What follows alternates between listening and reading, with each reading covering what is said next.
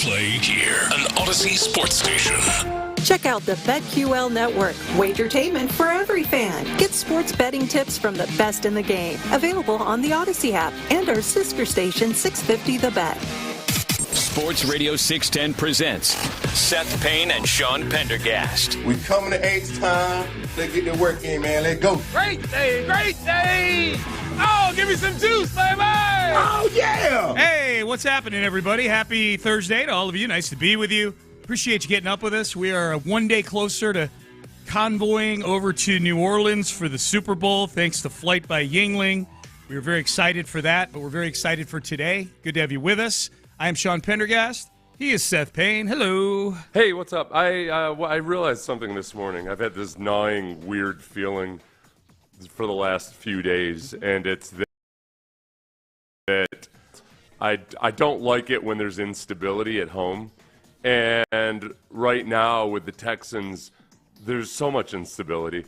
You're trying to find out who D'Amico's new football wife is going to be. Mm-hmm. I'm waiting for my stepmommy in the form of an offensive coordinator, and there's just so many variables and so many unknowns, and it's not like the Texans have interviewed a long list of people that titillates people, and I'm starting to get agitated. So if I act out, just send me to the counselor at school and see if we can work something out. That's what I'm just a little uncomfortable. That's what I was going to ask you, because you and I are only together on air 4 hours a day. We're in constant communication at the other portions of the day, but not around each other the rest of that time. So I guess is it affecting your grades? Yes. Are you like this instability? I have my daily checklist that's color coded of things that I'm supposed to do. How's that to going? Help me stay on track with my mental health. Yeah. I've got just the tasks, the exercise, like how I need my nutrition, all of that. Yeah.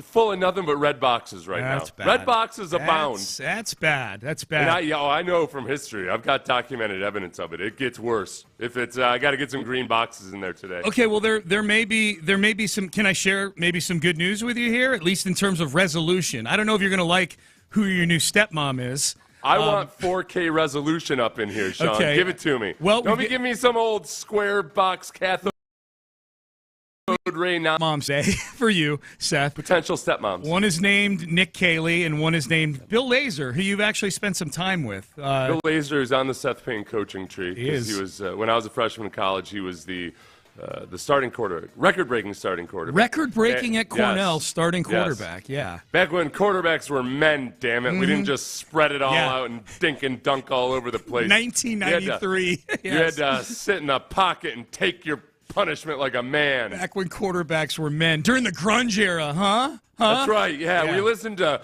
Nirvana, Metallica, and we ran the ball, and then we threw the ball sometimes. That's right. We entered the field to Pearl Jam, and the opponents were intimidated.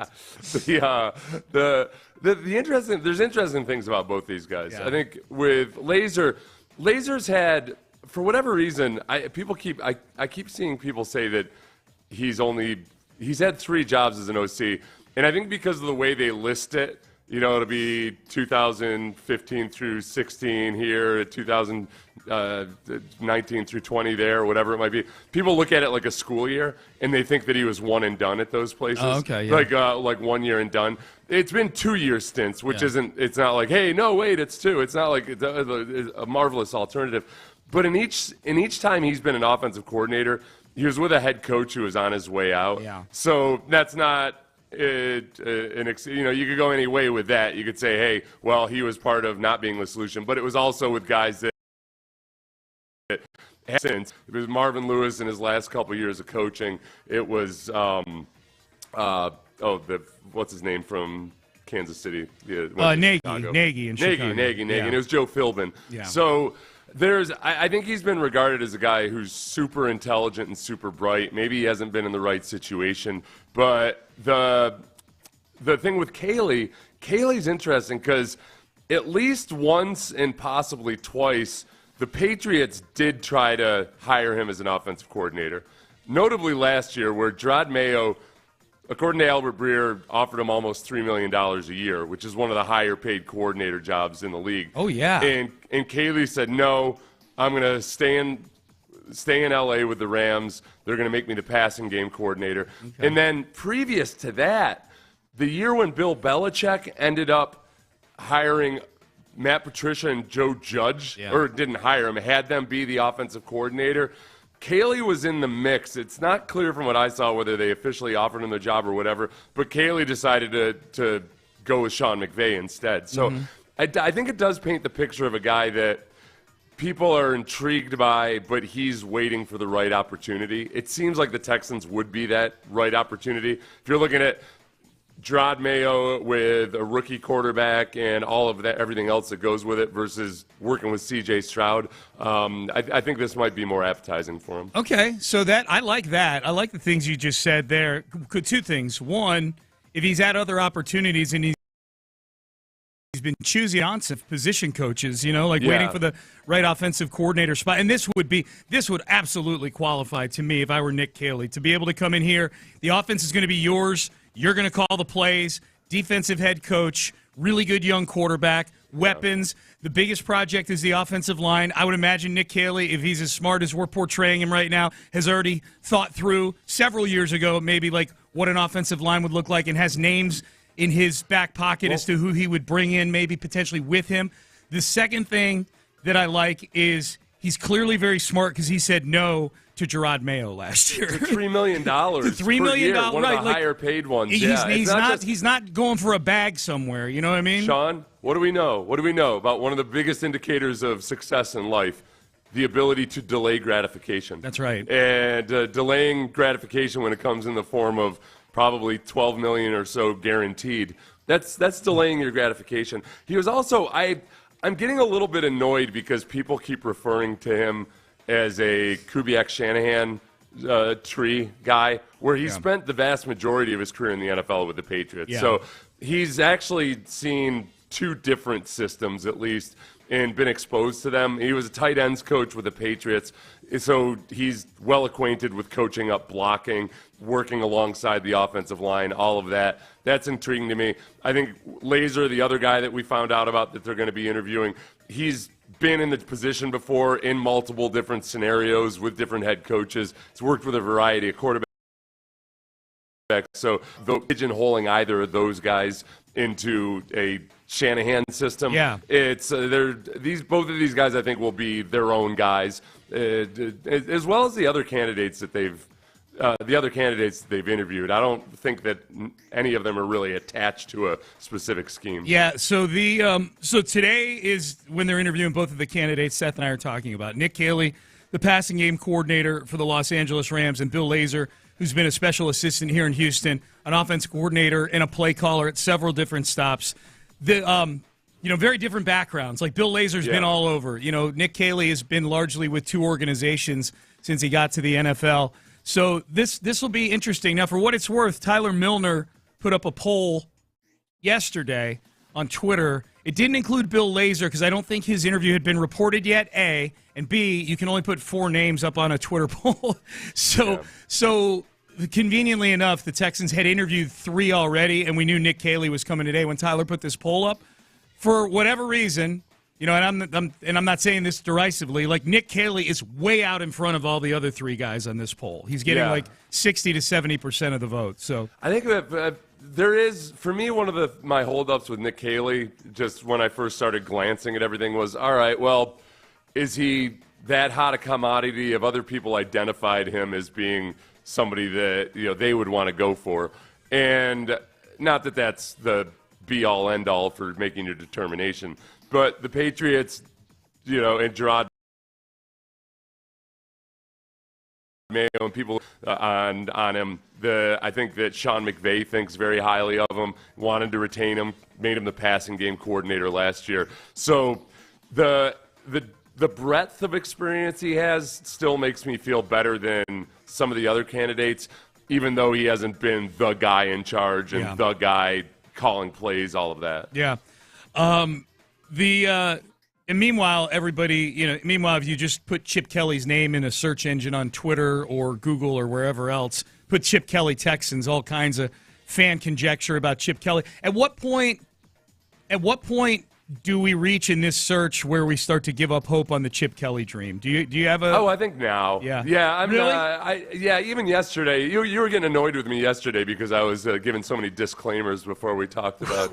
Why do you think I keep getting annoyed with you? You said this like three times in the last week. I could read it in your body language, Sean. I don't even remember what you're talking about. It's one of my boxes that I'm supposed to check off on my mental health checklist. It was like, did I annoy Sean today? Yes or no? And I had to put red in that box. What were you annoying me with about disclaimers about Chip Kelly, you said? Oh, that I'm like, listen, it's all, every time I talked about Chip Kelly, I said, look, it's all speculation at this point. Oh. There have been zero actual reports tying the Texans to Chip Kelly. Chip Kelly currently is on the recruiting trail. I'm seeing photos of him with recruits in front of their fireplaces at home. Oh, you have? He's making all kinds of grand promises right this moment.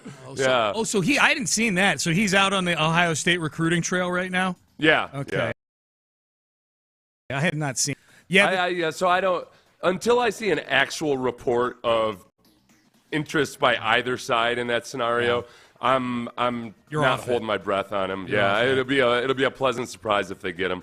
But I keep wanting to say daylight's burning. I mean, there's no real timetable for hiring an offensive coordinator. There's you don't want to go plucking guys off of other people's staffs after the draft or anything. But for the Texans' purposes, man, right now you're scouting players, college players, free agency is coming up. You want to be sure you're on the same page with the guys. So for the sake of having a competitive offense next year and getting the most out of whichever offensive coordinator you do hire, I would prefer that they do it ASAP. Yeah, I don't get the sense that the Texans better move on this guy or so-and-so's going to take him, that kind of thing. Yeah. Like that would be the main reason to speed it up, is if there's a guy you've identified, but he's been identified by two other teams and you're in a bidding war with him. But yeah, other than that, it doesn't feel like everybody, it doesn't feel like teams. Well, first of all, there's very few teams with an OC opening even right now, Okay, this is the one big X factor that I think nobody wants to touch with a 10-foot stick. Okay. The New England way, for many years under Bill Belichick, was at times to not even name an offensive coordinator. Bill O'Brien was acting as the offensive coordinator in New England for a while before they ever even gave him the title. Yeah. Is there a chance that at some point when Nick Caserio says something along the lines of it's a committee approach, or we don't feel the need at this point to name whomever is actually going to be calling plays. We've got it all covered and taken care of. Don't worry about it. I don't think so. Because Nick's not Bill Belichick, and DeMeco Ryans, everywhere he's been, has had an offensive coordinator as a player and a coach. I think that's going to, So no, is there a chance? I mean, there's a chance of anything, I guess, but if you're giving it a 3% chance. Yeah, something like that. Like if you ask me to place a wager on it, I'm placing no. I'm placing whatever money on no. I don't care what the odds are. I'll place it on no. Are you nervous about that? It's an interesting thought. I'm apprehensive of it. Okay. I'm not nervous. I'm not expecting it, but I also it's there. I don't want to go through 6 months of sports radio. No. I don't want to. Remember the flat organizational structure? I don't need I remember that. I don't need a flat organizational structure on the offensive side of the ball with C.J. Stroud. I don't. Oh. Make C.J. a player OC. That'd be unique. What was the show with Matthew McConaughey and Woody Harrelson? True Detective. True Detective, where that was the most popular GIF or GIF back then, was Matthew McConaughey saying "time is a flat circle" and crushing the can, talking about the Texans organizational chart. Yeah, that was fun. All right, Payne and Pendergast with you. Hey, listen. I felt like Matthew McConaughey's character in that movie. The other movie? Time. Yeah. Depressed, lost. Yeah. Listen to Sports Radio. Yeah, these are better times. Listen to Sports Radio 610 on the Odyssey app for an hour each day. You get a chance to win entry into our Slam Dunk in Vegas national contest. The winner will be headed to Vegas for you and 3 guests, and y'all get $20K to fund the ultimate viewing experience. $20K for all of you for the first 2 rounds of the college basketball tournament. All right, up next, it just hit me yesterday. The Astros need to do this. I was sitting by myself and got irrationally angry about something yesterday with the Astros. They need to do this immediately. We'll tell you what it is coming up next. Hold the phone. Hello?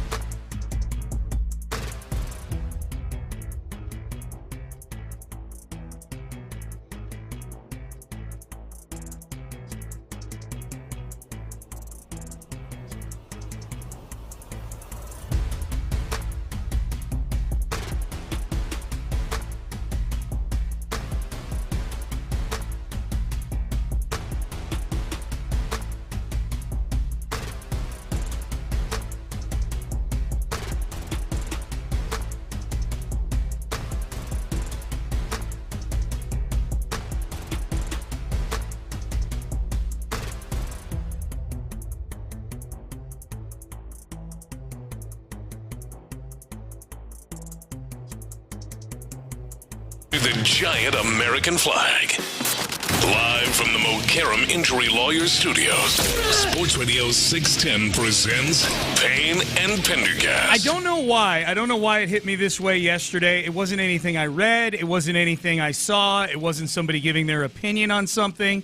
It just, for whatever reason, I'm just thinking about the Alex Bregman situation with the Astros and how the Astros are just kind of sitting. I don't know.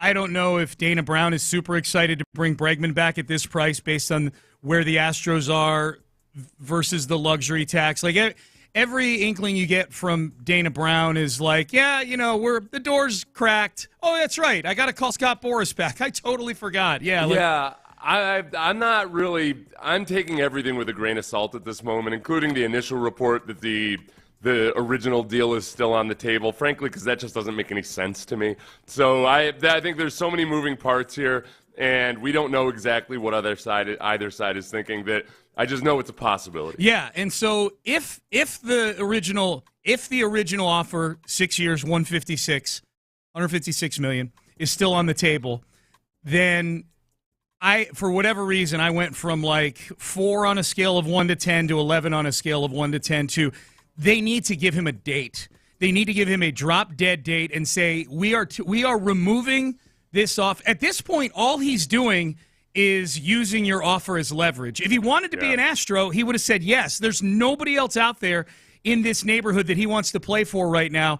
So I got agitated on behalf of the Astros, just like, okay, let's be a man about this and tell him, what's today, Seth, January 30th? So you got till Sunday to figure this out. You got February 2nd. It's going to be February. I don't know if you know this. Pitchers and catchers show up in February. Players show up in February for spring training. It's happening soon. Give him a date and say, I know you're Alex Bregman. I know you're a franchise. I feel like the Astros are just getting used for this Hail Mary of a $200 million deal right now is starting to piss me off. Yeah, listen, it can't be a Daryl Morey deadline, like when he was going to trade Ashik, and they said there was a deadline. Moti Yunus. It was Moti Yunus. Monty Yunus, that's right, sorry. It was a Turk. And, Moti Yunus isn't a Turk. So it was some guy from over there, and he said, big tall listen, white guy.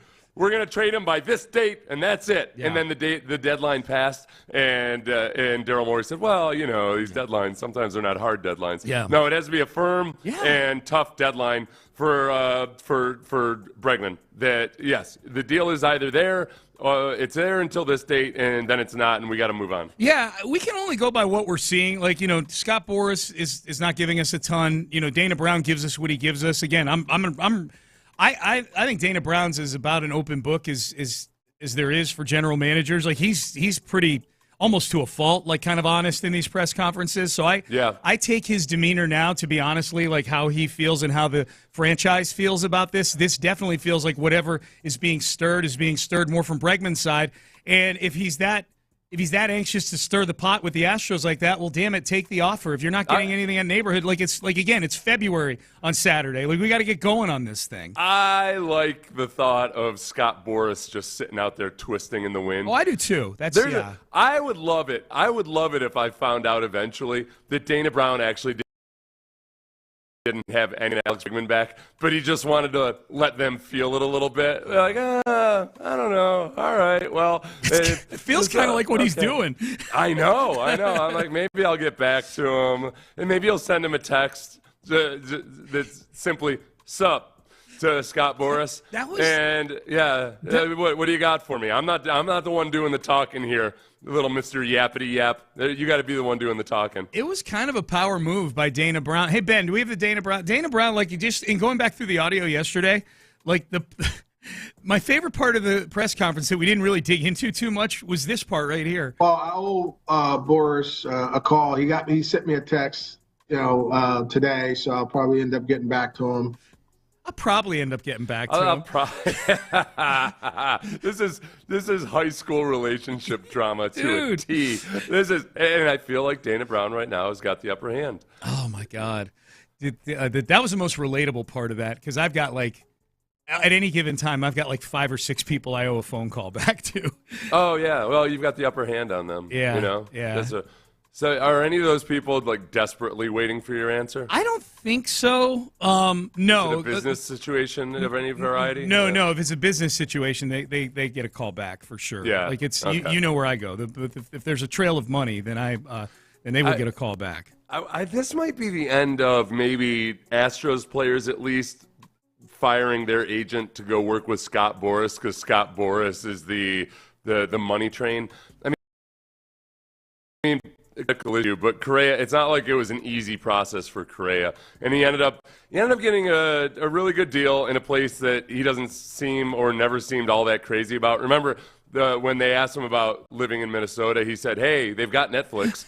Yes, that's your Chamber of Commerce moment right there. Hey, we've got Netflix. Minnesota, we've got Netflix. And now Bregman gets it, and it's not just a clear, uncluttered path to riches just because he has Scott Boras as his agent. Yeah, look, we don't know how Bregman's thing is going for sure. I think Keuchel was with Boras too the year he sat around until summertime. He may have been. I think you're right about that. Look, it's been hit or miss with Boras over the last 5 years as teams have gotten, by and large, a little more savvy about these long-term contracts. I mean, there's some teams that just don't care, you know? Yeah. It's Dallas Keuchel, May 6th, 2019. Dallas Keuchel said he received offers. Some his agent, Scott Boras, recommended he seriously consider. Yeah. So, and remember, it would still be a while before he would sign. June. It would be a whole other month until he signed that season. Bregman needs to He needs to get off the pot. Yeah, but the Astros need to initiate this. They're the ones saying, and Dana Brown is saying there is still a line of communication between the two, and I'm being dead serious. Like, give him a date then. Like, give him a date and force him to do something. As if that's fine, but we're not going to be this cuck that's just sitting there with this 6-year 156. Holding it, clutching it in our hands, waiting for him to do something. He's still out there gallivanting about the league, talking to other dudes. Correct. You know? Yeah. No. I'm not gonna be a schmuck for you. That's right. You're gonna go out there and dilly dally with the Cubs and all these other teams. Like, no. All right. By this date, this is the ultimatum, but you got to hold to it. So we got two things. So in the opening of the show, we talked about the Texans OC. Which is your favorite watch right now? Bregman watch, Texans OC watch, or Rockets trade deadline next week watch? Which is your favorite watch of all those? I expect something to happen in one of those watches, which is the Texans watch. So I'm going to go with the Texans watch. Yeah. I don't expect anything to happen with the trade deadline of note other than maybe a minor transaction or something. I mean, there's been 0 hint that the Rockets are really all that interested in making any kind of a move. Correct. Or at least certainly an aggressive move with one of the bigger names. And it all makes sense. You know, a lot of people have pointed out various moves teams have made to get over that championship hump. And the vast majority of the successful ones are done in the offseason. It's in this team too, especially bringing somebody in that might be good on paper, but might also disrupt the chemistry. No matter how good you are, there's always a learning curve with Kevin Durant with the damned Warriors and a good team. So the midseason trade for a team like this as it's composed, I just don't have a huge appetite for it. No, I don't either. Not the way things are going right now, for sure. Nick Caley is way out in front. Oh, wait, hang on a second here. Here we go. Nick Caley, all this guy's ever done is be a tight ends coach. It could end up being a wonderful idea, or Caley could end up being Bobby Slowick 2.0. Sure. He was the passing game coordinator with the Rams last year, for whatever that's worth. It's Sean McVay's offense. Yeah. You know, hey, Bobby Slowick was the passing game coordinator with the 49ers, but so was Mike McDaniel and Matt LaFleur before him, correct? And so it's whoever it was. So there's a huge crapshoot element to hiring a coordinator, especially if you're going to go with somebody who hasn't been a coordinator before, and that's just the uncertainty you have to live with until until we figure out if it was a good hire in round about October and November of this coming year, of this coming season. Caley versus the others is both outside the organization, and he's from outside the organization and has the most credible resume. That's why I voted for him. Chip Kelly still intrigues me the most. I think, look, if we were doing a popularity contest, if I were doing, maybe I should do that today. Remember back when hey, Seth, remember that era where the Texans searched for a head coach every year from 2021 through 2023 or 24, whatever it was? 3 years in a row they were searching for a head coach. And I did those approval polls on Twitter where I'm like, hey, quite simply, if the Texans hired Eric Bieniemy, would you approve? Yes or no?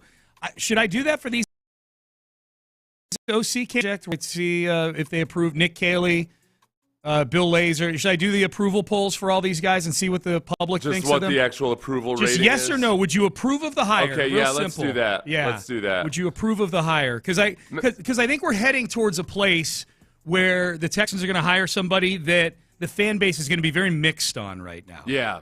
Matt LaFleur was an offensive coordinator with the Rams before he was hired to be the offensive coordinator with the Titans for 1 year before he got the Green Bay head coach. Okay. And that's the Titans one. It wasn't like they had a great year or anything. He got the job as a head coach the next year. But when he got hired to be the offensive coordinator for the Rams, again, all right, it's Sean McVay's offense. It feels like more of a nominal title than anything else. You have more responsibilities in terms of game planning and execution and all of that. But it's just it's just different when you're underneath an offensive head coach. The best argument for hiring a coordinator who wasn't a coordinator before but was in-house was DeMeco Ryans. And because he had never been a coordinator, didn't have a lot of coaching experience. His playing experience factored in heavily in all of that. But he did really well with the 49ers. So it's not like – and I've said this all along. My parameters are, I would prefer a guy who's got actual coordinator experience, not just because of the play calling side of it, but because of the coaching the entire team side of it, coaching all the position group side of it. But it's not like any of those are, 100% set in stone because there's so many examples of various in their time as a coordinator. Yeah. How involved is CJ in this process, do you think? I don't know. Yeah. It's that's another big crapshoot. How much do you involve the quarterback? Generally, I think you ask for their input, but you don't also want him to be in the position of the guy who's making the decision. Rubber stamping it. For the quarterback's own sake. It's always really dicey when you allow the quarterback too much into it, not just for the organization, from the organization's perspective, but from the player himself. You don't want players to start looking at the quarterback as one of them instead of one of us. Oh, Suits. Yeah. It's dicey. It's always, and it's unique to every situation. Text message. It's funny you bring up True Detective, Seth. I just watched the commercial. I watched this yesterday, too, where Woody Harrelson and Matthew McConaughey, they revised their True Detective roles in a commercial for advocating more production companies making movies in the state of Texas. Oh, really? Yeah, I don't know if it was. I don't know if it's running during the Super Bowl. There have been some Super Bowl commercials that have already dropped ahead of time. There's one that I saw yesterday where Meg Ryan and Billy Crystal are reprising. It's a Hellman's commercial. They're reprising the scene in When Harry Met Sally where she had the fake orgasm at the booth there. Yeah. And is that what that was? Yeah. I was too young to understand what was going on. You thought it was food poisoning. Or cheering something on the TV in the diner there. Yeah. So it was that's why I thought it was so curious that the old lady said, "I'll have what she's having." Yeah. She was like, "That's food poisoning." Lady. What do you? Meg Ryan, she's aged better than Billy Crystal. That's my hot take on that commercial. Has she? Yeah. Aged in terms of like actual physical appearance or with career and physical whatnot? appearance. Okay. Yeah, I have no idea what the really? career. Yeah, she looks. I haven't seen Billy Crystal in a while. He looks like an old man. It's no crime, I'm just saying, like Meg Ryan she still looks pretty good. Does she look good, or does she look like she's all bloated up with various substances? No, I don't think so. I'd have to go back and watch. I watched it last night, and I'm like, no, she still looks pretty good. I mean, she's got to be. Well, that movie was 1987, so we're talking 30, almost 40 years ago that movie was. So she's at least like 60 or 70. Got to be mid-60s at least, yeah. Well, good for Meg Ryan. Yeah, she's doing good, man. That's good. The other getting that movie Hellman's money, yeah. The movie I can remember where I was too young to know what was going on was when we were watching Ghostbusters, and I was sitting next to my mom, and I remember this is the first time I realized I had a career in comedy. Was unintentional comedy. Right. Where people are laughing at me more than with me. Yes. We're in the scene in Ghostbusters where I think it's Bill Murray asked the old lady, "Are you menstruating?" And everybody laughed. And it got quiet, and I turned to my mom and said, "What's menstruating?" At the top of your lungs in the theater. And that got a big laugh. I was like, yeah, I'm talented, damn it. Yeah. I don't know why, but I am. Someday. I don't know why everybody's laughing, but they thought that was funny. Someday I'm going to be in Ghostbusters 7.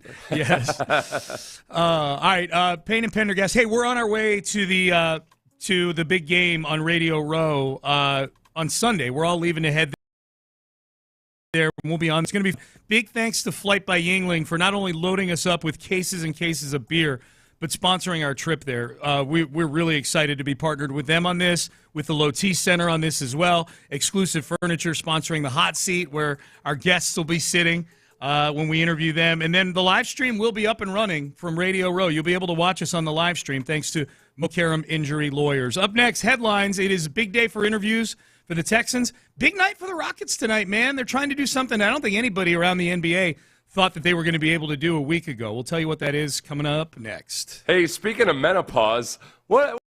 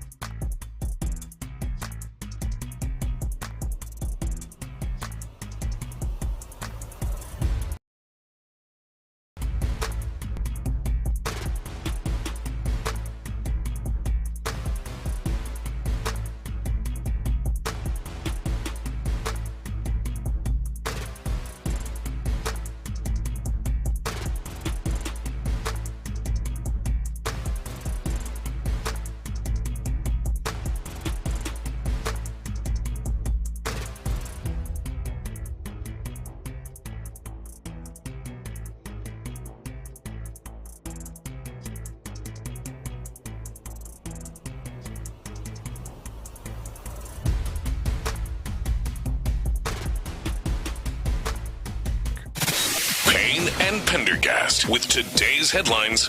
All right, let's get into headlines. Hey, John Harris is going to join us at the top of the hour. He was at the Senior Bowl this week, so we can get in some good topics with Johnny, Texans-related, draft-related. Haven't talked to Johnny since the end of the football season, so he'll join us at the top of the hour. Speaking of the Texans, big day today on the offensive coordinator front, at least for interviews. One in-house, one out-of-house. Nick Caley is the out-of-house one. He is the Rams passing game coordinator, was with the Patriots for a number of years, was with the Patriots for 6 seasons while Nick Caserio was there for nearly a decade overall, and has spent the last few seasons in L.A. with the Rams. He's interviewing for the offensive coordinator job. He's a big favorite of Texan fans, at least if you believe Twitter polls. Bill Lazor, who has been in the building the last couple of years as a special assistant on the offensive side of the ball, spent a lot of time around. His claim to fame is he's a college teammate of one Seth C. Payne. He is interviewing today as well. So 2 candidates up today, Seth, for a position where we've had 3 interviews already. Right, and with both of these guys, I think the biggest thing that people point to with Nick Caley as a drawback is that it doesn't seem like there's a whole lot of buzz about him. That especially the year that Belichick had Matt Patricia and Joe Judge be his offensive coordinator, Caley was a guy who had been in the building as a tight ends coach for several years at that point, and they chose to go with 2 guys that didn't even coach offense instead of Nick Caley. For what it's worth, last year, Gerard Mayo reportedly tried to hire Nick Caley to be his offensive coordinator and offered almost $3 million per year, which would be really high for one of the highest coordinator salaries in the league. Caley turned it down and went back to the Rams, where he'd been the previous year, to be the passing game coordinator. McVay gave him a bump up in title. I don't know if it was a bump up in responsibilities to a great degree, but that's the sum total of the buzz there. With Lazor checks off a lot of boxes in terms of, hey, I want somebody that's been there and has done it before because you've got a young quarterback, all of that. He's had 3 offensive coordinator stints.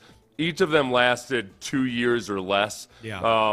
With the Bengals was an interesting one. Or excuse me, not the Bengals. The Bears was an interesting one because he took over play calling duties from Matt Nagy midway through the first year, and the offense got better. Then the next year, Nagy took back play calling responsibilities. So that's where he didn't have awesome quarterbacks, and he had coaches who were on their way out. Both of those guys would end up getting fired and haven't gotten fired since. I think with him, it's always been that I think people really, really respect his intelligence. And it's just a matter of whether, from what they've seen with him the last 2 years and whichever input he had or did not have in the offense last year, they can evaluate it from that regard. So that's where we are right now. Nobody that they've interviewed so far is a guy that I think you would say has a whole lot of buzz around him about him around the league. Yeah. Right? Fair to say? Yeah, I definitely think that's fair to say, 100%. Yeah. And I think as a result, if this is the pool, if they choose from one of these 5 guys, I think Texan fans are going to be. I don't think they're going to be angry because I think Texan fans were so upset with Bobby Slowick at the end that there's an element of, okay, one of the things this guy has going for him is he's not Bobby Slowick. You know, that happens sometimes. You're like, all right, it's something new. And with any of these guys, I think there's certain things you can look at that you can draw optimism from. They're not there's none of them check all the boxes, but I think it's safe to say all, or at least most of them, check enough boxes to where, at least for me, I would go in going, all right, I'm intrigued at least. I feel, like, and then I need to hear the guy. I need to hear what the guy's all about. I want to see what the press conference sounds like and all that good stuff.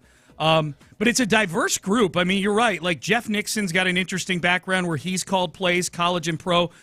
Bill Lazor has the most diverse back, doing it longer than any of these other guys. I don't think that you can look at any of these guys and say that you can't really pigeonhole them into a type of system. Mm-hmm. I see a lot of people calling Caley just another Shanahan guy, which is very inaccurate because Caley spent the majority of his NFL career with the Patriots. Yes. So he's seen different systems and schemes. Likewise with Bill Lazor, he's seen a bunch of different systems and schemes. He's worked with multiple different quarterbacks, and he's worked with C.J. Stroud. That would be the interesting one. If C.J. had input into it, Like if you sat C.J. Stroud down like he was at the custody hearing and he said, who do you want to live with, Gerard Johnson or Bill Lazor? Yeah. You've been with both of these guys for the last 2 years. Yeah. Who do you want to go? Who gets custody? I wonder. We have no idea which guy C.J. would choose, but it would be interesting. No, it would be interesting. He's got more history with Gerard because he has that Elite 11 background. He goes all the way back to a teenager with Gerard. Right. I mean, in terms of duration of the relationship, Yeah. but he's only worked with him for the same amount of time as Bill Lazor. Yeah. In the professional level. Yep. I'm looking at Bill Lazor's career history. So he went straight from being a player at Cornell to being an assistant on the staff for 7 years there, huh? He went straight. Yeah. He went straight into coaching. He was not like one of these Ivy Leaguers that dipped his toe in the water at Goldman Sachs or something like that and said, nope, I want to put my hands in the clay and mold a young Seth C. Payne into an NFL defensive lineman. So, yeah. Right. Yeah. So, no, and then he was with Joe Philbin for a couple years. Ryan Tannehill is his quarterback there.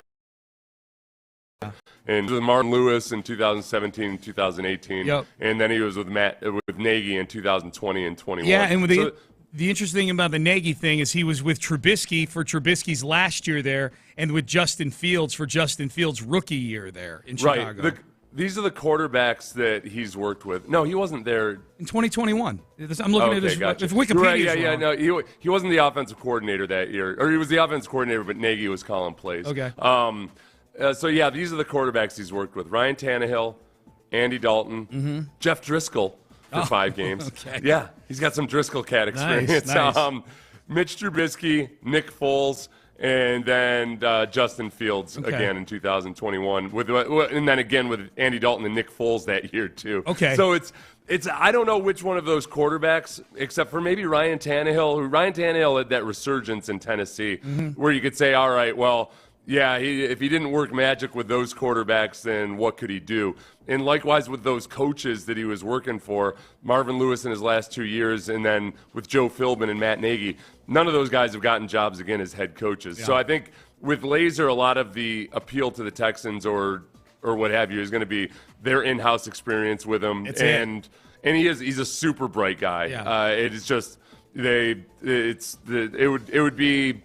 would be based totally, I think, on CJ and then D'Amico Ryans and Nick Casario's experiences with Bill. My 2 biggest things with any of these guys is what kind of offensive line are you going to put together? What do you bet? And 2, what's your feel in game on play calling? Like how it felt like Bobby just kept running a lot of the same stuff without any sort of regard for what the other team was doing. It felt like that. I'm not saying it was that. It felt like that.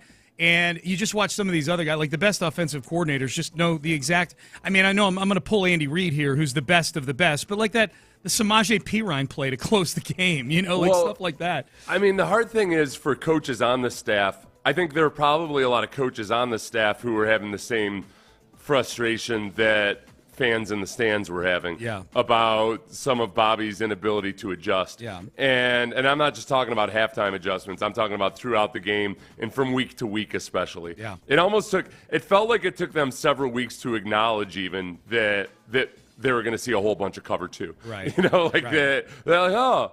I mean, Bobby said as much in one of his press conferences that they were really surprised by how much cover 2 they were seeing, and that in a few weeks into it, oh, wow, yeah, we're really going to keep seeing this. Yep. Like, yeah, all right, Bobby. So I wonder how many people on the staff were biting their tongue and what have you, and then how much of that do they divulge when they're if it's Gerard Johnson or Bill Lazor.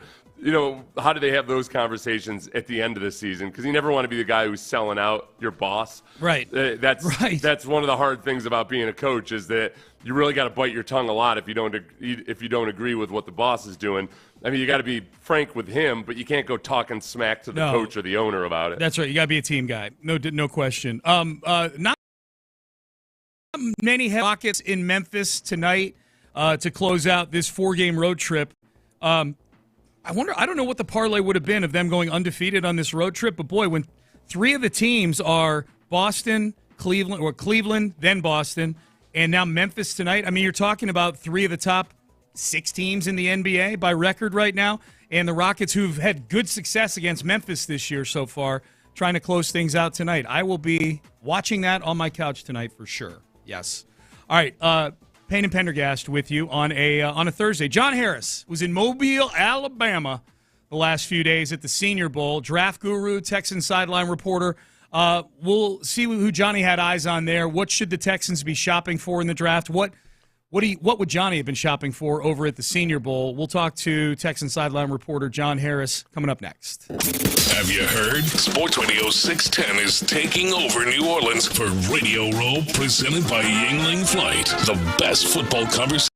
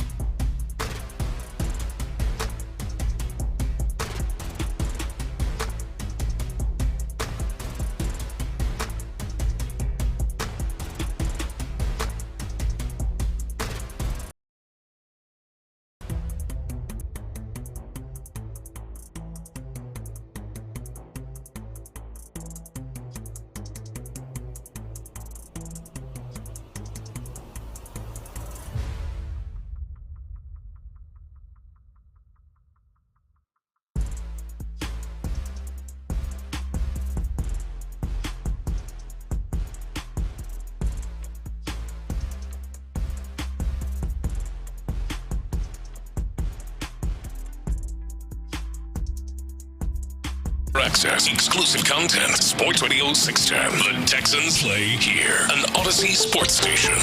Sports Radio 610 presents Payne and Pendergast. All right, Payne and Pendergast with you on a Thursday. Good to be with you. Senior Bowl going on this week in Mobile, Alabama.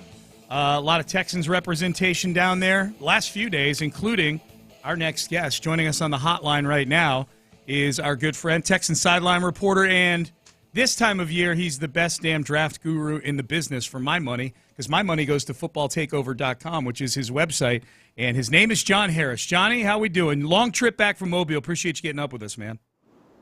Yeah, man, appreciate it, Shawnee. Yeah, it was a great trip coming back until I hit Clint Stoerner's Baytown, and then it was thick fog for the next hour and a half. So I think I arrived home last night. I think. It's hard to tell what house I walked into. But, yeah, it was a good trip to Mobile, a couple of good days of practice, really focused for me. Ball, I guess being involved with the Texans, anybody involved with the Texans would want to know, what's happening on the offensive side of the ball. So I did get some cursory glances at some interior and edge defensive linemen. But for the most part, just spent a lot of time watching wide receivers, tight ends, offensive linemen. It's going to be a really interesting draft from an offensive lineman standpoint for a number of reasons. And I don't know whether that's really good for the Texans or not, but a good week down in Mobile. I got one more practice today, but good to be home and good to talk to you guys.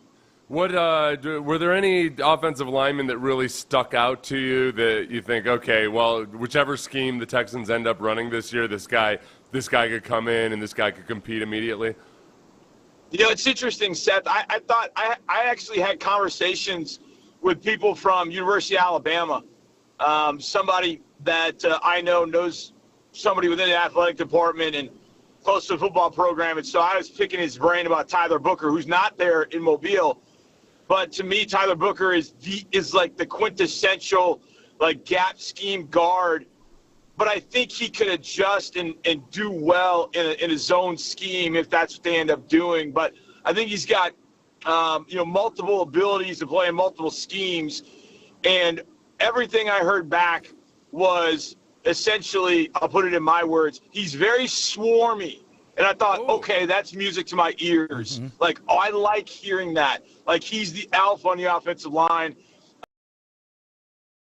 He is thick and strong, does everything that you'd want an offensive lineman to do. He's one of the first to meetings. He's one of the last to leave. He's one of those guys. So I didn't get to see him up close. But when people ask me about, number 25, where the Texans are picking, they got to take a guard, right? They got to take a guard. I'm like, no. It's not a guard. It's got to be Tyler Booker if it's going to be a guard, because I think he is such head and shoulders above everybody else. And I think because of what I learned about him, from the people from Alabama and what people have seen on tape, I don't know that he gets to 25, but I think he's the exact kind of guy that D'Amico and Nick would be looking for on an offensive line. The Senior Bowl group I thought was interesting because the guards were a lot of tackles converted to guard, which I think it's kind of do I like that? Do I not? Is that Max Sharping sort of stuff? I don't know. But I do know that the biggest standout there was a guy who did that, and that was Gray Zabel from out of North Dakota State. Dude was a rock. He was unbelievable. Now, two things. One, he's converting from tackle to guard. And I don't know how people feel about that. Secondly, the Texans have not made a habit since Nick Casseri's taken over of drafting FCS players. But it was clear watching Gray Zabel that not only was he phenomenal at guard in every aspect, run game, pass game, but he's got some swarmy attitude. The defensive tackle from Virginia Tech, Aeneas Peebles, was talking all kinds of trash. I mean, he's just chirping the whole time. And Zabel, I see Zabel at one point down, get in the stance, son. And Zabel worked his ass. I'm like, That's the kind of guy I love. A guy that says, you stand right there because I'm about to beat your ass. And he did. So Gray Zabel's a name that got, I think, probably the most rave reviews. And I think he would fit. And also I think he could fit because I think he can play tackle too. So depending on how you put this whole offensive line together going forward, I could see Gray Zabel being part of it. Now, Tyler Booker can only play guard, and it's okay, but he can only play guard. So he's got to be really damn good. But what I learned, I liked. And when I talked to people there, that was one of the questions I wanted to know, if they knew players, like do they have the swarm mentality, and at all positions. And, learning about some of these players, one receiver that I really liked in particular, that's going to be, I think, something that we look at for all these draft picks. How good are they? Yeah. How fast are they? Yeah. But do they swarm? And I'm not just talking about running the football. You guys know what I mean. Yeah. They've got to have that mentality, and I think there are a number of guys that fit position-wise, that fit mentality-wise too. Okay, so a couple names: Tyler Booker from Alabama, Gray Zabel from North Dakota State on the offensive line. Johnny, I think a lot of people are wondering, what does this wide receiver class look like? The last two classes have been very deep at the top. A couple years ago, go right in a row in the first round, and they've all played pretty well. And then you had a bunch of wide receivers, really scattered throughout the first and second round last year. How's it looking for this year? Because it would seem as though the Texans are in the market at that position. Yeah, to me, this one is, I think, probably a little bit closer to that Jackson Smith and Jigba year, where Smith and Jigba, Addison, Quentin Johnston, those three, I think. I'm trying to remember who the other guy was. Zay Flowers, the best out of all of them. Oh, yeah, Zay Flowers. And they all go right in a row. And all four of them, even Johnston wasn't great this year. He was okay.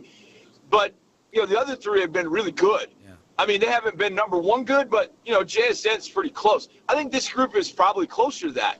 I think you've got, depending on what position you want to play, Travis Hunter. He's kind of the one up on the shelf. Like, okay, he's, to me, like, what is that guy? Is he a receiver? Is he a DB? I say yes. I think you play both.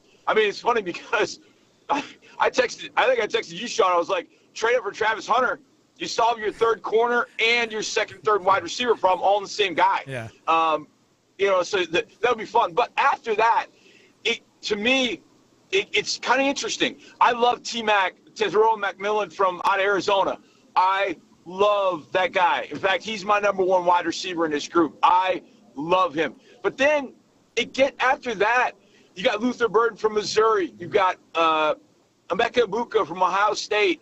You got those two from Texas. You got guys that I think at 25 would be great fits, tremendous fits, and really along the lines of the Addison, JSN, Quentin Johnston group. I don't think they're Malik Neighbors, Roma Dunze, or Marvin Harrison. They're not that kind of like that trio, but they're really rock solid, rock steady. And when I watch a couple of those guys, I get a young Robert Woods vibe. And I'm thinking, man, if I had a young Robert Woods and I put him with Nico Collins, how would I feel about that? I'm like, I'd feel pretty good.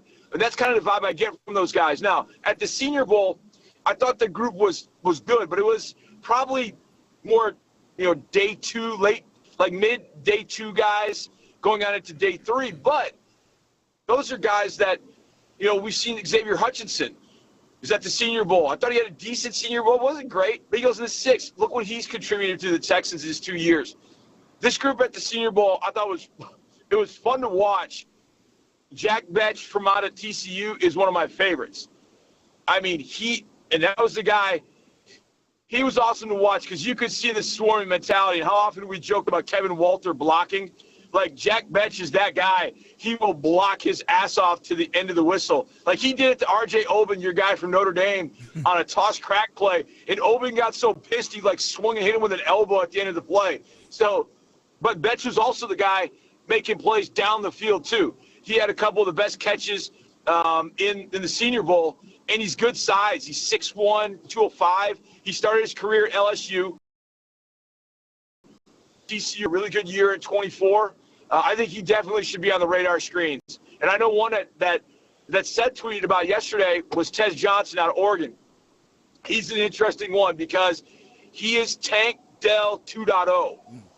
And so the hope is that you can get Tank back healthy in hopefully 25, but maybe 26. But then could you live with Tank Dell and Tez Johnson together combined, I don't think they weigh more than Foley Fatukasi.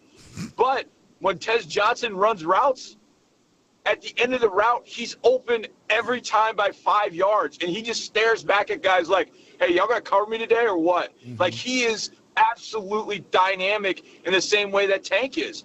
And he was phenomenal the first 2 days. I just don't know how I feel about that, and Seth, I think, encapsulated it very, very well. Like, can you live with both of them? But, that's maybe putting the cart in front of the horse. You got to get ready for 25, and if Tez Johnson is a guy you've rated that high, and you think he can add something to this offense at 25, then let's rock on. I had that. I'm trying to figure out if I'm trying to be too clever or overthink it or not. If you really like a guy, don't worry about it. But yeah, you've got. It feels like you've really only got room on any NFL roster for one guy like that. So the other guy that you probably saw, I tweeted about, just because I saw him in Bucky Brooks' mock draft, and he's not at the Senior Bowl, is Kenneth Grant. I remember watching him last year and thinking, like, okay, he's all right. And then I watched him from 2025, and oh my gosh. I mean, the guy's 340 pounds, but he moves. He's like a Vince Wilfork in the way he moves at that size. Is that a guy, like, forget about whether you should or should not draft the defensive tackle at number 25 overall. Is that a guy that you could see D'Amico Ryans liking, or is he maybe a little too much of a classic run stuffer size for D'Amico? No, I think for that reason you just said, Seth, I think he is very light on his feet. I don't know. I don't know if it's 340. I mean, I know that's what it says. I don't know if he's 340, but he moves like he's 315, 320, and I'm okay with those kind of guys. Yeah. And I think that D'Amico would too. As long as a guy – and you look at Kenneth Grant, like, he's different from Tavondre Sweat. Like, Tavondre just looked like big. Kenneth Grant is like, damn, he's ripped. Like, there's a different kind of big. You know that. You played next to guys that were like that. Because some guys that are 330, 340, you look at it and go, okay, that's weight well put together. I think Kenneth Grant is exactly that way. When I saw Bucky's mock draft, I've seen a couple of them that have put Kenneth Grant to the Texans, and I just nod like, yep, okay, I'm good with that. Because he is an absolute interior run stuffer. And when you look at what you have to stop in this division to win this division right now, we still got to stop. And the irony of a kid from Indiana coming here to Houston to end up stuffing the Colts, time and time again against the run. I still, I've been around long enough to have remembered, like you said, Seth, Wilfork and Reeder. Like, you just didn't move them. Like, those dudes were like Stonehenge. Like, you had to run around them if you had any chance, and more than likely they were strong enough to throw you off and then go grab the running back at that point. I think Kenneth Grant's got that kind of ability. Now, the guy next to him is a super stud. You're not going to have any chance of getting Mason Graham. But Kenneth Grant, I think at 25, I'd be all about it. And again, I know when people hear, oh, that's a defensive tackle, or he's an offensive guard, I'm not thinking that way. I'm thinking about specific people. If it's Kenneth Grant, yes, absolutely. Other defensive tackles, I don't know that I would do it. Tyreek Williams, maybe from Ohio State, good player. I might think about him at 25. But it's got to be specific guys that I'm looking at, not the position. People ask me that all the time. Well, what position do you think they're going at? No. I want specific bodies. Like last year when I had a fan come up to me and say, well, we should get a tight end. I'm like, no. I don't want these tight ends. I want him. And him was Kate Stover. So that's what I want to see. It's specific guys that I think are going to fit this mentality. I think Kenneth Grant would absolutely do it. And I do think you could have a little bit of flexibility, not a ton of him up front, and I think he would eventually grow into a pretty decent interior pass rusher in due time. So I do think that he could fit this defense that D'Amico has. Yeah, I like that you say he's put together well, too, because, I see 340, and what I worry about is the Tex-Mex factor. You come to Houston, the lure of the avocado is strong. And I know firsthand that can be worth 25 extra pounds in an off season. So it sounds like he's not he doesn't have weight issues. He's probably playing at the right weight. Yeah, I want to say, and I don't want to step out of turn, but I want to say that he played running back in high school at times. But I could be wrong. Because I want to say I remember seeing him wear number 5 when he was in high school. And I always love seeing that. I could be wrong on that, so I don't want to get too much into that. But I just know that when I see a guy like that, he's light on his feet. He reminds me a little bit of Reeder in that way. And I remember it being at the Senior Bowl a number of years ago. DJ had a really kind of tough senior season. His dad had died. He didn't know whether he wanted to play again. And then at the end of the year, he came back and played, and he was magnificent, but he didn't play enough. So we wanted to see him at the Senior Bowl, and he dominated the Senior Bowl, and I was like, I like that dude. And then you come to find out what DJ's all about, and you're like, oh, no. I love that dude. So maybe that's the guy Kenneth Grant can be. You know, you just have to do it a lot earlier because of the career he had in Michigan. My favorite thing about DJ is he was an amazing baseball player. Does not fit the prototype for a baseball player. John Harris, Texans sideline reporter, and Draft SportsRadio 610. So, Johnny, inside the division, the number 1 overall pick sits with the Tennessee Titans right now. Should they take a quarterback? And if so, which quarterback would you take if you were the GM of the Titans? I'll tell you who I wouldn't take, but I'll tell you who I think what's going to happen with the Titans. It was interesting. I talked to a few people. I saw some Titans people in the elevator when I got there. And they saw my Texans gear, and I just kind of looked at them all. They were kind of like, hey. I was just like, flex on them, Johnny. Flex on them. Yeah. I just kind of chuckled a little bit like, yeah, we've been there. I mean, there was kind of like this commiseration of like, yeah, we were there a few years ago. I understand. One of the questions I asked the Titans people is, how is this thing with Chad Brinker and Mike Borgonzi going to go down? Like, who's got the final call? Because it feels very murky. And what I heard back was, I don't think they know. And I'm like, oh, that's great. And it was like, well, they're going to figure it out. And I'm like, you know what figuring it out does? It turns the building into my guys versus your guys. And that ain't good for the Titans. Now, it's good for us, but it's, apparently at this East-West Shrine, they spent a lot of time with Shedeur. And, they came out of there saying all the right things about Shedeur. And I hope to God they draft Shedeur. But that's on them. I think the best thing they're going to find, nobody's going to want to trade. There's no market to move up to. No market. You can say all the great things about Cam Ward, Shedeur Sanders you want, Travis Hunter. There is no market for number 1. We will sit there, I was talking to my buddy from the Giants, John Schmelk, who does a great job with draft stuff, covers the Giants. And I was asking him what they were going to do at 3. And we kind of were talking about the number 1 pick. He's like, John, why would you go to 3? We'll sit there and take Abdul Carter and Travis Hunter if it falls to 3. Because, one of them's going to take a quarterback and, figure out what Cleveland's going to do.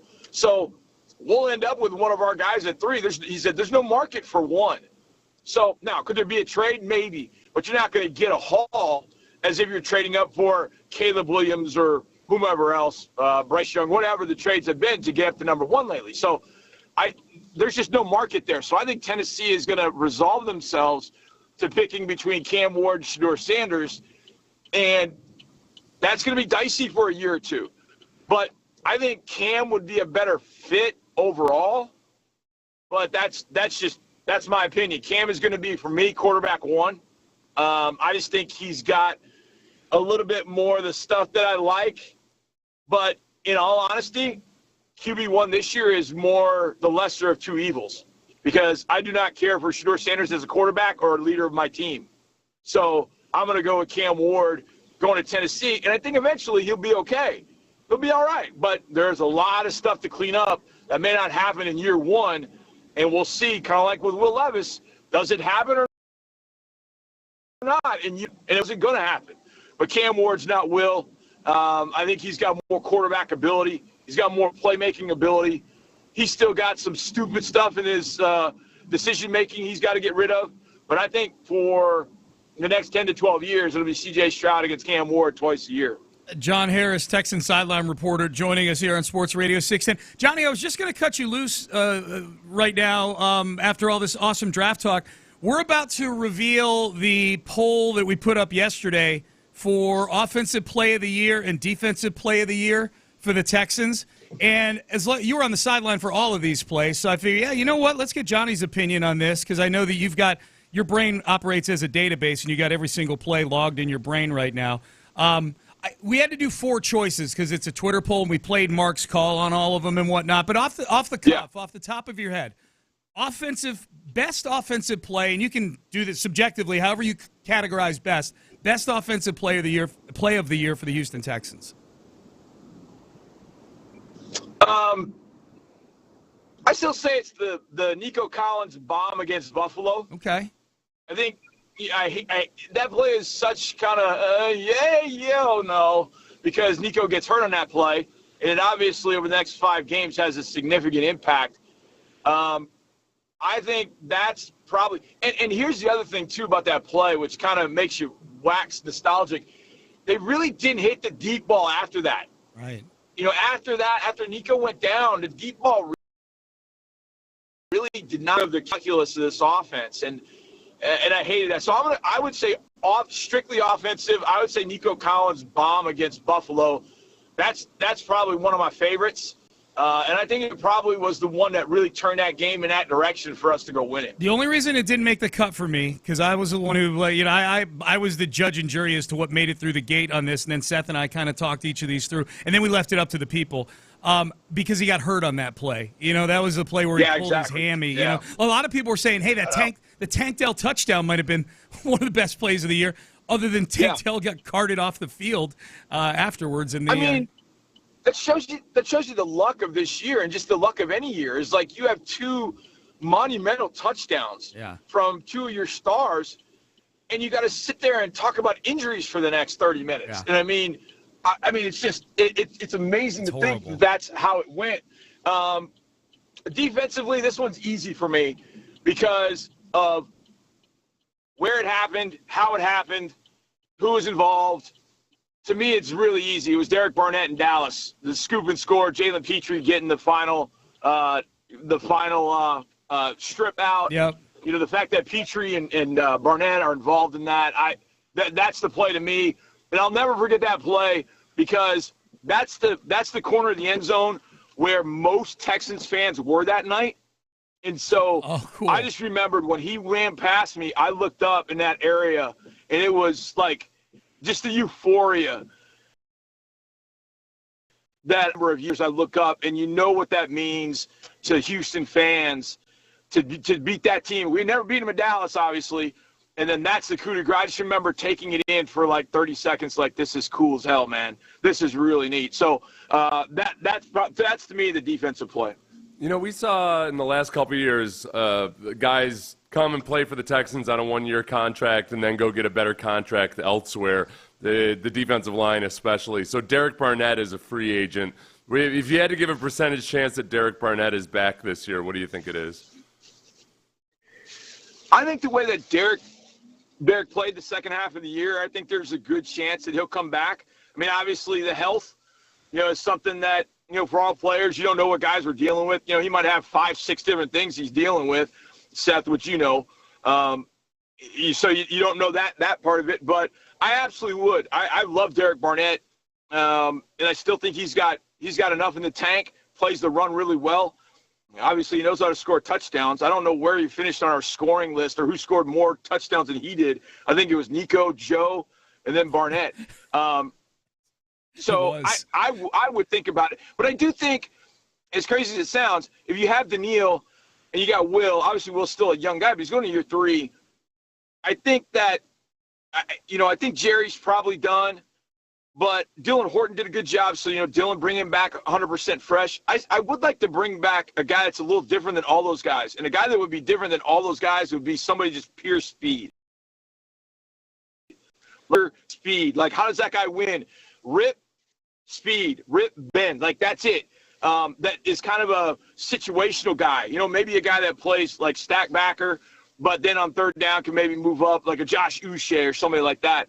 that all you ask that guy to do is go rush the quarterback because he's got blinding speed. So, and I'd like it to be a young guy, but I do think that Derek comes back. I do think they need a little bit of youth at that position to go with the guys they've got. So that's probably the way that I would look at it. Just somebody very, very unique that's got some speed, that does some different things, that, of course, is swarmy. I'm good with that. Got to be swarmy. Got to be swarmy on both sides of the ball, baby. That's the great John Harris, who is as swarmy a sideline reporter and draft expert as you're going to find out there. Johnny, we appreciate the time, man. Keep up the great work. Footballtakeover.com is going to be popping these next few months, right? Absolutely. Got a lot of stuff coming. I got my observations from day one and part of day two up at Texans.com, and then I'll have the rest of my Senior Bowl stuff at footballtakeover.com. So hop on over. I appreciate it. You guys are the best. It was a long drive back from Mobile, and I'm like, man, do I want to do this at 7? Oh, my God, this is early. But I'm glad I did. I love talking to you guys, and I'm going to hang up and listen. Love you. We love you too, Johnny. We're glad you did it too. Appreciate all the insight. Good stuff. Yeah, so, you know what? I was looking at never mind. Sorry. I was looking up. I wanted to see where Derek Barnett ranked in scoring, and for some reason they're showing me 2,000. I think Johnny was right. I think his 2 touchdowns scored 2. I don't know if Tank scored 2 or 3, but yeah, like that was the first thing I thought of when he went over the goal line against the Titans was, oh crap, he's got multiple touchdowns. I don't know how many guys on this team have multiple touchdowns this year on the Texans. So there you go. The great John Harris. You can get all his stuff. He does, HoustonTexans.com and footballtakeover.com is his subscription site. It's a small fee and worth every penny of it. Johnny's stuff is really, really good. All right, so I mentioned, Seth, we did the top 4 offensive, top 4 defensive plays of the year. Let's see how Johnny's opinion lines up with the people here. The people I put it to a vote, and the 4 offensive plays. Johnny's play with Nico on that bomb did not make it because Nico got hurt on that play. That's why I can't, in good conscience, call it one of the best plays of the year because on that play. I can't watch it. Yeah. It can't be one of the best plays of the year where you can't watch it. I got so angry when they showed that in the playoffs. Yeah. They showed that at the beginning of the Chiefs game. Yep. Just stop it. Don't show that again. Yeah. No, it was 6 points and 6 games missed practically for Nico Collins because of that play. So the 4 plays we had were the Nico Collins 3rd and 11 catch to help close out the Indy game, which go back and watch. I know it doesn't – like 3rd and 11, that's one of the best plays. It was an amazing throw, an amazing catch, and super important in what empirically is one of the most important games of the year, the road game against Indy. Number 2, Daria Gumbawale's game-winning touchdown against the Jags.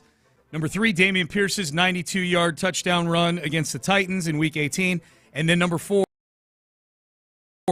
the miracle play, the fumble, scoop, scramble, hutch play in the playoff game against the Chargers. Have you looked at the poll, Seth, to see what the people think? No, I have not looked at the poll. Okay. Do you care to predict which of these 4 plays you think the people chose? I think because of the venue, or not the venue, but the situation, and because of the improbability of this play being made, that it's got to be the Xavier Hutchinson one versus the Chargers. All right, well, let's see if Seth was right.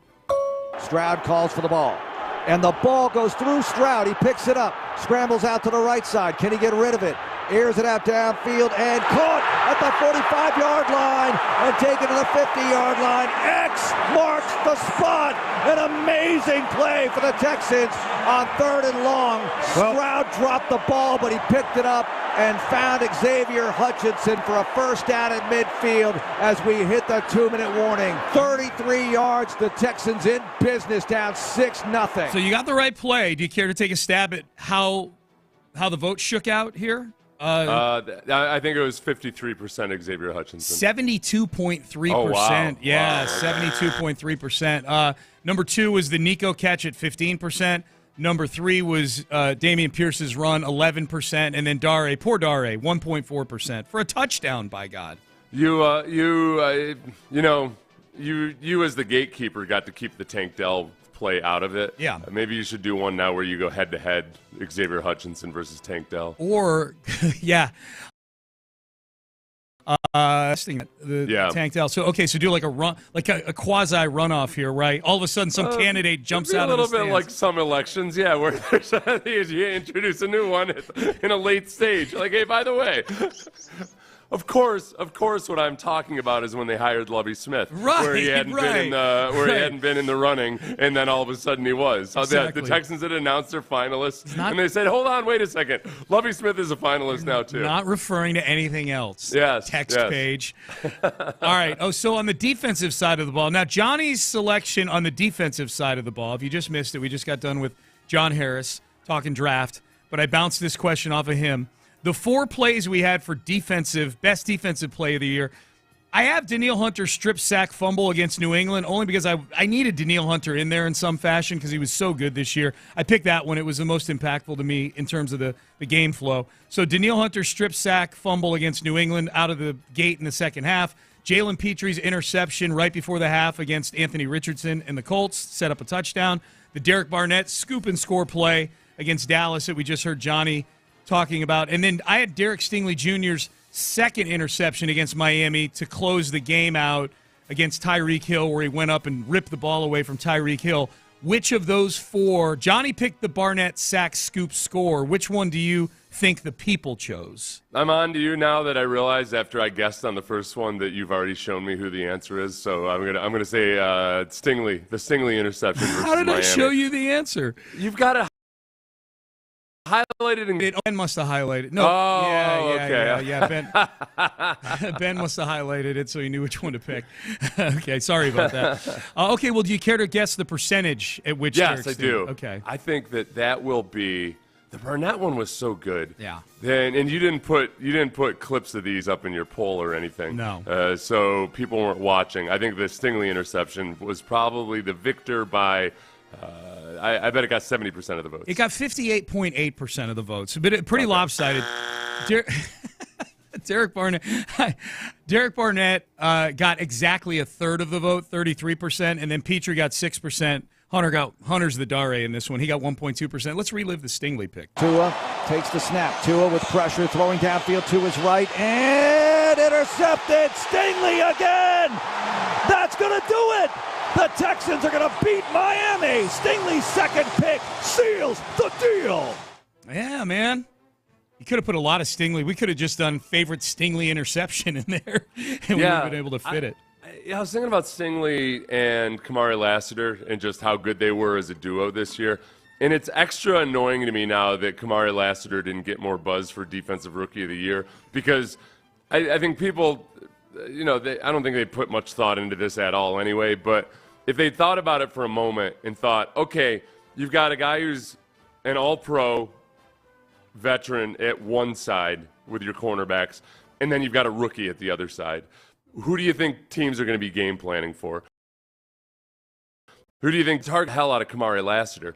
And Kamari Lassiter ended up having a really, really good year, and was not, as we heard from multiple quarterbacks or coaches say after Texans games, it's hard to pick who you're going to target. That's what Tua said after the game. It's hard to pick who you're going to target when you've got 2 cornerbacks like that. You don't really have a whole lot of options. So, Lassiter, I'm kind of glad that keep him hungry as much as possible. Not that I worry about him ever not being hungry, but he's a guy that at least this next season I think is going to come into the season with a lot of people really keeping an eye on him because they'll have realized through an entire offseason as they're watching film, like, oh wow, that was a really tough choice that quarterbacks were put into. Yeah, it's a great corner tandem, man. They nailed that Lassiter pick for sure.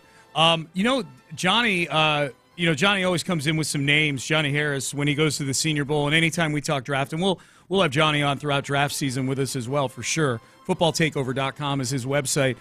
This Gray Zabel, Seth, from North Dakota State. I need you to watch some film on him. I've watched a little bit just on the Senior Bowl highlights. He does look scrappy. Yeah. He looks very swarmy. We have a text message that mentions this. His Wikipedia page mentions it as well. He got a ton of NIL offers from SEC schools to come play in the SEC, and he chose to stay at North Dakota State his final year with his teammates. Really? Yeah. Casario loves stuff like that. Right. Casario loves when a guy like Will Anderson and a couple other guys on the team decided to play in that final bowl game, even if it wasn't a playoff game. That he really likes that, some kind of demo. Well, Kamari Lassiter is a guy that had flirted with not playing in the final game, and then ended up deciding he couldn't help himself. He had to be with the team. Yeah, he like decided not to play, and then just like he got this itch, like it didn't feel right to him. And then the other dynamic there, extra on top of this, is if you're turning down NIL money, then whenever you take a guy, you're always wondering, and it used to be just with high first-round picks. Now it's really with anywhere in the top three rounds. You're handing these guys a boatload of money, and a lot of it's guaranteed. Like, how's a guy going to handle that? You want to look for some evidence that they care about football above and beyond just the making money part. I think it's because once all of a sudden you got over $1 million in the bank account and you're 22 years old and money's the only thing that motivates you, there's a tendency to relax a little bit. Yeah, I think it's given guys like Nick Caserio, GMs, scouts, whatever, but mostly GMs because they're the ones making the decision. It's given them an awesome data point on just how guys are wired, like just how. Now you got to look into it and find out whether his daddy's rich already. It's always a lot easier to turn down a boatload of money if your daddy's already rich. If you turn down all that money and you're dirt poor, and it's because you want to be with your teammates, you might better just go to him. Yeah. I didn't want to be distracted by that money. Oh, no, I mean specifically like that money. I'm totally distracted by that money over there. I got my portfolio. Listen, I need to rebalance my portfolio already, and frankly, I don't need the administrative nightmare of all this extra money. We're trying to work out a tax plan here. It's not a colloquial that. I mean specifically that money over there. I'm totally distracted by daddy's money over here. Text message. This is middle screen. Stingley should have been Defensive Player of the Year if the Texans offense didn't suck so bad. I think he would have. Here, I had an emailer on the Utopia podcast bring up that exact question. Like, hey, I'm kind of mad that Stingley wasn't a finalist for Defensive Player of the Year. This is almost like awards 101. Like awards, you got to set a narrative oftentimes early in the year. And the first impressions are really important. The odds board coming into the year has all of a sudden become important in this new age of gambling that we live in. Everybody looks at that. If Stingley had his last 4 games of the season, and the playoff game, but if he had played like he did in the last 4 or 5 games, in the first 4 or 5 games, he would have been I don't know if he would have won, but he would have been a finalist. Like he made a late run into the relevance radar. Counterpoint. Yep. Potentially. Yeah. Joe Burrow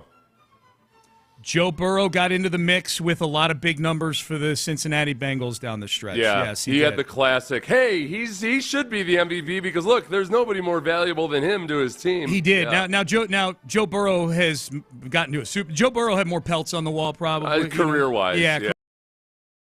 Career-wise. No, it's a counterpoint. You're right. Like there are. Right it is. Will Anderson Jr. made a late run and got the Defensive Rookie of the Year last year, so it can happen. But I felt like T.J. Watt was anointed Defensive Player of the Year by week 7, and everybody else is going to have to get abducted by aliens to not win it. So we'll see. Because T.J. Watt wasn't great down the stretch. Oh no, but he's not. I don't think he ended up. He's not going to win it. You don't think so? No. He fell. I mean, I know he had a bad last 3 games. Fall apart. Yeah, he had a bad last 3 games. I mean, he was the favorite in week 17. It was a favorite, but it also didn't make a whole lot of sense. Yeah.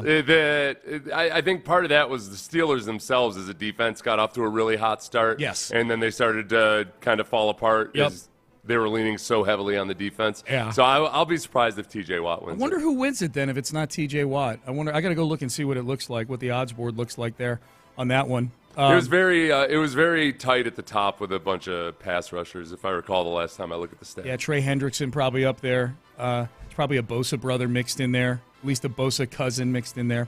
All right, Payne and Pendergast with you. All right, we just got the best news yesterday about the Super Bowl and the coverage of the Super Bowl. This has potential to be absolutely amazing. We will tell you what it is, but first I want to tell you real quick that we've got a huge contest going on, the Slam Dunk in Vegas contest for Odyssey. Download the Odyssey app, or if you're in the Odyssey app, be sure to listen to Sports Radio 610 for an hour each day, and you'll get your entry into the Slam Dunk in Vegas contest. Winner headed to Vegas with flight and hotel accommodations. You are going to get $20K to fund the ultimate viewing experience for the first 2 rounds of the college basketball tournament. Best thing to happen to Super Bowl coverage is coming up next. Oh, TJ Watt is currently second behind Pat Surtain for the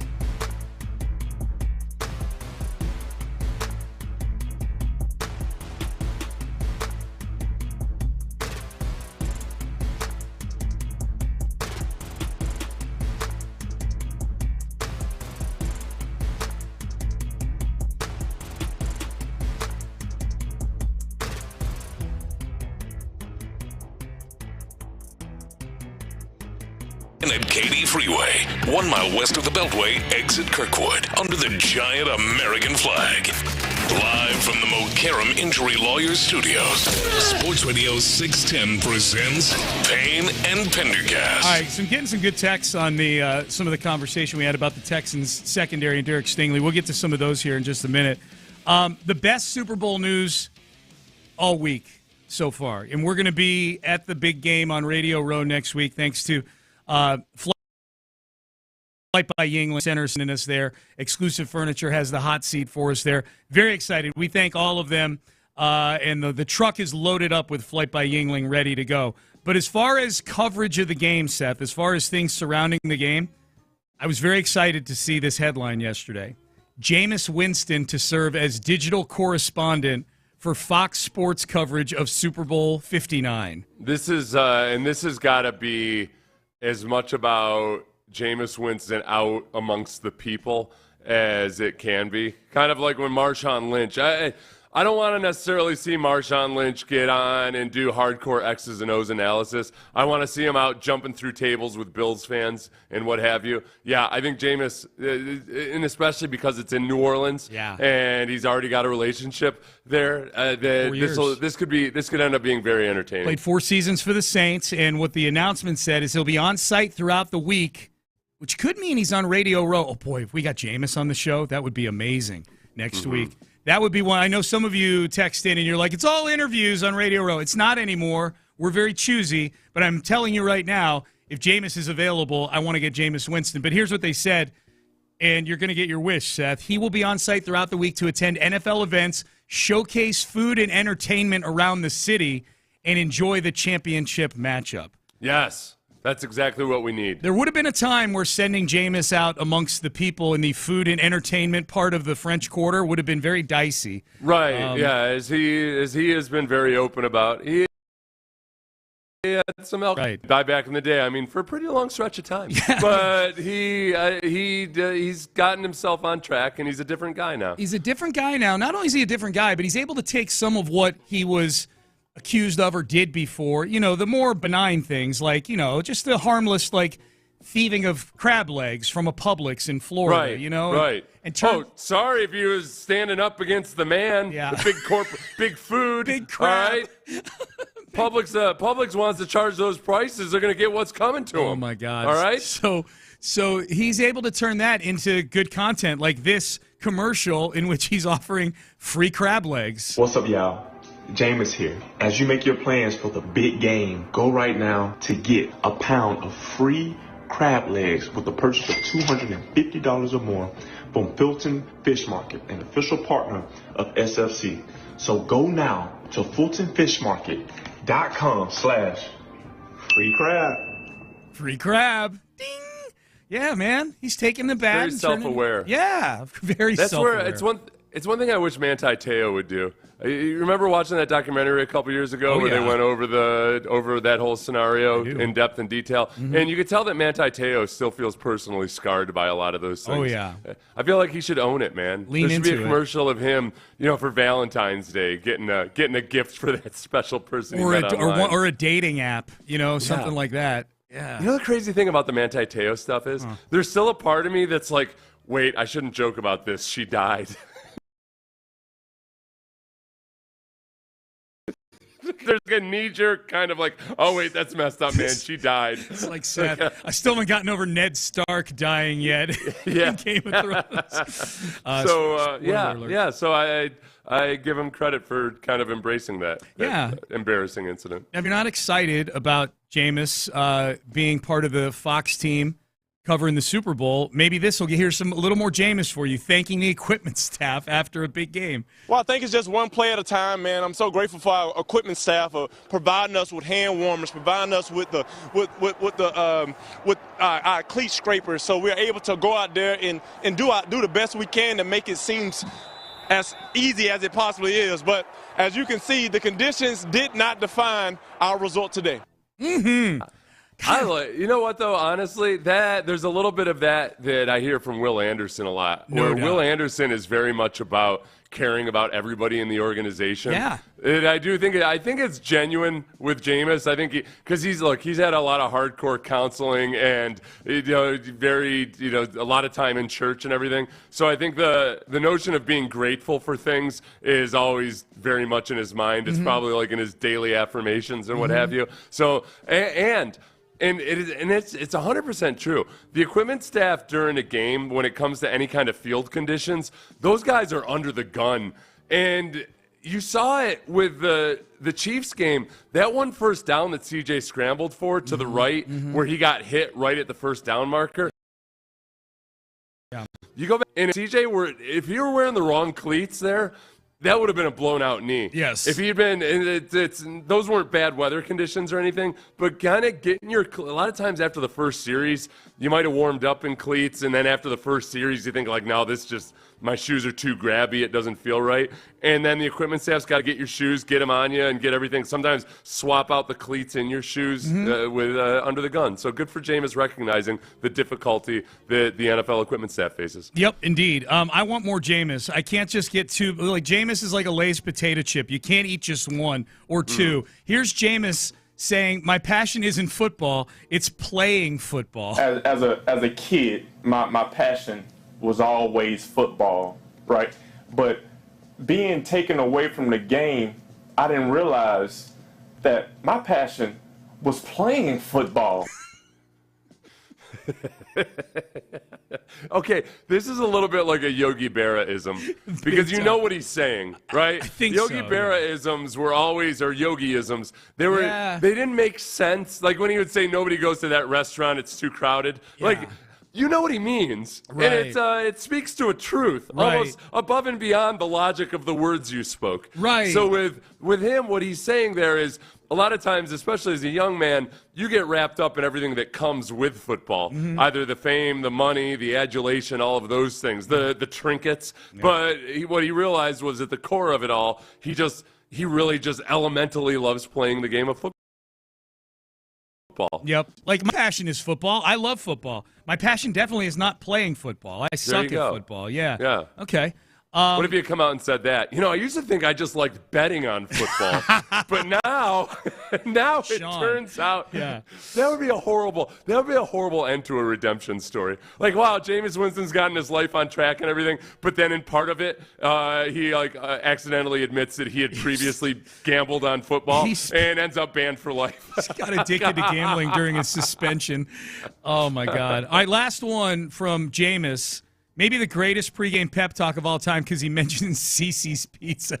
Hey, man, it ain't just about having fun, man. Yes, sir. Remember the time you played your best football game of your life. Yes, sir. Remember the time after that victory you went to CC Pizza and celebrated with the boys. Yeah. For real. Feel it in your heart, man. It's a long way back to Cleveland. Yeah. Let's not leave it without a victory. Yeah. All right? Yeah. So put everything you got on the line today. Let's have a game of memory, man. All right? I remember. Let's go. Remember. Baby number 3. 1, 2, 3. Boom. Yeah. CC's Pizza, baby. That'd be great if you did a video from CC's Pizza in the French Quarter. Here's some New Orleans cuisine. This is why I like that he said CC's Pizza, because I think if he had opted for using a little product placement there, that he would have aimed higher than CC's. Mm-hmm. You would have gone for Pizza Hut or Domino's or something, or Papa John's to try to get the big endorsement money. Yeah, that came from the heart specifically because he said CC's Pizza. He should have described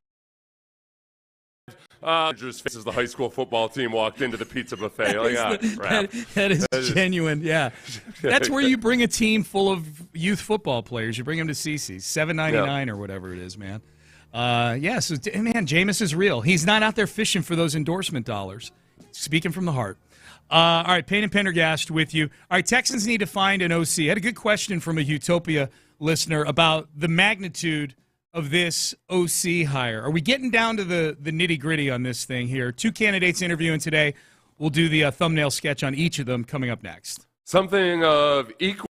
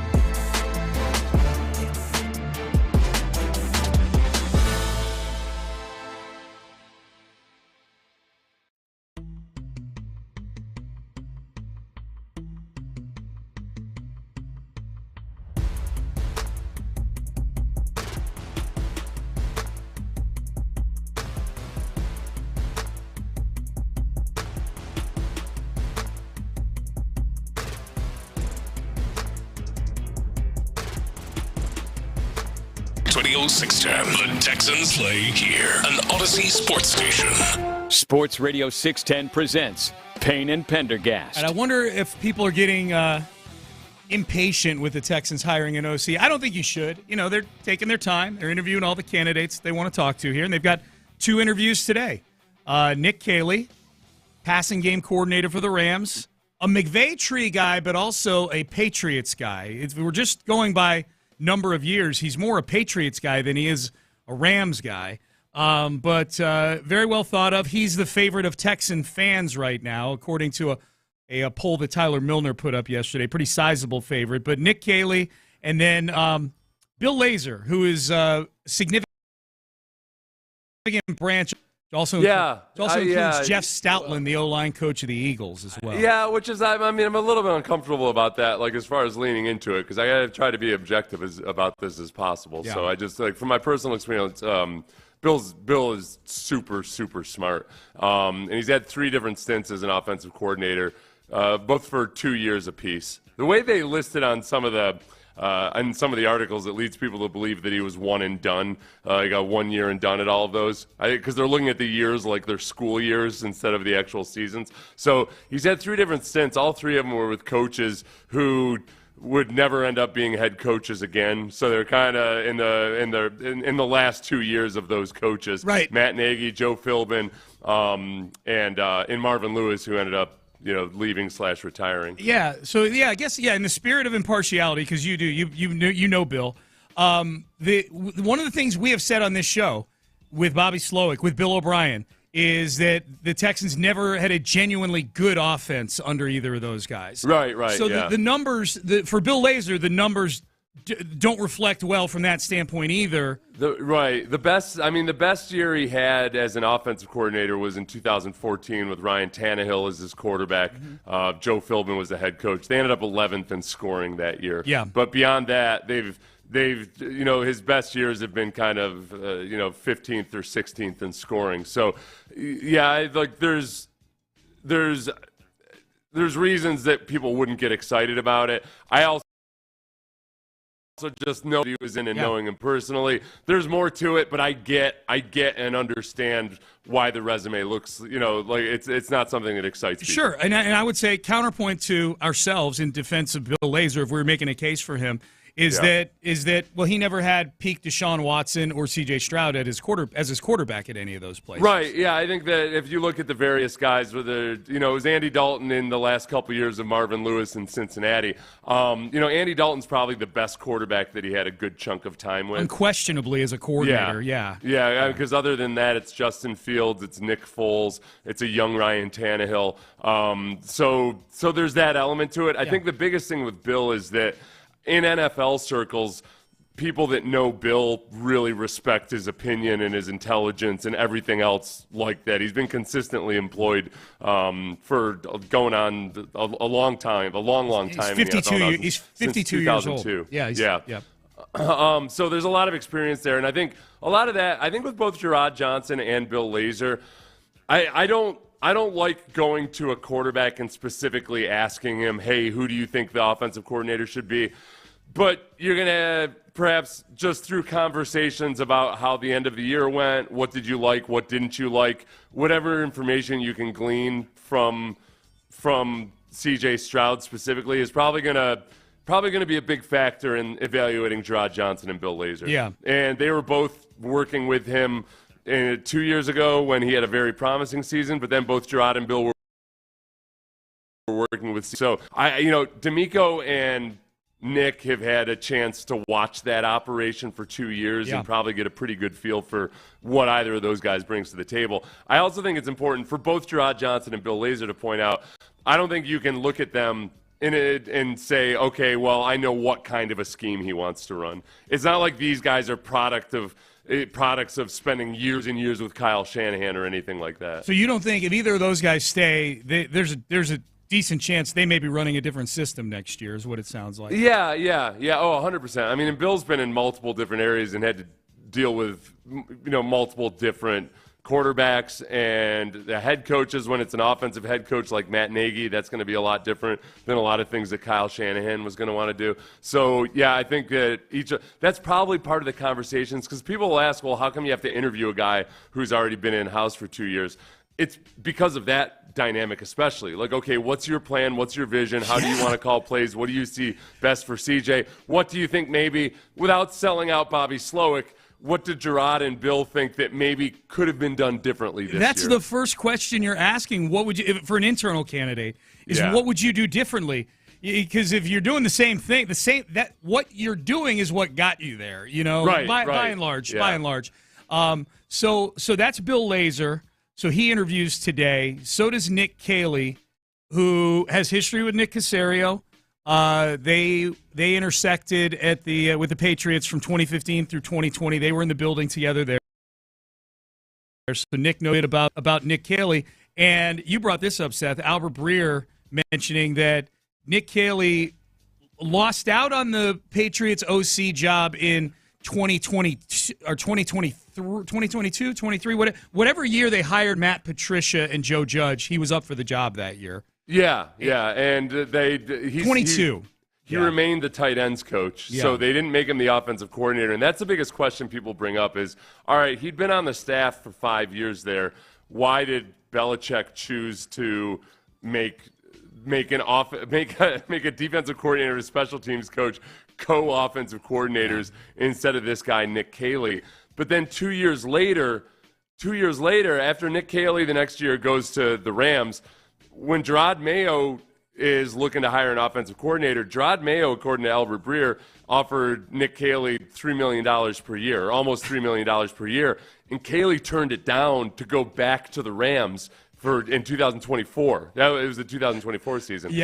Last year, basically, McVay made him the passing game coordinator, and it looked very much like, all right, at least one team really wanted Nick Caley, and Nick Caley thought, well, I'm going to be more careful about which opportunity I take first for my first stint as an offensive coordinator. We've talked about this probably 2 or 3 times now on the show today. The offer that Albert Breer talked about for $3 million for Gerard Mayo to bring Nick Caley, who'd never called plays before, never been an offensive coordinator before, to come in and be the OC for the Patriots this past season.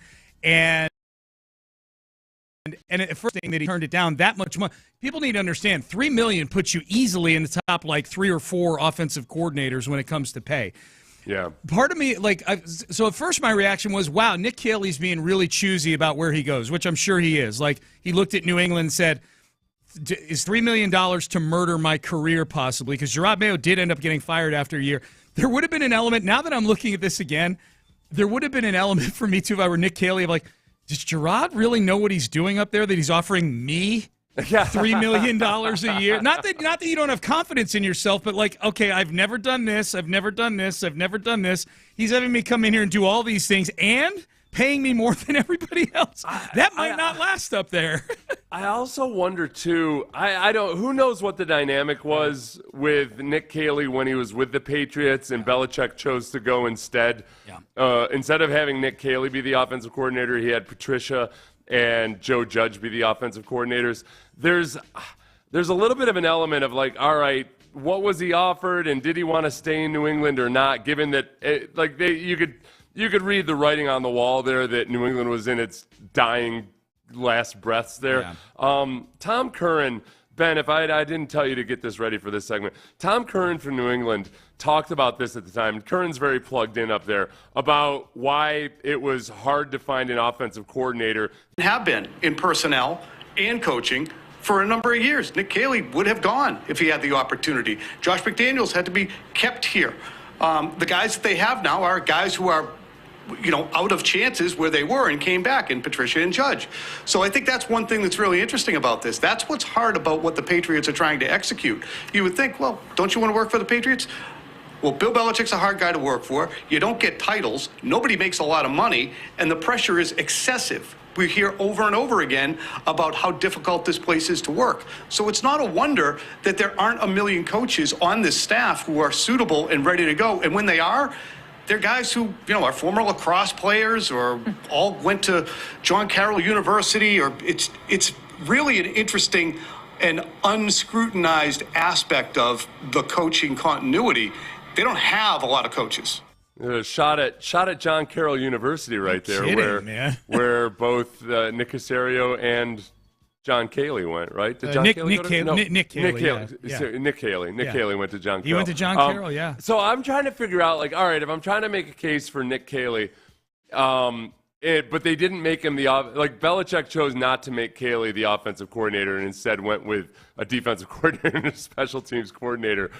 Was Cayley in a position to say, like, nah, Nick, no, Bill, I don't want to be the offense? Bill doing his old head games thing where this guy's gonna basically do what he's told, and I'm gonna keep my thumb on top of him, and yeah, he'll have his input, but he's not gonna be the offensive coordinator until he earns it. I have no idea. Yeah, the latter sounds like the safer bet, especially kind of feeling how things. That was at a time that was at a time too where Belichick could probably feel himself losing his grip on the team a little bit, maybe. It was, like you said, those were the dying days of the dynasty right there. Yeah. It was, but other than that, I mean, there hasn't been. It's not like there's a huge buzz about Cayley. There's not really Is there a huge buzz about any of the offensive coordinators that they've interviewed? so far? No, I don't. I mean, Gerard probably has the biggest buzz because there's a lot of Aggies here. He's been in the building, and everybody likes him. You know. I think and I think with Gerard, the X factor is all right. Look, I've been one that's been stumping for. I want a guy, because you've got a young defensive-minded head coach. I want a guy who can be the head coach of the offense and who has experience. But I can't ignore the fact that there have been plenty of brilliant offensive coordinators who, at some point you get your first job. Yeah. And usually, ideally, your first offensive coordinator or passing game coordinator job is underneath an offensive-minded head coach who's kind of like your mentor and your tutor. But plenty of coordinators have done it before. So that's the unknown with Gerard, is that he's got very limited professional coaching experience. Is what he brings to the table, does he have such juice that you don't worry about the inexperienced side or the fact that your quarterback's in his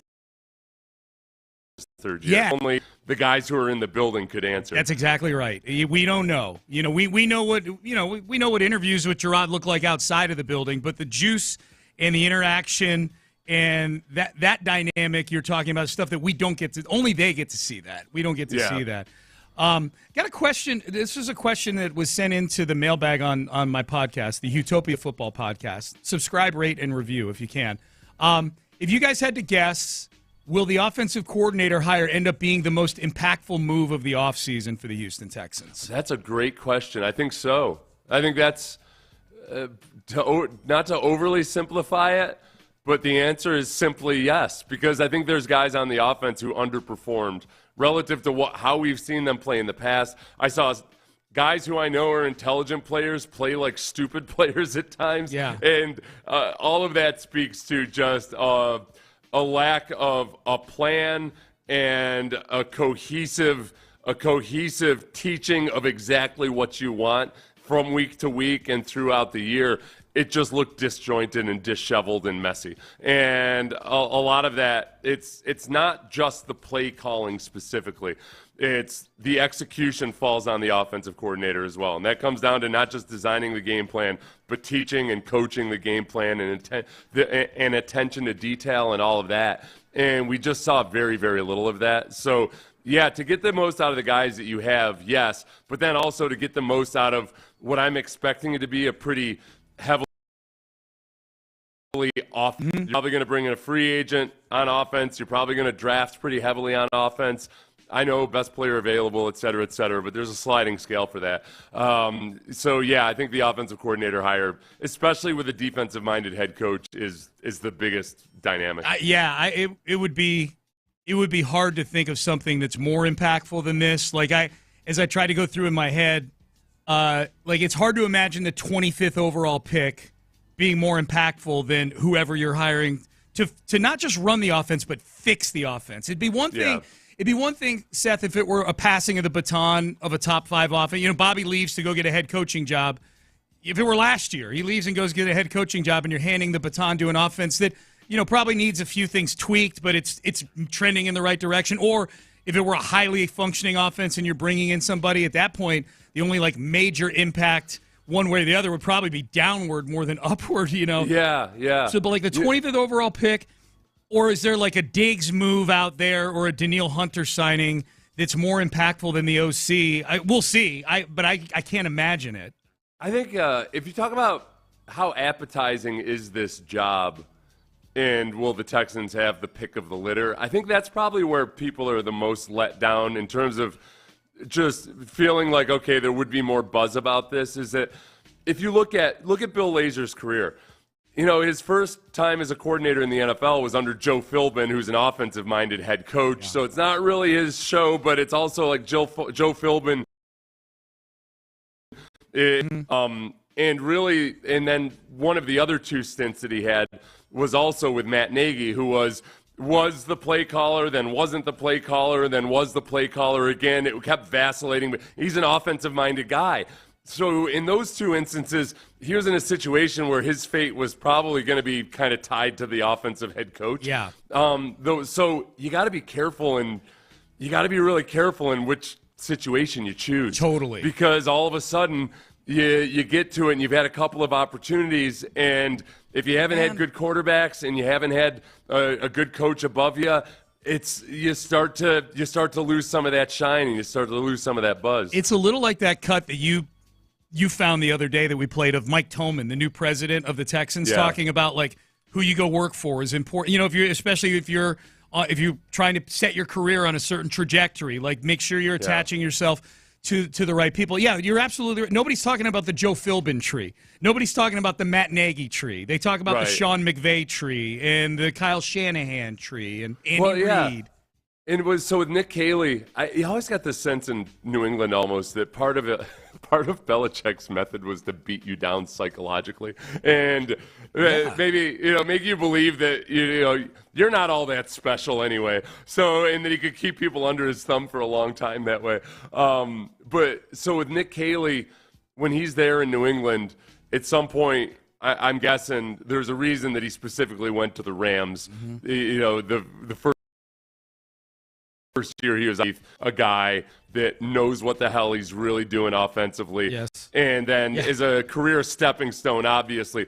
How many guys that have been offensive coordinators or passing game coordinators for McVay have gone on to get other opportunities? I think that's exactly what he did. I think he thought, including last year, he thought, well, I can go be the offensive coordinator in New England with a defensive-minded head coach and a draft, a quarterback to be named later, or I can spend another year under Sean McVay and get the benefit of A, that education, but B, also a little bit more of a glow from having been working with Sean McVay. So it was probably a smart career move to turn down that $3 million per year last year. He took his career arc and his resume to the dry cleaners. And you know what I mean? Like he had the stench of the Belichick thing on him, and that's, for some that's not great. So we'll see. Those two interviews are today, and we'll see if the Texans continue to add more candidates to this OC pool. But we'll have you all squared away here on Sports Radio 610. Also, a reminder, we're on Radio Row next week. Thanks to Flight by Yingling. We really appreciate them helping send us there. Great partner for us here on this trip coming up to the big game. So I get all the newsletters from TMZ and People Magazine and things like that to keep my toe in the pop culture water. And email I got from TMZ yesterday that they got hold of the video that was shot walking through OJ's house the day after he died. Which OJ is that? That would be McDuffie? OJ. No. That would be OJ Orenthal James Simpson. Oh, okay. I should have specified which OJ. So they got the hold of the video walking through his house after he passed away, so they could take inventory of what's going to get sold off in the auction to pay everybody off that he owes money to. The video was fascinating going through OJ's house. In honor of the 9 years he spent in the hole for stealing back his memorabilia, the 9 most noteworthy things that I could make out in the video. We will tell you what those are. React coming up next. Hold the phone. Hello? According to MLB Insider.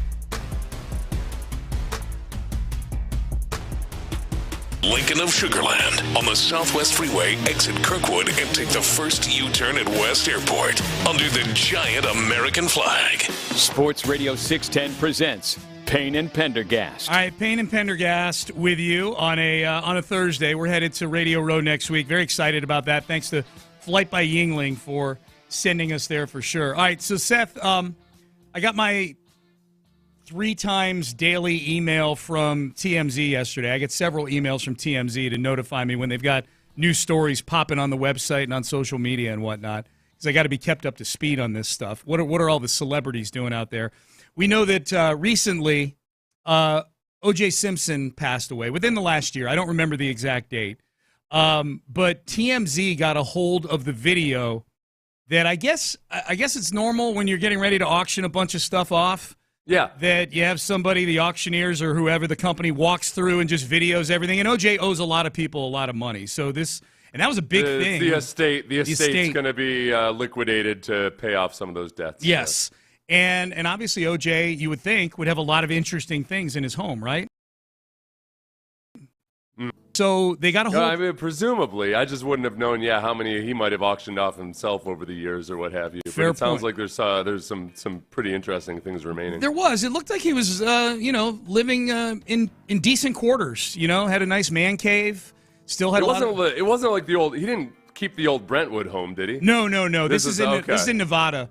Okay. But he had a nice little pool in the backyard. It wasn't a sprawling estate or anything, but if he wanted to go out and sit on a chaise lounge by the pool at night and smoke a cigar, that was available to him. He had some privacy. He wasn't renting an apartment somewhere. No, It was a house for sure. Yeah, it was a house. Or maybe a townhome or a patio home. Yeah. Good for him. Yeah, it's you love to see everybody live out their waning years in comfort. So they walked through and shot video of the whole place, and there were some interesting things in there. In honor of the 9 years he spent in the hole, ultimately, here are the 9 things that jumped out at me that I saw in this video, Seth. The first one, he had a grand piano there. I never knew OJ to be a musician of any sort, but he had a grand piano. Maybe it was for decorative purposes. But what jumped out was the many family pictures on the base, on top of the piano there, on the flat surface there. And some of the pictures included wedding pictures of him and his ex-wife, Nicole. Oh. You kids out there, OJ is famous for being found liable of the murder of Nicole in a civil court. Yeah. Acquitted. I guess that shouldn't surprise you because as he had once pledged that he would spend the rest of his life trying to find the killer. That was his reminder probably every day. And yet we never actually saw any evidence that he was doing that. It would make sense. He's got to keep his story straight. To get Sean, better there than in the trophy room. So what else did we have? What else was there? Okay, we'll continue. Number 2, there were 2 baby strollers in there. 2 baby strollers in OJ's living room. I'm guessing he maybe had grandkids. I don't know. You bring the grandkids over to see old Grampy Oj? I think does he have grandkids? I don't know. Or did he have grandkids? Yeah, I like to think that was so he could take walks incognito. No way. He would dress up in a prairie dress and put a bonnet on and a wig. And then he could act like he was pushing a baby stroller, so that way people wouldn't bother him as he was walking around the neighborhood. Right. And you might think, well, hey, Seth, people love to stop and look at babies. That wouldn't work at all. Not when it's a 6'2" hulking prairie dress wearing lady. Right. They don't want to stop and look at that baby. No. Who knows what they're going to see? You don't even make eye contact with. So he probably was able to go for his strolls with his stroller. Okay, so that was part. So the baby strollers were part of. So he could just be normal out in. Well, not normal, but so he could go out in public. Right. Incognito Jay. Incognito Jay. Yes. He had a ring light in there. We know he did several videos on Twitter from time to time where he'd give his thoughts. Remember, he'd say, "Hey, world," called him by name, and then at the end he would always go, "I'm just saying." Yeah, that's smart though. That ring light, you can get a good one for like $40 at Walmart. You have an awesome ring light that I've seen. The one that's up at the studio. Yeah, that's a good one. How much? I've got a cheapie at home from Walmart. I've got a cheapie at home too. That for the videos I've been shooting lately, I'm not really thrilled with it. How much Do you care to disclose how much the one you have up here is? Because that one looks really good. It was like $180 or something. Yeah, that's in my budget. It does. Look, I know. And the first time I bought a ring light, I was like, oh, what the hell? What am I? Where is my life taking a wrong turn? Right. And then you also realize you get to a certain age, ring light does some wonders for you. Oh, yeah. Yeah. It makes you look about 10 years younger than your stupid lighting that we have in the studio. Right. And then you're like, oh, wow, we can get paid for doing stuff like this. Oh, neat. Yeah. I get to, it's an expense on my, That's right. He had a Heisman Trophy on his trophy shelf, OJ. If you're just tuning in, we're going through the interesting things on the video that the auction company shot of OJ's place shortly after he died. So he had a Heisman Trophy. I tried to Google. I'm like, man, was that what he was trying to steal back when he got pinched in Nevada to go to jail? Was it the Heisman Trophy? And from what I can gather, it was not. But his Heisman Trophy has a really weird story that was just way too long to read, where it got stolen the night of the murders, and it was very strange. But but I don't know if it's the actual Heisman Trophy, but he had one on, or at least a reasonable facsimile on a shelf in his place in there. I don't know. I know there's some kind of supposed to be able to sell Heisman trophies. Probably because it's kind of depressing. Governs that. I don't know. Like, here, several Heisman trophies have been sold over the years, although there is a ban on the sale of all trophies awarded since So I don't know how you ban the sale of a trophy in a free economy, but they're harder to come by than they used to. Maybe the Heisman Trust says, hey, if we find out you sold your trophy, we're going to do what they did to Reggie Bush, where they made him persona non grata in the Heisman world. You know what? Yeah, and maybe it's like the big auction houses like Sotheby's and stuff. Yeah. They won't delve into that, but maybe you got to do it on eBay, I suppose. I don't know. OJ had a mini fridge in his bedroom with several Shiner Box in it, so that was his beer of choice. He had one so he could pretend he was in a hotel room, like he had a mini bar, except he didn't have to pay $29 for a beer. Yeah, the little bottles of liquor in there. Yeah, that would have been awesome. That's living right there. Now, the hook that got me to click on this was the tease by TMZ was that, hey, take a look at O.J. Simpson's literal deathbed. Like the hospice bed that where he actually died? The bed, and it wasn't like it was in his bedroom. You could see his bed that was his normal bed kind of shoved up against the wall. And then he had a bed that I guess is a special hospice bed, but probably, with like bedpan holes and things like that. Yeah. I've been through experience with that. The people at the medical equipment companies are just, they're fun. They're fantastic to deal with. You got to be a good person to do that, man. Yeah. They're just, they spend all day, every day with people who are at their most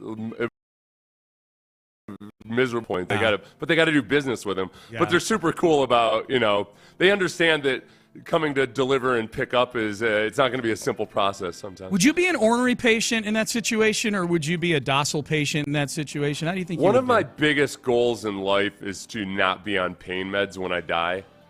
That's one of your goals. Sounds like a morbid goal. Yeah. And I suppose it's literally pretty morbid. But it is very morbid.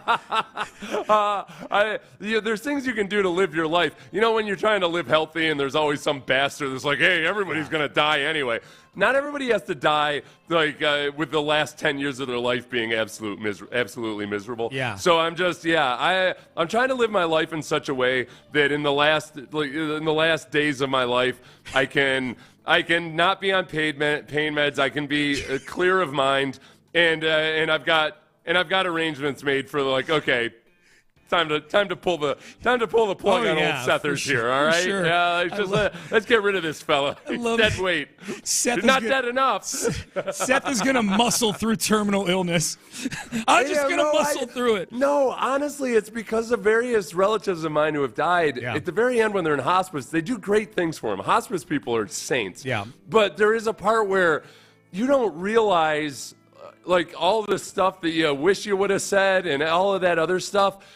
You gotta get a 1 to 3 month lead on it, because a lot of times when they're on a lot of pain meds, they're not seeing things clearly, and you don't even know how much is getting through. So yeah. 3 more things that jumped out at me on this video. He had books on the table, Seth, including the Mosquito Bowl. The one that was on top of the pile was the Mosquito Bowl by Buzz Bissinger. You're the book reader on this show. Have you read The Mosquito Bowl by Buzz Bissinger. I've never read that. I don't think I've read Friday Night Lights either.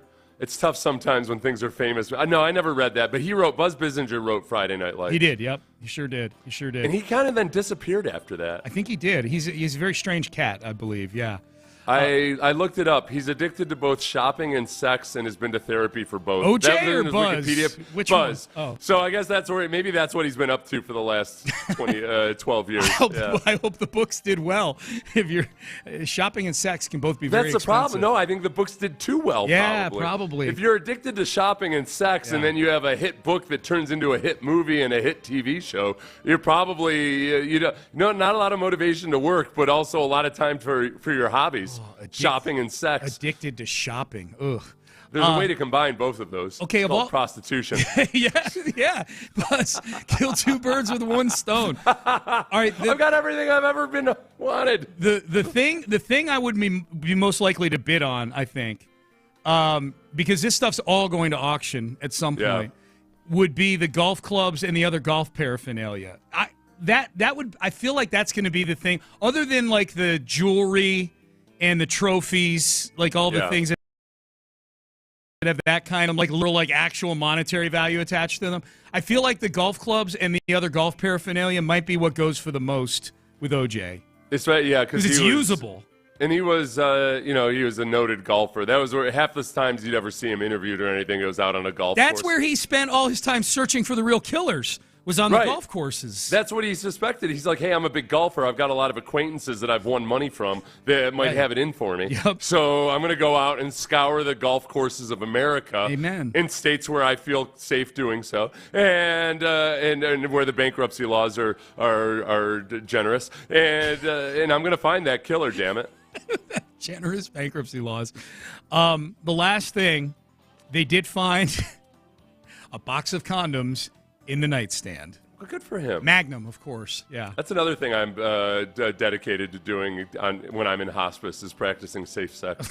Of course, yes, as you should. I don't want to leave behind any no pain meds children. And big condoms. Yeah. I don't want to spread any of my microbes or leave a fatherless child in the world. You're very responsible that way. That's why I respect that. Always about have been. That's what they'll put on my tombstone. This is kind of sad. His estate is suing his son, who apparently, literally, the day after he died, started squatting in the home. They're trying to get him the hell out of there, and he won't leave.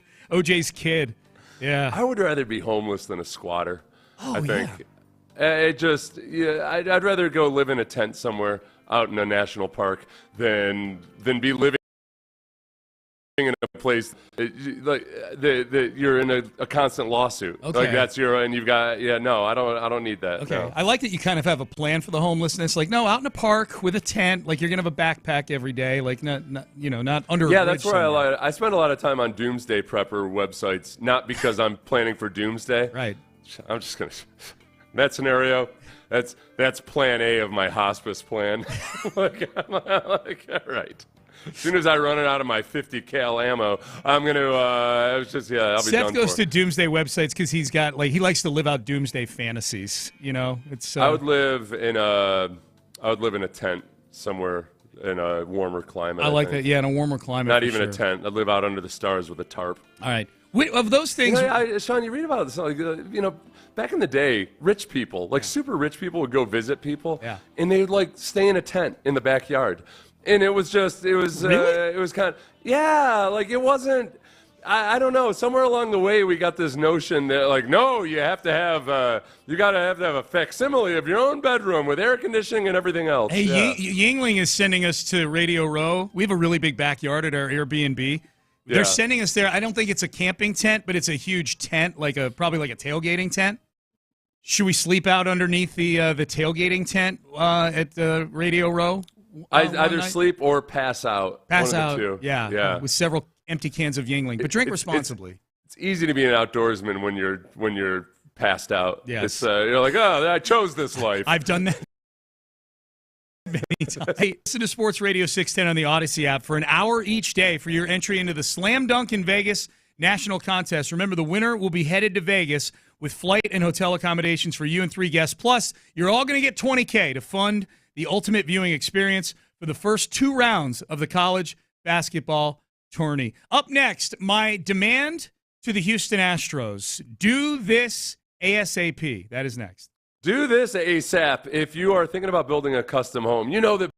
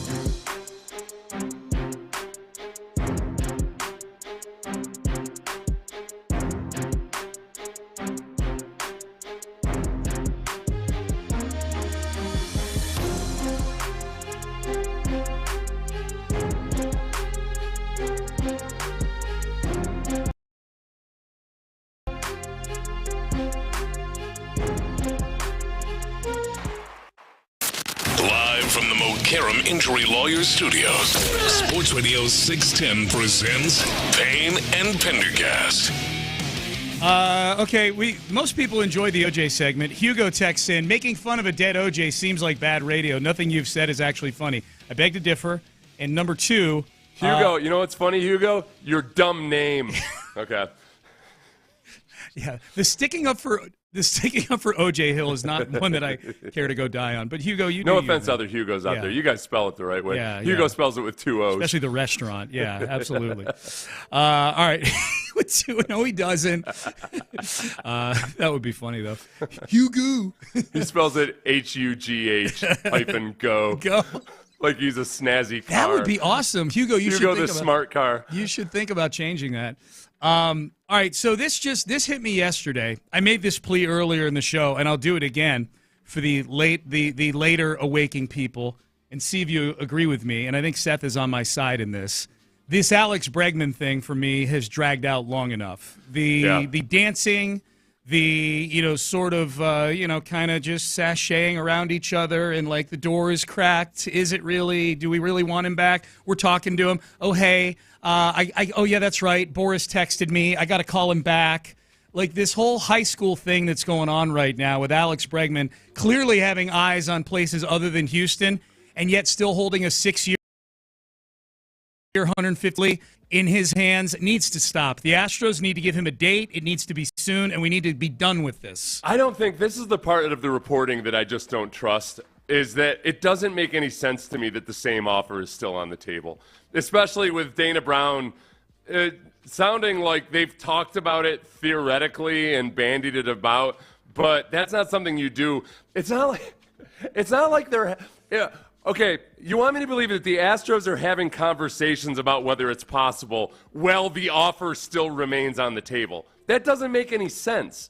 So the fact that they moved on and made other moves thinking that Alex Bregman wasn't coming back would also suggest that, no, the same offer isn't on the table. Mm-hmm. This sounds a lot more like that, no, we'd have to consider whether or not to give you that same offer again if Scott Boras has called and everything. Because if the same offer, it doesn't make sense. I think that it feels like this is Scott Boras trying to keep the flames burning and make it seem like Bregman is a hotter commodity than he actually is, right? Yeah. And I don't want to be a party to that. I don't know if he's just Carlos Beltroning this ultimately and just trying to drag the Astros along as long as possible to try to create an image of scarcity or high demand, and none of it feels right. Yeah. I don't want to be used by Scott Boras. He's clearly trying to use you right now, I think, and it would appear thus far unsuccessfully so.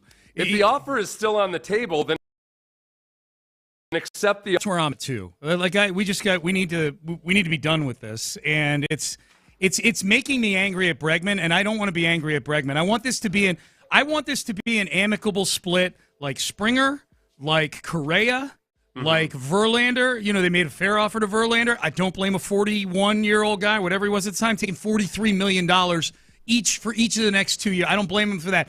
Garrett Cole. He could left at the time. He could have handled his business better. But that's the thing. I don't want Bregman to be veering into Garrett Cole territory. You know what I'm saying? That for me, it's a lot easier to just focus my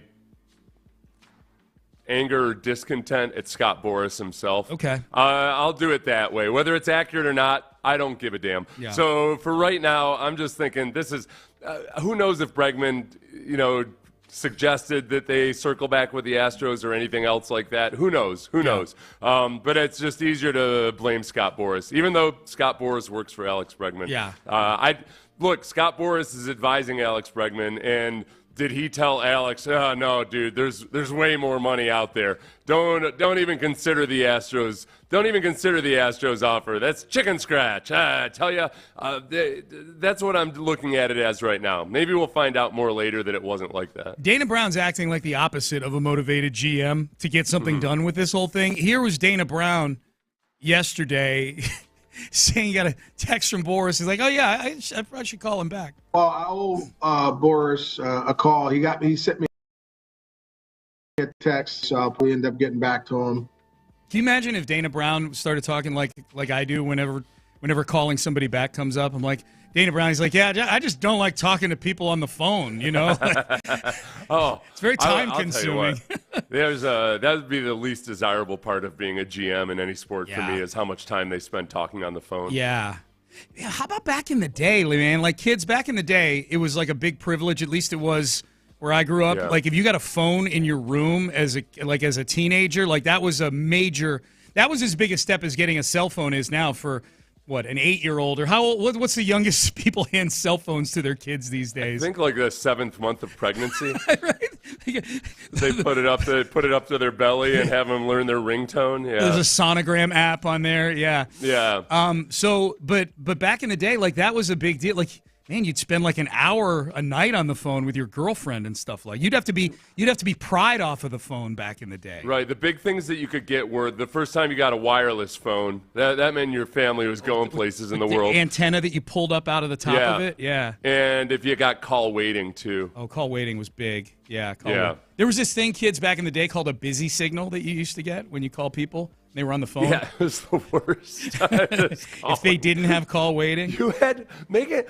That's what's so funny about how most people just hate making phone calls anymore. You'd rather spend 4 hours inefficiently texting about something that could easily be fixed in 5 minutes, a 5-minute phone call, because that's how averse you. Yes, you would sit, and if you really wanted to talk to somebody, you'd sit there next to your landline and make a call, get the busy signal, and then make a call again 5 minutes later, over and over again. It was the worst. It was horrible. I get my phone calls, my people I need to call back. That all gets done when I go on a walk. Like, if I go on a walk, I usually walk like 3 or 4 miles. Takes like an hour and 15 minutes. That's when I do all my phone calls. You know, the nice thing about football coaches is that, or people in football, they're accustomed to, on the coaching side of things, I think phone calls are still a pretty big part of the networking side of things. But they've also got jobs where everybody's got a meeting coming up or something they're working on. So you don't have to worry about being polite about when it's time to go. It's like, all right, hey, man, I got to go. And boom, that's it. Yeah. And nobody gets offended. Nope. That's a nice thing about talking to a football coach on the phone. That's how you... They are never like, well, but I had so much more I wanted to talk about. Yeah. They get it. People weighing in on the text page on OJ. I'd be a buyer if he has any driving gloves out there. The gloves are getting a lot of love, like his isotoners or whatever they were. Well, look at it. I mean, it took forever for the Ford Bronco to make a comeback, and now it doesn't look anything like the original Ford Bronco. Does Bruno Magli still exist? The shoe company that was the big thing.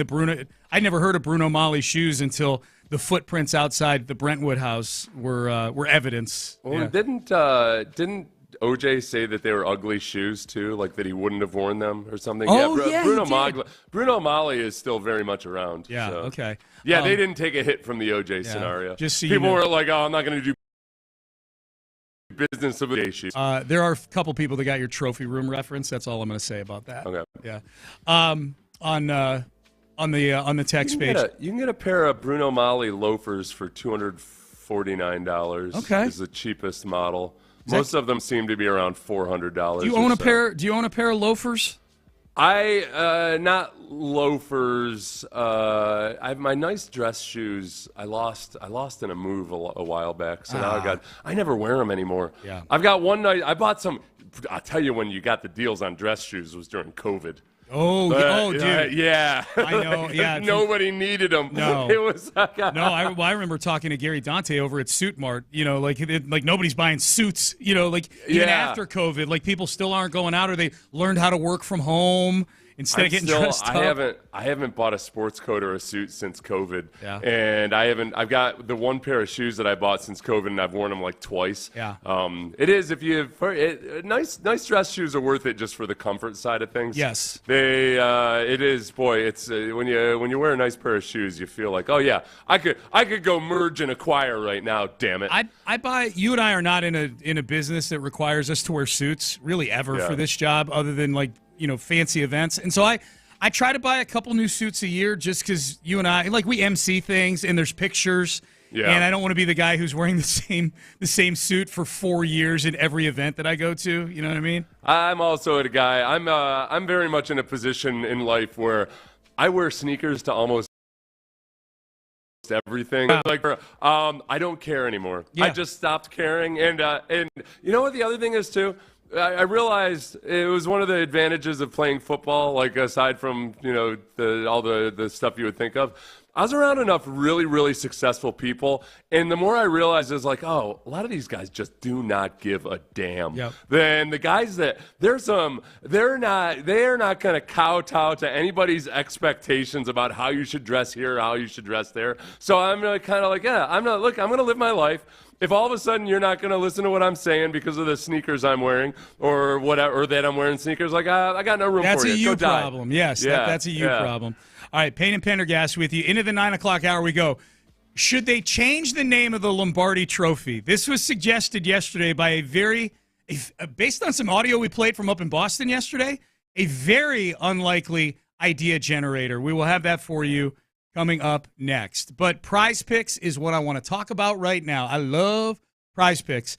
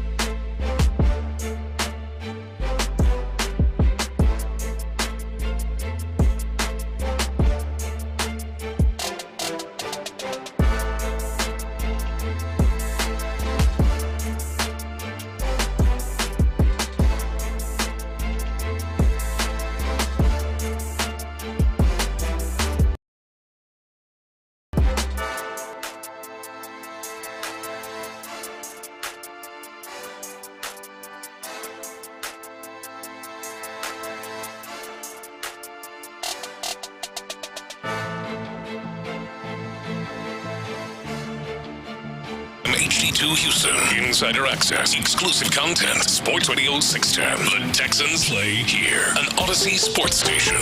Sports Radio 610 presents Payne and Pendergast. I don't know why this text tickled me. Dana Brown only said Boris in that clip. Is it possible he's talking about some random Russian guy named Boris? That would be funny. Because it is only like a 7-second clip. He could have just been like, oh, wow, Boris just texted me. My friend Boris Zukov, yeah.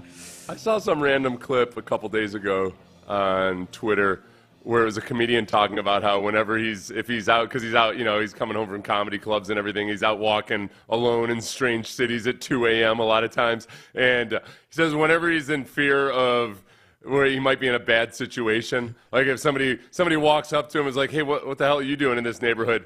He speaks in a Russian accent. He responds in a Russian accent. He's like, oh, you think this is bad neighborhood? And it backs him off. There's something like it. Because us as Americans have been trained by Hollywood for decades and decades to fear the Russians. Yeah. And there is something about a Russian gangster sounding dude that is that cuts across all cultural barriers. Dude, and it scares the hell out. I was on a plane once. Special looking dudes. Like they looked like they were in their mid-40s. They had military haircuts. They were lean as hell. Yeah. They looked scary, and they had Russian. You could tell they were speaking in Russian to each other. Okay. And they were watching a movie on their computer at full volume with no headphones, and none of us said a damn thing. Not the flight attendants, not anybody sitting anywhere near them or anything, just like, just let them be. That's probably a pretty good man. And the movie's in Russian, so you can't even enjoy it or anything. Oh my God. I'm just gonna sit here and pretend like I'm not a beta male. That's hilarious. So, but you didn't even know what they did. They just looked like Russian guys. They looked Russian military. Yeah, they were Russian AF. Oh my God. Or at least former Russian military that now works, security for an oligarch, because they were in first class too. That's funny because honestly, that's one of the most annoying things is people listening to their stuff on a plane. Like I would say something to almost anybody that they're doing that. Yeah. Not guys who look like Russian I just didn't feel like it. Yeah, I don't blame you. I just turned the volume up on my headphones a little bit and let it be. I totally get it. You know who would say something to them probably? Bill Belichick. He would probably say something.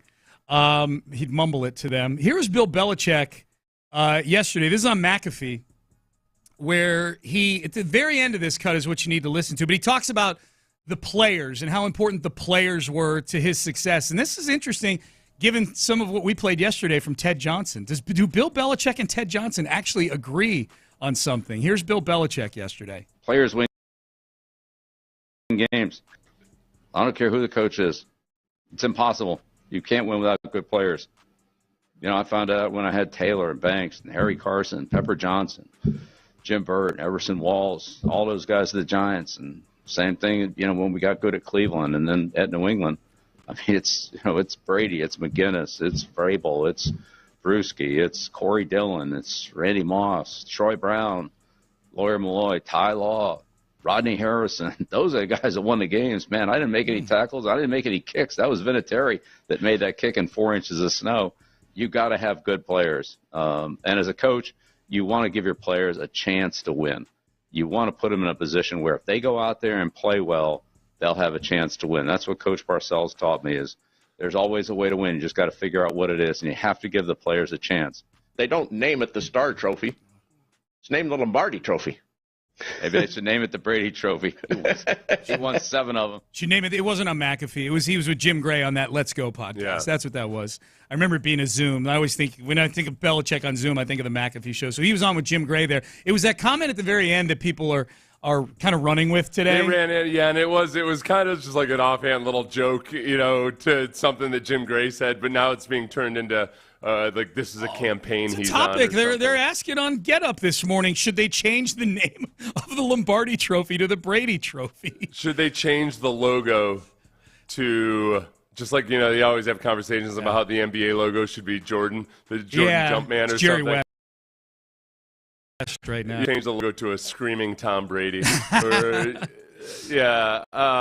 think that I don't think he meant it all that seriously, but I do think it's interesting because a lot of these are things a lot of coaches will say. It's not like It's not like Bill Belichick has never said anything like that before. But Liam Cohen, the new coach for the Jags, once you get past him butchering Duval, however he said it. How did he? Duval.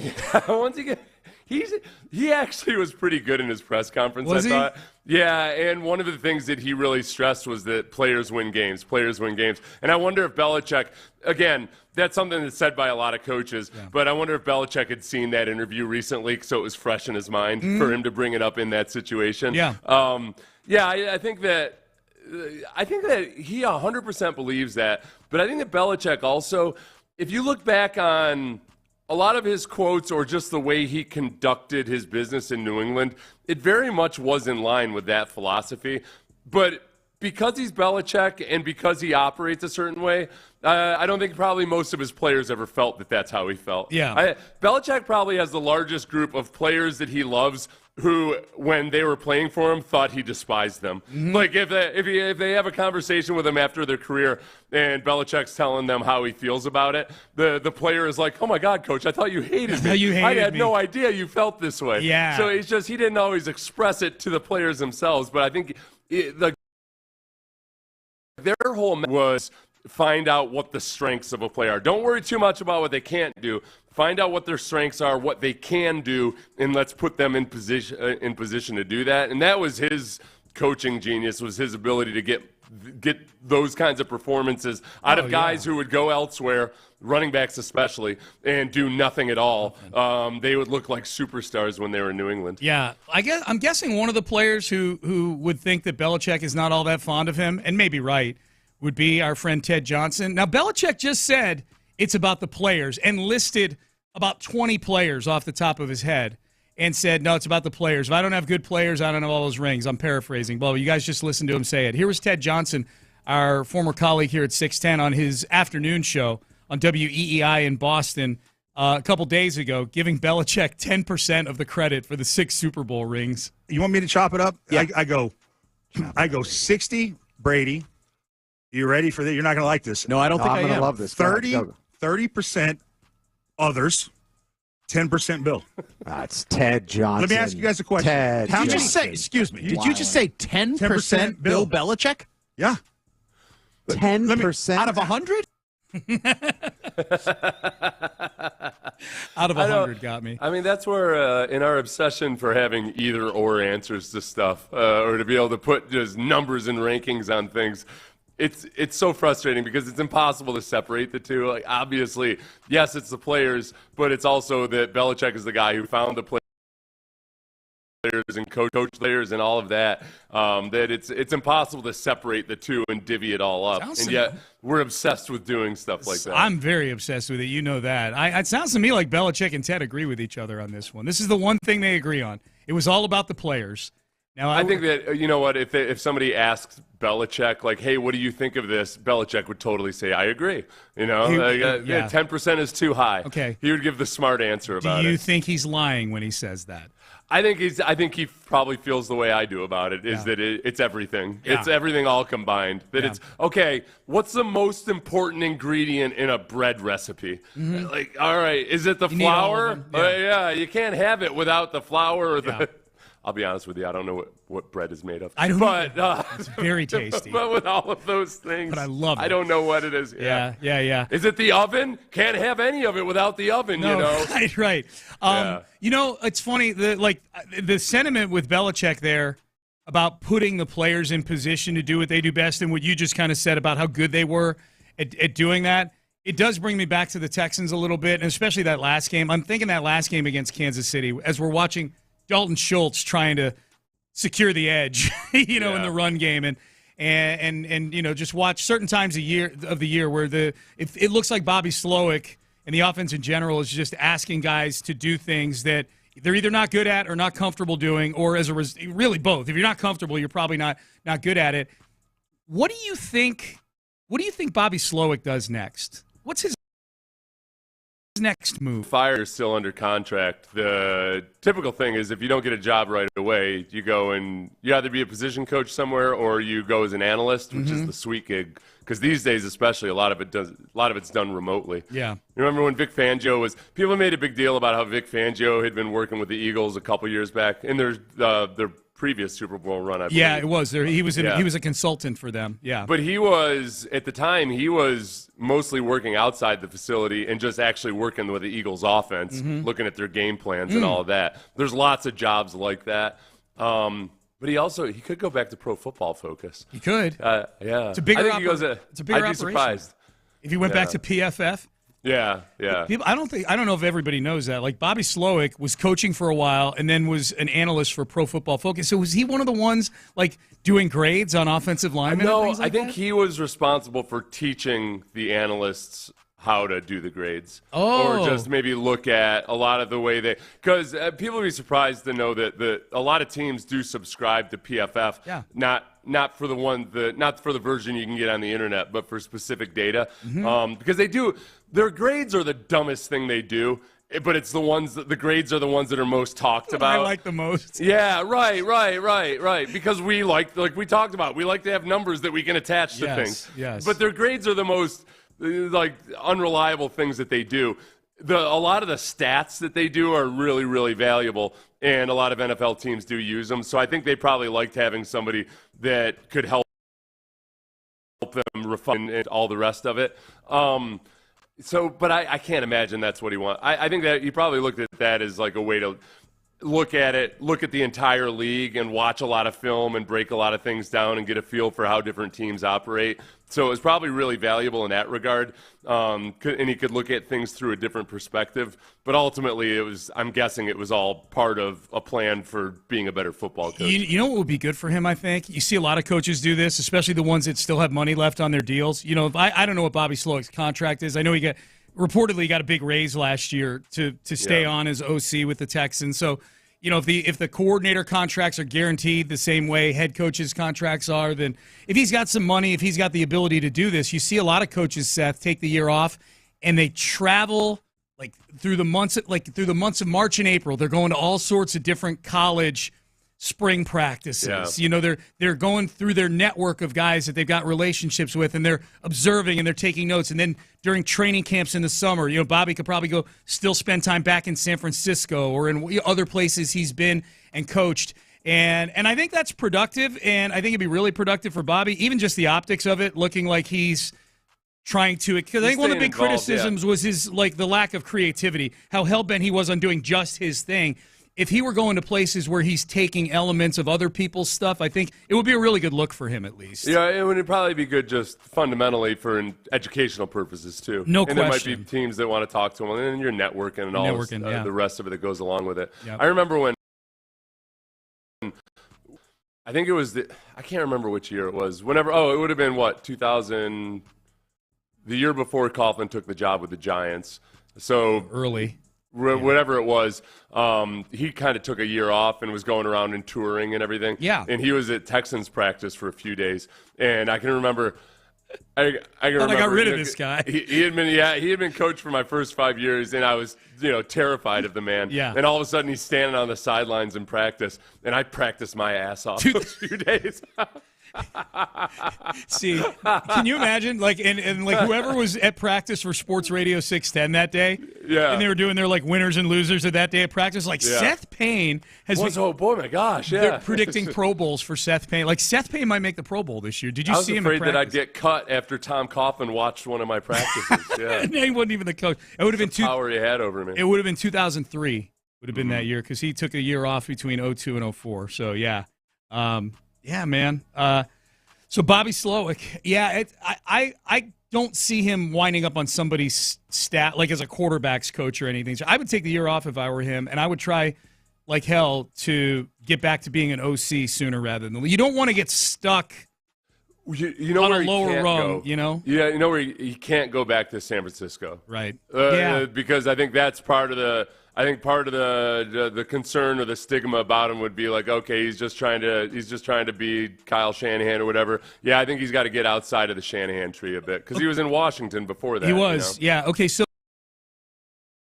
Right, the whole time. Okay, so does the same notion apply to Robert Saleh going back to be the DC, or is this more of an offensive thing with Bobby? No, I think with Saleh it doesn't matter because, for one, it's his defense, and Pete Carroll was a bigger influence on Robert Saleh than Kyle Shanahan was. Yeah. It's the other side of the ball. He's already established as a really good defensive coordinator. So him going back to San Francisco, it doesn't feel like he's going back to suck at mother's teat. Right. It's just him going back to do what he does, which is be a really good defensive coordinator. And I guess thus far it's safe to assume that D'Amico is going to continue with the same structure of him being the guy calling the plays on defense and not having a CEO type. Yeah, it all depends on how he feels with Matt Burke and whether he thinks Matt Burke is ready or should take over for him, and D'Amico becomes more of a guy. You never know with the play calling exactly. It's always a committee affair on game day, no matter who the coach is, because there's certain guys that are responsible for short yardage. There's certain guys that are responsible for third downs and all of that. So the head coach, the play caller, is always consulting with those guys with their area of focus for the week. So maybe D'Amico has already started doing that with Matt Burke a little bit. Maybe. You don't really know until you find out later when they write the book about the 3 Super Bowl championships. Let's hope so, man. That would be absolutely amazing. Why can't we be the team that people are saying is cheating via the officials? Damn it. That's what I want.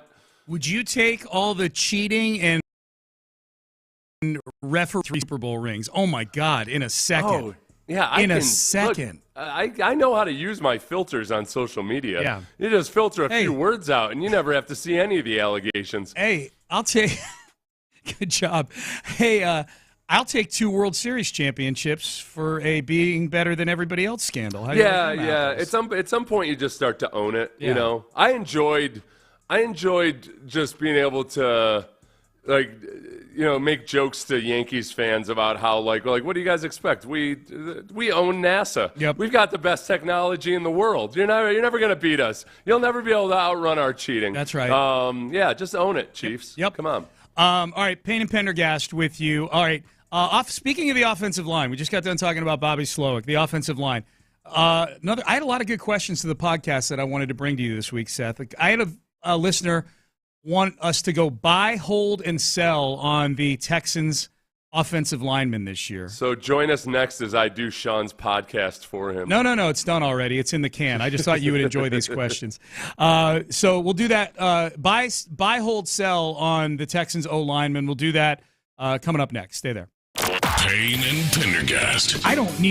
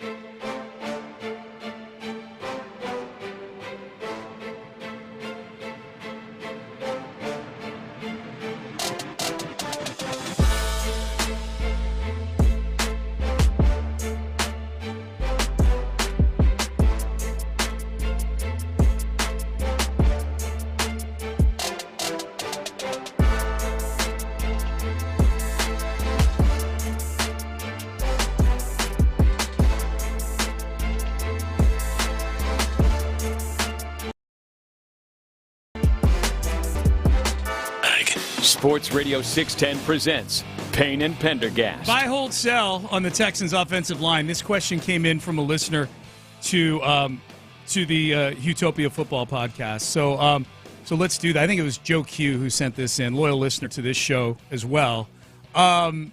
So Seth, I've got 7 listed here. The original, the starting 5 that were kind of the starting 5 towards the end of the year, and then Juice Scruggs and Kenyon Green.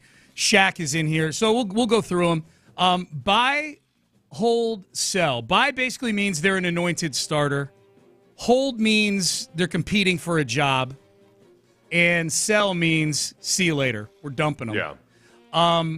And I realize like maybe some of these answers might change depending on who the OC is. Who knows? But let's run through these here. I want to get your take on these. All right. So we'll start with what I think is probably a fairly easy one. Laramie Tunsil. So buy means they're an anointed starter. Yep. I'm buying Laramie Tunsil, and I'm resetting my expectations on him because he really did make a concerted effort to become a more complete player this year. He's always been brilliant as a pass protector, but not nearly as notable as a run blocker. I think he really worked at becoming a better run blocker midway through the season. And I also do think that he worked really hard at not false starting all the time. Yeah.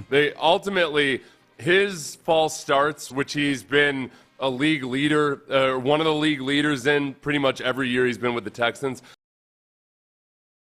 It's all back because you're trying to time the snap count so you don't get beat in pass protection, and yet you're harming your team at various times during the year. The really genuinely great offensive tackles don't have many false starts in a season. Yeah. So the fact that he definitely worked on that, and it stopped being an issue really until Davis Mills was in the Tennessee game, which I can make an excuse for that because of the cadence and all that. But I'm cool with Laramie for now. I am now, too. If there were an extra elevation above like extend, not just buy but extend, yeah, I'm holding off on that. Okay. For now. So if there was strong buy, you wouldn't go strong buy on Laramie. You'd go just a solid buy on Laramie Tunsil. Okay.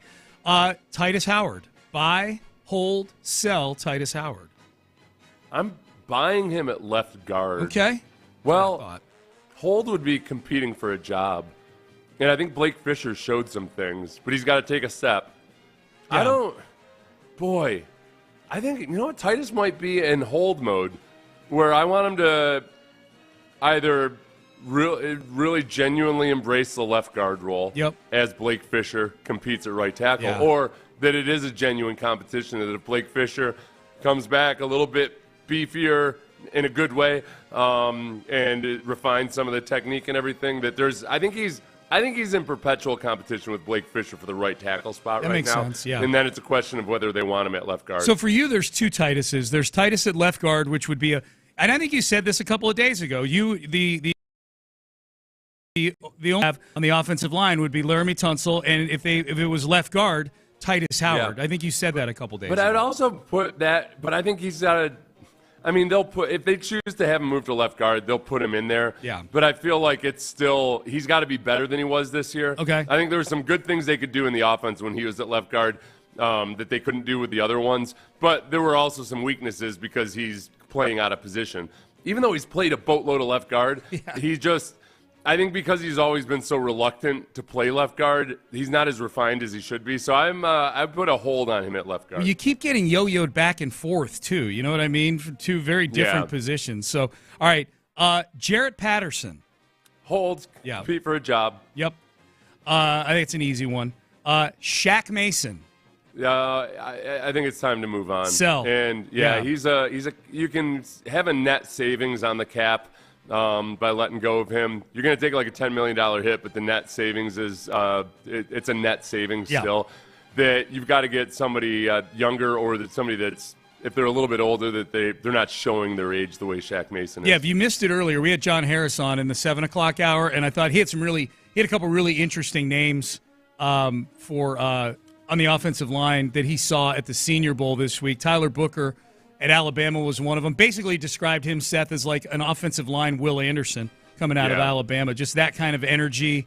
And then Gray Zabel is sort of an off-the-radar name probably for a lot of casual fans because he played at North Dakota State. But man, John from Senior Bowl. Like, go back. It was in the 7 o'clock hour at 7. We had Johnny on earlier today. You can listen to it on the Odyssey app. All right, so Shaq Mason, I'm in agreement with you on all of these so far. Shaq is sell. Blake Fisher. Hold. He's competing for a job. Yep. He's competing with Laramie at right tackle and or anybody else. If they move Titus with Titus at right tackle. Yeah. Oh, yeah. Sorry. Titus. If they move Titus to left guard, I think he's still got to show and prove that he can earn being a right tackle. If they decided to say right from the get-go that Titus Howard's a left guard, then I hope they go out and get a veteran swing tackle like a George Fant. Let's say George Fant was on this team, the 2023 version of George Fant. Oh, I would want Blake Fisher to be competing with him. For the right tackle. So whoever that Yeah. might be, if they get a veteran swing tank, a journeyman type, then Blake Fisher's competing with that guy. Is Blake Fisher the betting favorite for you right now to be the right tackle in Week 1 for this team? If you, I think so. Yeah. I think Titus at left guard and Fisher at right tackle is when they dice it all up in the offseason, they might feel like, okay, this is our best chance to have a respectable offensive I think so too. I think you know who I think knows that? Titus Howard. Based on kind of how he was answering those questions about that after the season was over, he was way more open to it. Yes, in terms of being up for the challenge. Yep. Yeah. Okay, last two. Juice Scruggs, buy, hold, sell. Hold, just like with Jarrett Patterson. I don't want Scruggs being out there treated like, oh, yep, you're the number one guy. You're our center. Here we go. Like, those two guys at least need to be competing with each other after whomever else. Yeah, that's got to be a competition. Kenyon Green. Okay, I know they're going to keep him, and because of his upside and because of his draft status, I would just cut the cord right now. Would you? And, yeah, I've seen enough, man. Are you nervous? Because to me, I would say, well, there's no harm in bringing the guy back to camp. Are you nervous that they're going to do what they did this year and give him the benefit of the doubt and just plug him back in there at guard? Yeah, or if not, just maybe give him the benefit of the doubt even as a guy that can be competing for the job. Yeah. He's injured all the time. Mm-hmm. He's not good when he's in there and healthy. We've seen fat Kenyon. We've seen skinny Kenyon. I want to see more development out of a guy. I feel like there's rookie free agents and 7th-round picks that show more development over the course of 3 seasons than Kenyon Green has. Yeah. So, it might just be time for him to go try to develop somewhere else. Yeah, that's interesting because he costs the same to cut or keep. It's the exact same dollar amount. Yeah, they'll keep him. That's my emotional answer. Yeah. It's like, all right, I've seen enough. No, just get guys in there that look like they're scrappy a-holes than whatever the hell this is. I wonder if whoever's interviewing for the O-line job, because the Texans are in the market for an O-line coach, makes like salvaging Kenyon Green part of their sales pitch to become the O-line. Kind of like, back when you're trying to salvage a quarterback, you're trying to salvage David Carr back in the day or whatever. Oh, I mean, yeah, there's positives you can point to. And I think the O-line coaches themselves would look at it and for all the reasons that Kenyon Green was a first-round pick. 15th pick, yeah. He's shown flashes of that. New coming into it would definitely think, okay, let's get the best out of him. I'm worn out and beaten down from 3 years of it. Dude, I was so encouraged by that Colts game in Week 1 where he was plowing Zaire Franklin over and whatnot. It turns out Zaire Franklin was probably thinking about his podcast at the time or something like that. Yeah, he ended up getting that done to him by plenty of folks. Yes, yeah, absolutely. All right, Payne and Pendergast with you. Larry is in Stafford. It's like when you find out that the woman you were just with was actually paid for by your dad for your birthday. You're like, oh, thought I was just a smooth talker. No, thanks, Dad. You're on a roll today, man. Larry's in Stafford. What's going on, Larry? Nothing much, son. Except that's what dads are for, man. It's our duty to make sure that our sons have these kind of experiences so that they can learn how to go out and navigate this world, man. I don't know my son understanding that whole philosophy that we have. Look here, son. I saw your truck yesterday, man. Are you sure you don't want to drop a box of that Yingling? Larry, do you want to become an intern for us for the week? Is that what I'm hearing right now? I'm thinking I can make that road trip to New Orleans for a week, man. I got enough vacation time left, man, that I could possibly do it because that looks like that's going to be a hell of a time, a lot man. Of beer. And you boys got individual rooms in New Orleans and don't have to hear Rich Lord snore and all that other. Hey, man, that might sound like some fun, man. But I don't know about J-Lo, man, because J-Lo eats cereal out of a cup while he's driving across that bridge that little ready, man. But look here. I know all these names, and everybody's getting a little restless about this OC search and everything. I'm okay with the Texans taking their time because I want them to get it right. And I tweeted out this morning, and I don't know if you guys answered the question or not, but I need to know if Nick Caley was in that building in New England with Jack Easterby, man. Because if he was in that building with Jack Easterby, I'm a hell no on that. Because, see, I know how these rodents work. They start just sending their little tentacles out, man, and then all of a sudden you got an infestation again.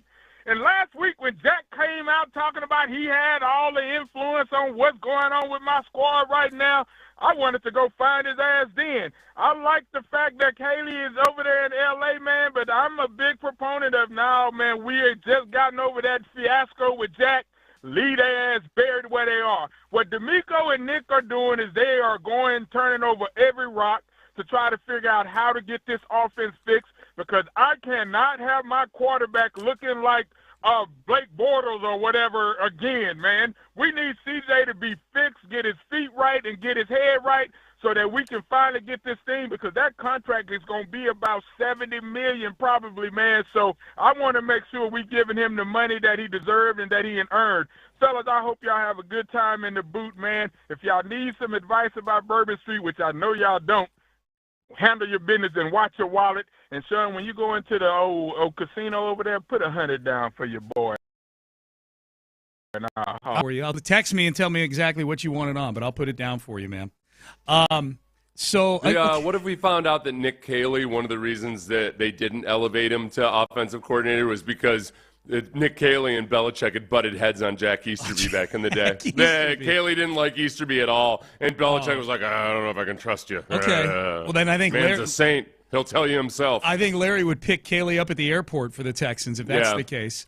I guess I'm over that part of it. About I hadn't even thought about that. Yeah, Easterby's influence in New England was exactly what it should have been, which was he was a character coach, player development type of guy.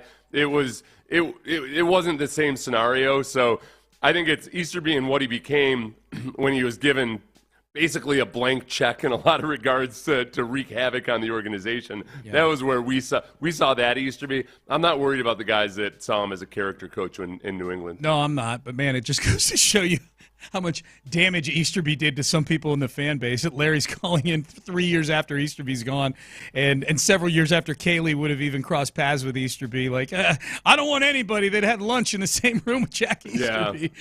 Yeah. Appreciate the phone call, Larry, as always. We will drink several beers on your behalf, thanks to Flight by Yingling, who's sending us to Radio Row next week. We cannot wait, and yes, several cases on its way to New Orleans for next week. Hey, listen to Sports Radio 610 on the Odyssey app for an hour each day for your entry into the Slam Dunk in Vegas National Contest. This is a really cool national contest.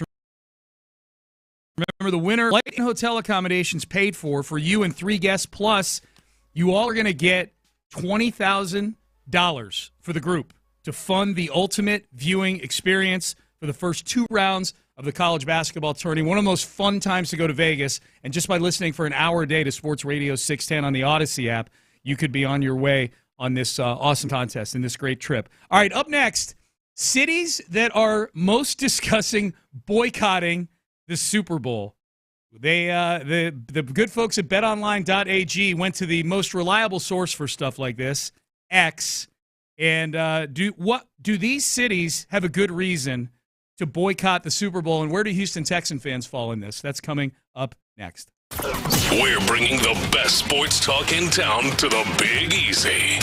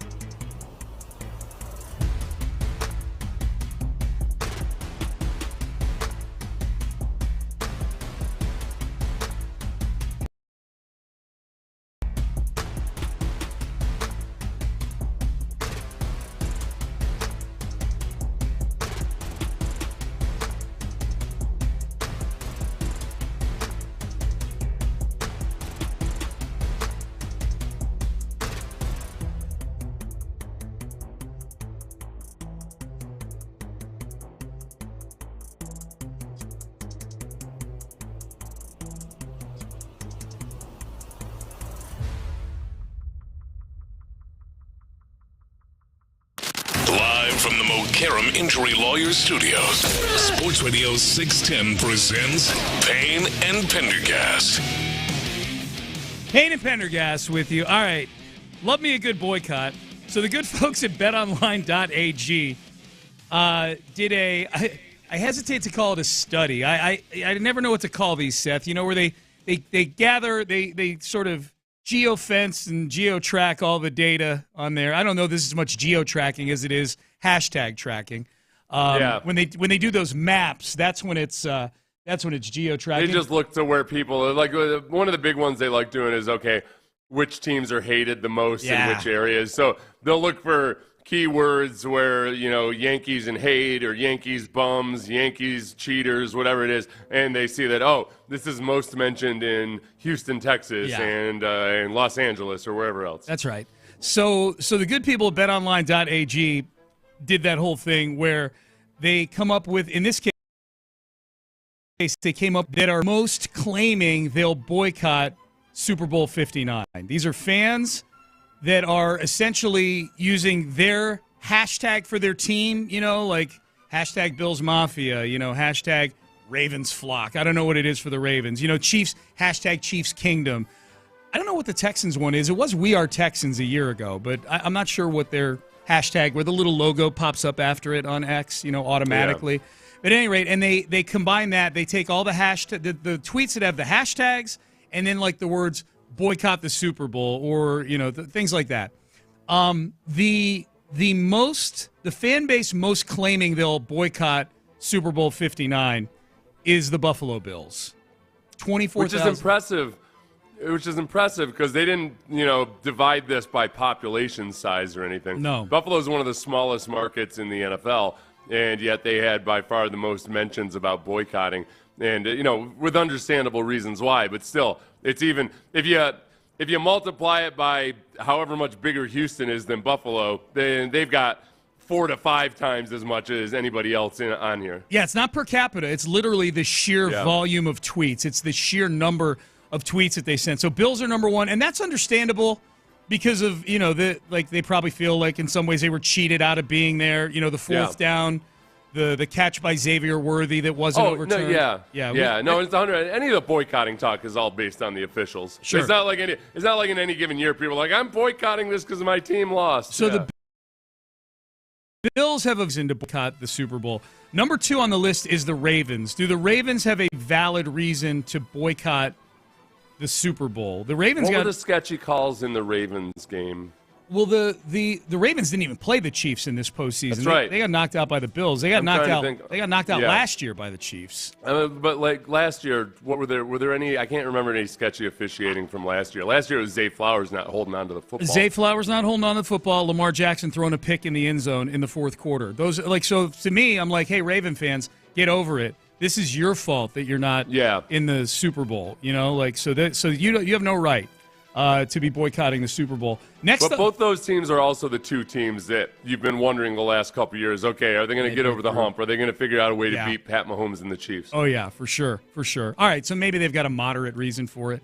Not nearly as much of a reason as the next one on the list is the Lions, who allowed the Commanders to come into their home and beat them by 2 touchdowns as the 1 seed. Mm-hmm. The Lions, these next couple, the Lions and the Browns are 3rd and 4th on the list. The Browns can just, to use your term, go die.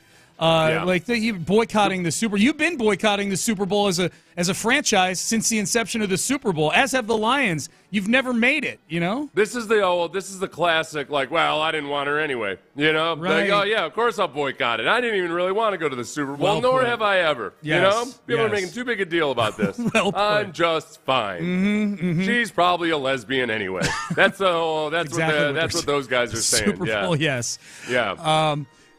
Vikings are next in the first round of the postseason with Sam Darnold as their quarterback. They've never won a Super Bowl. We got a lot of teams that have never won a Super Bowl that are boycotting this thing all of a sudden. Vikings, they lost. Because now it's now you can feel like, oh yeah, the whole system's rigged against us. Yeah. Now, as long as I can displace blame. Now this next one, I'm not surprised at. They weren't a playoff team. They've won 1 Super Bowl in their history. It was many, many years ago. Well, not that many. It was 2009. The Saints, I'm not surprised at boycotting the Super Bowl because, Seth, if you recall, the Saints are among the most litigious fan base in the NFL. Remember they were ready to sue the NFL over that pass interference missed call in the Yeah. They would have sent them to the – that was in the championship game, right? It was in the NFC title game in Yeah. 2018. That was the one the Rams went to and lost to the Patriots in the Super Bowl. Yeah. So they've stayed angry at the officials ever since. Yeah, they get lawyers involved when they get screwed over. So that boycott doesn't surprise me at all with the New Orleans Saints. I'll just rattle through the next few here in the top 10. Dolphins, Bengals. Stop me if you think any of these have a good reason. Dolphins, Bengals, Cowboys, Giants. That rounds out the top 10 of fan bases that are boycotting the Super Bowl this year. So, Cowboy fans, you've been boycotting the conference title game in the Super Bowl since time immemorial, since 1995. Texans are 17th on this list, which I feel like I could say about almost any list. They're either 16th or 17th. Which, Smack again, dab it in is, the middle. and it's a really large city, so I feel like that might even knock them even further down in terms of, I don't think, for the most part, Houstonians aren't blaming the officials for, even though we had a couple of the catchy calls in the game, I applaud the Texans fan base for kind of moving beyond that and realizing, all right, we got bigger fish to fry. Yeah. We've got Bobby Slowick's replacement to worry about. Yep. I'll tell you one thing about the Buffalo stuff. This has been such a frustrating week for me because I've had to, the people that don't usually follow football are now I grew up in that area. Yeah. Now they've been paying attention the last few weeks. What are they saying? They're sending me screenshots of reports they see on Facebook and asking me whether it's true or not. And I look at it immediately and my brain says that's 100% false. But then the other side of me that's like, all right, well, Seth, don't be a know-it-all. And who knows, maybe you'd miss this report. So the first one that I had to shoot down was that 3 officials from the Chiefs-Bills game had been fired by the NFL. And because of the bad calls. And I'm like, I'm almost positive, but let me spend 15 minutes Googling this crap. And nope, there's no truth to that. Yesterday, the one that I got was that the Pagulas, the owners of the Bills, are suing Andy Reid for his role in a match-fixing scandal. Oh, my God. Which immediately I see match-fixing. Yeah. And I'm like, all right, this isn't even an American that's scamming you. No. This is a European soccer Bundesliga, fan. Premier League person. Yeah. So, and definitely, all right. This one I didn't fact-check as closely because I know if Andy Reid himself had been implicated in something and was being sued for it, it would have been on social media these days. I would have known about it. Yeah. But they had to ask me if that was true or not. And which and this is where it freaks me out. Yeah. Is that these people are like, this is how they're making decisions about many things in the world, and they don't always have a Seth Payne they can ask about. No. Like when it comes to various other topics, much more important than football. That's why I'm not a big fan of the satire accounts on X, where just because so many people, even when it's obvious satire, there's a good 10% of people in the replies that 100% believe whatever the satire satire's was. not obvious to everybody if you're not plugged into, say, sports on a daily basis. You know what I mean? Satire is not obvious to a lot of people anymore either because there is so much genuinely stupid stuff on the internet that sometimes you see something stupid and you're like, does this person mean this? Right. Or are they joking? I don't know. Yeah. So if I may ask, if you said this, I apologize. Did the friends or relatives that you're talking about that were coming to you with these things that they saw on the internet, did they skew in a certain age bracket or anything? Did they skew older, or did they just detach from sports? In this particular situation, yes. Okay. But I have gotten into other. I was telling somebody who was in their 30s last year. Yeah. Same area of the country, by the way. Mm-hmm. I was up in my wife's hometown. Yeah. Oh, and it was. I can't remember which fake report it was, which was a completely fake or bogus report. But this was like 2 weeks after the fact, and she brought it up about how this quarterback or this coach was doing such and such, and it was part of an argument she was making to me. No, it wasn't. It's everybody, man. It's everybody. How did you handle it with this particular person or people that were coming to you with stuff in the last few days? Okay, the older person that's been coming to me in the last couple of days knows that they get duped by Facebook. Okay, and they've been duped in the past. Okay, so they're a self-aware, they're a self-aware, gullible person. Yeah. I don't know. So much of the stuff is just so well done, though. This one wasn't. This one read like a this news report read like a Nigerian hostage situation. You were embarrassed for your friend or relative in this. Yeah, yeah. Like it's like, okay. Like I realize that it's in headline font, but there's 3 misspellings in the headline. Yeah. So yeah. That's fun. But you didn't embarrass them or anything like that. No. Yeah, you just explained to them politely, like, hey, yeah, that's good. That's good. We got the other side of it. My brother texted me the other day. I think I told you this. He texted me as my mom was visiting. He's like, Mom just told me, did you know that Peyton and Eli Manning have a nephew who's a college quarterback? You did tell me that. Yeah, that's great. And my mom was saying it like, oh, did you realize? She was probably, dude, she was probably pretty proud, too. Like, yeah. She thought she was springing it on Dan. My brother was good. He was polite about it. Oh, yeah. I mean, he texted me under the table, but still. Yeah. That's great. That's great.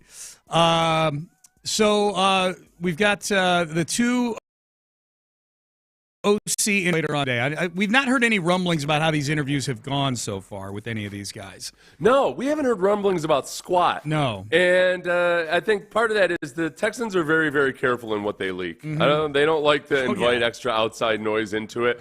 It's always interesting, though, too, that I think the agents understand that because you haven't heard any leaks that, oh, this interview went really well. You haven't gotten Ian Rappaport up there saying, like, Jeff Nixon, a very viable candidate, is said to have, quote, hit it out of the park. According to sources, and you can see he forgot to like cross out the A from agent on the.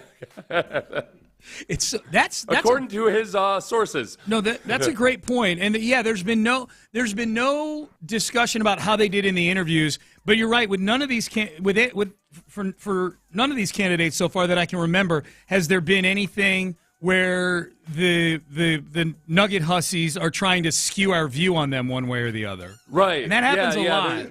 There's no lobbying on behalf of sources with a Z. Yeah. That I don't. In one way, it's frustrating because it just seems like a complete black box. Yeah. You don't know what's going on. Bad for radio. I'll say that. We're just gonna see those puffs of smoke out of the NRG Stadium to tell us. Is it white smoke when a pope has been chosen? White smoke. Yep. That's right. Yeah. It's white smoke when it's black smoke when Notre Dame loses in the national title game. That's how it goes. Catch up on Pope news. Yeah. Lopez, what's going on with the Pope? Oh, man. He's hanging on. Our papal correspondent. He's having a good month. You look like a Roman Catholic. Yeah, Again, he's doing fine. Actually, I'm not. Actually, I changed. I switched. You did? Yeah. Are you a Jew now? No. I'm Episcopalian. I was about to say, assalamu alaikum. I'm Episcopal, just for various reasons, mostly because it's all the sin, half the guilt. Yeah. Oh, that's good. It's efficient. Yeah, it's more efficient. Efficient Much denomination. like Catholicism. If you're planning on doing some sinning, right. Well, main reason they have women priests. Okay. Yeah. You know, don't know where to go with that. No. there are places I can go, just places I shouldn't. And priests can get married. Oh, okay. That's always been one of those for me. Where so it's an altruistic thing. Yeah, but it's still basically Catholicism, same service, but just it was always interesting. A little less guilt. Well, I mean, it was created just specifically so the king could get divorced, right? That's right. Yeah. Three times, I think. Yeah. So it's the same thing. It started off as we're going to do everything exactly the same, except that you can get divorced. You can, okay. Okay, so Seth, did you know that? Is it yesterday that was the Lunar New Year? Yesterday was the beginning of the Lunar Year. The beginning of the Lunar New Year. Did you know that, Seth? I think that's when the Pope puts on his goat horn thing and they go around. No, and it's when he eats Chinese food. Isn't that's what I saw online. See, I didn't know that. There goes the AI summaries getting us again. I think John and Reggie, were both a little taken aback that I was not aware because you celebrated the Lunar New Year by what, John? Going to eat Chinese food. Chinese food. Okay. Which I feel like is really the bare minimum on these things. Yeah. Like there's a lot more to these spring festivals. Brethren. Check the box. We're just got some fried rice. I got that done. You went and ate a version of Chinese food that doesn't actually exist in China. That's right. Yes. Actually, I really did. It was Little Hunan chicken, man. But this is the genesis of y'all's question of the day. Yes, the question of the day is what slight inconvenience, nothing horrendous, what slight inconvenience would you wish upon your worst enemy? Not the Chinese New Year. No. We need to clarify. It's not because of the Lunar New Year. It's because you got indigestion. Because I had Chinese food, and about an hour later I was getting indigestion, then it got worse, and then in the middle of the night I woke up with more indigestion. I was drinking sparkling waters like they were going out of business. Yeah. So Reggie had, and I were talking about this, like just a slight inconvenience that you would wish upon your worst enemy. Okay. Ooh. Okay, does this rise above slight inconvenience? Probably. I would wish that his wife have a very close work friend like that. Oh, Dude. Work husband? Work husband. That is awesome. Work husband's a great answer. This is checkers on the show and chess is that is psychological warfare. I was like, 4 flat tires. Seth was like messing with his mind. Oh, my God. That's awesome. That's he's my work friend, honey. Top that. My work husband, which I hate that term. She's hot. My work wife. You come home and she's making a lasagna. And he's like, oh, that's for dinner? Like, actually, no, I'm taking that to work tomorrow. Jeff asked for it. Jeff loves lasagna. Yeah. Jeff just went through a tough breakup. Yes, a tough breakup. And then she's headed to the gym. Mysteriously, she never goes to the gym. Yeah, it's weird. It's weird. That's another one. Yeah. Has the same, trainer. Yeah, at the gym. personal trainer. Yeah. Oh, man, there's going to be some good ones. I feel like tennis coach is even better. Yeah. Oh, yeah. A lot of bending over in short skirts, picking up tennis balls. A lot of stroke talk. For sure. Oh, that's a good one. Oh, so when is this? 10:40, baby. 10:40. All right, good. All right. So That'll be a good one. I'm not going to do anything for the next 40 minutes. I mean, if that's the case. In celebration of the Lunar New Year, I'm going to do nothing for the next 40 minutes. Again, I'm not sure if that's how that works. All right, fellas. Seth, antibodies to you, my friend. Antibodies and a kung pao to you. Thank you. Seth had a day today, man. He did. I heard him say she's probably a lesbian anyway. And I'm like, what? All right. That's why you listen to the We show. are done. We are out of time. KILT AM is what you're listening to. Also, KILT FM HD2 is what you're listening to. Houston, America's 4th largest city and a beautiful place to live. An Odyssey sports station. That was. I should probably do this for real, huh? You added KILT AM, KILT FM HD2, Houston, an Odyssey sports station. That's what you're listening to. Reggie Atatula, John Lopez, Figgy Fig, they're in the loop. This is going to be a good one. They start now. I don't appreciate you promising things, and I'm not sure if I'll deliver. Sean's riffing. Sean's riffing with the FCC. I love it. He's like, doe a deer, female deer. Yeah. 2 middle fingers to the FCC with my reading of the disclaimer. It's all good, man. We're keeping it light on a Thursday. That's Thirsty Thursday type vibe. I appreciate it. Indeed in the loop right here on Sports Radio 610. John Lopez, Reginald Atatula, Figgy Fig, normal configuration. And you guys are already wishing slight inconveniences on your enemies. This is going to be good. That's coming up the 1040, our question of the day. Man, you guys are having a blast. Yeah. I also have a question that I would like to ask of the people later in the show. And I gave Lopez a lot of crap for it earlier I think a few months ago. So we'll see how that goes. But we begin with a hearty welcome to Bill Lazor, not to Houston, he's been here, but to the offensive coordinator search of the Houston Texans. Welcome, man. There's some refreshments on the table over there. There's a few guys, someone that you already know. So you go ahead and mingle and welcome to the party. He knows his way around. Welcome to the party, pal. Absolutely. Now he becomes the 5th name that we have in this offense coordinator search. Of course, recap: Jeff Nixon, offense coordinator of the Syracuse Orange.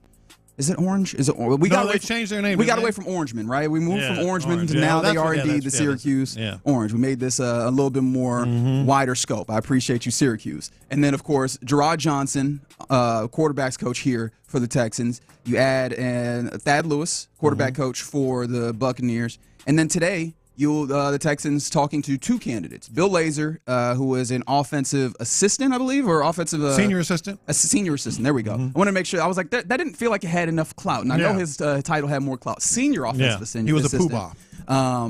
Poobah. He was a poobah. I know I just don't know what that word. Like, what's the word? First time I ever heard the word poobah was on Happy Days, where where the father belonged to the Leopard Lodge. Yeah, and he was the grand He was the poobah. grand poobah. Yeah. A satirical term derived from the name of haughty, prideful character Pooh Bah in Gilbert and Sullivan's The Mikado. Okay, there we go. Okay, all right. there So we go. I think I Bill became more Lazor. cultured. That was Bill Lazor. Somehow, maybe. And then finally, Nick Caley, who was the passing game coordinator and tight ends coach under Sean McVay in L.A. That was the longest way that you could possibly lay out this offensive. And I think we will carry on the legacy that has been started on this day by Seth Payne. You guys are killing my promise right now. That's why I didn't promise it. But yeah, so with these names that we have today, and specifically with the addition of Bill Lazor, what is your kind of response? What does it say about this search for you? I looked at it more in a big picture. And 30,000-foot view. Yes. Tell me if I'm looking at this wrong. That's two in-house candidates. Sure. That they are interviewing. And if you're interviewing someone, that means you legitimately, it's not for show, you legitimately believe they could be leading this offense in 2025. So as I look at that, you have Gerard Johnson and Bill Lazor. Gerard Johnson, quarterbacks coach, as we all know, very close with C.J. Stroud, worked at several different places, was sort of not thrust upon, but Bobby Slowick inherited him, so to speak. He never worked with Bobby Slowick before. Right. And you have Bill Lazor, an actual offensive coordinator in the past. Now, his offenses have never really been, what you would call top tier, but they weren't ever awful either with whom he worked. I want to stop down on that thing that you said, because I think that's like worth thinking about for a second. Yeah. They were never really that good. They were never awful, though. Right? Like they weren't awful. I don't know. I feel like that is something. I don't know to what degree that is a thing. Well, if I said, that Reggie Atatula, he's not awful. That's not exactly a great compliment. No, it's not a compliment. And the reason why I'll talk more about the reason why I'm not harping on that in this moment, but the idea that, hey, man, you never had an offense where you go, oh, wow, there's the stinker. I think that is worth something. Average to below average quarterbacks, too. That is because the three instances where he was the out-and-out offensive coordinator, Andy Dalton in the NFL. He was there with the Cincinnati Bengals 2017 and 2018, those two seasons. That is with, I guess, an ostensibly offensive guy in Marvin Lewis, and obviously Andy Dalton there, who, I mean, by that point in his tenure, Andy Dalton, he was sliding maybe a little bit. Yeah, because Andy Dalton, I always used to, and I always thought he was very mistreated. He was actually pretty good. I always thought Marvin Lewis was mistreated. Like, well, that too. For an organization that was wildly cheap, like they constantly made the playoffs. Now they didn't win no games in the playoffs, but they constantly made the playoffs. And if you go back and look at those teams, wasn't a lot of talent, wasn't a lot of anything being given to them. Yeah. So but yes, Andy Dalton also. I always viewed him as the line of distinction, line of demarcation on whether or not you needed to get a new quarterback. Right. I always and I feel like I'm not unique in that. A lot of people viewed it as like if your guy is better than Andy Dalton, you probably keep him, and if he's not, you might need to go ahead and look. So, understanding that is probably as passable as you could get as a starting quarterback, and that was what Bill Lazor was working with in that circumstance. Other instance of him being an offense coordinator was which one was? Oh, Miami. Before that, actually. Didn't he have Tannehill for a while? He had Tannehill in, I believe, that 15 season. A young Tannehill that, if you remember at any time on the broadcast, they would let you know, remember, he's athletic. He played wide receiver at Texas A&M. Yeah, he did. But yeah, man. His quarterback was Gerard Johnson.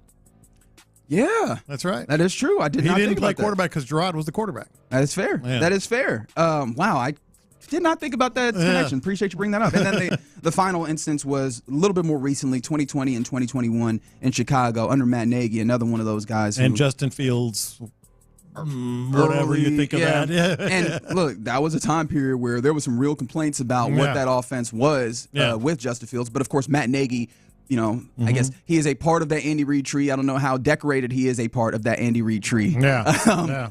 How many people out of that Andy Reid tree are particularly decorated either? That's always a fun thing, is like seeing those coaching trees and how strongly. Trying to think. But yes, Matt Nagy was in that tree, and so you wonder a lot of these instances, and what is actually his offense, and what does that say about what he is going to bring? Because I'm not sure that you can look at his previous stops and definitively say, I think that this is the largest influence on what it looks like. But here's where I landed, and that's why I brought all that up. Yeah.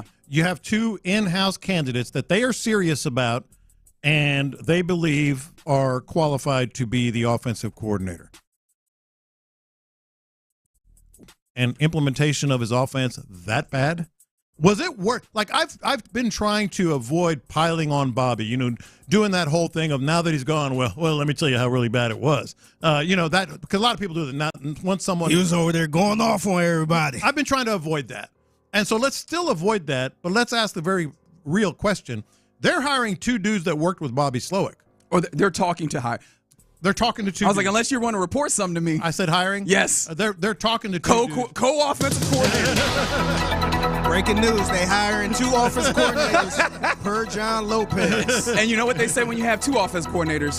You don't have any. That's right. I always say that. They're talking about hiring 2 guys that worked with Bobby Slowick. Yeah. So where I'm going is, what does that say about Bobby Slowick? Like, I don't want to pile on, but there's been this talk about like. And we've talked about it, and other shows have talked about it.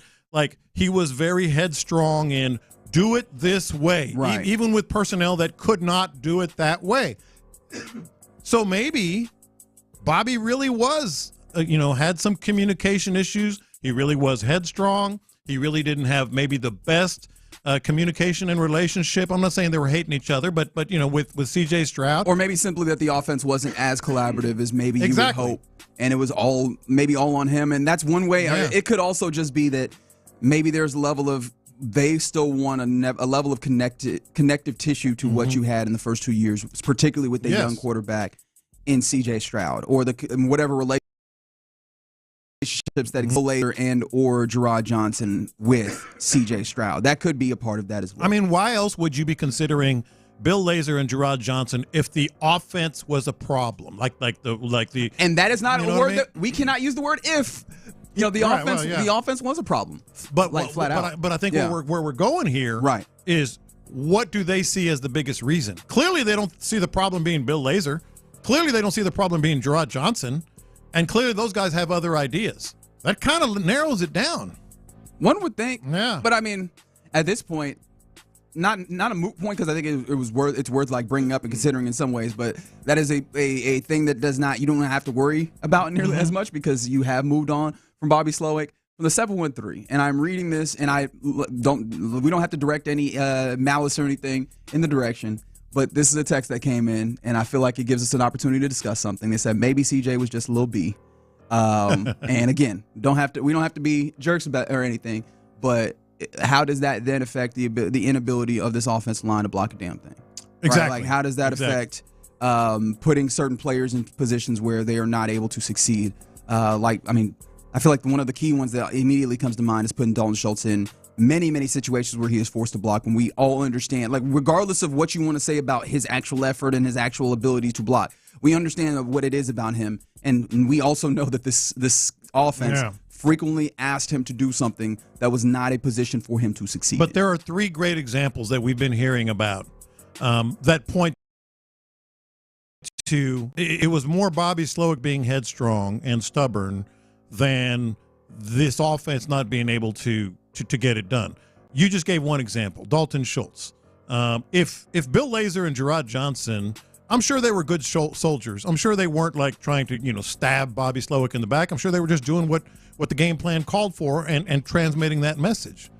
But they clearly have a different approach with the tight end blocking, on clear passing situations. They clearly would have a different approach of these big, heavier, I wasn't going to say fat, but the heavier offensive linemen. And saying heavier any better. Getting to the second level. Okay.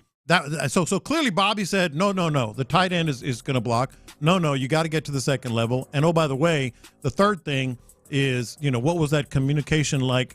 Put it this way. Was C.J. Stroud heard with Bobby Slowick? Okay. Okay, and that's what you're taking from that portion of it. But again, today you're having a couple of coordinators talking to the people in charge with the Texans. They're talking to Nick Caley, who he's also, we talked a little bit about him yesterday. That's a young guy, but he has some experience, in other places, has not called plays. How much do you value the idea that now they're getting to a place where they're talking to someone who has called plays at the NFL level, and Bill Lazor, regardless of how you feel about his actual tenure or the offenses that were kind of middling, I guess, when he did indeed call those plays? I actually cannot separate those two things. And people add levels to their game and change. You know, we've talked a little bit here and there about Chip Kelly. I went down a rabbit hole of an old Chip Kelly podcast with, I forget who it was. I need to remember because it was a really good podcast. But and he was talking about this exact same thing, how what he's doing now is slightly different to, you know. So coaches can change. 100%. But, boy, that's 3 stops as an OC that didn't take. You know, that's 3. It wasn't like a young guy. I think Lazer's 52. But it wasn't like a young 37, 38-year-old like Gerard Johnson or a 32-year-old, I believe, Nick Caley. Whatever. No, Caley's older. He's older. One of them is younger. Maybe whomever it was. Nixon is older, I know. But either way, it wasn't like this young coach. Well, when I say older, like older than that is what I meant. Nick Caley's 42 years of age. Yeah. Okay. So it's still young as a coordinator who all of a sudden maybe had a different stop, a previous stop as an OC, and now, you know, has changed. No, he's been it 3 times. So I'm not real high on Bill Lazor, but the thing I'm taking away is the Texans are talking to him and are high on him at some level. So I think it just points to this offense and the communication and Bobby Slowick, it might have been worse than we thought. And, I mean, it would stand to reason if that was the case. Mm-hmm. That would explain some things, and also why, like, it took so long to find any level of juice, any level of progress with this team. And you hope that, like, even just off of that alone, because you were able to get a few things done, even in a consumer. But if that is the case, right, rock with me here. You're able to get a few things done. How much better does it look if you have a system that's more collaborative, or a room rather that's more collaborative, where you're able to express those ideas? And I imagine that's some of what the Texans, if that was indeed the case, that's what they would be working through and looking through. That's every job in every industry. Yeah, every job in every industry. This show, how much better is it when we're collaborative? Collaboration is always going to be a desired. Yeah, when Figgy or I or you are heard and seriously heard by the other 2 people, that stands to reason here as well. And the 281 says this, and as much as I want to cringe, I don't think I can. Said it sounds like Bobby had a Bill O'Brien view on his offense, inflexible and unwilling to change. It does sound like that. It does, yeah, especially if you don't want to adjust. Yeah, it does, and especially when you balance that with, hey, they feel pretty good about what Gerard might do different. Hey, they feel pretty good about what Bill Lazor might do different. At least insofar as they are willing to have a full conversation about this, and get an idea. Yeah.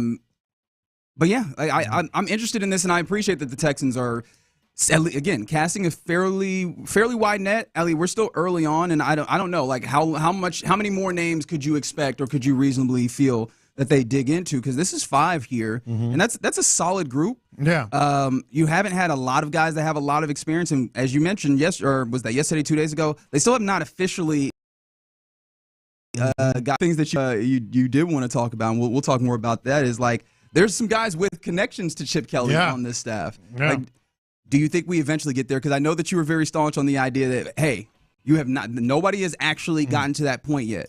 Do you believe that they do eventually get to the Chip Kelly? Because we've had a lot of conversations, the royal everybody around this Texas thing about, hey, Chip Kelly and even being a preferred candidate. I think the most interesting thing about these 5 guys, is it 3 or 4 that have connections to Chip Kelly? I think it's at least 3. Bill Lazor has a connection to Chip Kelly. Jeff Nixon, right, has a connection to Chip Kelly. Was it Nick Caley's the other one that has a connection to Chip Kelly? I think he was an intern or an assistant coach, an assistant to the position coach with Chip Kelly. So that's interesting. Maybe it's sort of a roundabout way to get to Chip Kelly, but still. Do you feel like they would have got to him by now, though? Yes. Because I'm kind of wondering if Chip Kelly actually want to be an OC in the NFL at this point. Well, that's a great question. I mean, let's not forget, he went from head coach at UCLA to offensive coordinator at Ohio State. Maybe that's his cush job. And it sounds like Chip Kelly has a view on life that I have, which is maximum fun to minimum responsibility. Yeah. That is the way I would like to live my life. I don't know. I don't always get it that way. But, if I can have maximum fun, minimum responsibility, that's the way I'd like to live it. And that's what a move like to Ohio State feels like. And in order to away from that, you would have to be in a circumstance that really, especially, it's not the upward to the head coach. And it's position. the same position. Right. You move to the same position and making less money. Mm-hmm.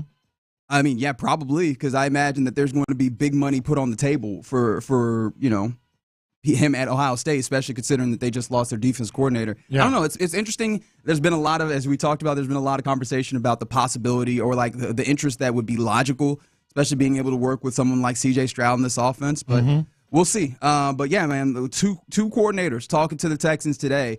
Nick Caley being the one that has like a lot of buzz. I know that Albert Breer wrote was it a few weeks ago or whatever, it might have been a few months ago rather, about how when Gerard Mayo was looking to fill his staff, Nick Caley was offered $3 million to be offense coordinator, and it's worth noting that is at the top. Yeah. That is near the top or at the very top. That was the most any coordinator made last year. Coordinators. Yeah. I think Todd Monken was one of those guys. Oddly enough, Mike Kafka was up there. That was the other one. I couldn't remember. For the Giants, which I was like, hey, how did that work out for you? One of those guys. Yeah, that really earning that money. Yeah, that one good year though. Yeah. And that would be a pay cut. That was it. That would be a pay cut for Chip Kelly. As of right now, are we certain? No, because they're gonna. Yeah, I was like, I'm not sure, but I mean, they're talking $4 and $5 million. Yeah, well, his defensive counterpart just got what, 5? Was it 3? No, it was 3 at Penn State. Yeah. So yeah, I think he was making 2 at Ohio State. Yeah. I mean, the Texans have money. However, would they be willing to be, highest paid coordinator in the league money? That remains to be seen. But I guess you'd have to start by 2 coordinators on the docket for the Texans happening today between Nick Caley, passing game coordinator for the Rams, and Bill Lazor, who was the senior offensive assistant here. Another internal candidate that is there for the Texans to consider. All right, you're in the loop right here on Sports Radio 610, just getting going on a Thursday. Let's turn here. It is Thursday, and tonight the Pro Bowl games get going. There's the Thursday Skills Challenge. Are you in on this? And what they'll be taking part in on Thursday. We'll talk about it next. All right. It's happening. It's happening right now. The Houston Auto Show, the Houston Boat Show. Let's just call it what it is. The Houston Automotive Show. Get your get a look at your next vehicle, or at least start gawking at a vehicle that you really love, or boat. They have them both. It is really, truly the premier, grandest show of the year for all the automotive enthusiasts and boat enthusiasts. But take your family. It's open today through Friday, 11 a.m. to 8 p.m., Saturday 10 to 8, Sunday.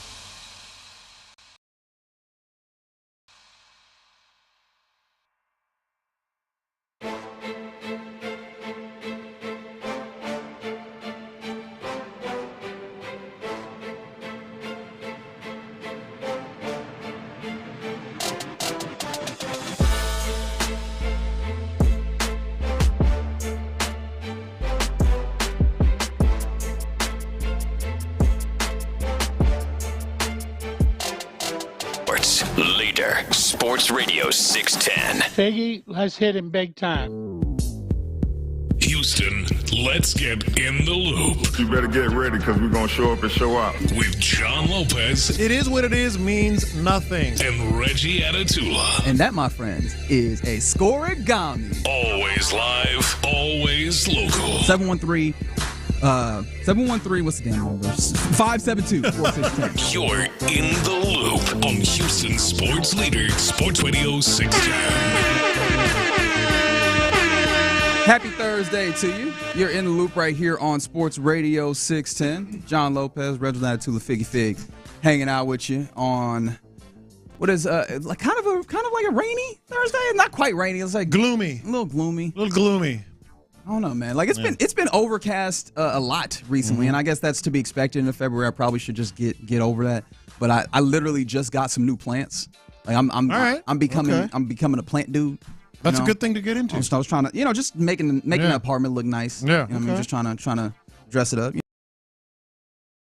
For people. Now I had never thought about, how much sunlight is coming through this thing, and now I'm like, is this the right place for this plant? Hey, you got a balcony, don't you? Patio?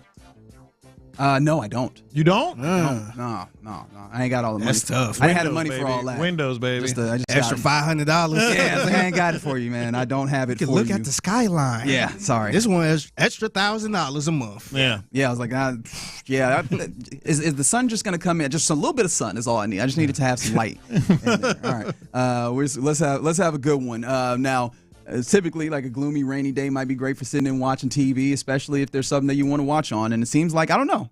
I'm interested. Are you guys interested in the NFL product of the day, which is Pro Bowl Thursday night, or as they are calling it, the Thursday Skills Show? That will involve, obviously all the Pro Bowlers, including your very own Pro Bowlers that are going to be involved in some of these activities. Because, all these All-Star games have lost their luster for a lot of folks, and the NFL in particular. They saw that the Pro Bowl game, especially like it's hard to have the same level of physicality that makes the game interesting and fun for folks. So they switched to this different kind of way of doing things. And I don't know. I was always curious to see how many people actually wanted to tap in with these things. So a couple things. Foremost, I think the bigger discussion is the All-Star thing, which we've talked about here and there, and of course we're not ignoring the Rockets playing tonight. We're talking about this. So I was looking at. Talk about some I scold somebody on YouTube, by the way. Which you don't have to scold somebody. Why you guys treat them like that, man? Well, they know I love them. Like you don't have to act like a dad. Act like a grandpa in that situation. You know what I mean? I'm acting like me. Shit, like it's too damn bad. Well, that's not the grandpa stage. I feel like when you get to the grandpa stage, like now you're just like really nice in a way that you were probably a hard ass. Yeah. And that actually annoys me. Do you get the mean grandmas and grandpas now? I don't know. Because I feel like they spoil the kids more. Yeah, it's all spoiled. Especially if they don't. Most of those mean grandmas and grandpas had to raise those kids. That's what I was going to say. Yeah. If they raised them, then that's a little different. That's different. But if they ain't got to do nothing with them. Hell no. There go $100, buddy. Yeah. Hey, you want some candy? You can get all the candy you want. That's what I do. Is she going to be able to eat that? I said, of course she can eat that. She's in our house. That's crazy. That's crazy. But, okay, so first the scolding. Don't worry about the scolding. No. Skip forward to the next thing. Because I want to make it clear, where we are. Because it's like, a Pro Bowl, which is part of this discussion. You should be talking Rockets. Look, you're not going to find two people that watch basketball, especially Reggie.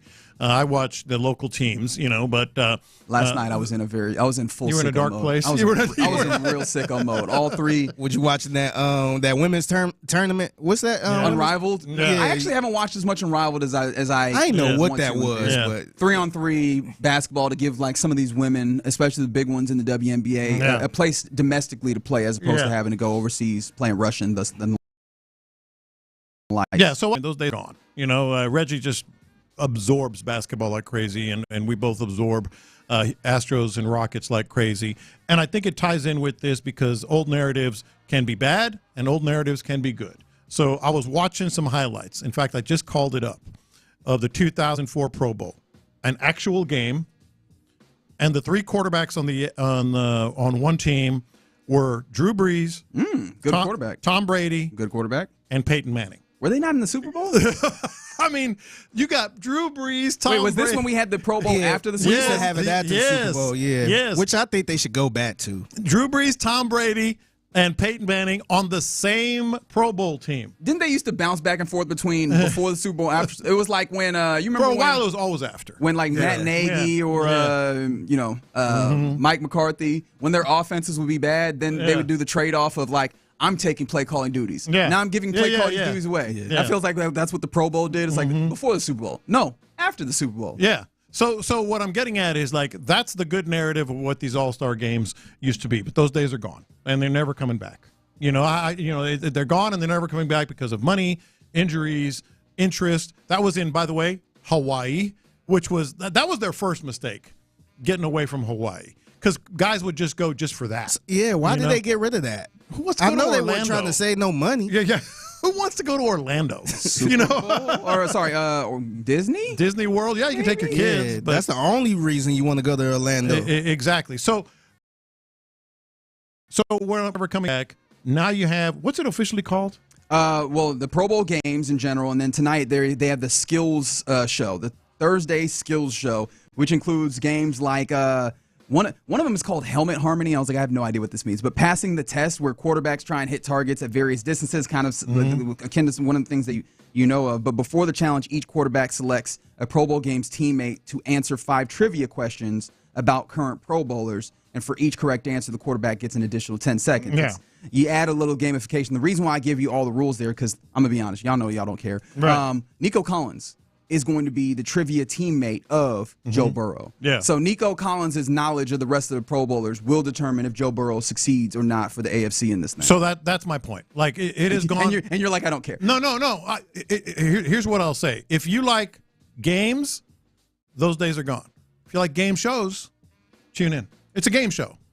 Yeah. The Pro Bowl is a game show. You're not trying to see the relay race? Daniil Hunter is in the relay race, baby. Yeah, It's a game show. It reminds me of those competitive game shows. It's a game show. It's like those videos you see, whatever, jumping over crazy stuff. The Japanese game shows or whatever. Yeah. Or if you watch a Space City Network, you see that Extreme Tag. Yes. It's Extreme Tag. It's a game Which show. look kind of fun. And by if the you way. like game shows, tune in.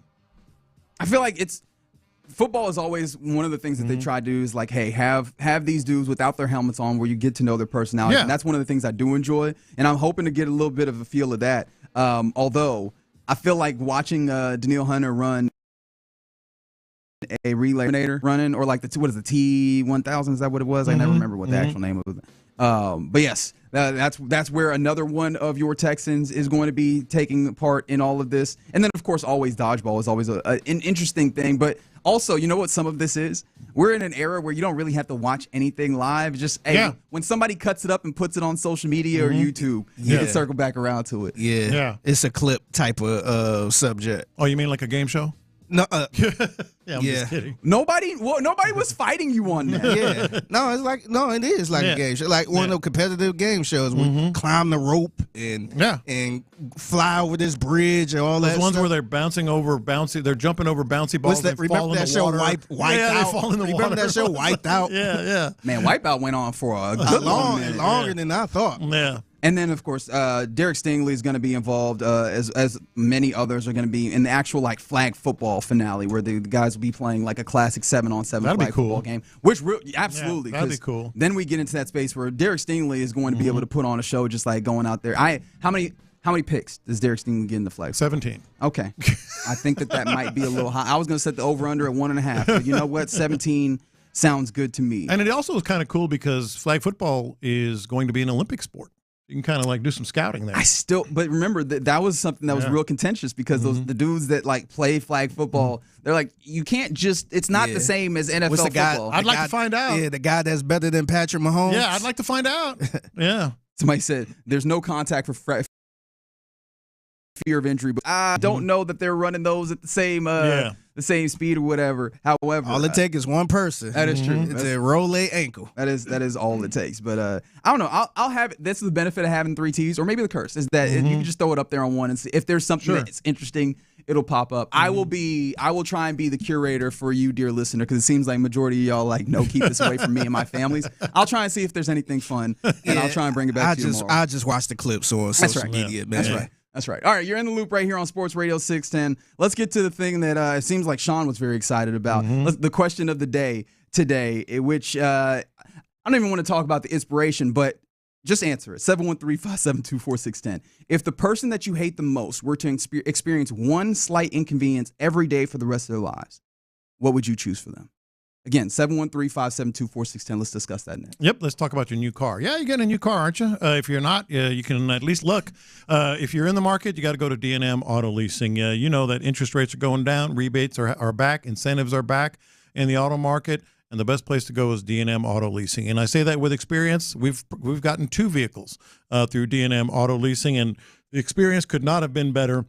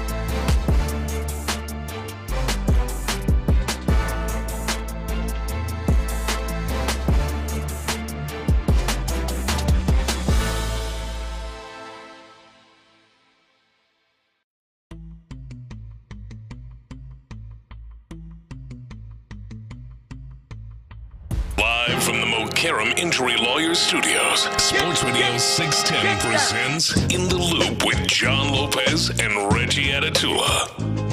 All right. Welcome, Payne and Pendergast, because I know that they're listening at this moment. They were really excited about what this segment was going to sound like. I hope that you guys are getting involved as well on the text line, 713-572-4610. Question of the day. And, of course, my mom always said it's not good to hate people. So, just first and foremost, you know, deal with your heart in that way. But if you do have a person that you hate, and if the person that you hated the most were to experience one slight inconvenience every day for the rest of their lives, what would you choose that to be? Let's be some haters. Let's be petty in this moment. I had a very irritating slide. So we celebrated as best we can by eating Chinese food. Or as best as you wanted to. The Lunar New Year. Okay. Again, shout out to all the folks celebrating the Lunar New Year. You didn't celebrate over your son's house, did you? I bet he did. No, that's tonight. We will eat over there on Thursdays. You gonna roast that pig? You never know. You never know. By the way, shout out to Heights Asian Cafe. The food was fabulous. That's one of my favorite places. But just one of those days. Sometimes something just hits you different. So after I ate, had a little bit of indigestion. Did you have nausea and heartburn? No. Maybe even diarrhea? No. Because I have the perfect solution for you if that's the case. And that is? Pepto-Bismol. There we go. There we go. I was like, I hope you got the joke. I knew what you were saying. And then indigestion when I went to bed, so I was throwing back sparkling waters like crazy. And then I woke up in the middle of the night. I still had sparkling water. Whatever you want to call it. Ooh. Bubbles. I was throwing back bubbles like crazy. And then I woke up in the middle of the night. And I thought about this question that you had posed earlier. And I said, this is perfect. It's perfect. Slight inconvenience. You're not going to ask for somebody to be dismembered, or get a divorce. Someone threw up there the Ow My Balls show from Idiocracy. I feel like that's not slight. I feel like we're going a little far there, but I appreciate the effort there, dear texter. But yeah, that's the one you're going with is just indigestion. Indigestion is a slight inconvenience that I would chronic indigestion. Because it's awful. It's not like I'm going to die. You know what it is. It's just awful. Yeah, it's a very bad inconvenience. Gastrointestinal things are a good, subsection of this question, because I know that people have gone to like the diarrhea. You are constantly Google Maps. Like, how far am I away from a bathroom at any given time? You have to keep that front of mind. Imagine that being like a program that runs in your brain at all times for the rest of your life. That seems absolutely terrible. Somebody on the text line said, run out of gas every day. I feel like that's more than slight inconvenience, but that would be tough. That's a lot. But speaking of gas, from D from Tomball, want them to have bad punching gas. I think this is a good place to go. I would even go as far as, instead of just having bad punching gas, just like being musty, because that is an allegation that you can't get over. That's a good one. Yeah. Like that one ruins your social life. That one makes it hard for you to advance at work. That one just is hard. You'll always remember that person for being musty for the rest of your life. Correct. Yes, you mean that's the musty guy. I remember the kid that used to pee on herself all the time. Wow. Kindergarten. Well, that's one. In kindergarten, like, yeah, she was always peeing her pants. Well, first of all, the bar is set with what Seth said. Like, yes. But so y'all got to beat this. A slight inconvenience that you wish upon your worst enemy.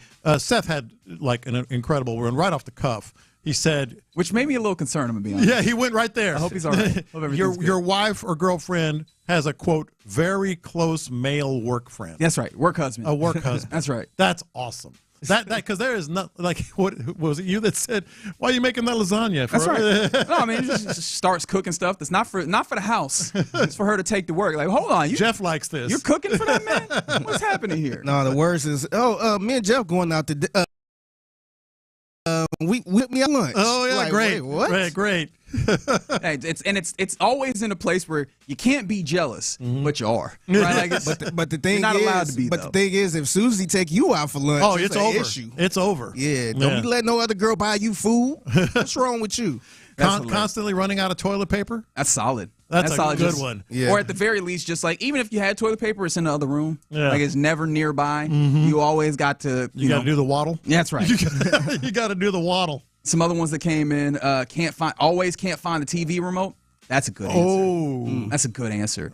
How about this? Every time they plug in the USB cord, you have to flip it over 1,000,000 times. Because I mean, I feel like we already all have that. To be fair.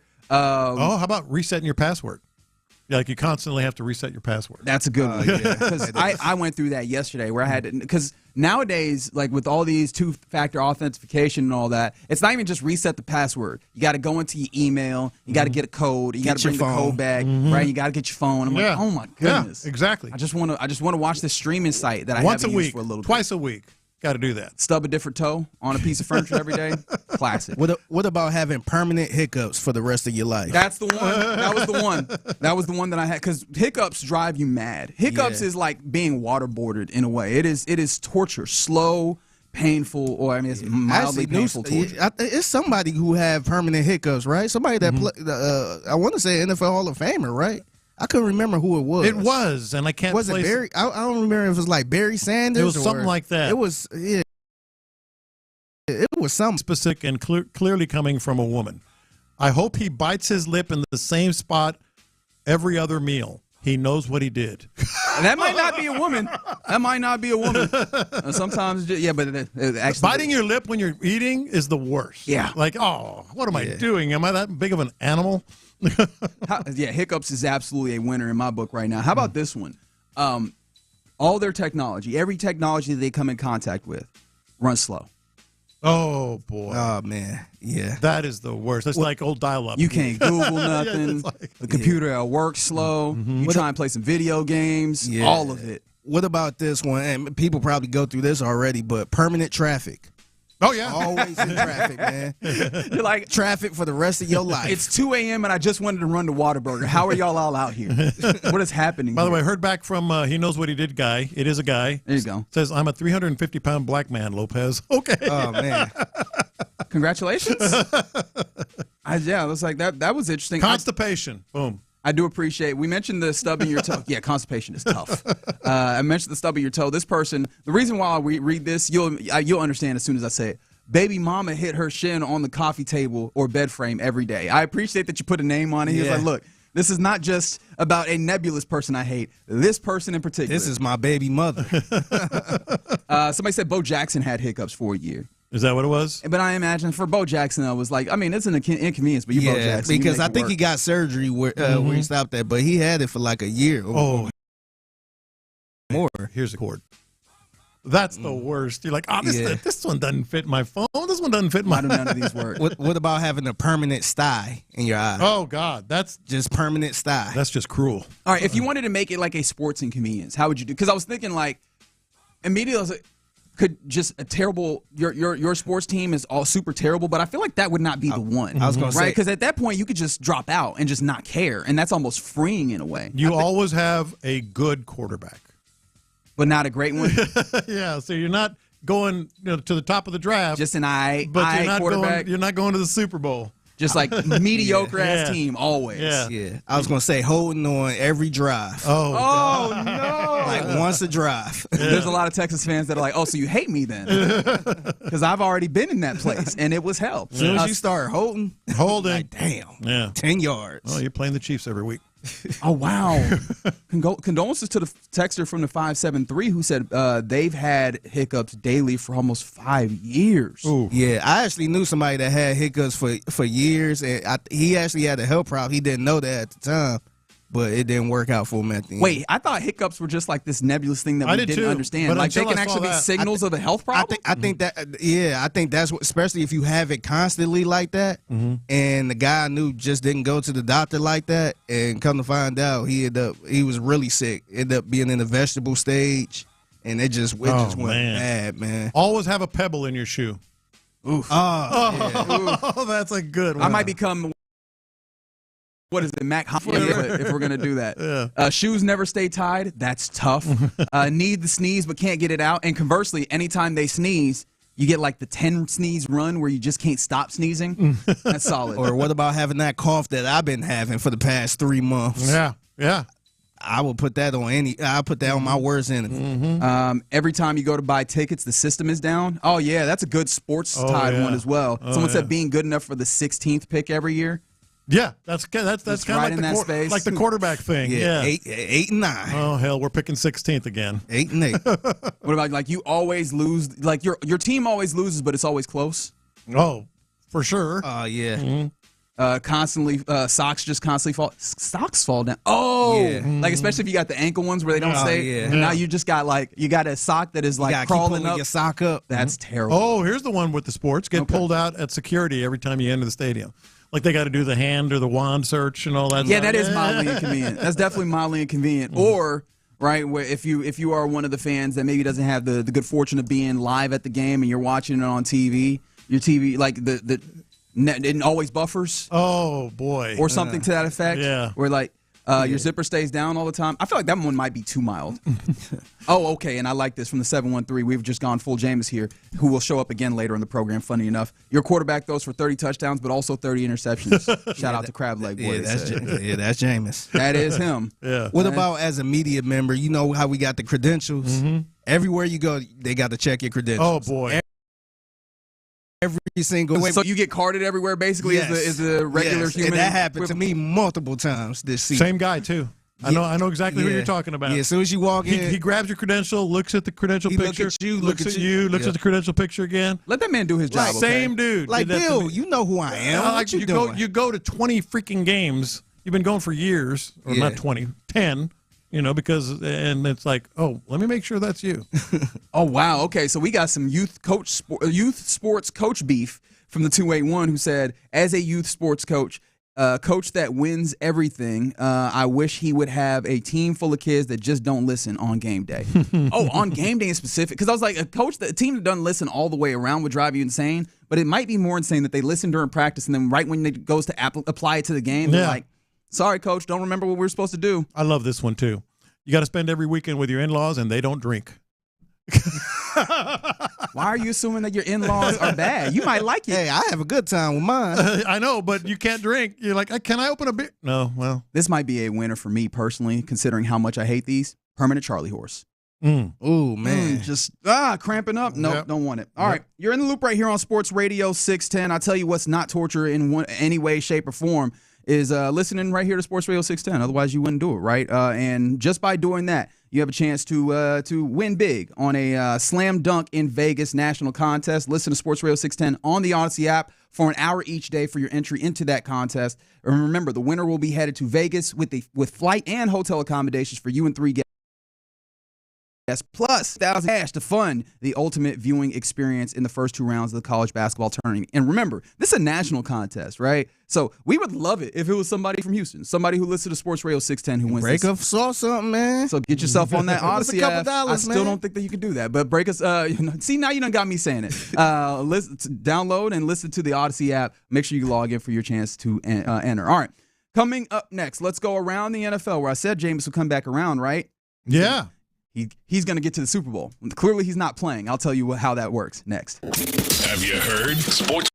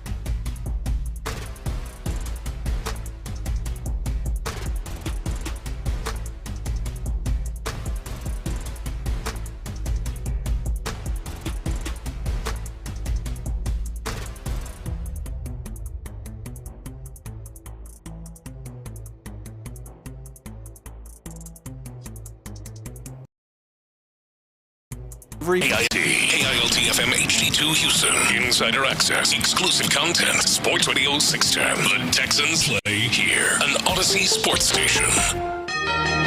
Let's go around the NFL in the loop style. Why are you smiling? Because I love football. Brought to you by Quick Assist. Here's John Lopez and Reggie Atatula. I'm going to tell you all about how much fun you're going to have this season. On Houston sports leader, Sports Radio 610. All right, we're about to go around the NFL. Our question of the day has grown legs at this point. Just being petty. If the person you hate the most were to experience one slight inconvenience every day for the rest of their lives, what would you choose it to be? And y'all got some petty in you. I'll tell you that for damn sure. Somebody said they always spill a bowl of cereal in their truck every day. Hey. I wonder who their enemy is. Somebody said every time they use a towel, it's wet, which is you are a mastermind. You're an evil mastermind. That's the worst. Jerry Jones is your team owner. And then, of course, because I was asking like what the sports versions of it would be, every time it looks like you're going to have an explosive play, shoestring tackle. he trips, on the yard line. Every time. Just shoestring tackle. Like, oh, he's about to break it. He's about to no. And that is a rush for 3 yards. Second down. What about he might have gone all the way. Or what about a negative penalty? So when you get that big play, there's always a hole. There's always so you get the excitement. A you're legal like, block in the back. Nope, bringing it back. Oh, it's coming back. Mm-hmm.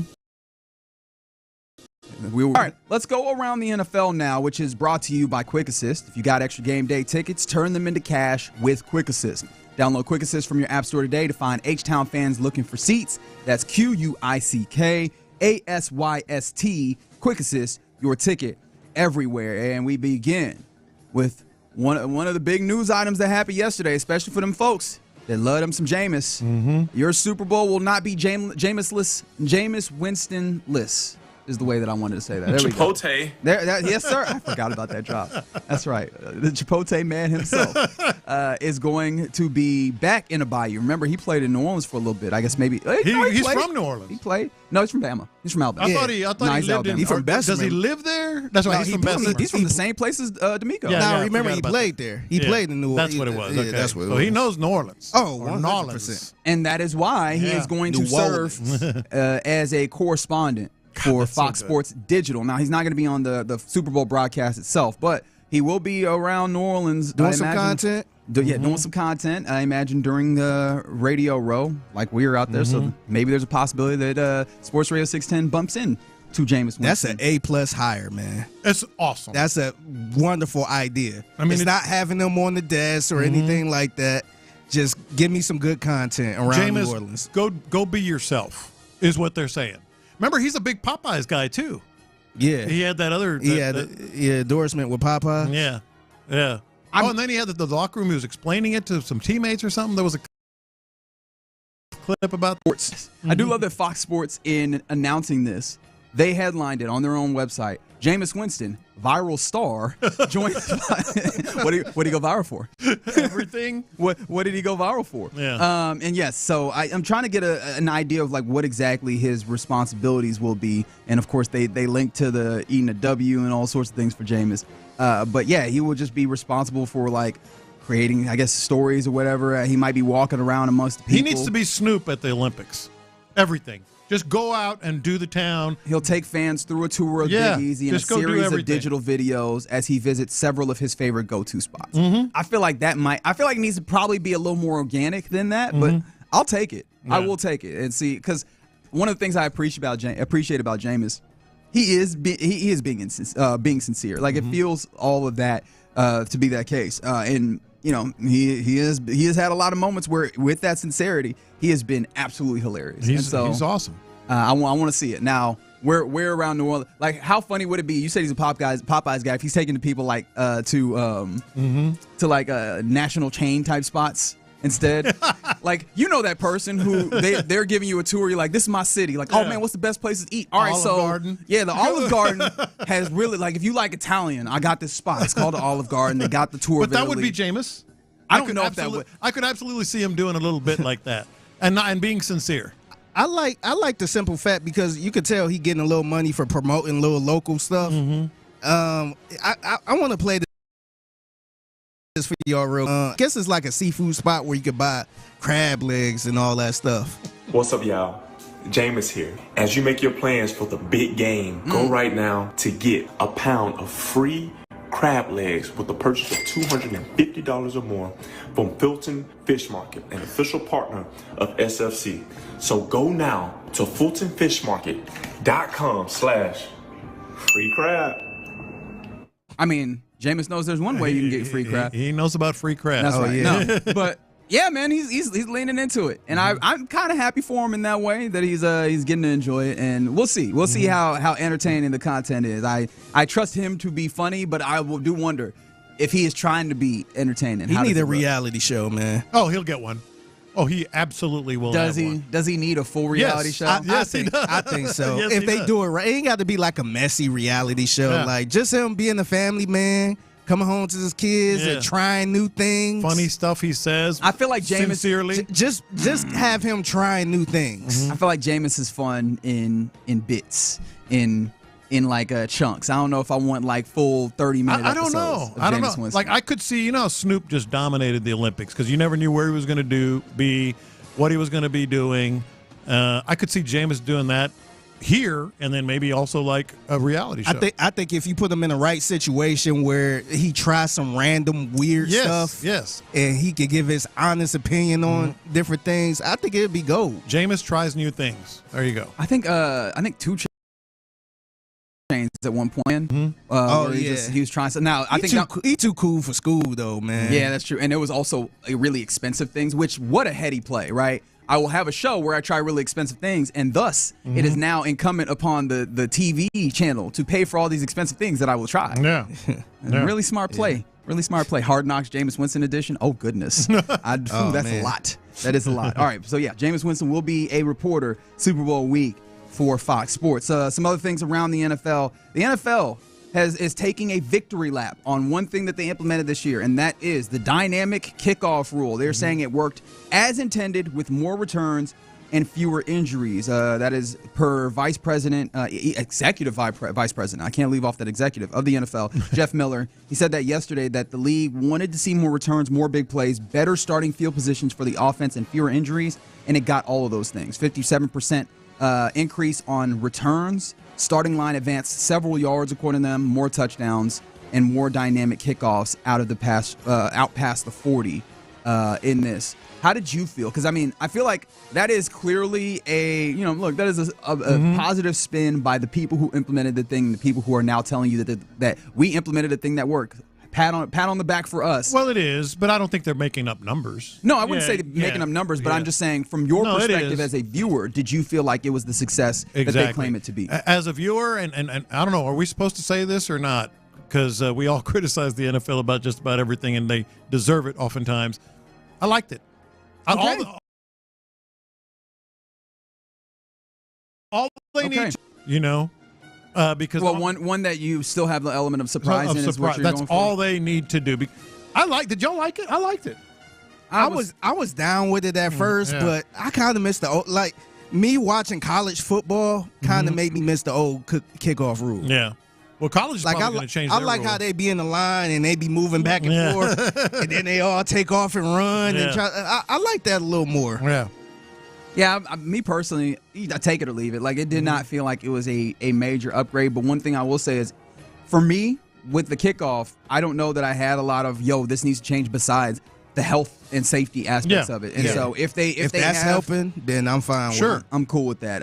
It still feels like a play that is, or it does not necessarily feel to the level that they tried to sell it, where we are making this because we want this to be a football play. We want it to feel like a football play. It still more does not exciting. It does not have that feel to me personally. Yeah. But if it is safer in that, if we can, demonstrably say that, I'm cool with it. I just don't like the style of the new one, man, where it's just only the kicker moving. Yeah. It takes some getting used to, and I think maybe I just got used to it. It's hard to see it. That's one of the things is like it's hard to kind of see what's happening with the flow until like the camera directly because when you have that wide shot and the ball is kicked, you're like, where is it kicked? Because usually you get a little feel of that with the flow of where guys are setting up in the previous iteration of the kickoff. Now it's just like, what's happening? They're all static. Has the ball even been kicked? And then you get a whistle and you're like, oh, I missed it. Somebody already kicked it. Or I feel like, the whole flow of it. But we'll see if there's any that the NFL does often is that once they get to the offseason, if tweaks are necessary, like we know that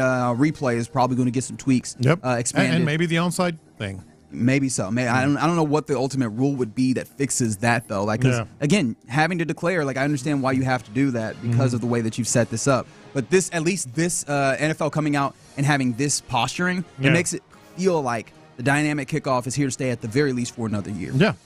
Some other things around the NFL. There's obviously we have like the Shrine Bowl and we have the Senior Bowl. These kind of college football, bowl game or games that like bring in all of the best talent so that they can basically serve as pseudo combines for to get more information for the scouting staffs of the NFL teams, get a better idea of what these guys that are coming into the league look like, and maybe give them something else to look at as opposed to just the tape of their games in college. Well, Shedeur Sanders is one of the, if not the most coveted players in this draft, if for no other reason than his name is Sanders, and he played quarterback, and he plays quarterback, and obviously he was a very, very well watched, I guess, as a player at Colorado. Well, he did not practice at the Shrine Bowl at all, and it seems like that is not him posturing, but it seems like the Titans, the Browns, and the Giants all asked Shedeur Sanders to not practice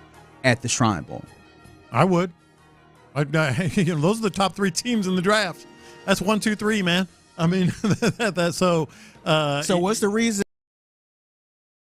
They don't want to get hurt, and I mean, if I had one of those 3 picks, I'd ask. That doesn't mean he has to. Yeah, and so Shedeur and his quarterback coach ended up deciding not to practice or participate in any of the Shrine Bowl practices as well. Obviously, they agreed. He's widely viewed as one of the top 2 quarterbacks with, of course, Miami's Cam Ward, and with Colorado played well, and then even played well in the Alamo Bowl. So, I mean, I don't know that you're going to change people's perspective of you in practice or such situations like that, but he was out there, though. His brother changed perspectives, apparently. Who, Shiloh? Yeah, apparently he was getting torched. Well, I mean, yes, he was getting torched, but I don't know if that changed perspective. Well, that's I don't true. know that. That's true. I mean, since he was, what was he? I think maybe a 3 or 4 star coming out originally into college when he went to South Carolina, if I remember correctly. Since then, like, he hadn't been like super highly regarded. He's just been, he followed his pops and he played football for what felt like 7 years, and now he's a cornerback who is there, or like a defensive player. I don't remember if he's specifically a cornerback. I can't recall. I think he might have been he was playing cornerback at the Shrine Bowl. Yeah, he's a defensive back for certain. Yeah. All right. And as we continue around the NFL, I found this to be interesting because of the interpersonal relationships here. I know that Payne and Pendergast has been playing that audio with Ted Johnson. Oh, yeah. Digging into this interpersonal relationship that is one of those store or conversation that you could have at any given time about the NFL, which is how much what percentage? Yes. How much credit do you give to Tom Brady versus Bill Belichick?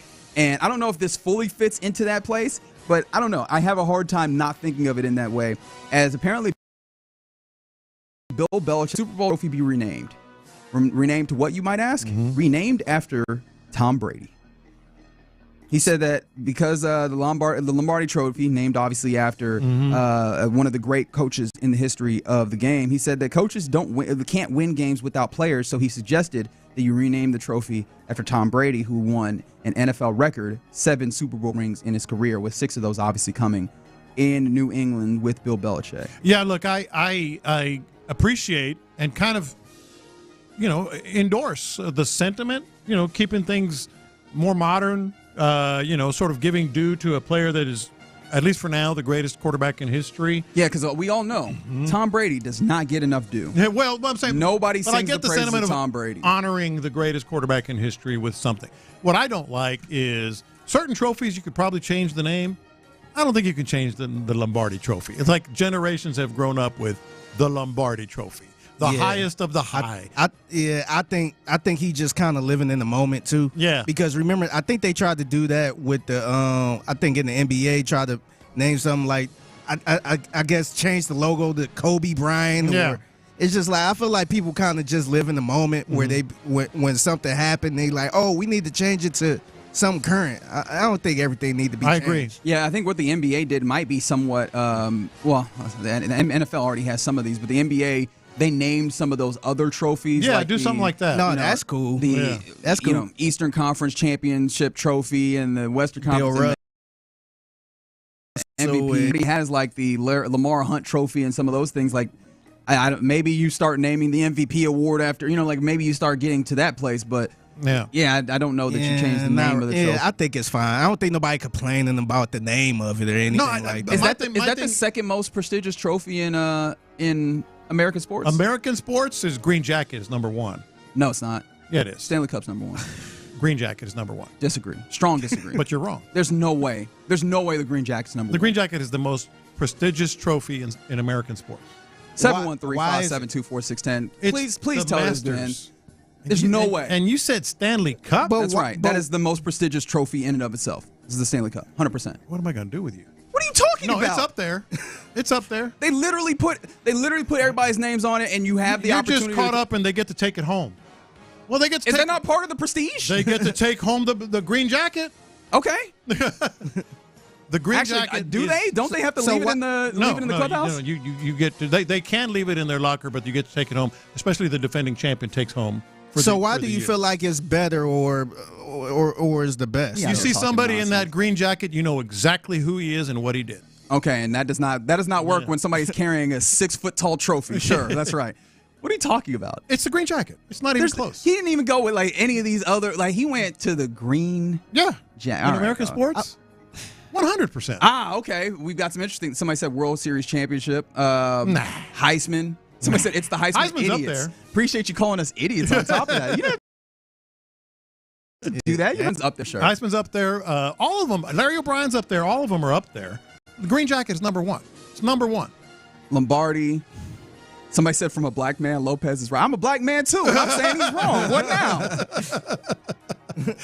How did race get into this? Wow. Wait a minute. Always bringing up race. Y'all always bringing up race. Here's the funny thing. I'm not even worried about the race. I'm just like, everybody came in real hot on this. Somebody was like, he said sport, not hobby, Lopez. I was like, damn, now golf is catching strays? Yeah. What is happening here? Well, actually, guys, I said exactly what I said. The defending champion gets to carry the Green Jacket for the first year. That's what I said. Yeah. For the year, they get to keep it. Okay. Green Jacket. There's a lot of people coming with you with the Green Jacket. It's not close. But the Stanley Cup. It's up there. Stanley is like most coveted, all of these things. Mm-hmm. And the idea of taking it home, I think, matters in this, right? And the fact that it's the same trophy that they keep. It's not like replicas that they're giving out. No, that's cool. And it's a big-ass trophy, too. It's got a bunch of dents in it. It does have a bunch of dents in it. Yeah. I'm amazed by that trophy could talk, by the way. I am absolutely amazed by the people that are like, first thing we're going to do is drink out of this. And I'm like, have you not seen the nefarious things that we know that people have done with that trophy? Talk less of the disgusting things that we don't know. How much sex has that trophy had? Okay, so you're in the loop right here on Sports Radio. That's a serious question. What do you expect me to say to that? Figgy. You know Lopez, he's a lightweight kind of creepy guy. What do you expect me to say to that, John Everybody's thinking it. You alluded to it. Everybody, a.k.a. John Lopez. Did you not allude to that? No. Yes, you did too. I was talking to put there, like not nefarious things. Yes. How much sex has the Stanley Cup trophy had? 713-572-4610 if you would like to answer that question that John Lopez just asked over FCC regulated airwaves. Wow. Unbelievable. I have a strong feeling that our program director will be walking in this break. All right, you're in the loop right here on Sports Radio 610. Thanks for hanging out. This is what happens on a Thursday, I guess, is that we end up doing stuff like this. Super Bowl #1 for the 346. I disagree, but okay. Yeah. Very good. I feel like the players don't even care about the Super Bowl stuff. Well, I mean, they care about the Super Bowl. Man, Tom Brady was throwing that Super He sure Bowl. did. Yeah, but at that point, that was the number 7. Like, at that point, he had a few of them. Yeah. He was treating that. He was throwing it over the bay. He did not care. That was like his 7th child. First child, you take him home, you like swaddle him. 7th child, you're like, get home safe, kid. I'll catch you at the crib. All right. Coming up next, Rockets back in action tonight. They're facing off against the Memphis Grizzlies with an opportunity to sweep them in play this year. How big is that? What are the stakes on this game? We'll discuss that next. Payne and Pendergast.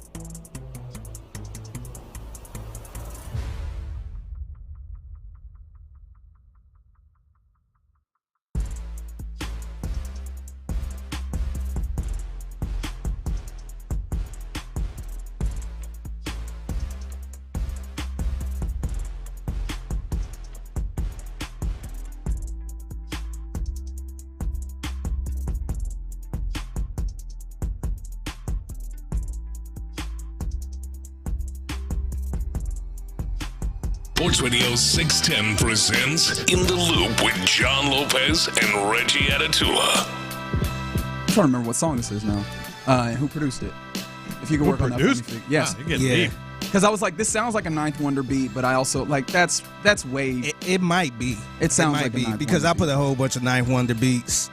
Sorry, Lopez, we just singling you out, but yeah, I put a lot Lopez of is going to be like, no, I love Ninth Wonder. Yeah. Sorry. We go way back. I need to update it. I ain't mad at it. I love it. All right, let's talk about the Rockets, but also whatever has happened on this, whatever just happened in that last segment. First and foremost, I'd like to apologize for anybody listening. Read the written statement. Yeah, exactly. Yes. I'd like to take this moment to apologize to anyone and everyone that I may have offended. No, if you need any idea how this Thursday is going for us, this was the last text that came in on the text line, literally the top one. Who has had more sex, Wilt Chamberlain or Lord Stanley's cup? Ooh. That is That is what. But yes, somebody said America does compete in the World Cup. Okay, yes. I don't know. You said American. Yeah, I don't know why I put that parameter on there, because then if we took that off, like I think the claret jug would pop up even higher in golf, and maybe I'm wrong. But yeah, a lot of people are on the idea that, hey, the green jacket for the Masters, which isn't actually the trophy, if we're going to be honest. Yeah, no, it's not, but it kind of is. Yeah. That is one of the ways that I could try and win this argument, is being like, that's not even the trophy, and put that as my trump card down. But yeah, no, a lot of people are in on the idea of the green jacket being the top one, if for no other reason than the green jacket is, quote, drip. Shout out to the 2A1. But no, I've also got enough people that are saluting and standing with me on the Stanley Cup. And I want to make it clear, I was not thinking that when I said nefarious things, I was not thinking sexual activity. I was just thinking, you know how many people have just like taken that into pools and into oceans and put it all sorts of different places, and then you're just going to put food in it? You're going to eat cereal out of this? You can eat cereal. That's in your highly truck. unsanitary. With the Lord Stanley's Cup in your truck? Okay, that's a whole Set different it right level. there by the console. That's a whole different level. All right, let's talk about the Rockets, man. I'm not trying to shortchange these guys because they have a big-time game, which I'm kind of getting tired of saying that. Not tired in the sense that, like, I'm super excited that they have all these games that are really big and that they have opportunities not to have big games, but that they can really showcase how good they are in these big games. But a big-time game against the Grizzlies, and they've had a lot of these of late. What are the stakes on this game that, honestly, I'm not afraid that they're going to lose? They had the Grizzlies' numbers, and that's one of the stakes in it for me as well, is that with a win in this game, they have an opportunity to go 4-0. Feat that they have not done against a team in their division. I know the divisions, people don't really care about those really in the NBA, but they haven't done at least for the last, 4 seasons. And I'm going to keep looking as I go back, but having an opportunity, like actually sweeping the likes of the Mavericks, the Grizzlies, the Pelicans, even the San Antonio Spurs. They have not done that in a long time. And so I feel like just an opportunity to really establish dominance in a way over a team, even the good or bad, would be a really big thing, especially when you look at a Grizzlies team that a few years ago was like in the similar spot as the number 2 team in the West, a team that was kind of an upstart. They've had some injuries, I think, last year. That definitely took them out. But it's still a team that's well-regarded, has a star player, has a really, really good coach. And for you to go up and smack them up and down 4 times this year would be a phenomenal testament to what this team is doing under Ime Udoka. That's the here and now, and that's where you get excited about this game tonight because you just went through it. I mean, the teams that they've beaten, sweeping the Grizzlies, I believe, first time in like 15 years, something like that. If they can get it done, I'm going somewhere else with this because here we are, all of a sudden in the last week or so. We're acknowledging this team is real. This team is a contender. We'll see what happens in the postseason, but they sure do seem equipped to be a squad that can make a lot of noise. That's where we are now. We can actually start talking about just how good, just how many wins can this team get? Because if you didn't know this, after you have the easiest schedule in the NBA for the remainder of the year, depending on where, what parameter you're looking at, what data you're looking at. I was looking at it yesterday, and I just refreshed my memory. They have either the easiest or the second easiest schedule the rest of the way. And that's where the standings are now. All of a sudden, we're talking 57. They're on pace for, 56 wins right now? 58? That sounds about right. 59?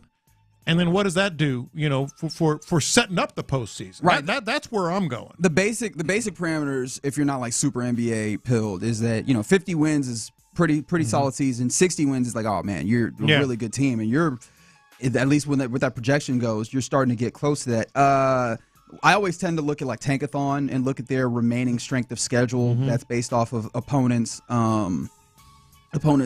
win percentage in reverse, obviously. Yeah, and I think the Rockets in the top, or top third of easiest in that circumstance when it comes to like remaining opponents, but still a very very manageable schedule. And I think you feel even better about that because of the stretch of games that you've just been on the road a decent amount as well against some of the best teams in the West, and missing some of your pieces that you feel really strong about. Yeah. If you were able to cap this off with a win in Memphis, I think that really speaks highly to where you stand. We got people like now fully leaning in on the national scale about how, one, this is one of the most fun teams in the league.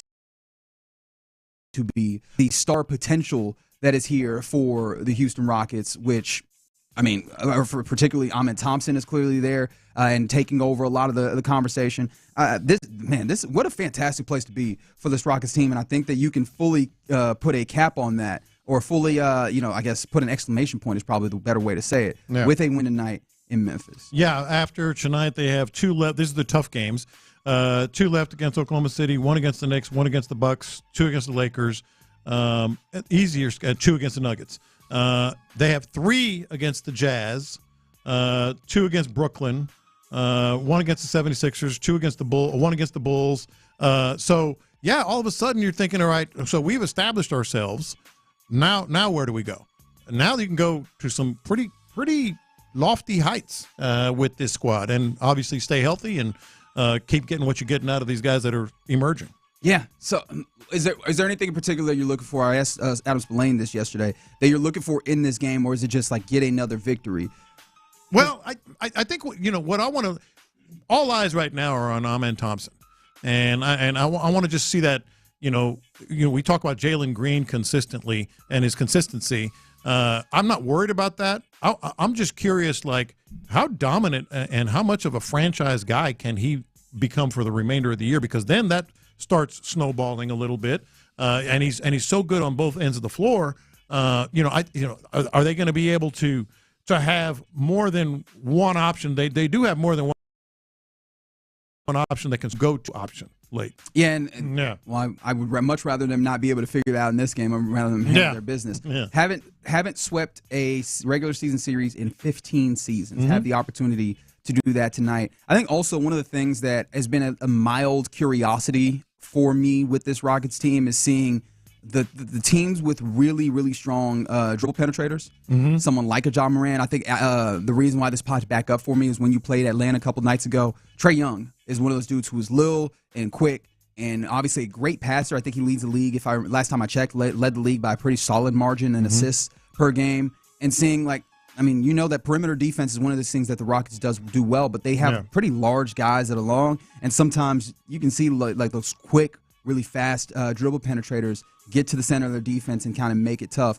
I want to see what that looks like because, again, coming off of a second night of a back-to-back against Atlanta makes that look a little bit worse. How does that look now with rest against someone like a John Morant? Actually, I'm trying to remember. John Morant, I believe he is indeed playing in this game. I want to make sure that is the case before I say that. But, yeah, someone like a John Morant who would give those kind of test to a team. No, well, I think that's absolutely true. I also think what's true and the fact that it's Memphis and you can sweep them, there's a really good chance you're going to see them again. And to have that edge on them, to have be able to know that you've got the matchup advantage and you've dominated them, that's another check on the right side of the ledger. Yeah, John Morant, technically a game time decision on this one.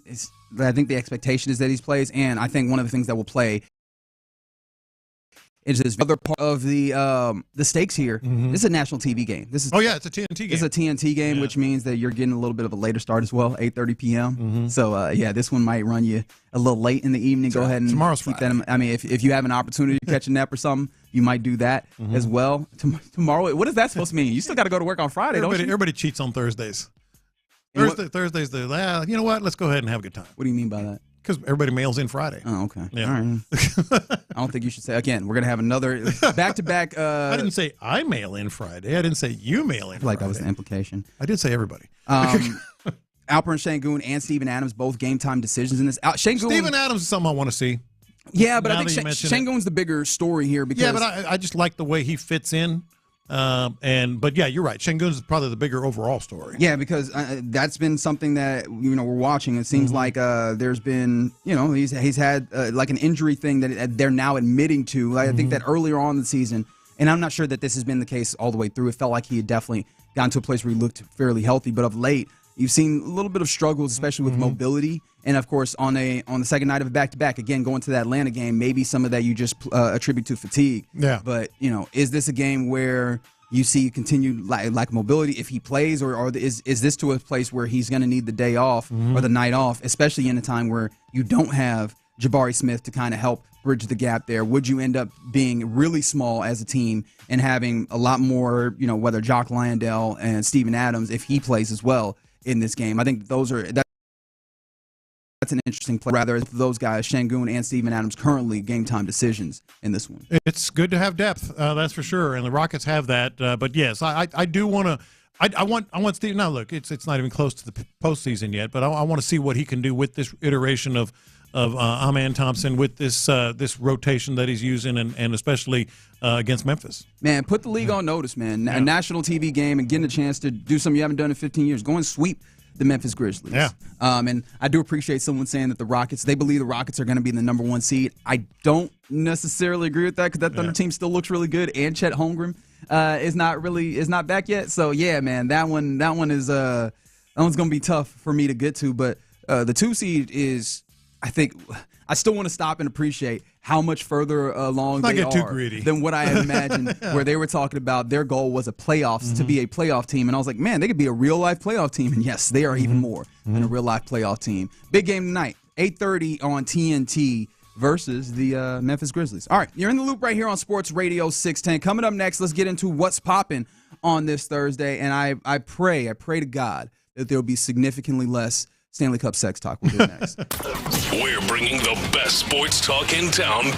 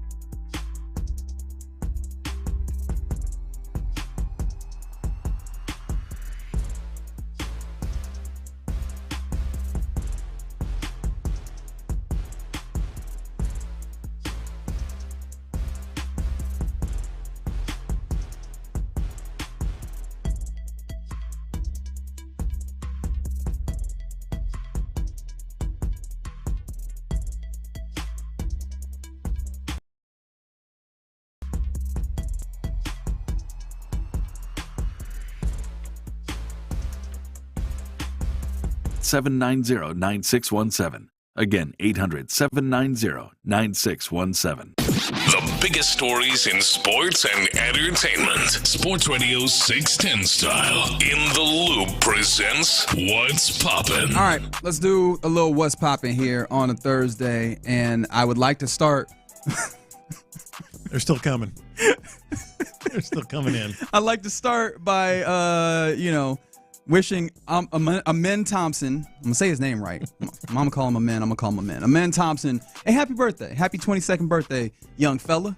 You were out here hooping it up, and I believe Kelly Eco actually has a pretty good Q&A interview with Amen Thompson on The Athletic, just kind of getting into some of his like growth and development and those types of things. That man defends Overtime Elite, the pathway that he took out of high school.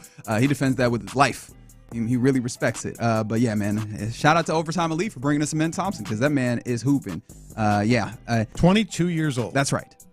Outside of going to school and maybe getting a degree, what had you accomplished by your 22nd birthday? What did I think I had accomplished? Because I thought I knew something. Either or. I did not know anything. Well, I'm trying to think, like, when I was 22, outside of going to school, which obviously that's a huge accomplishment for anyone to go and get your degree and all that stuff. But I'm talking about, like, life. What have you accomplished? What did you accomplish by the time you were 22? Not a damn thing. I run around here doing nothing. Working a regular job, doing nothing, no plan, doing nothing. No plan. I was rapping, but yeah, that wouldn't go get me far. How about you? Nothing. It's the same, man. I was still doing school. Was I still doing school at that point? Yeah, I think I was still doing school at that point. I had a job. I had changed majors. That's it. So there you go. I'd gotten into this business right out of college, but there you go. You was doing a little something. I didn't. Had you had the writer's equivalent of hitting a game winner? Nah, I was covering high schools, man. Okay. All due respect. Covering high schools is nice. All due respect. But it is also is a grind. So shout out Amen Thompson, really making a name for all 22-year-olds out there. And of course, I guess from that happy note to a kind of a sad one. I don't know if I imagine some people have seen, but especially in our new media space, it can be pretty segmented, and maybe people did not see the serious news that happened. There was a crash with an American Airlines flight and a military helicopter at Reagan International Airport, an airport that we were at not like a few months ago. In air. In December. Yeah, terrible accident. Where there were no survivors. At least that's what's being reported right now. And the reason why this is sports related is that there were some U.S. figure skating and Russian figure skating athletes and coaches on board. And so, really sad instance that happened there that is being talked about pretty widely. So apparently they were in Wichita, I believe, flying to D.C. They had some sort of training camp. U.S. figure skating. The Russians that were on board were coaching. There might have been some others as well, but it was mostly young American, highest-ranked figure skaters. Just incredibly tragic. Yeah, very tragic. I will say that airport is a little scary too, man, because when we landed there, it was like nighttime, and it's right off the water it's there. Tight, right on the Potomac. Yeah, when you land, when you going into that airport, you think you're landing on the water. It looked like you about to roll right in the water. So that's scary, man. Yeah, so obviously condolences to the loved ones. I know that saw what almost felt borderline, like it lacked a little bit of tact. But there was an interview with a man who was there waiting for his wife. He had gotten a message, that hey, they were going to land, which heartbreaking, gut wrenching stuff. So sincerely, hearts go out to the folks who were affected by that tragedy, especially folks that have ties to the figure skating situation there. Wow, some of y'all were doing some big things at the age of 22, from the 832 singing in the Houston Grand Opera. Chorus. And then big time. The big time. Someone said they had a 5-year-old and were putting themselves through school. So yeah, you was doing it big too. Salute. And then the 281, someone who I do not want to mess with, they said they took out a number of American enemies at 20. Okay. All right. Hey, man. All right. Salute to them too. Yeah, I was about to say thank you for your service, or are you out in these streets? That is. I'm not sure, man. He wasn't specific. I got some homies that took out some Americans too, man. Yeah. God. All right.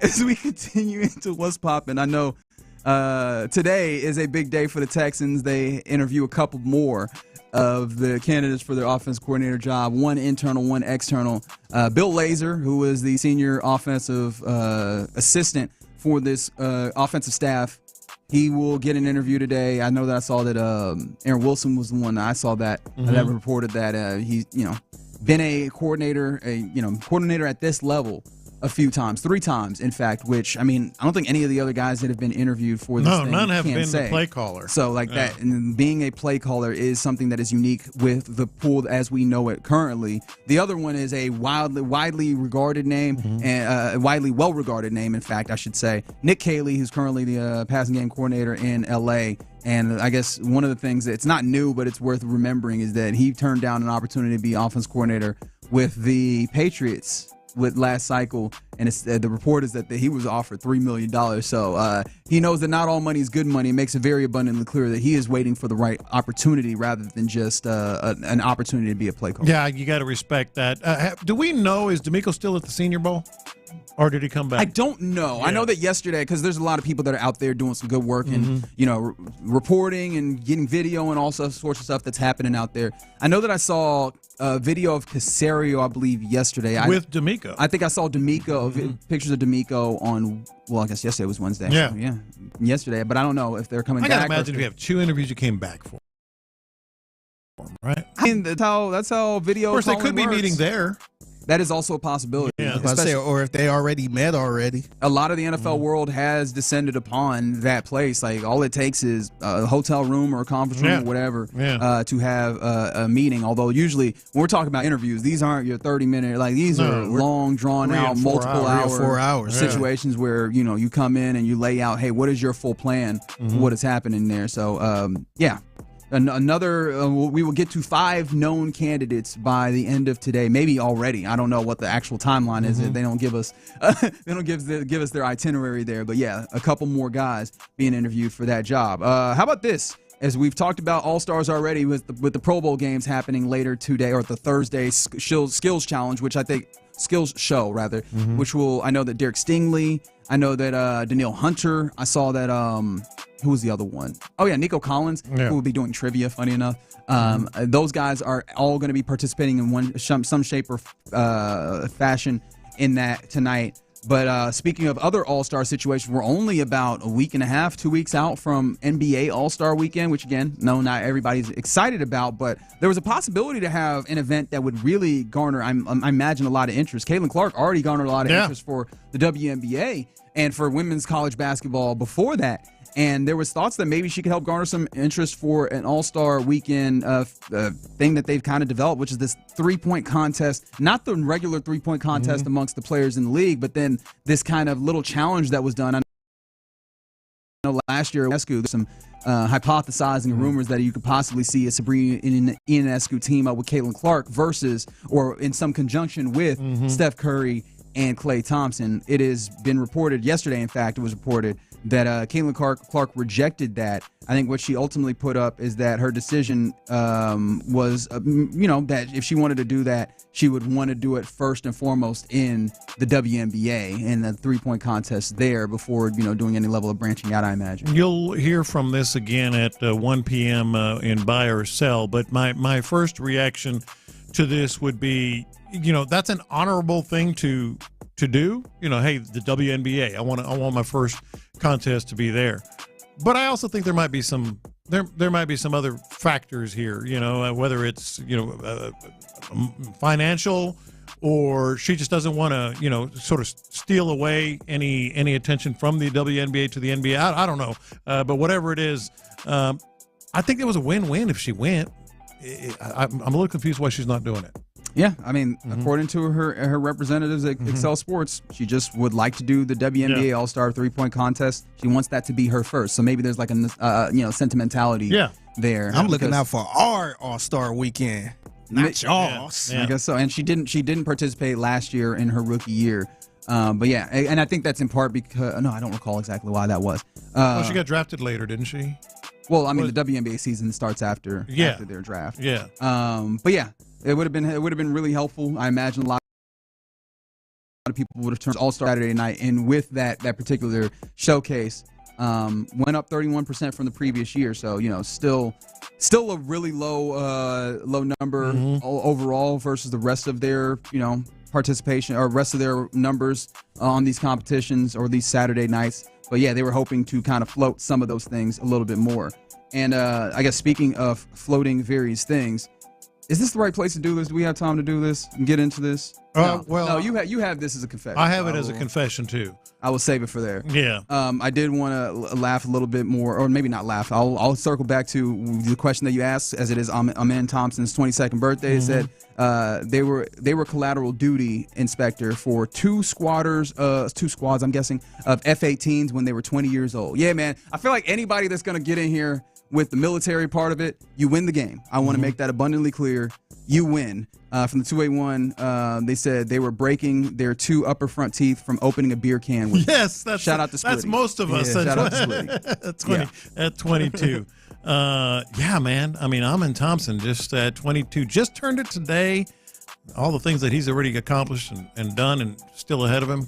Now, we were mentioning, yes, it is. We were mentioning, speaking of Amen Thompson, like he's going to be playing tonight in Memphis. I was mentioning the idea that there's kind of game time decisions on Alperen Şengün, Steven Adams, and also John Morant for the Grizzlies.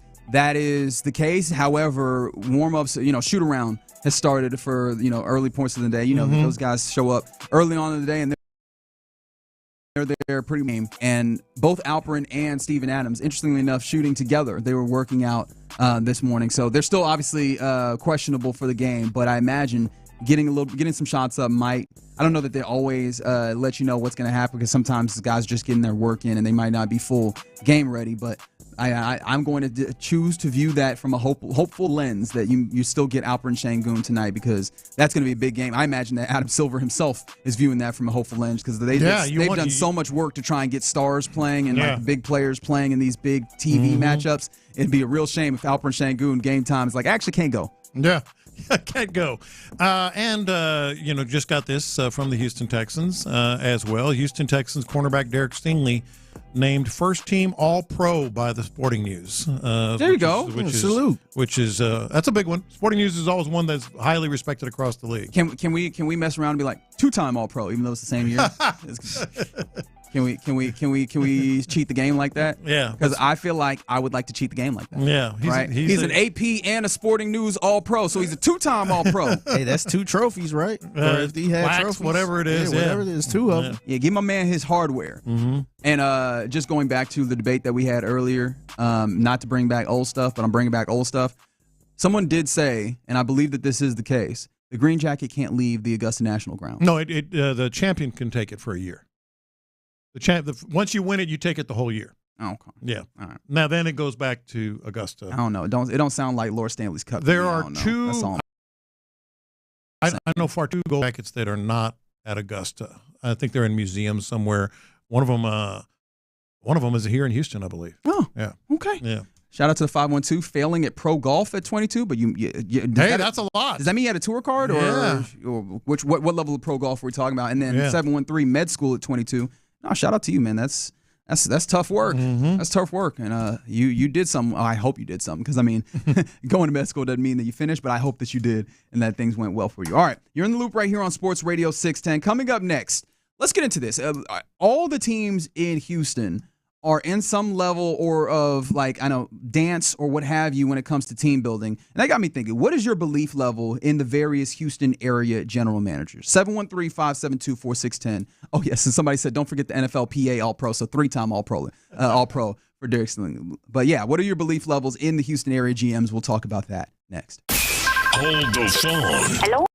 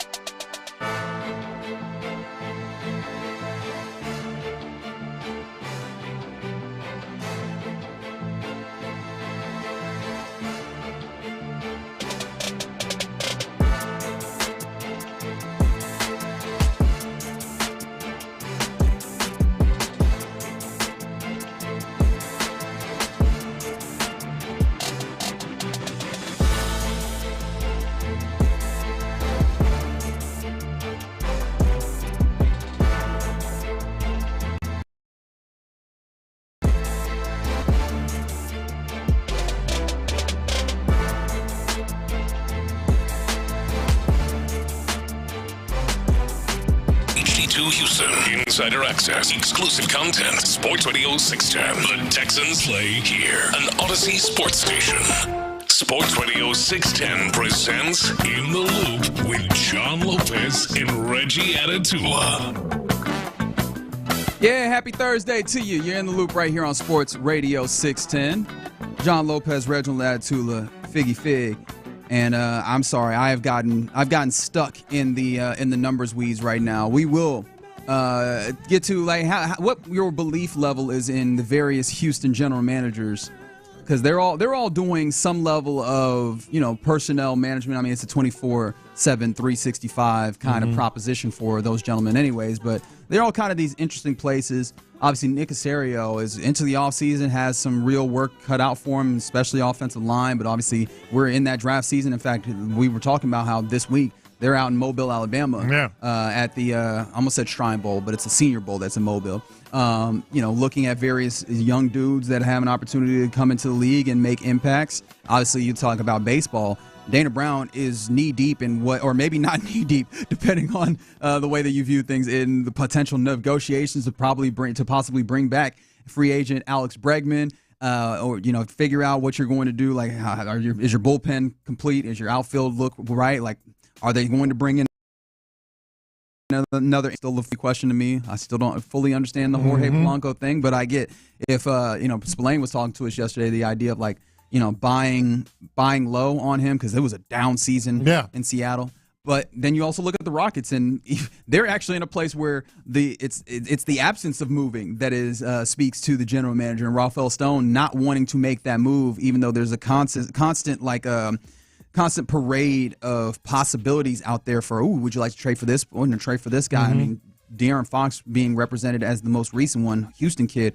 So what is your belief level in the general managers here? Like, how do you even power rank them if we want to get that spicy with it? Yeah, we do have to kind of go down that road a little bit because, when you look at all three of these general managers, to me, they all are very fortunate that they got associated with certain people. Now, let me explain that. Okay. Dana Brown clearly, came in and it was pretty much set in terms of the core players, Jim Crane making the big decisions. Very nice. He inherited the pitching staff. Yeah. He didn't necessarily have to have autonomy. Maybe he wanted it, but it was collaborative. You can think what you came in after a World Series. After a World Series, all that. So how much of what the Astros are and are still trying to hold on to is Dana Brown? I wouldn't say a lot. I mean, that's not to downplay his importance because clearly he's made some moves that have been big. And I think this burned some people on him just because of sentimentality, Yeah, but I wonder, it might be the smart move. How much do you attribute to him the Bregman thing? Because it might still be Crane. The conversation is about the money and the lengths that they're willing to go contractually, and that feels like that is parameters. Not feels like it seems very evident that is parameters that have been placed on him, even Dana Brown himself, by Jim Crane, the owner of the team. Exactly. And now let's go to the Rockets. I mean, Rafael Stone was not doing very well and was getting widely panned, widely criticized for the job he was doing, including on this show for a number of reasons. Did he hire Ime Udoka, or did he just get lucky that that's the guy that came open because he was messing around in office? Yeah. Yeah, but sometimes it's better to be lucky than good. But also, that was a Tillman and Patrick Fertitta production. There's no question about that. I didn't realize that this was going to go to this negative of a place. No, I'm just saying, I think I'm trying to lay out how difficult it is to say, to answer your question. Certainly. About the general managers here. We all have our opinions on who, what is your belief in these general managers? Sure. I mean, I believe Dana Brown is okay.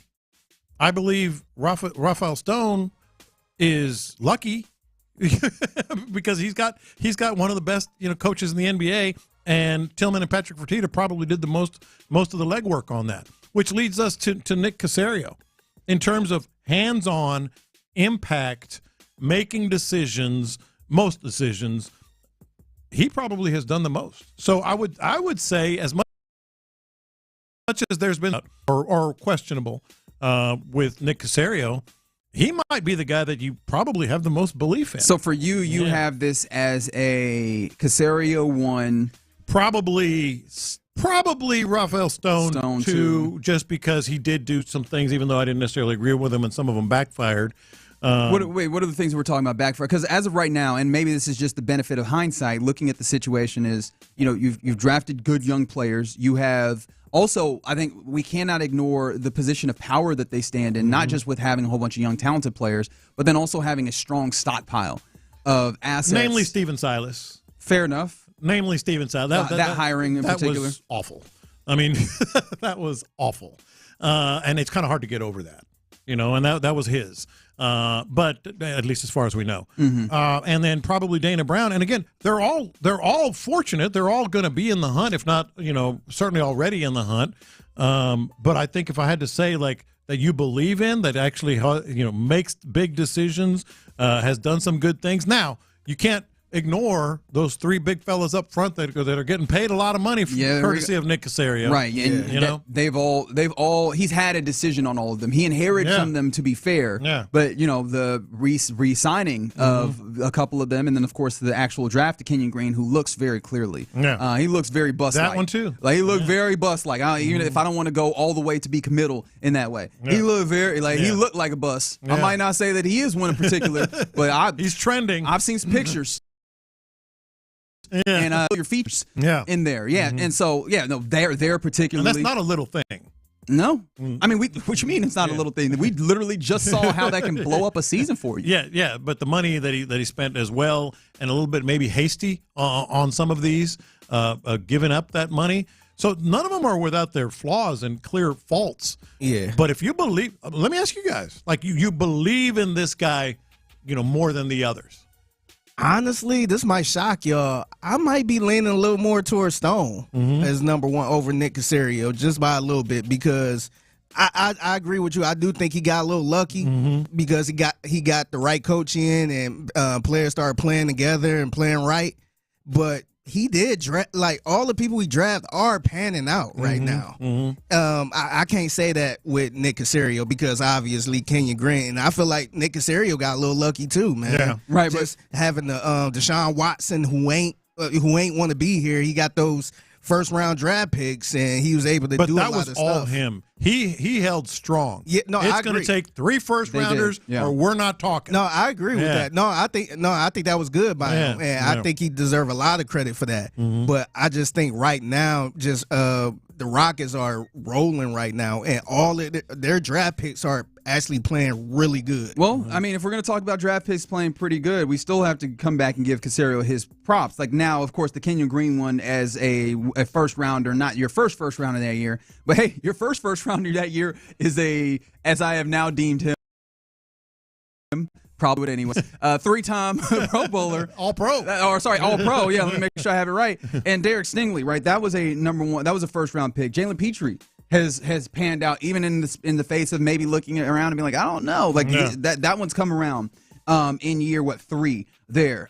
Christian Harris, injuries there, but I think we are all sold on who he is as a player. Like that is just the 2022 draft. Talk less of you got CJ Stroud and Will Anderson. Like having the conviction, the fortitude to make that particular move. And look, those guys are both really obviously very good, but having the conviction to go on like, no, we're going to make that move.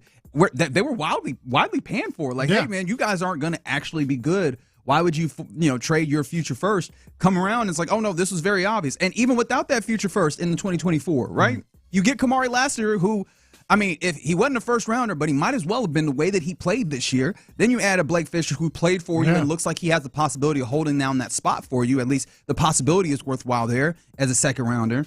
Bullock as a third rounder. Even Cade Stover, I think people are still happy about and still like. And I think if you're hitting in those early rounds, those day 1 and day 2 picks, I'm in a pretty good place.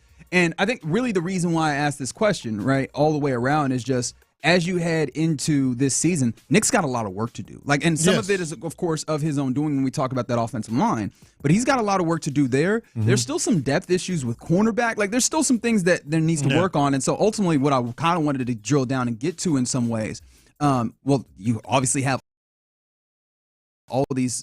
You're hitting the hot season for Nick Caserio here, Mm-hmm. and there's some things that you need to do, and it's really going to be important to nail them for this team to reach that next level, because there's no longer are you in this place where it's like, oh, it's cool and you're moving in the right direction. Everybody's sort of optimistic. Now's the time. There's more pressure on them with Nick Caserio on getting it right now. Yeah. Versus like maybe the Rockets, who we didn't know they was going to be the second best team in the West this early like this. And by the way, they got all these draft picks that. Now that's where Raphael Stone. Like if you're going to argue, Stone. That's where I could say, yeah, it's a great point. Because not only the draft picks, but hoarding not only the draft picks he made, but getting these other picks. And by the way, he deserves credit for standing pat so far. He stands in a position of power, and he looks right? Yeah. And how much of that do you just go, Ime Udoka is doing a fantastic job? But again, that's a part of the thing, right? Luck is a part of this as well, and putting yourself in a position to be fortunate and lucky. I think that he's done a good job there. I want to circle back around to Dana Brown because I found this to be interesting. This is John Heyman talking about the latest with Bregman, and yeah, man, we're going on the roller coaster again, where we've talked about it, I think, earlier in the week. We found out that Dana Brown apparently has not even had like continuous conversations with the Boris situation. That was just kind of out there. Yeah. This is the latest that John Heyman has on the Bregman situation. If you had to choose one team that will eventually get Bregman, what team would that be? I mean, if we sit here today, maybe I know where at least have a starting point at 6 for 156. I'm going to say them, but there is an alert to the Cubs. We just saw his great friend Ryan Presley leave the Astros to go to the Cubs. There are 2 Astros now on the Cubs. I mean, the Cubs are an interesting team. They're a fun team. You've got Tucker now in right field. You've got Presley now as the closer. That may be an extra alert for Bregman. I know that he and Presley were close. Maybe the Cubs could come in there. So I'm going to say one of those 2 teams. I think I tweeted that a week ago that Houston and the Cubs were certainly big players in on Bregman, but I don't know that we're close at this moment. One of these other teams is going to have to step up, and if they step up and go to that 6th year or 7th year, the Cubs, Red Sox, they might be able to nab them because we all know where the Astros are, and that wasn't good enough. But if I had to pick one team today and just guess, I might guess the Astros. Wild, man. Is he going to win this negotiation just by waiting it out? Well, that's their hope. But it is, I just can't get over, Dana Brown saying on the record to reporters, yeah, I owe him a call, don't I? Yeah, how have you felt? Because that's another part of this, I think. Right? The general MO that these dudes have, and Dana has had a interesting one in which he's kind of forthcoming, but also very much not forthcoming in different ways. Like, how has that struck you when it comes to his tenure as general manager? Just curious. All these reports, all this talk, whatever you want to call it, about, oh, yeah, the Astros are back in. And he said, yeah, I got a text message from him a while back. I guess I need to call him. Team that's aggressively trying to keep Alex Bregman, or maybe they're just saying, maybe that's the game they're playing. Yeah, like we gave you our offer. I'm chilling. We told you we not stressed over here. Yeah. You stressed over there. I guess I'll call back and see what they want. Hey, but ain't nothing changing. If you trying to hang out, you got to hit me up. I'm over here at the house. I'm cool. Yeah. Hey, you know my number. You know where I stay too. Yeah. Come talk to me. Yeah, maybe. That wouldn't be that'd be kind of a, I was going to say brilliant, but it'd be a smart move, I think, just to kind of say, like, we're not moving. If Bregman wants to be here, we're going to be here. So maybe he is doing that. I don't know, but I think you can argue Stone or Caserio first, and I wouldn't say you're crazy either way. But Dana Brown seems to kind of be pulling up the and I'm still kind of giving Dana Brown a lot of credit too, because we was criticizing him at that trade deadline. You say? Yeah, we was just like, what is you doing? Like, and that came out to be a good accusation.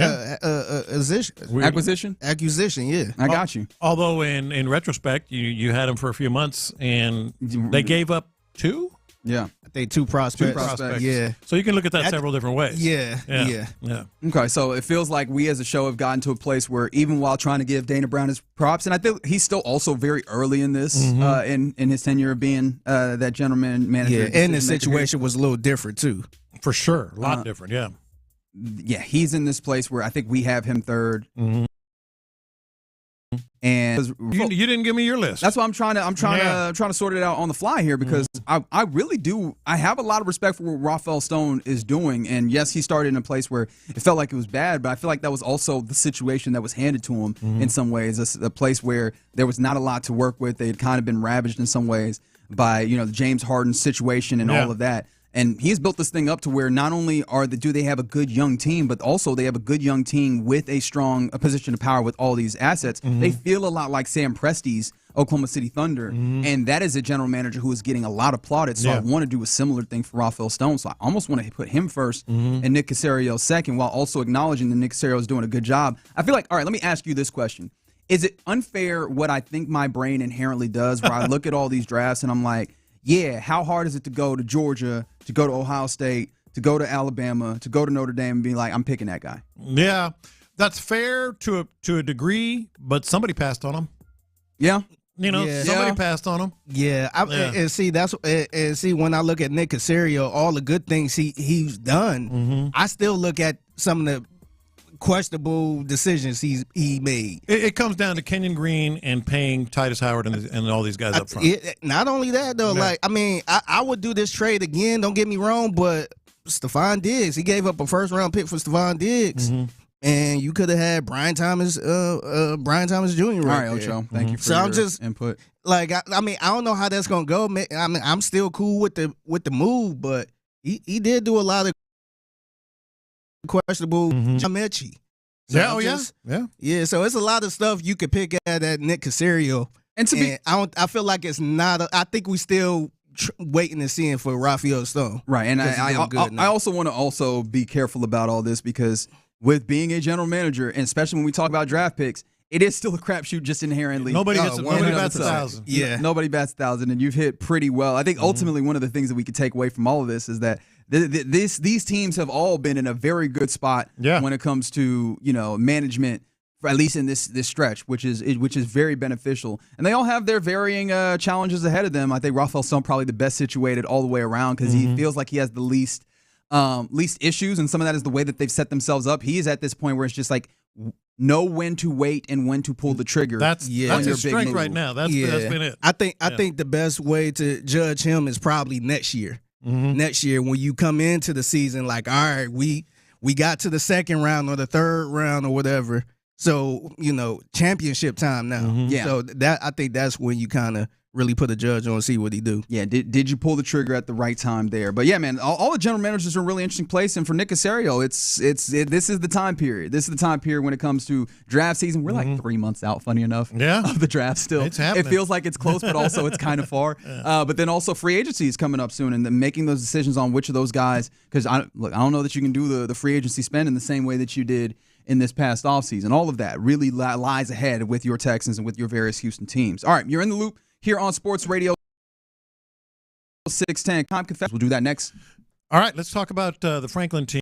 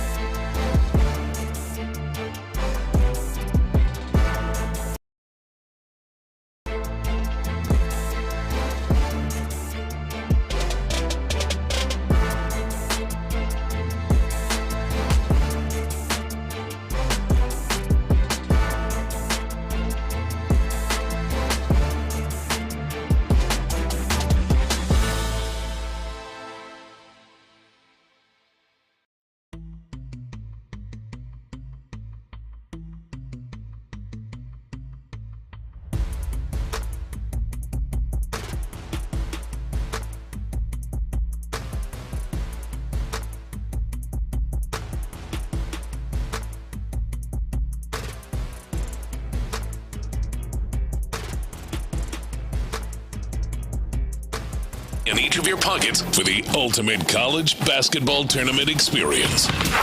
Just log in and listen now on the Odyssey app for your chance to win this national contest. Houston's sports leader, Sports Radio 610. Sometimes it's sports, sometimes it's not. Whatever it is, Reggie and John are keeping it real. It's In the Loop's Lunchtime Confessions on Sports Radio 610. Watch this.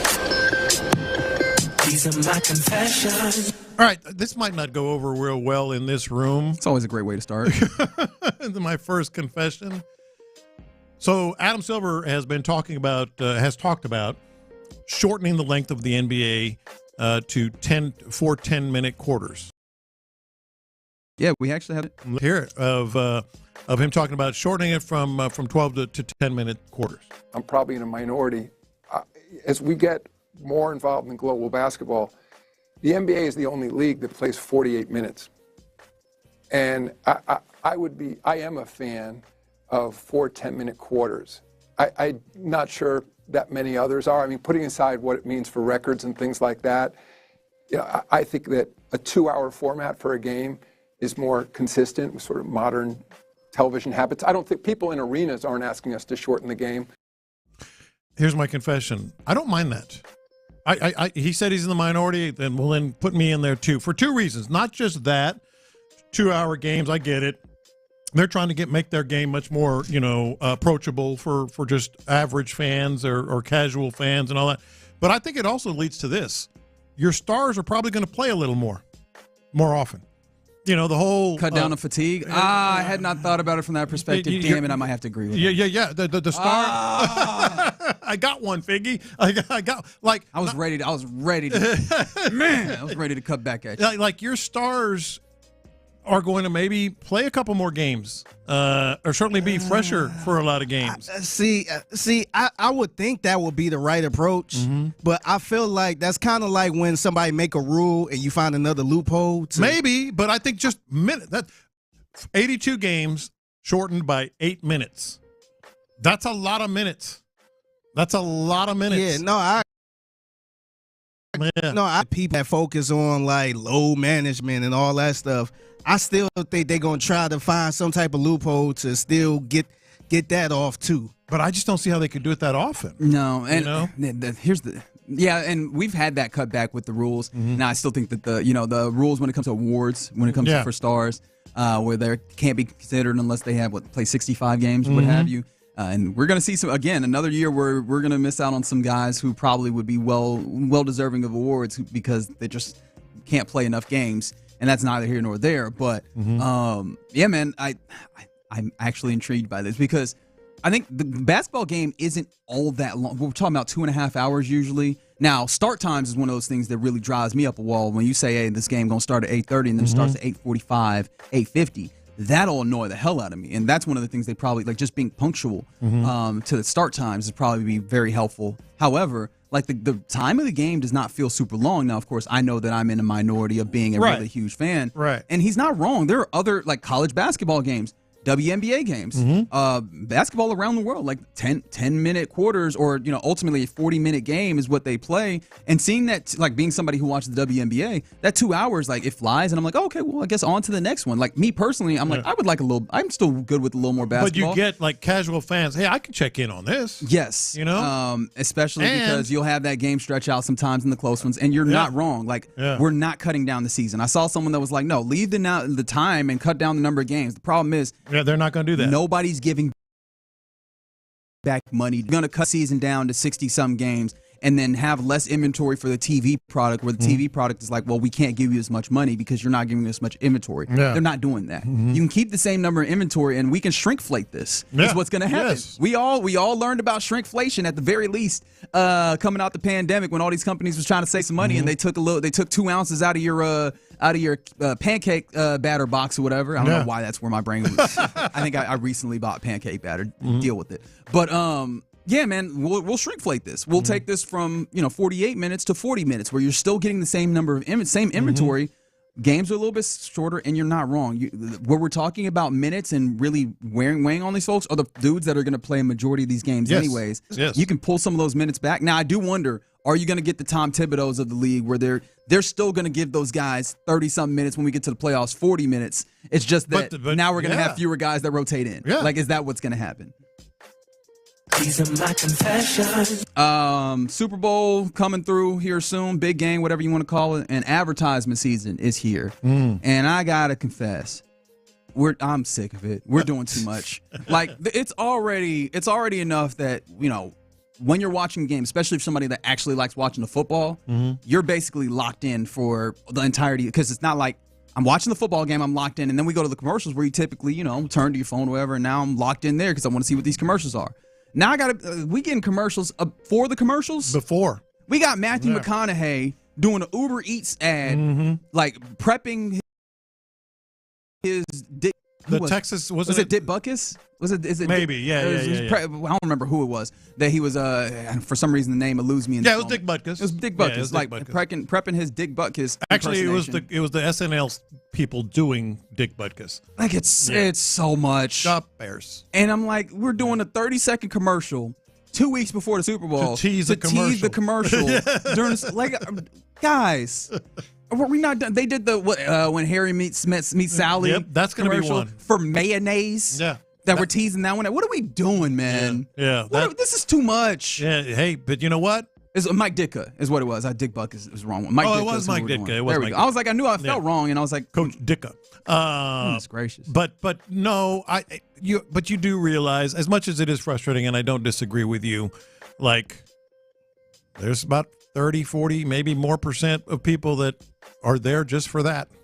Yeah, but the commercials themselves, I mean, that's why they ballooned to like $8 million for spots, and that's asinine. But hey, it's not my money. But do we really have to be bombarded with the commercial for the commercial? These are my confessions. So I gotta confess, I'm so glad I'm out the house buying market because I'm sick of being on social media and these realtors on there posting these videos of like these big old houses, these big old mansions. I'm looking at one now, 6-bedroom, 3-bath, home office, game room for $284K. What? They're not. There's no way they are lying. Or if they are telling the truth, that neighborhood is crazy. No, they are not telling the truth. 45 minutes outside of Houston. Yeah, like you would, nah, man. I looked all over the place. I ain't never seen nothing that nice for that low. They're like 45 minutes outside of Houston. You in Brenham? Yeah, in Brenham.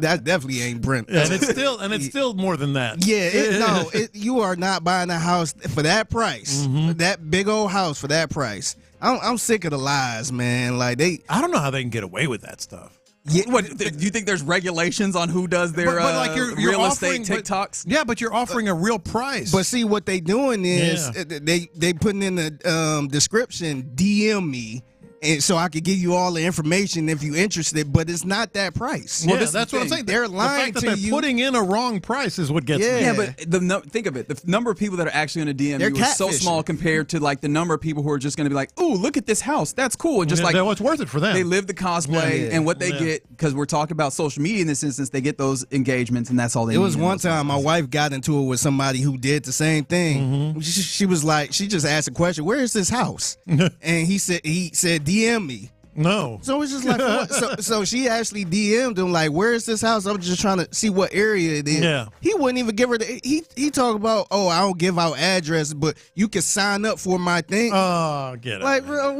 I hate he's that scamming. Stuff. Yeah, he got you. Exactly. He's lying. I hate that stuff so much. No, that's so I like irritating. the way you say he's lying. He's lying. And I think they get a lot of area, like people that's in other states where they look at, Houston. Yeah. Ooh, I'm moving to Houston. Everybody wants to move to Houston. It's a lie, man. Everything is high here, man. We need a Figgy to do a drop on Figgy saying something. I like that. He's lying. He's lying. As Judge Judy like to say, full of baloney. You're full of baloney. These are my confessions. I've never been a trash TV kind of guy. You know, the reality shows and the what is it? the Real Housewives. Ah, and yes. all, and You all like that. Below Deck, though, right? That's a little trashy. I watch Below Deck, but mainly to just gawk at the yachts. Oh, that's different. You know, the gawk. He said, no. That's not trash. That's classy. That's different. Those are yachts. That's what I'm looking at, like how they're. You know, they're throwing champagne in each other's faces on a boat. Yeah, he ain't paying attention to the story. Now it does suck you into the story just by default. But what is this show again? Below Deck or Below Deck Mediterranean is my favorite. Okay, that is the first one that popped up. Yeah, on my DuckDuckGo search. It's pretty sweet. Why is there a woman with a trident on it? Nah, this is trash. Yeah, you're not gonna tell me that this is some level of no. This is about the That's boats. like me watching Love and Hip Hop for the rap music. That's right. Yeah. But my confession is, chalk up another one. I'm all in on another trashy show. I bet you are. I'm all in on another trashy show. Have y'all seen The Traitors? Absolutely not. I don't even know what you're talking about, dude. It's so cool and it's so corny. Half the time I'm laughing at the show, and then the other half I'm like, I can't turn it away. I watched 2 episodes last night. I watched the 2 episodes. The Traitors is, but Google it. It is an American reality competition series based on the Dutch series. I'm not reading that in Dutch. I'm sorry, I ain't got it for you. Yeah. It is hosted by the Scottish actor Alan Cumming. Yeah. The first season was. All right, The Traitors is like so. Contestants in the game move into a majestic castle. Yeah, they're in a castle, and they work as a team to complete a series of dramatic and challenging missions to earn money. But 4 of them are traitors. So, and you don't know who the traitors are. Ah, okay. So that's okay. And very so good. you're like, that's like no. I was doing the figgy thing. I was talking to the TV man, like, no, don't tell him that. Don't tell him that. That reminds me of when you remember when was it CBS that had the mole? Yeah, that was one that went platinum in my house. Did y'all see that TV show? I don't even know if it's out yet, but they've been showing the previews for it. But I guess the family sending their other loved ones out and about in the wilderness or something crazy like that. And if they can't survive, they tell their significant others back in the control room to push the red button. Oh yeah. And that significant other have the right, like, nope, just stay in there, or push the red button and don't win anything. Yeah, that sounds awful, man. It's amazing how these shows just suck you in. Like, if you described it to me, I would be like, oh yeah, another one of those. And I'm like, I can't wait for the next episode. I hate what it's done to television. Exactly. I'm not going to give you the rant because y'all know the rant. No, but I'm not. Normally, I'm not. It just sucks you in. I'm not blaming you. Yeah. Like, there's a reason why it works. It's catchy. Reality television. Reality ain't real. But she's a traitor. I really do. All right. You're in the loop right here on Sports Radio 610. Yes, I'm going to be pompous, presumptuous. You know what? I get it. I am that person, but I do hate what it's done to television. All right, but you can't hate what's happening on radio. In fact, I hope that you love listening to radio, because if you do, I got a way for you to win something just off of listening to radio. It is called the Slam Dunk in Vegas National Contest that Odyssey is putting on. All you got to do is listen to Sports Radio 610 on the Odyssey app for an hour each day for an entry. You get a daily entry into this contest. And you remember, the winner of the contest will head to Vegas with a flight and hotel accommodations for you and 3 guests. Plus, you'll get $20,000 to fund the ultimate viewing experience for the first 2 rounds of the college basketball tourney. So make sure that if you're listening to Sports Radio 610, go ahead and listen on the Odyssey app. Make sure you're logged in, too. Break us off something, man. All right. Okay. I'm broke over here, man. All right, I'm surprised if you that broke, you didn't dip into the donation money. By the way, we still haven't figured out if when we go to New Orleans, if we're actually putting that on black. Double it up, baby. All right. What is it, like $50 in there? Probably. Very good. Let's see if we can make 100 for whatever foundation, whatever we ultimately donated to. All right, you're in the loop right here on Sports Radio 610. Coming up next, it is our Thursday. Stay before us now. Let's do a little buy or sell. Are you selling what these various people or are you buying rather what these various people in sports are trying to sell you? We'll do it next. Have you heard? Sports Radio 610 is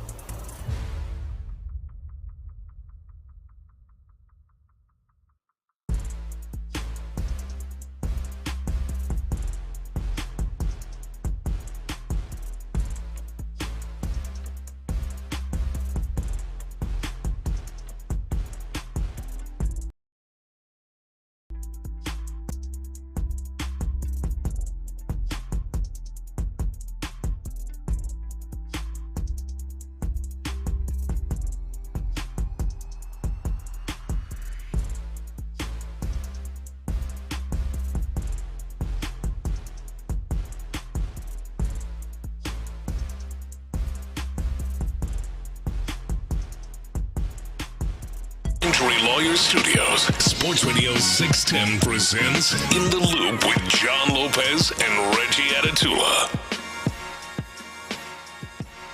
You're in the loop right here on Sports Radio 610. Appreciate you hanging out with us. Man, y'all love y'all some reality television. Traders, baby. There's some people there's someone that said hey, Traders is really good, John. Keep watching. It only gets better from there. So. Oh, wow. There you go. There's people that are. I feel dirty, though, doing that. Don't. You know? Hey, man, you a grown-ass man. Do what you're going to do. And this is the thing. If you're going to feel dirty about it, like that is your decision, man. That is of all the things I should feel dirty about, that's probably not one. I don't know. I have no idea. I don't know about the things that you should feel dirty about, and I actually don't want to know. So what we're going to do right now is we're going to move along, just skirt right past that conversation into a little buy or sell. All right, buying or selling, Figgy, Reggie. This one piqued my interest. He was actually on Ryan Day was on Jimmy Fallon last night talking about this. But are you buying or selling? LeBron James tweeted that openly wondering, after he retires from basketball, does he still have eligibility left for another Ohio State football? This is what Ryan Day said. Well, first off, LeBron is a huge fan of Ohio State and has been a great supporter. But that being said, he'd be right in line with the freshman in the back of the room. We'd have to work his way up. That's it. I mean, he doesn't get any special treatment. No special treatment. Oh. That's a real coach right there. That's a real. LeBron James eligibility after he retires to play tight end, presumably. That's what he did in high school for Ohio State. Boy, if you don't take your big old self and sit down somewhere, college football, really? Like, this is the thing I don't get at all. And, of course, like some of these dudes that I'm going to talk about played football.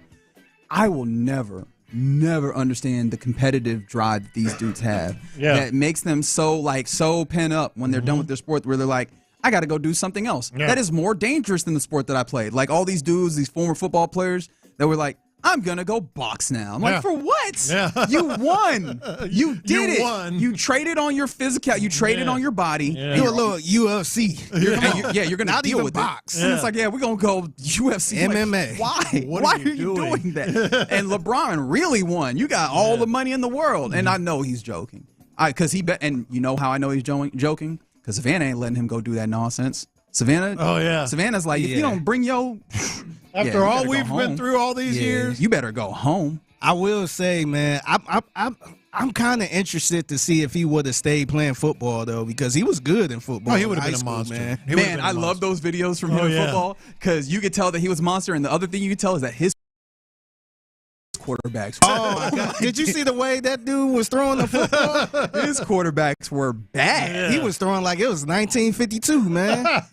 832. The way LeBron flops, he think he can deal with football. Let me tell you, friend, if you think that him trying to get over on the referees is going to mean that he can't lay the lumber, I will tell you again. Yeah. Hey, he's still 260. That is a big boy. And he gets up to speed. Body fat. And I'm not saying that everybody that's big is tough. Mm-hmm. I would caution you on questioning his ability to be tough. I would caution you on that. You don't have to heed that. I'm not your daddy, but I would caution to heed. Sell, right? Sell. How about this? Dana Brown on Luis Garcia and Lance McCullers. Okay, dog. All right.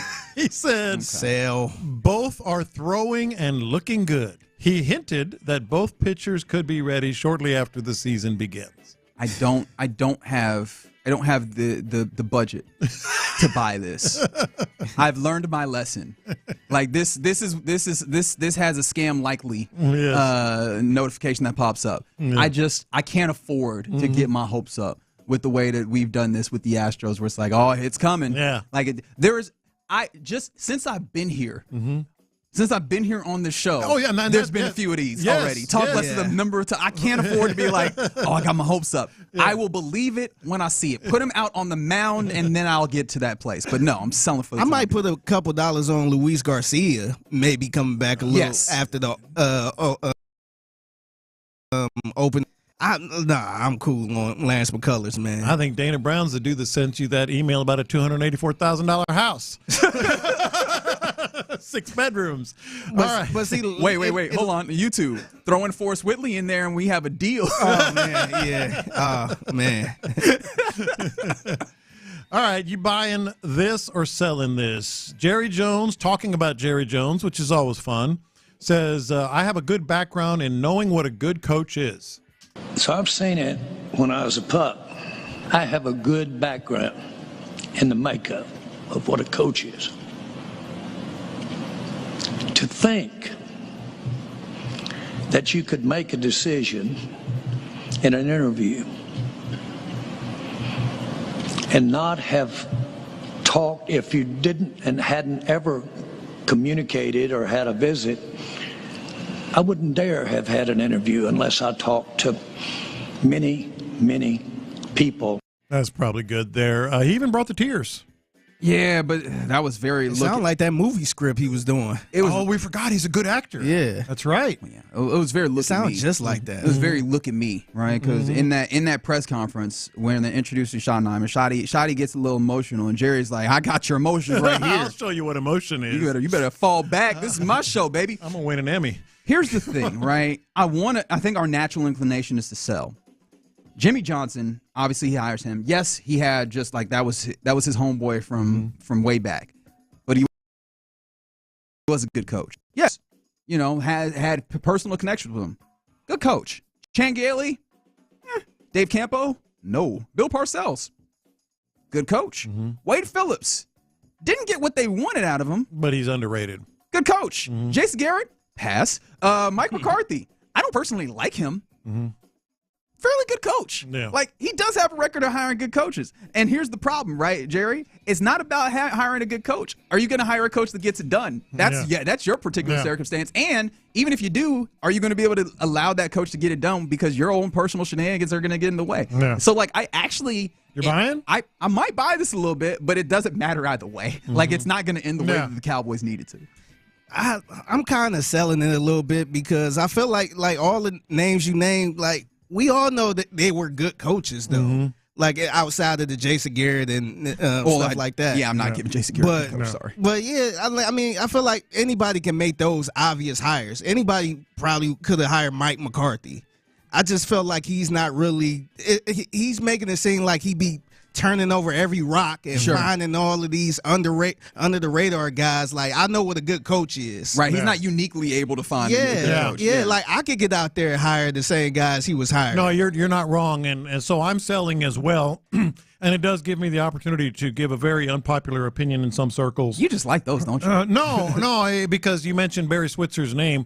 I firmly believe they would have won more Super Bowls if it wasn't for Barry Switzer. Barry Switzer kind of Jimmy Johnson and with his guys, and then things started to really crumble. But that's just neither here nor there. How about this one? Buy or sell? Woody Johnson, Jets owner Woody Johnson, said he's not going to voice an opinion in football decisions anymore. I believe he believes that. I believe because I am that guy, right? Even just today, especially if you've been watching on YouTube, Sports Radio 610, or on Twitch, which is 610 Houston, you will have seen. What did I talk about? Was it Tuesday? One of my confessions was I realized why, how sometimes I step on y'all's toes when y'all are talking, and I'm trying to do better. I believe that. I think y'all know that I believe that. I have stepped on y'all's toes 2 or 3 times today. I've done it. And so in the same way. So he believes it. He believes it. I'm certain that he believes it. Woody Johnson, you can't help yourself, especially as the man who is in charge, who has the money. If you see something that goes, you can start getting that twitch, and you're like, nah, I think this should be like this. He's going to say something. Nah, just wait till the draft time. He's going to be like, oh, you know what? We need to let's get this quarterback. He ain't. Nah. I want to see the look. Lies. I want to see the look Aaron Glenn gives him. Yeah, just imagine one of these quarterbacks, Shador, falls down where the Jets are. He going to be like, he going to step in and bring that damn draft card up. Yeah.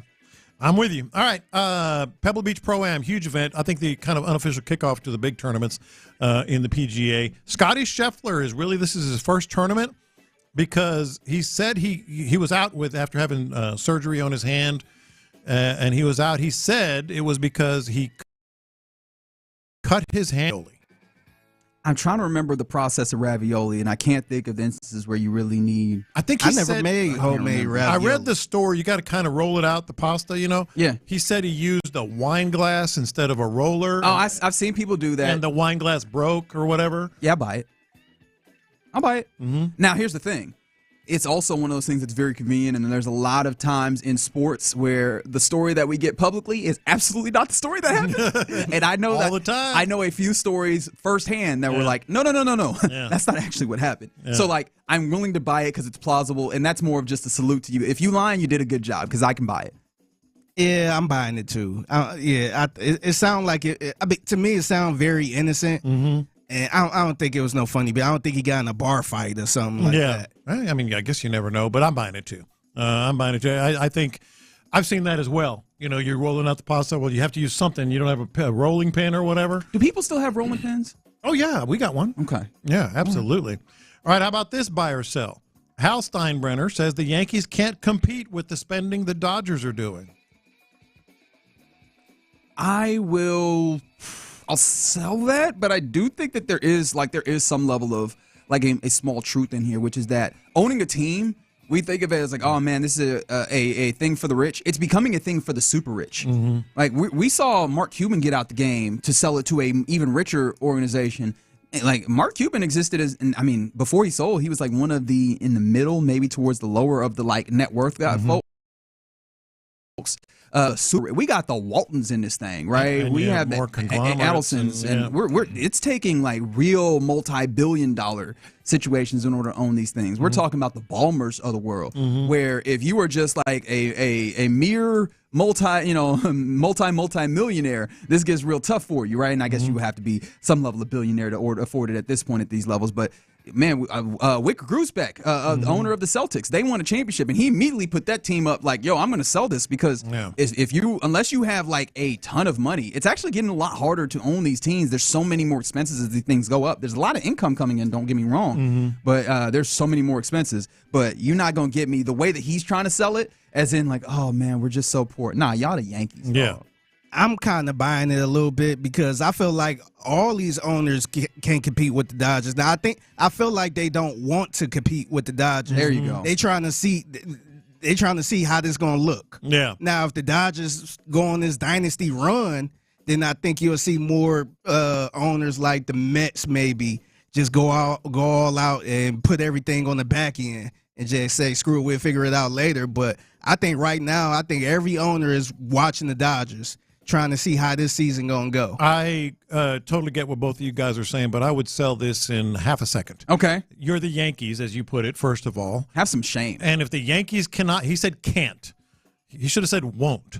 But won't does not have the same effect. The Yankees certainly can compete with what the Dodgers are doing. They can, but that sense because I was gonna say they can, but is it smart? Well, it might be. I mean, who knows? They're the Yankees. If the Yankees can't compete with what the Dodgers are doing, who can? Like financially, is it who smart? Can? It's not the Yankees. Steve Cohen and his yeah. Because I don't know how this is going to look for the Dodgers in 2035 or whatever. Yeah, it's all deferred money, man. Deferred money. Yeah. So well, here's the thing, right? We talk about the regional sports network. That money's not going to dry up. The Dodgers' brand is not going to dry up, and the individual money that those guys bring in outside of the industry of baseball is not. I doubt is going to dry up. I guess you can't say that in this definitive way. They'll have the money to come through. Yeah, they're going to have the money, but was it worth the spin if they don't win any championships or they don't win I just what like they the fact thought that they're going for it, but they can do it. One more real quick one here. Also, I do want to say, when it comes to worth the spin, where championships ain't the only metric. That's one of the weird things about sports is that you're doing two businesses at once. You're competing, but you're also They selling. trying to win, though. Yeah. They trying to win. Real quick one here. Caitlin Clark, we mentioned her earlier, said she declined the NBA three-point contest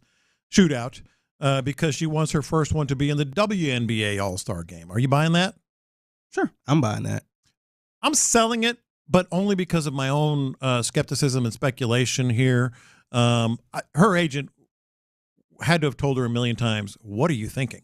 I mean, the WNBA shootout is not going to be but a blip on the radar, whereas more opportunities, more money, maybe even appearance money. More money from where? From endorsers, sponsors. Those endorsers already have the money in on her. No, they have contracts. But future endorsers, future sponsors, brand even bigger footprint on American television landscape. She has. Who's going to watch the WNBA shootout? She's not making her money. It's not increasing her profile to do the NBA All-Star Saturday night. In fact, we're talking about this because she's bringing viewers to the NBA All-Star Saturday night. That's absolutely would increase her profile. I think you're significantly overrating what that would do. She doesn't stand to gain very much from doing that. I don't ask think so. Sabrina Ionescu about that. Yeah, but we're seeing Sabrina Ionescu and Caitlin Clark are not in the same place because y'all weren't talking about the WNBA being taken over by Sabrina Ionescu in the same way as Caitlin Clark. Every bit. We can't have our cake and eat it too here. Just to salute back to yesterday in trying to make Caitlin Clark the single reason that she's building up the WNBA and women's sports, and then come back around and say, but she has to come back to the NBA Saturday night that y'all talking about y'all don't want to watch in order to get some money off it. No, but they would watch more. More would watch. But what's the benefit for her though? Personally. Brand and money. But she got that. Brand is big as hell already. Yeah, she got the biggest shoe deal for so did LeBron. And he ain't doing he keeps branding. And he not doing the dunk contest. He never has done the dunk contest. Exactly. But he's continually building his brand is what I'm saying. Yes or no, real quick, we're going long. Did her agent want her to make that decision or not? The answer is no. He did not want her to make that decision. Impossibly. All right, here in the loop right here on Sports Radio 610. And yes, you're right, 929. I feel like this is absolutely a setup for a fight in the cap in next CBA. 100%. This is an opportunity for them to cap spending. Loop. How locked in have you been on draft things as we're gearing up there? I mean, we talked about Caserio and D'Amico Ryans both being in Mobile for the Senior Bowl. How locked in have you been on those things? We'll talk about that next. Payne and Pendergast. I don't need the Astros.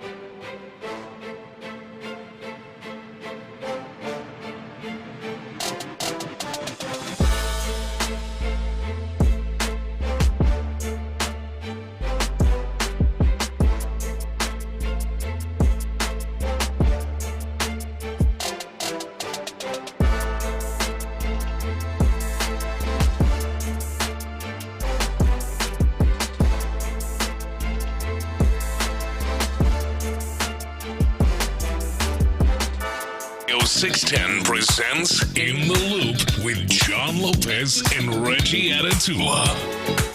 Yeah, the beat rolls on here on a Thursday. In the Loop. 713-572-4610 is the text line. And somebody cleared up in the, buy or sell when we were talking about the who was it that cut their hand again? Oh, Scotty Scheffler. Yeah, Scotty. Who had cut his hand making lasagna, or not lasagna, ravioli, different pasta, but apparently he was using a wine glass to kind of. Yeah, that's what I said. I thought you said wine bottle, like roll it out. No, he's using a wine glass. Oh, did I say I meant glass? To cut the. I was wondering. I'm like, damn, he broke a wine glass. Yeah, wine bottle was tough. Like I was like, wine bottle. Yeah. I was like, I could believe. I could see a wine glass. I was thinking wine glass. Sorry about that, fellas. Okay. You're not apologizing. Sincerely, from the bottom of my heart. All right. You laid it on too thick. All right. How locked in have you been to various draft things? It's been kind of one of the benefits for the Texans in I guess relative depth that they went into the playoffs is that we can kind of push off some of the player acquisition thoughts and talks that that you might have had in the past very early on when you look up and like later in the season you're like, oh, okay, this is not this is not going very far. Let's start looking. Like I guess, and this is where I probably will have to put a dollar on the helmet.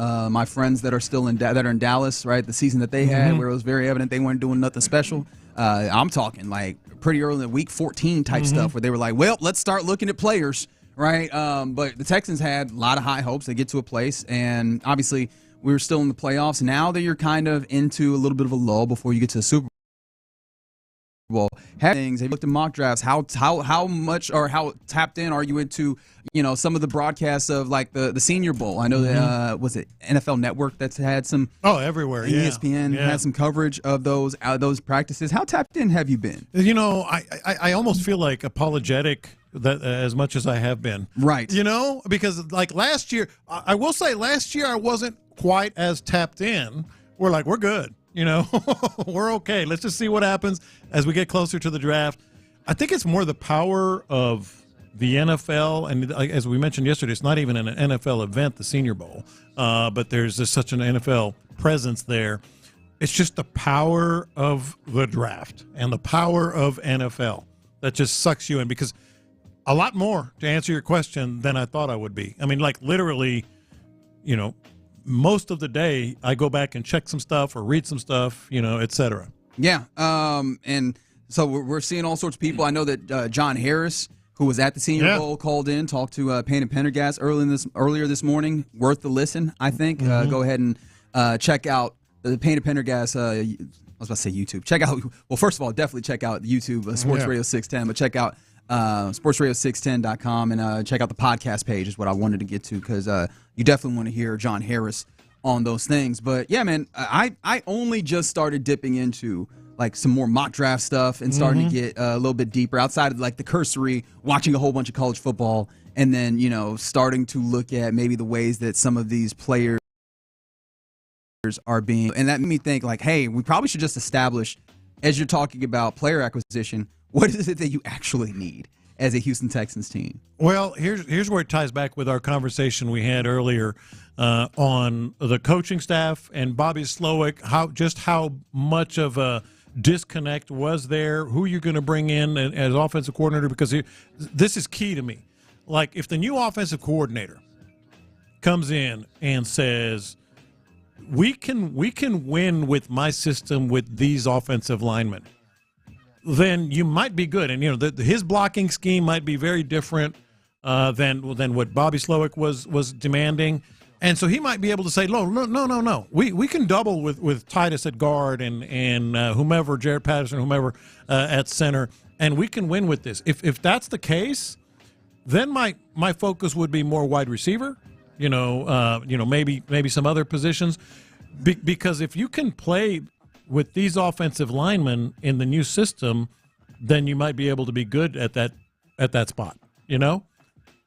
Yeah, I hear what you're trying to do, but because you're paying them, you are paying them, right, and that's definitely going to make this. It's definitely going to make this more difficult to deal with. But I feel like you're going to have to jump through some hoops. I don't know if you can jump through the amount of hoops that would be necessary to make fans like just patently happy. Because I mean, we're talking about get rid of 3 of the guys and like have a full overturn. And I do wonder how feasible that is. But offensive line, particularly on the interior, is still one of those things that I think it's worth, looking for a guard is still one of those things. If for no other reason, right? You're talking about, all right, maybe Titus at left guard. Juice, you still want him to play right guard? Like, I think that even that if you're moving things around and getting it to a good place. I think right guard at the very least is one of those positions that it feels very evident that Shaq Mason. It's not just you weren't just dealing with injuries, you weren't just dealing with anything of that sort. You're dealing with the decline, right? And he's had a fantastic career up to this point. But if you're dealing with a decline as a team on an upward trajectory, I mean, at least you hope, knock on wood or what have you, you need to have probably a player there that fits a little bit better with that trajectory. And I feel like guard is absolutely one of those ones that I would look at. If no other before you even start talking about, hey, some other ones where, how do you feel about the idea of Jarrett Patterson or Drew Scruggs continuing at center? Like, are you locked in on those guys? Well, early on in the season, I liked what Drew Scruggs was doing, and they played him there. And I believe it was Nick Caserio said, let's be very clear, his better position is center. So I'm not ready to give up on Drew Scruggs at center, especially in a different scheme. In a different scheme, especially, yeah. So I think Juice. I'm not going to say you're good, but I'm not ready to give up on him. What I am saying is if these three guys just do not work here, and especially with the new coordinator system, then you're looking at free agents on the offensive line and multiple draft picks on the offensive line. I think it changes everything. Yeah, so, I mean, at least it feels like at absolute worst you need one on the offensive line. I think probably you would like to see probably two players, and I don't think that inherently has to be draft. That's draft/free agency, although getting into what the free agency looks like, because you've got a lot of free agents that you're going to need to deal with. Another need that you're going to need, obviously, you mentioned wide receiver. Let's stop and talk about that in a big way. I think that it probably makes sense for both sides that Stephon Diggs returns. So, but I do think that you probably need a wide receiver. Tank? Yeah, because Tank is probably going to miss a majority of, he's definitely going to miss a majority of next season. He might miss the entirety of next season. What kind of receiver would you want? Would you want a Tank-like receiver, understanding that there is a slight possibility that you come back on the backside of this and now you have two Tank Dells, and that is an interesting proposition?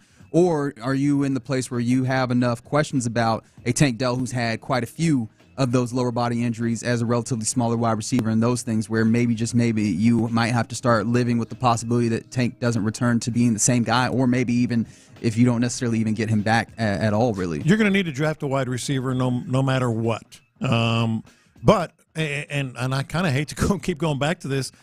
Tell me what the system's going to be. It's very important they know who their offensive coordinator is and what they're going to be running. Do you anticipate a system where you don't have three wide receivers that matter? No, but you might need a bigger body on some. Got you. To be a blocker. You can maybe if you're whatever, more tight end driven, then all of a sudden things shifted to the tight end position, which by the way is my number 3. Hell, it might be number 1. Tight end is an interesting one. Okay. So those are my top 3 tight end. But I want to know, and I know they want to know, like, if we're going to be a 2 tight team, an 11 personnel, as they call it, 12 personnel, et cetera, that changes the type of receivers you're drafting.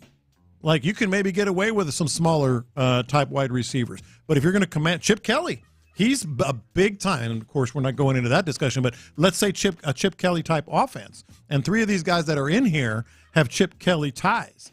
He's big on big receivers blocking, Now, everybody says they want their receivers blocking, but some put a bigger premium on it than others. So, I mean, we got to know. We got to know who this coordinator is going to be, and I think it clears up a lot of stuff. Yeah, and, I mean, it's why you're interested and eager to see who they ultimately land with outside of the obvious reasons why you'd be interested and eager. I know that we're in that timeline where now we all want to get to that place, but like I said, we're a week shy of 3 months out from the draft, funny enough. So, like, there's still time to sort these things out. But, yeah, that will become a lot clearer once you have your coordinator. But I think it's evident that you need at least one wide receiver. I don't know how. I think that I really do think you need at least one. At least one. And now, if you don't return, Stephon Diggs doesn't return, that's where it gets really interesting. I'm starting to lean more and more into the idea that it makes sense monetarily for the Texans, and I think that Stephon Diggs might be in another prove-it-deal type year before he goes and tries to get some more money in the market. How about on the defensive side? Or first of all, you mentioned. Let me finish the offensive side because you mentioned tight end, and that felt like a place that they were just. You have a young Cade Stover. You remember you signed Brevin Jordan to another 1-year deal, which I think we were all very happy with. Not expensive, another short-term deal, which is, I guess, again, serves as a little bit of a prove it for Bregman coming back off of an injury. And then I guess the elephant in the room is the big money that is going to Dalton Schultz in a way that I don't think that you're going to get off of. Give me a tight end. I still think they need one. I really do. You got Irv Smith, Tegan Quatoriano. You're going to need 3 solid ones. Cade Stover, I think we all kind of like what we saw, but I need another tight end. I need another tight end on this offense. Again, especially if it's one that's going to be, dominated by that position with, on the interior line. Somebody said sign Taysom Hill. Taysom Hill got to be 36 years old at this point. And that's not no, me. He probably that's is. Not me like telling a joke. All right, he's 34. Okay. But yes, by the way, didn't I realize he's technically from Idaho? But yeah, Taysom Hill, I'm probably I'm good on that. And I think that he's probably still under contract in New Orleans anyways, because that's one of those guys that they played kick can on. You remember the time that they signed him to an extension with all void years? Yeah. This is if you ever were wondering why does Reggie care so much about the fact that the New Orleans Saints keep playing these games with the salary cap. They got to the point where in order to make numbers, just the faux accounting, make numbers fly around, they gave a quarterback who's not a quarterback, who's a tight end, but also a running back, and all those things, and an a 4-year contract, and none of it was real. It was all still very amazed by that. But yeah, people are agreeing with you on the idea of needing another tight end. But I don't know that I'd put that as a high priority. You would. We'll see how that ultimately plays out as you keep going. Defensively, I feel like one definitely pops up for me. And there's another one that I think a lot of people have talked about. I've seen kind of in various different mediums that I'm interested in. Interior defensive line. That's the one that everybody's talking about is interior largely defensive line, because defensive tackle. It's a real strength. Yes. In the draft. Like in the draft, it's apparently just a really, really big-time strength. So, you've got some guys in there that have certainly done the job. Mario, Settle. Both of them. And Folo. But again, you're trying to build that super front, and if you got a guy there that can help you. I think defensively, interior defensive line and safety. Safety. I was going to go cornerback just because that room. Or maybe you just go DB and you save. But yeah, safety and cornerback. Like you had incredible play at the top end. But one of the things that we saw is as injuries came through in the sport that I always refer to as the car crash sport, injuries are going to happen, and you knock on wood and you hope that you don't sustain a lot of them or many of them at particular positions of need. But depth, especially in a cornerback in a sport where we have continued to lean heavier and heavier towards a passing game, giving Kamari and giving Derek Stingley Jr. more support. And giving DeMeco Ryans more flexibility. It felt like there were instances where there was not a lot of flexibility because you just did not have the depth in those places. I feel like this is the time. A little bit of that depth, especially for some young and controllable talent, cheap talent. That'd be real helpful. Are there any other ones that pop up for you when you talk about like needs? Yes, 832 also got to safeties and cornerbacks. Yeah, I think the only thing I would add would be that cornerback that, as you said, but I would, I've always been of the belief that you should draft a cornerback every other year, no matter how good your cornerbacks are. You can't have enough of them, especially with the nickel and the pass packages that are there now. So I wouldn't be against a cornerback either by any stretch. I do appreciate this text from the 281. If they don't take a wide receiver, they should take best player available. I wasn't talking about a wide receiver specifically at one, but I do think that this does give us an opportunity to talk about, the draft strategies, and I'm sure we'll have many opportunities. Best player available is one of those things that we always clamor for. Yeah. But I feel like I lean more towards like a hodgepodge, and you can say I'm sitting on the fence all you want. I don't care. Best player available at a position of need is the way that you have to do this. Yeah, best player available for us. Yeah. Because they all toss it around. Oh, we're just about accumulating talent. And but you really need a guard. How did it work out that the best player available happened to be a guard?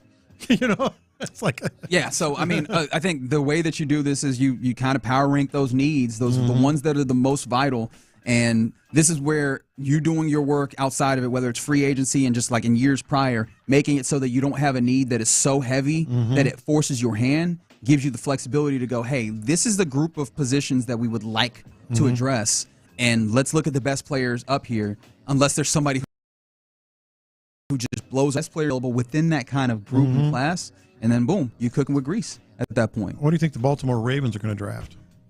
Well, I mean, at some point, hopefully not like in the second round, like that one time when the Bucs took Bobby Aguayo. No, all due respect to Bobby Aguayo, but I have a feeling that they're going to have a kicker in mind there. Why do I say that? I'll tell you why in a little bit. But it looks like the Houston fans will have a little bit of support available for Baltimore fans, because it seems like they might be going through something that we went through here in Houston with Justin Tucker. Oof. We'll talk about that a little later. I don't want to harsh the vibes right now, because right now in the loop on Sports Radio 610 is typically where we hand it over to Figgy Fig for the mixtape, and that's typically good vibes. Yeah. So, what would Jalen Hurts be, quarterback for the Eagles? What would he be if he wasn't in the NFL? And I think a lot of Houstonians will like this. Plus, I got the details of the Popeyes and Don Julio collab. This Popeyes and Don Julio. You still got more on that. I can't get away from it. We'll talk about it next. We're bringing the best sports talk in town.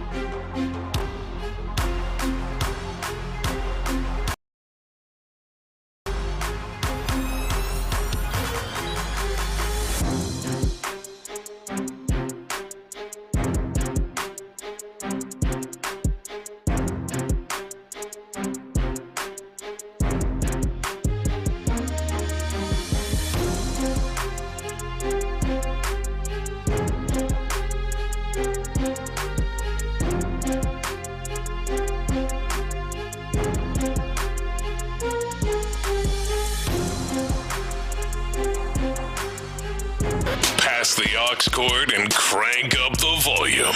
Figgy Figs in the driver's seat. Sit back, relax, and enjoy the ride. It's time for Figgy's Mixtape on Sports Radio 610. Yes, it is Figgy's Mixtape on In the Loop, Sports Radio 610. It's your man Figgy Fig holding it down on a Thursday. Happy Thursday to everyone out there.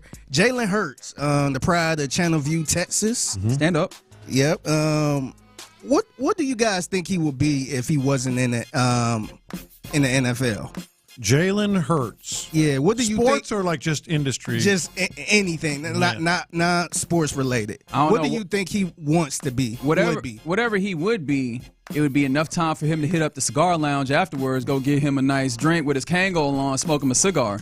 Based on his outfit that made a lot of run over the weekend, you saw it. I cannot wait to hear how you interpreted that. Pants pulled up pretty high, khaki.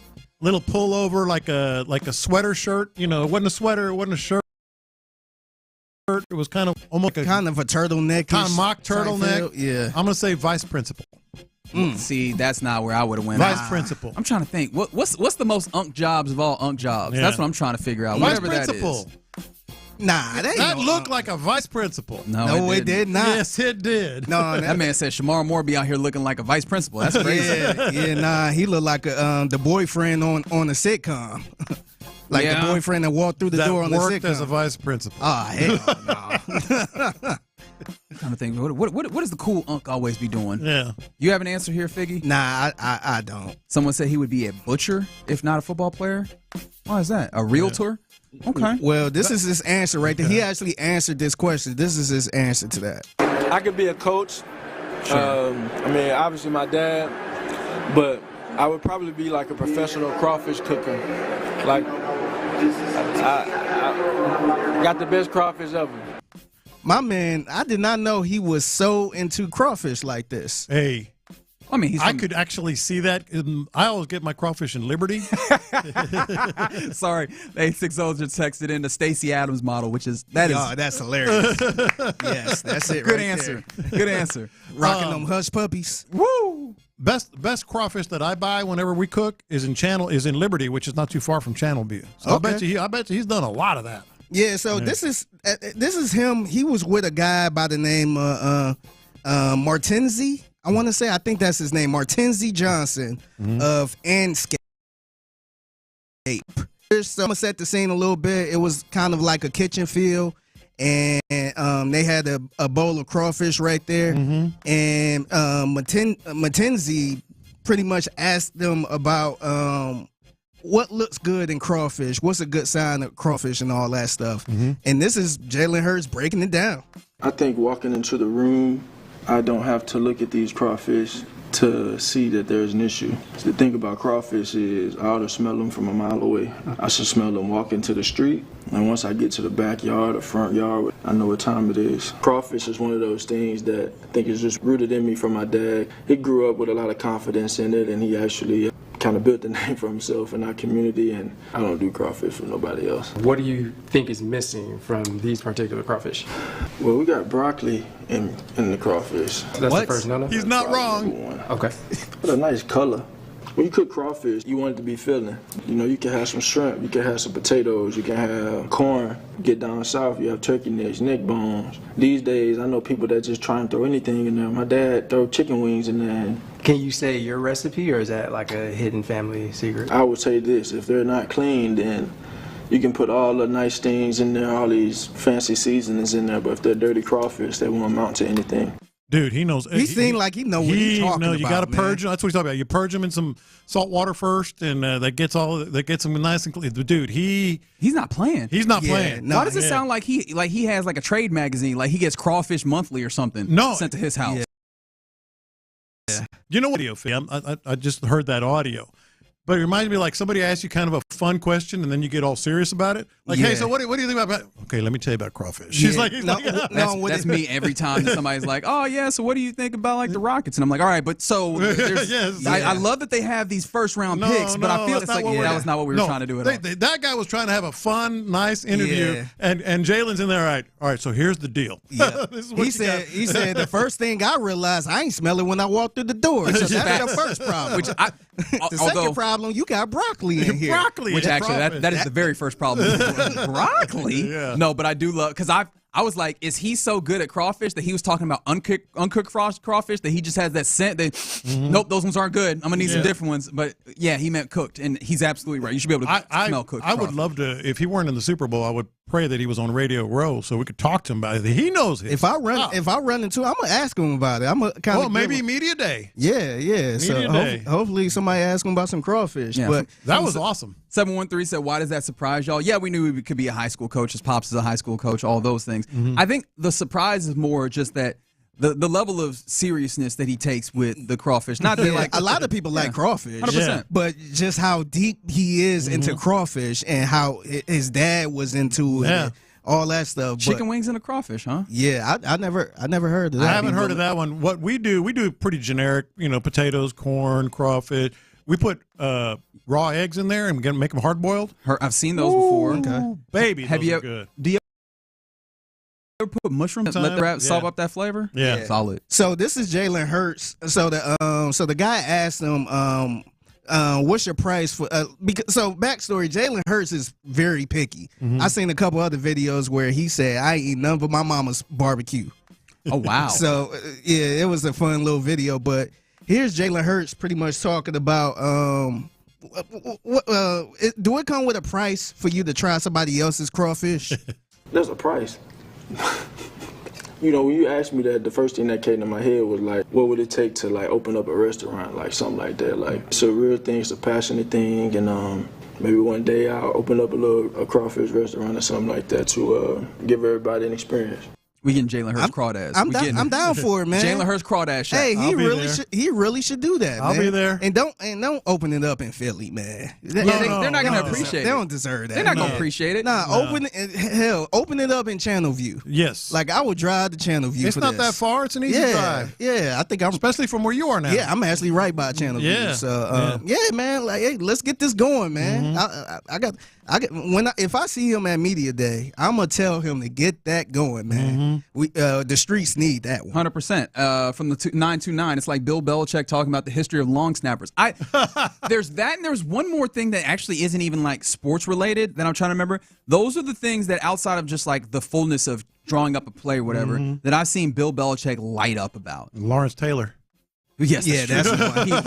He has all the reverence for that man. And he used to do this thing just like a podcast conversation. He was doing it in a press conference. And all them boring ass answers he was giving. And that was like as soon as you 20 bring up minutes on Lawrence Taylor. or long snapper, then he going for a good 20 minutes. Light up. Y'all got some interesting things. Someone said they put green olives in there. They said it's super underrated. Someone said they put Brussels sprouts in there, which that's kind of on the board. That's kind of like broccoli, right? Okay. I don't know. I mean, I'm up for it. I'll try it. I mean, I'll give it. You seem convincing enough, but I don't know. I'm a little skeptical. Not that you need to convince me. Yeah, but salute to Jalen Hurts, man. Crawfish expert. Yeah, I'm excited for him. I want to go to his restaurant. Yeah, open it now. I need it. It's crawfish season right now. Yeah. So speaking of food and speaking of being in New Orleans, I actually got the information on this Don Julio and Popeyes collab. Oh, here we go. Do you guys want to hear what's going on with this? Not really, but we will. Now I do. All right, so the headliner is the new Popeyes, the Tequila Don Julio Reposado. Yes. Flavored Conca chicken sandwich. So I guess that's the concha. Yeah, that's the I guess the Mexicans, is it like a sweet bread? Yes. Like a pastry? Yeah, the concha is that big round half moon one. Is it a pan dulce? Is that pan how we do it? Yeah, put a little sauce on it too. Yeah, so this is pretty much a chicken breast filet marinated in reposado tequila, then fried in Popeyes crunchy buttermilk tequila lime slaw, spicy spread, a barrel cured. I can't talk today. Yeah. Pickle. It's that medicine you on. That's what's happening. That's They were like, no cough, but you can't talk. That's exactly what it is.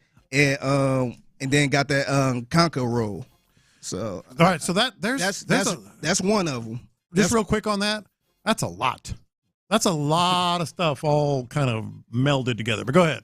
Yeah, I think that's kind of, to me, I feel like those Nashville hot chicken sandwiches, they kind of, I feel like that's kind of the same style, but they just marinating this in the tequila.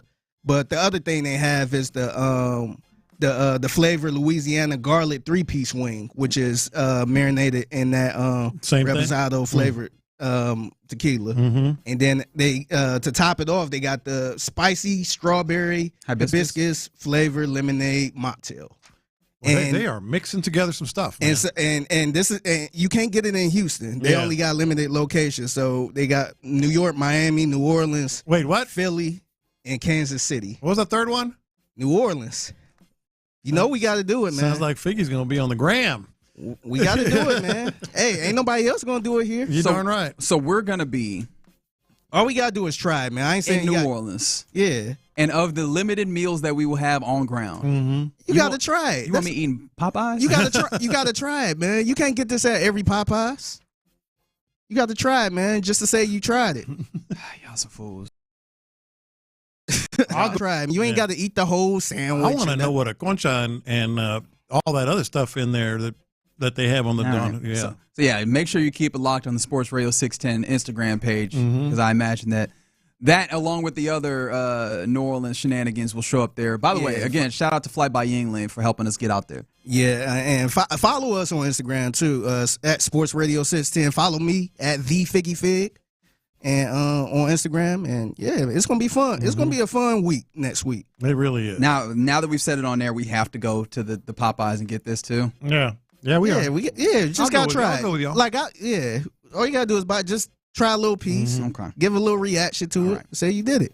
And by the way, I think you have to be 21 and over. Oh, so it's actually got the I think actual tequila. Yeah. So that's kind of a little tricky. I thought this was gonna be like the beer battered shrimp or whatever. Yeah. We got the whole name on it, but it's not actually gonna do nothing. Exactly. Yeah. Okay. Yeah. So we could get out of here on this, man. Stephen A. I love listening to Stephen A. sometimes, man. What do you think? So he had an opinion on Amen Thompson the other day when he had that big game against Boston. What do you think he said about Amen Thompson? Oh, he loves him some Amen, doesn't he? Yes? Maybe. How do you think he said it in the Stephen A. way? Oh, okay. So now this is what you're doing. You're setting me up. Yeah. Now listen, Amen Thompson is a dear friend. I love this young brother's game. For Ronald Latitula to say that he is like Scottie Pippen is preposterous. Well, he didn't go that far. Okay. Now he did. I have to yell, otherwise the Stephen A. Smith is a very bad. He did say something similar. That brother. He loves using the brother. This is what he had to say about Amen Thompson. Thompson, this brother, I'm here. Hear me good, Wendy. This is a future star in this league. Brother special. Wendy is so right. He plays bigger than what he is. He's a tenacious defender. Definitely a damn good rebounder. Got size, nice step back move. That was on Jaylen Brown. That's who he did that to, okay? He didn't do that to just anybody. He did that to Jaylen Brown. So let's remember that as well. Got nice size on him, tremendous athleticism, plays with a lot of energy, is fierce, got a lot of heart, etc. That was pretty cool, right? Hell yeah. That was pretty cool. A lot of praise. A lot of praise from Stephen A. Smith. Now I got to ask y'all this. What do y'all think he said about Bronny James? So Bronny got in the game against Philly a couple days ago. And I saw the highlights. In the first quarter, man. That was one of the ones that didn't make the cut on my buy or sell when J.J. Redick said, I probably put him in a bad position. No, you didn't. Yeah, the bad position is playing in a National Basketball Association. Yes, he's just not good. Well, I think Did he go after J.J.? He didn't go after JJ. Okay, well, then that's my guess. He did go after somebody's dad who's on that team. Okay. This is what he had to say about Bronny James. I'm really, really trying to be as respectful as I possibly can be towards LeBron James. I am pleading, James, as a father, stop this. Stop this. We all know that Bronny James is in the NBA because of his dad. Right now, Bronny James is averaging 0.3 points, 0.3 assists. He's hitting those zeros hard. And 0.4 rebounds. You know what people are saying. You know what they're going to do to this kid. How are you doing him favors? Why are you making it seem like he just sent them to Iraq or something? Well, I mean, the basketball You know version. what people are doing. Why would you do this to this kid? So he went after LeBron. I mean, he's the one who's responsible No, for he Bronny is. being in that space. Like Stephen A. is not wrong. I do think though, like this is why I thought like them giving him a NBA contract was the real contract, the real aggressively wrong part of this thing. If he gets drafted, that's one thing. Like second round pick, you're not going to give me to be too mad. Yeah. If they sign him to like a two-way deal or something like that, cool. Like let him play in the G League. That's where he needs development. I mean, it was one of those things where people were talking about he probably shouldn't have left college because he still needed development. I don't think he would start in college for most teams. Maybe not, but I mean, he still needed development.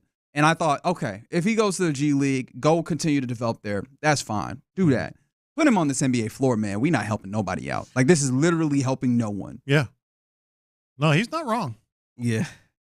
It's just in the NBA good. I didn't know he was averaging 0.3. 0.0. Who says it like that? Yeah. Nobody says 0.4. Except for Stephen A. Smith. A. does it. Trying to make it abundantly clear.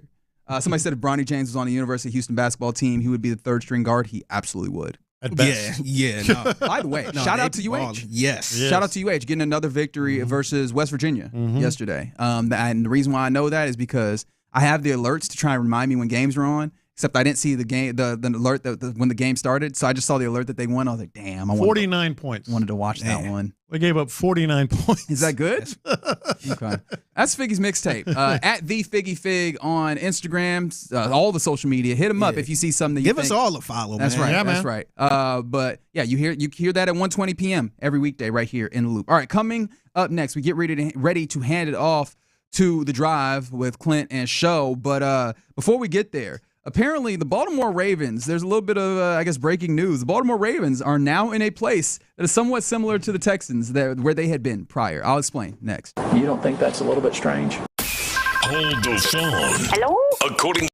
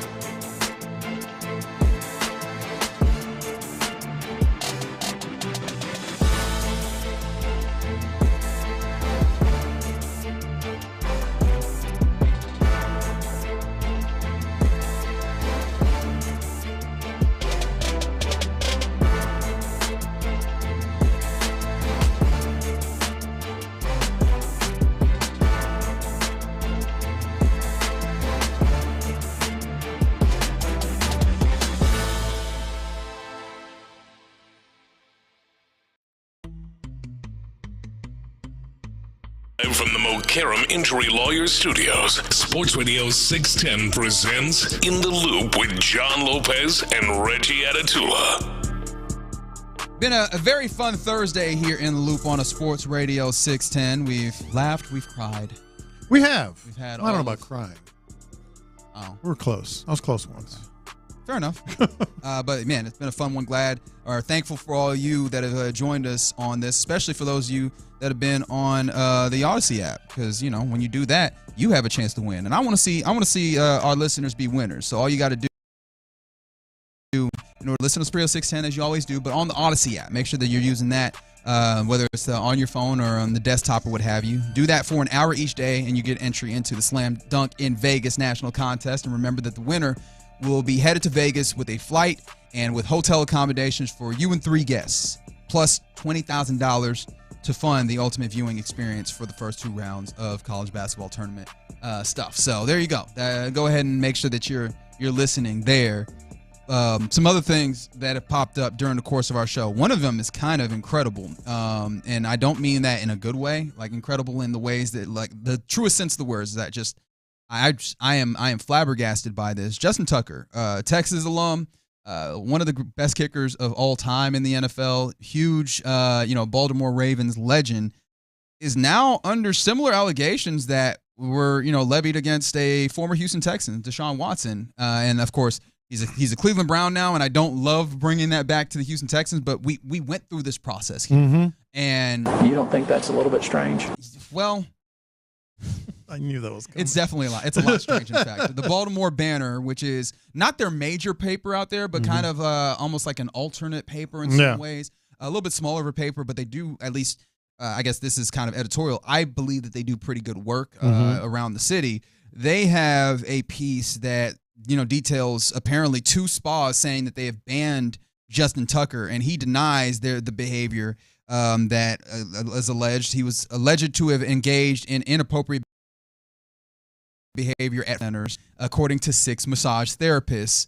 And I'm sure that we can get into the details, but you know exactly where this is going once I put it in those terms. Like, this feels like one of those things where he's probably gone, right? Okay, yeah, a couple things. Just allegations, of course, foremost. You mentioned the report. I'm sure that it was vetted and seen by a number of lawyers and others, sure. folks. I mean, if we're going to talk, we might as well. Like, yeah. You know this uniquely, being a writer for a very long time. I think sometimes people that are not in the media landscape don't fully grasp this or don't think about it, which I think is fair, right? It's not within your purview, but when things get out to print, there's a progress and there's a process of doing that, and especially with things of this nature. That are going to be salacious. There are laws against slander and libel that open papers to liability, and papers don't like liability. Yeah. So they'll take these types of things to their legal departments and make sure that these are things that they feel comfortable defending when they put them out. Isn't that correct? That is absolutely correct. And the reason I mention that is because the allegations themselves are pretty, salacious and pretty egregious. In fact, in the story, it says, and we're not going to get into this so much. We can talk about it some more tomorrow. But basically, I fully expect Rusty Hardin versus Tony Busby too. It's not a crime. Yes, because it's so similar to the point that, according to the story, a couple of spas banned him from returning. 6 massage therapists said that he did some. Obviously very forward things. Occasionally there was a happy ending. Maybe. I haven't heard that. Oh, my goodness. But very, very similar. So we might be able to, as we kind of dig in more on the story and more comes out today, we might dig in a little more, on the details and some of the things it might mean. But the short answer is he gone. I mean, it feels like he's gone. And it's probably made. It seemed like it probably should have been, or at least I thought, because he wasn't that good last year. Did it have an effect? Did he have maybe a hunch? It could be. Yeah, that something was coming out. We're not serious people. I want to make that abundantly clear, because from the 832 on the text line, them boys online are calling him Justin Tugger, and I'm like, oh God, guys. God. Clearly, we need to be a little bit serious here. Just a little bit. I don't know. Antonio Brown posted the AI picture of Deshaun and him chilling together. All right. We're not being Cleveland Browns have just traded 3 first-round picks for Justin Tucker. I guess I should have foreseen such things. But yeah, that is the NFL. We're trying to be news. serious. We are. That is the NFL. These news people can't let us be serious for a second. Justin Tucker is, there's some allegations that have been thrown up. He denies that these are the case. One, he denies that he was ever kicked out of his establishments, and 2, he obviously denies the allegations of any I don't know. He's inappropriate business. He's issued a statement, which of course very quickly into several details, including saying the newspaper was making up these allegations, etc. Do y'all think Tony Busby gonna jump on this case? Do you think there's any way he won't? Hey, Tony Busby got a lot going on now, man. This brother over here suing Jay-Z, P. Diddy. Do you think this case is going to make headlines? That is, it will. He will make headlines. Yes. He will make sure it make headlines. And then secondly, he might buy out a suite with the victims and watch the game. Is Tony Busby a lawyer? Yeah. And if there's 2 words that lawyers love, it is these 2: billable hours. Yeah. And I feel like this sounds like billable hours to me if I ever saw them. So yeah, that's that is a wild thing to have dropped on a Thursday for Justin Tucker, the Baltimore Ravens. Yeah. So if you got a Baltimore Ravens fan, maybe might give him a little hand on the shoulder, like you been there. Shoulder. All right. So don't touch them at all. In fact, just nobody touch anybody. Let's avoid anything going in a bad direction. And on that note, that is the note exactly that I bring in. Clint and Show, the fellas of the drive. Fellas, how you doing? Good, man. It's a tough one because somebody's life's ruined. Absolutely, 100%. Either he is a total monster and an ass, more than that, and he has ruined and caused serious damage to women's lives, or he will never be able to walk or have people not look because of false allegations. Yeah, that's really rough situation. Being the man that I am, I go directly to. He's married with kids, ain't he? Yes, he is. Yes, he is. Ooh, that's a. Yeah, I just in a situation like this, because I know you have a lot more experience, and I know Richie, you probably wanted to move off this, but you got more experience. You are correct in your assessment. I know the Baltimore Banner's not the first one who got this, right? That's not. I can just before you finish. You know what I mean? I can guarantee you there are some reporters out there nationally and in Baltimore and on the East Coast that are kicking themselves that their lawyers didn't vet it faster than the Baltimore Banner. I can guarantee you that if they had the story. So you think it wasn't vetted fast enough, or these types of stories, and I've been in those meetings. Yeah, like they come into the room. And they go word for word, line for line. How do you know this? Where did you get this? And I know. I saw it happen when I was in Kansas City. Remember that whole Tyreek Hill thing? Yes, absolutely. Where there was a videotape. Mm-hmm. Well, it got sent to our station. I was literally on the air, and somebody called and said, "I'm not going to tell you who I am, but I dropped it under the trash can." We had to go down there. And before we could even go, we had to have lawyers listen to it, make sure it was authenticity. It was like a day or this isn't just like somebody randomly saying in an opinion column, "I think Bobby Slowick didn't have control of the team." These are allegations that change lives, as you said. Yes, and so they bring in all those newspapers. But a lot of newspapers had it. Yeah, a lot of reporters. Schefter might have had it. But they just didn't get it done quick enough. Well, you would know. You would know John more than anybody. I mean, isn't that? I mean, if this turns out to be false, they're done. That is a huge lawsuit for him. Mm-hmm. Yeah, that's why libel's a hard strike. They literally, Clint, I'm not exactly. They literally go sentence by sentence. Yeah. Like, is there anything in serious. here? Yeah, and the Baltimore Banner, just for folks, the Baltimore Sun is like the premier paper in Baltimore, but the Baltimore Banner's been around since '65, and so it's not like just some small paper. It's just not the bigger of the two. I like the name. I do too. Baltimore Banter. I will be honest. Everybody's got a son. No, this is the first time I've heard of the Baltimore Banner. This is the first time I've heard of the Baltimore Banner. Yeah, got the Sun a lot. not the banner. Yeah. You check. You reading that Baytown Sun on the regular? No. Oh, Baytown. They still alive. Still alive, baby. First time hearing of that one. Right now. Oh, everybody knows. Someone doesn't support local journalism. I don't know. Everybody knows the old Baytown Sun. Yes, indeed. So, unfortunately, I did not have time because of this breaking news to ask you guys what this slight inconvenience you would wish upon your enemies, as was our question of the day. But, maybe I'll text y'all. Stub toe? Stub toe just every day. Mm-hmm. Just always a stub toe. Yeah, right, that pinky one. Indigestion. Indigestion was the one. That's not slight. That's true. I mean, that causes cancer, I think. That sent me to get my gallbladder removed. Seth might have had like the leader in the clubhouse, which is that your enemy's significant other having like a work husband or work wife, just because like that ain't the mental war. It ain't, yeah. Especially for somebody less confident than me. I mean, I don't know that I'd really appreciate that too much, but you take a man who's got a little confidence issue, a little security issue, hell, it drive him nuts. That is true. That is true. Right, the right hand, the unwanted right hand man of the past. He wants you to do everything. Yes. He's calling you for That's everything right. that you can't turn down because he's the pastor. That's right. And you ain't getting no money for it. All right. We're done on the day in the loop here on Sports Radio 610. We leave you with these fine folks. It is time for The Drive. You're listening to KILT AM, KILT FM HD2 Houston and Odyssey Sports Station. And right now, The Drive is live. That's right. The Drive is live. And you hear and you see Mr. Clint Stoerner is in the building. Yeah, you do. Come on. Chris Santiago.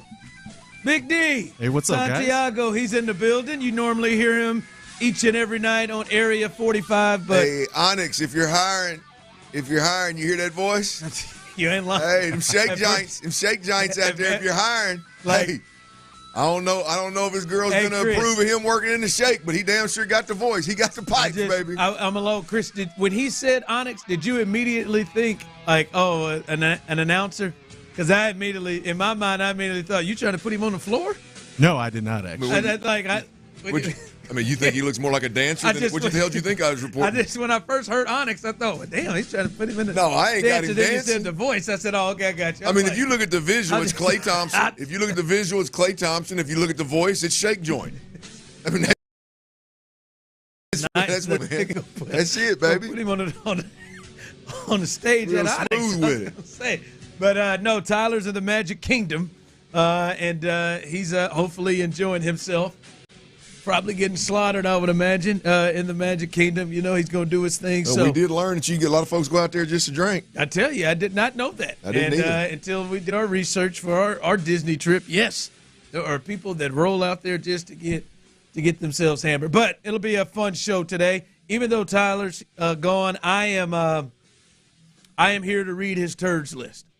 And so we'll do Tyler's turds list coming up. That'll be good in a bit. Yeah, it should be. So the show version. And I'm sure he probably did some things. It's probably things that I don't want to read if I know Tyler, but we'll see about that. That's all coming up down the line. But yeah, we appreciate you hanging out with us. You can hit us up and be a part of the show on the text line 713-572-4610. Those of you on YouTube and Twitch, as usual. What's good, you can get involved as well there. The first thing that I want to do, Chris, is I just want to check on Clint. And I just want to make sure that you are preparing yourself. What's that? I just want to make sure you're preparing yourself. And you're not alone. I stay prepared for adversity. I know you're not bringing me good news. I stay prepared for adversity. I pride myself in being ready for adversity. That's the advice I give everybody out there. Prepare your ass for adversity. It's coming. And listen, I don't know especially when you work with Ron. I don't know. I don't know if this speaks to everybody. But I do messages you've seen on the text line on YouTube and Twitch, what I've seen on Twitter, that you all might need to start preparing yourself to. Clint, I'm just telling you right now, I think you should prepare yourself to be disappointed in the OC hire.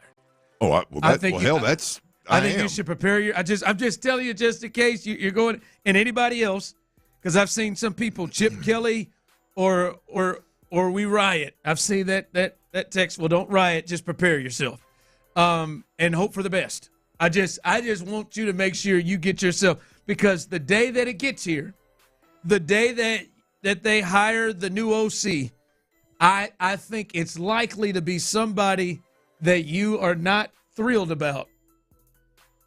And I just want you to be prepared, because I heard it in your voice. You have by Wednesday reached this is a joke territory, and I just want you to prepare yourself right now, because I don't think you're going to. I am very prepared for that, Ron. You are? Okay, yes, so there's Nick Caserio and a defensive-minded head coach. I am very, very prepared for this hire to be essentially another Bobby Slowick. I'm very, very, very prepared for that. Honestly, I've said this several times on these airwaves over the last 5 or 6 years. When there's certain ways that I feel, and a lot of the times I hope and pray that I'm dead ass wrong. I hope and pray that I'm dead ass wrong of what I said when we hired a defensive-minded head style OC position. Good, for better or worse. Hopefully it was for the better and you were winning ball games and you move on because the guy went on and got a head coach gig. But worst case scenario, you just can't find the right guy. It's not the right fit. He doesn't jive with your quarterback, and you got to move on. And when you decide to move on, what I call lock, stock, and barrel, game-changing, tangible evidence having, pelts on the wall having OC is not available. Or you just don't hire the guy, right? You want to go in a different direction. That is my worst fear for this football team. Is you've climbed the mountain, man. You have turned everybody in Houston on. I mean, everybody is chomping at the bit. And when it's all said and done, the huge advantage that you have for the next 2 to 3 years is dangling out there, and it's more likely to be placed in the hands of, and I say wasted because I don't know how it's going to end up, but it's more than likely, that advantage is more than likely going to be placed in the hands of somebody that's never done it before. Yeah, and I'm not saying whoever it is that's hired that the Texans and C.J. Stroud and this offense is doomed. I'm just simply saying I think when you think, all right, Texans' job is open for OC, it's a situation where it's a defensive-minded coach, so you got a chance to shoot quick to be a head coach. Hell, Bobby Slowick in 1 year was one of the hottest names. Mm-hmm. It'll be your offense that you're running. You got CJ off a team that's won 10 games back-to-back years. You're in a division where you should clearly be the best team. CJ Stroud, Pro Bowler, or alternate level player. Sure. Nico Collins, Pro Bowler. All-Pro level when he played last year type player. Joe Mixon, Pro Bowler, right? As you said, I don't know how great you feel about it, but you could kick yourself to saying Laramie Tunsil, Pro Bowl left tackle, right there, one of the important positions. You get Tank Dell maybe comes back eventually, right? Still got some. You could look at that and you would say, we got C.J. Stroud. The OC jobs is opening. We should be able to get who we want, the pick of the litter. Absolutely. Now you're scratching your head saying, damn. Should probably think about that before you fire your guy, but yeah, I agree with you. Now you're scratching your head. Some of your fans are thinking, man, Clint Kubiak, that would make sense, but damn, he chose Geno Smith in Seattle. Mm-hmm. And you're like, okay, all right, but you're in your mind, you're thinking you can get the pick of the litter, or you can get somebody you really want because you're not sitting here like you're the Saints and trying to figure something out. And what I'm saying is, I don't think the person hired initially is going to match the thought of, man, what we have here should be something that is more enticing than any other team. But I think the name that will get hired won't match that. Now, it doesn't mean that it's going to, it doesn't mean that if the Nixon guy or Kaylee or any of those guys are hired, Gerard Johnson, it doesn't mean that saying that hire may not fit the element of, we got C.J. Stroud that's in his third year. We got Nico Collins in his fourth year and has maybe one of the best contracts in the league. Yes, I was dead wrong on that contract. I want to make sure I get that out the way before that one guy whose number ends in 20 comes in here and says it. But I just prepare yourself for, I hope it works, instead of the confidence of, bam. Like, I just say this right now. Guys, you can close the door on the Chip Kelly thing. I think that's done. Chip Kelly would have been in the house by now. Sure enough, it makes sense by now, wouldn't it? And I've thought a little deeper in this, Clint. and Chris and the people, I don't know that I don't know if you really think about it that Chip Kelly maybe fits maybe the two most important people in the organization. I know where you're going, and I know people get tired of me agreeing with you. Let me see. Let me see. You go. No, you go. I'm going to see if we're on the same page because I think D'Amico and CJ are the two most important guys in the franchise, and Chip Kelly's personality and what Chip brings to the table, I don't see those meshing. Correct. Is that where? Because D'Amico, I think, is somebody I think wants more control now. And probably wants somebody that has his similar vibe. Let's just put it out there. D'Amico's a player's coach. And now sometimes some coaches like to have, hey, a hard ass. Some coaches like, hey, I kind of want the flow. I think D'Amico wants like-minded people. So I don't know that Chip Kelly's a fit there. And then just kind of judging by C.J. Stroud's demeanor, how he goes about business, I don't know if he is at his best or you get the best out of him with the personality of somebody that is, and this is the way we're doing it. Or, hey, that's a little firmer. That's the word I want to use. That's a little firmer for CJ. And that, as I've dug in a little deeper, I'm thinking, I don't know if Chip Kelly fits that. I don't know if that fits with the vibe and what they want on this team. Well, look, they're at a fork in the road here. D'Amico Ryans and Nick Caserio are at a fork in the road. And to your point, they can hire a Chip Kelly like individual and turn the reins of the offense in every sense of the phrase. Turn the reins over to a guy like Chip Kelly, a personality like Chip Kelly, and say, I ain't got nothing to do with it. You got the offense, I got the team meetings, I got the defense. Period. Doors closed. We're not going to go into Chip Kelly's office and ask him about his pass-to-run ratio. We're not going to go into Chip Kelly's office and ask him why he was on Laramie Tunsil's ass about being in training camp before it's mandatory. We're not. Think D'Amico wants. Right, well, that's what I'm going with it, right? So you got a fork in the road. There's one of two ways you can go. You can bring that guy in here. You can turn the reins over to him, and you can put your hands up and go do the top level team stuff as a head coach. Or you can hire someone that's never called plays before, that comes from the same system that Bobby Slowick came from, that's got the same terminology that CJ and Nico and Laramie and Mixon and all these guys already know. And there's an open door policy, and Nick Caserio can have input. D'Amico Ryans can have input. The entire staff, the Bill Lasers of the world, right? These consultants or whatever they call them, assistants. Those guys can walk in, and it can be this collaborative group effort. And we can once again talk about, I don't know what the identity is. We'll find out by week 8 or 9, right? And to me, I am uncomfortable as hell with that. When you ask me, how many Bobby Slowicks are we going to hire before you realize that's a shot in the dark? And I know there's a lot of people there, what about this guy? What about that guy? What about this guy? Okay, that's fine. Yes, there's head coaches out there that at some point in time, they were a little bit of a risk of a hire. You are correct. And whoever hired them hit a grand slam with them as an offensive play caller, a defensive play caller, whatever, right? That's fine. There's a lot of those guys that are hired and fired within a year or two, like Bobby Slowick. Right? And I just, to me, man, I am a huge fan of, if you're going to be a defensive-minded head coach, bring in somebody, turn the reins over, get the hell out of the way. You would think after the first experience, maybe would he go for it? I don't think after the Bobby Slowick experience, I don't think D'Amico wants to give up more power in this. I think he wants to be more involved.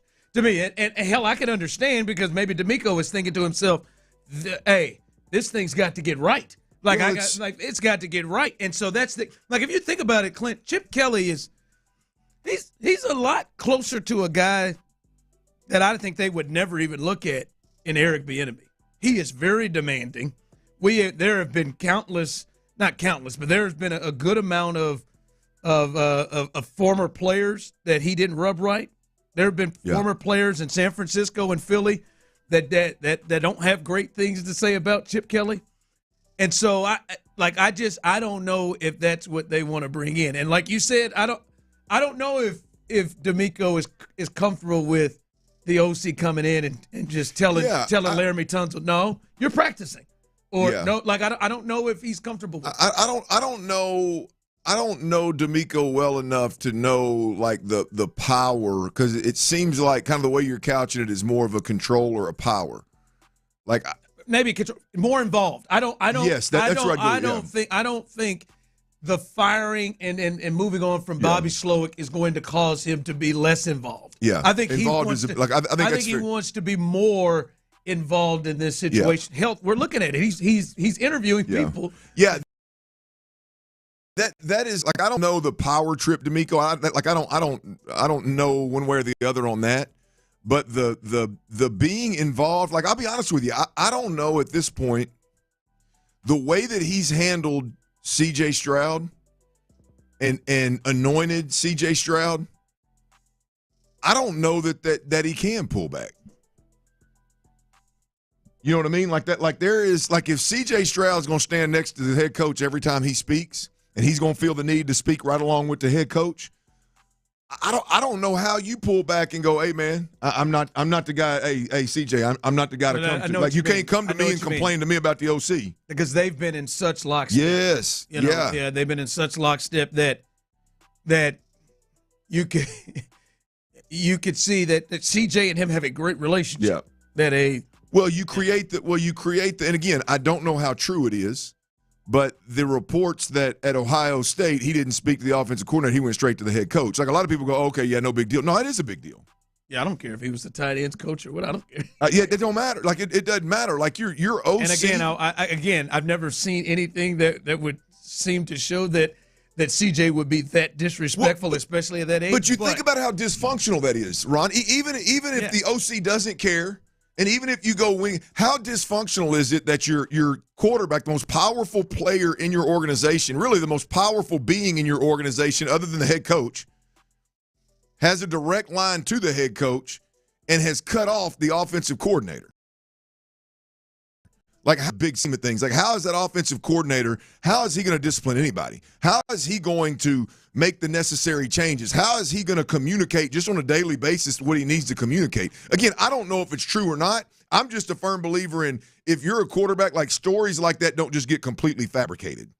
Like there was clearly something there that brought that story to life to some degree, and to any degree, it's a certain level of dysfunction. So I am very, very fascinated maybe with the D'Amico Ryan, C.J. Stroud's like literal side-by-side lockstep approach here, and how it works in relation to hiring and respecting an offensive coordinator. And look, D'Amico, this is his team, and he do whatever the hell he wants to do. And I don't know, I just get the sense that this is not a, hey, bro, you got full autonomy, baby. This gonna be, hey, you go and do your thing, man. I don't think this is a situation because, like, I think Andy Reid does that with Steve Spagnuolo. Hey, it's all yours, Jack. I think Sean McVay did that with Wade Phillips. All yours. It's all yours. Yeah. It's all yours. Now, it's a little different with the offense and defense, right? It's all yours. I don't know that D'Amico is let's bring somebody in that just has full autonomy. Yeah. I think he wants to be involved in that thing. All right, coming up, one of the great athletes, one of the great players in this great city, got an honor. I wonder what this will mean for the upcoming season for this said player. We'll discuss that coming up. Hey, y'all check it out, man. If you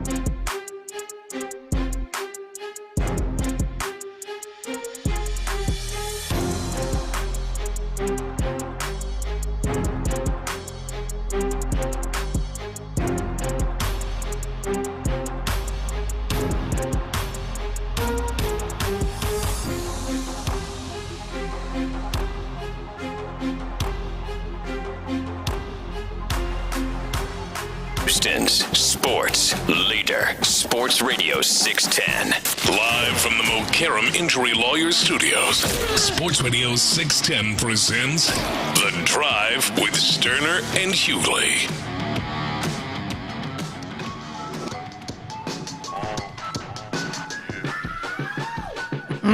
Text line and YouTube and Twitch, you can get involved in this show. I do want to get to Yordan Alvarez in just a second. My man said on YouTube and Twitch, said, man, I really hope Show is wrong on this one. Then we may be disappointed by the hire. Now you may not be.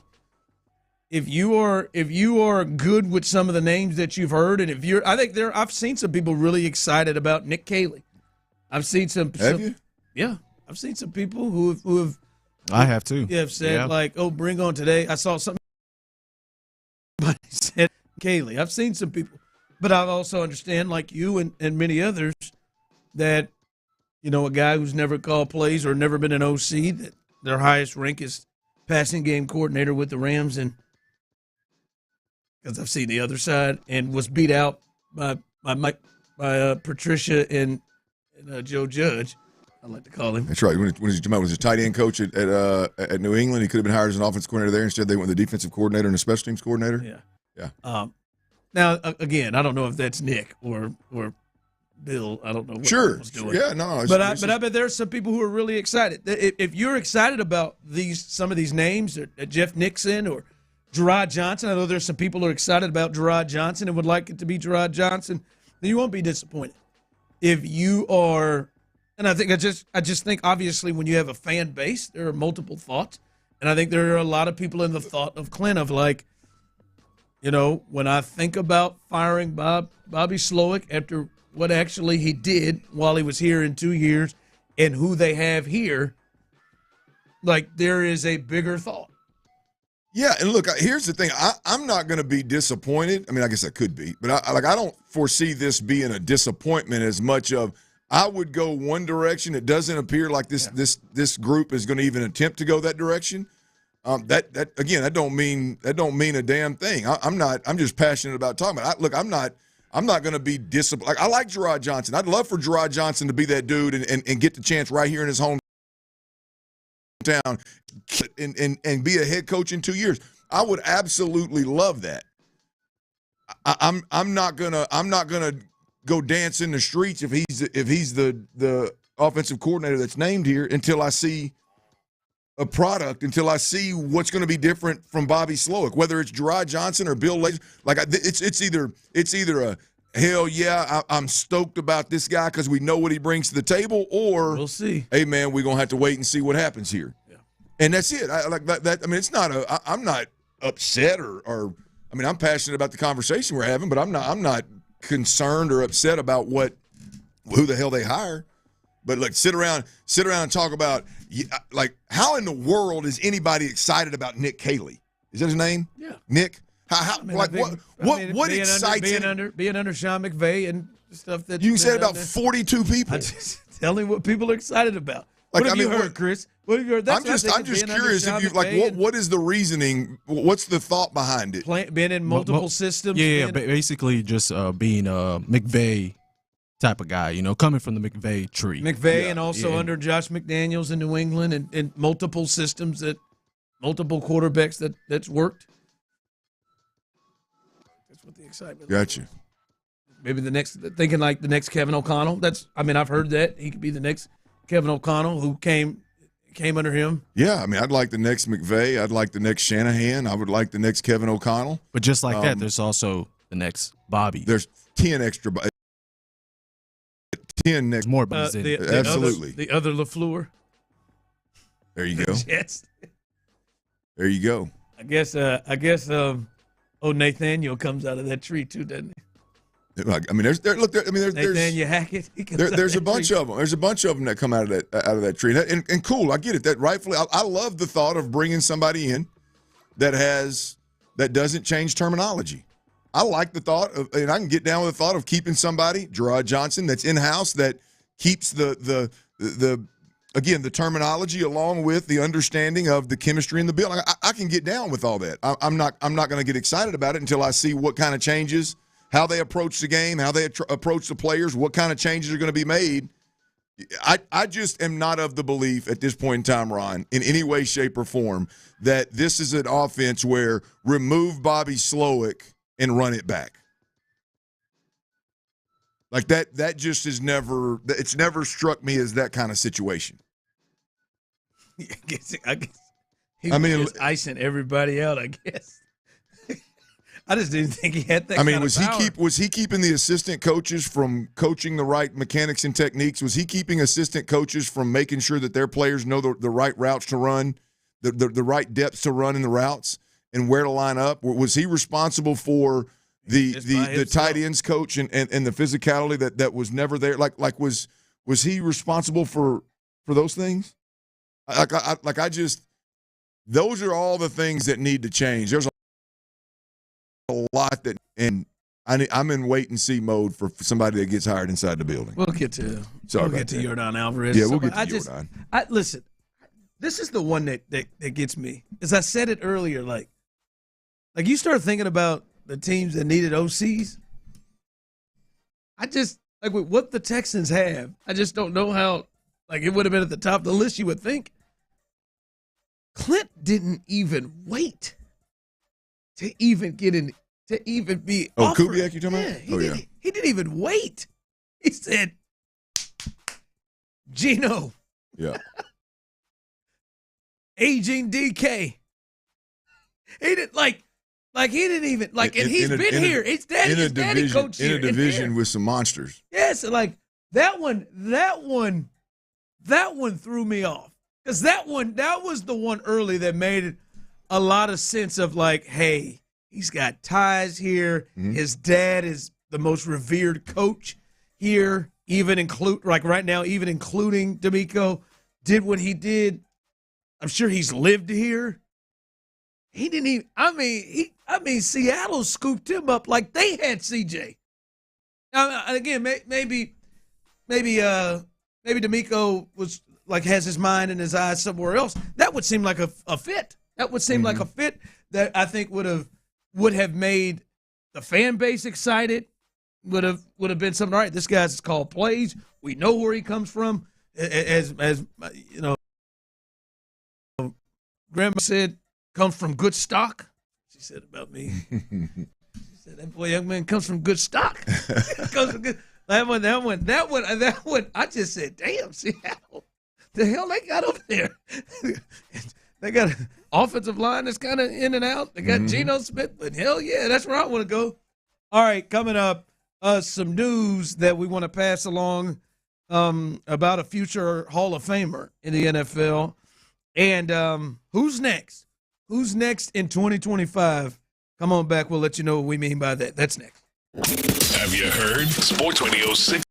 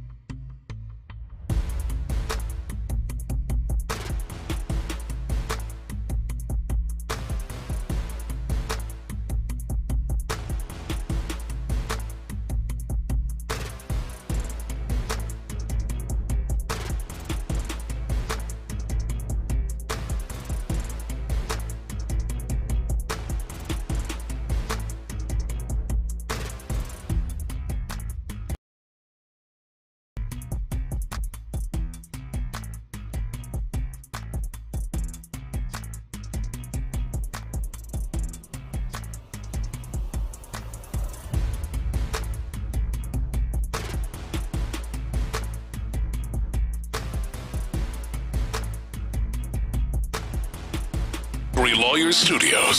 Sports Radio 610 presents The Drive with Stoerner and Hughley.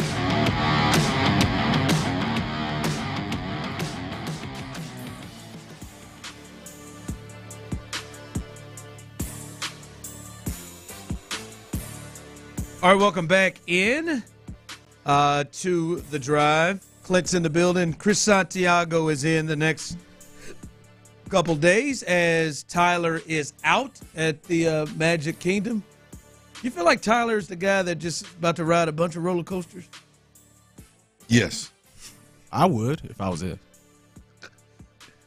I got a date to Disney soon. I have not been on a roller coaster in quite some time. Now, I used to be a roller coaster rider. Well, I mean, what else would you do?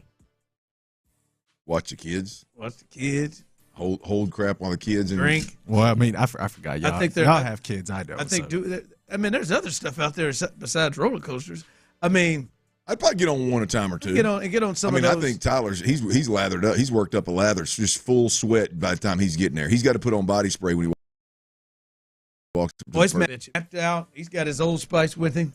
He's definitely got some strong Old Spice, by the way. I appreciate it. It smells great. That I'm not gonna lie. That is one of the biggest caught me off guards about any of us. Learning that Tyler keeps Old Spice, a bottle of Old Spice spray on hand in his bag. Like I like, not just it's the spray, but Old Spice. Like I cannot pinpoint another person that I know that has Old Spice, that I know that uses Old Spice. I appreciate that he is doing that and not Axe, because some of that can get a bit strong. But I don't know. Do you know anybody that use Old Spice? Mm-mm. I don't. He's the only one. At least like deodorant wise. Or anybody. Not even deodorant. Like I have Tyler Milner in the last, I'd say 10 years is the only time I've seen an Old Spice bottle. Yeah, no, or smelt it, because it is strong. Now that's the other thing is, like, there must be some serious body odor going on without it. Because I mean, he puts it on in that prep studio over there, and it'll blow you at the door. It's strong now. It is strong. Distinct. You know exactly what it. I know where it came from. That and Irish Spring. Those two have very distinct. Like you know when somebody didn't walk past you that's used Irish Spring.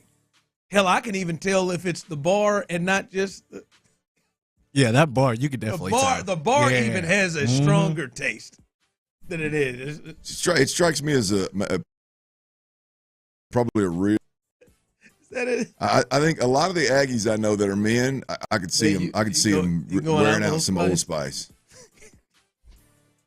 And I'm not even being disrespectful. I like most of them. I did. I looked at that bottle. I said, "Damn, somebody's still using Old Spice, huh?" Go ahead, do your thing. 713-572-4610. All my Aggies out there. Is Old Spice is Old Spice something that's is it gone rampant in College Station on Northgate? You don't think he picked that up at Baytown? You think it's when he got up there to? Well, it's either something from his dad. It's something he picked up from his dad way back in the day and just had never been able to shake, or he got up there in College Station and that was a thing now. Yeah. Someone text in, only old men wear Old Spice. Tyler's mid-30s, and boy, does he ever wear it. Yeah. Tyler will try to continue to tell you he's in his early 30s, but it's mid. All right, this news here, we'll see what happens. It's just kind of being reported. But Ravens kicker Justin Tucker has been accused of inappropriate sexual behavior by 6 massage therapists, this according to the Baltimore Banner.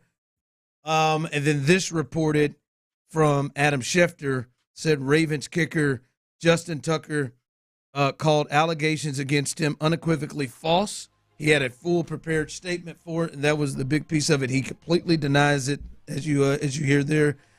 And this will be, I don't know if this is going to be like the situation we were in and out of for over a year here in Houston with the. I don't know where that'll go, but this is clearly not a good look, and is going to be something here. This is something I'm sure the league is looking at, and as I said earlier, somebody's life is being ruined. Either women that have been had inappropriate behavior shown towards them, or Justin Tucker, who right now this is probably, no matter if he did it or not, going to be attached to him. Yeah, this is one for me, man. That's tough because I mean, like Tucker. I mean, either way it goes, I mean, his life has changed forever. Yep. Right now, you know, whether it is unequivocally false or not. I mean, there's some details that are going to come out of obviously some kind of incriminating evidence that something more than shown. Like, I just don't know what. Like, the hard part for me is I can see guys using a lot of different massage therapists. I can see where guys would maybe even at a time or two come on to someone that they think is attractive, whether it's a massage therapist or somebody else. I can't, I'm pretty. I feel like I'm pretty loose with it in a sense of kind of understanding and accepting some things and kind of knowing the real world, especially of athletes. You've been in the massage situation. I've been in several of those situations. I can't for the life of me, especially if you're Deshaun Watson or Justin Tucker. Like, I can't for the life of me, even little old me, imagine what you have to do to multiple women in multiple different places of business to get banned from a couple of them, much less be accused of inappropriate. Like, I just don't. It's just wild, man. It's wild to think that if it's true that these guys go about it this way and just keep doing it and doing it and doing it and thinking they're never going to get caught. And you would imagine. And if it's not true, it's hard to imagine that nothing is true. I heard Lopez talking about earlier, like some of the reports are he was banned from a couple of different establishments. Like, how are you a pro athlete that all of the NFL community knows and knows well and admires? Not just that, but coming off of the Deshaun Watson situation, like you would think guys would be on their P's and Q's that you wouldn't even have any confusion of it. Again, he is unequivocally calling these claims false. Again, that is what Justin Tucker is saying. They are still alleged. But boy, coming off the Deshaun Watson stuff and seeing how that has taken his life. Mm-hmm. Now, I know he got paid, but how it's taken his life and how his name is it never be the same, looked at the same. I would imagine at that point, a lot of guys around the league tightened up. A lot of guys, if they were loose, I would imagine a lot of people tightened up. It didn't. This is surprising, especially after the years and what happened with Deshaun Watson, that you would hear this. And as you said, from alleged multiple people. Yeah, like I just the sheer number blows my mind. Like, I mean, like some of the guys that I played with back in Dallas, like, I mean, they were very, very particular about who they let work on them. And I always thought, hey, man, these are elite athletes, man. These dudes are getting paid millions of dollars to do what they do. They can't have just any old Joe Blow or Jane Blow in there. Just that's a poor choice of words, obviously, but you know they can't just let anybody work on them. I mean, these cats are running around and obviously just letting anybody work on them. Yeah. So you got the whole thing is just wild to think that these. I mean, Tucker's arguably the most well-known kicker maybe ever. Like, if you talk about the level of success, and I could be walking down the street in Houston and come across, and I'd know exactly who that was. There's not another kicker in the league right now. I don't know that if I walked up on Kaimi Fairbairn that I would recognize. I would, obviously, but I don't know that I would recognize him before Justin Tucker. Is it Tucker? It's Tucker. I don't know. I don't know that I would. You're really making me think with this now. First off, two of them. Is Justin Tucker the most famous kicker ever? He very well might take it up a notch here. But before today, was he the most famous kicker ever? Or was it Sebastian Janikowski? Was he Janikowski's probably a more, I would say probably that name is probably more well known across more generations, but I ain't got Janikowski if he walks in the building right now. If Janikowski walked in the building, hey Chris, if Janikowski, would you know who he is? I mean, I know what he looks like, but probably not. I mean, just casually, if I just look. I ain't got him. I think he's ball-headed, right? Yeah, I think that's about all I got. How many kickers do you have? I think I got Harrison Butker. Well, you should have him. Hell, that's but he's kind of been in it a little bit. You see, like he's kind of been in the news a bit. I think I got him. I mean, you got to go back to the guys like Vinatieri and those guys, and I ain't got them either. I don't have Adam Vinatieri. I don't think if Adam Vinatieri walked in, I don't think I have Adam Vinatieri. Yeah, that's. I think you might be right on Justin Tucker. Yeah, that was pretty good. I don't think I have another kicker to pull. I don't think I do. No. We just got a text from Pendergast, which just makes me feel better. By the way, what did he say? Well, I don't know when he got married. The allegations are from 2012 to 2016. Well, okay, that's so we're talking 9 to 13, 9 to 12 years ago. Well, at least that cleans up the after Deshaun Watson. So it happened before that. It happened before Deshaun, and hopefully for his family's sake, happened before he got married and started having kids. Well, hopefully it just didn't happen. Well, for all too. All parties. Hopefully it didn't happen. But this is a hell of a situation. They're gonna have to they could deal with. Someone texting Ray Finkel. Yes, Ace Ventura pet detective. Yes. They made Al Del Greco. You don't have Al Del Greco. You don't know what. All right. 2025. Who's next? Clint, Chris, people. In 2024, it was Josh Allen. He was the rival to Patrick Mahomes. It was Josh Allen. 2023, it was Lamar. Lamar Jackson won the MVP. He was the rival. He was the one you wanted to see. Previous 2 years before that, it was Joe Burrow. It was Burrow versus Mahomes. Burrow had beat him in 21. They played again. It was Burrow. Before that, it was Josh Allen. They've been kind of flipping the baton back and forth between the three of them of who is going to be this year's rival. Who is it going to be next year? Who's going to be the quarterback? Who is going to take it in 2025? As I said, they flipped around. Is it going to be one of those three? Is it going to be somebody that's outside of those three? Who is it? Who is it going to be next year? I mean, one of those. You think it's going to be one? You don't think it's somebody from the outside of those three? No. I mean, I think you got the best quarterbacks in the league, and I don't think that's going to change. Like, I don't think Caleb Williams all of a sudden jumps on the scene and he's the next guy. I mean, I guess you can look at Jaden Daniels and see if he has a follow-up season. He's the next guy to be in line with when the Commanders play the Chiefs, and the Commanders play the Ravens, when the Commanders play Buffalo, when the Commanders play the best quarterbacks in the league, Jaden Daniels is the one. That's that. If I had to pick a name, I'd say Jaden Daniels. Because every year we get all right. You'll get right towards the middle of the year. Okay, this is going to be the guy. This is the guy who's going to go and take down. This year, it kind of felt like it was Allen. It was. I'll say if they get the T. Higgins thing together and Chase thing together, I think it's Burrow. I think Burrow comes back.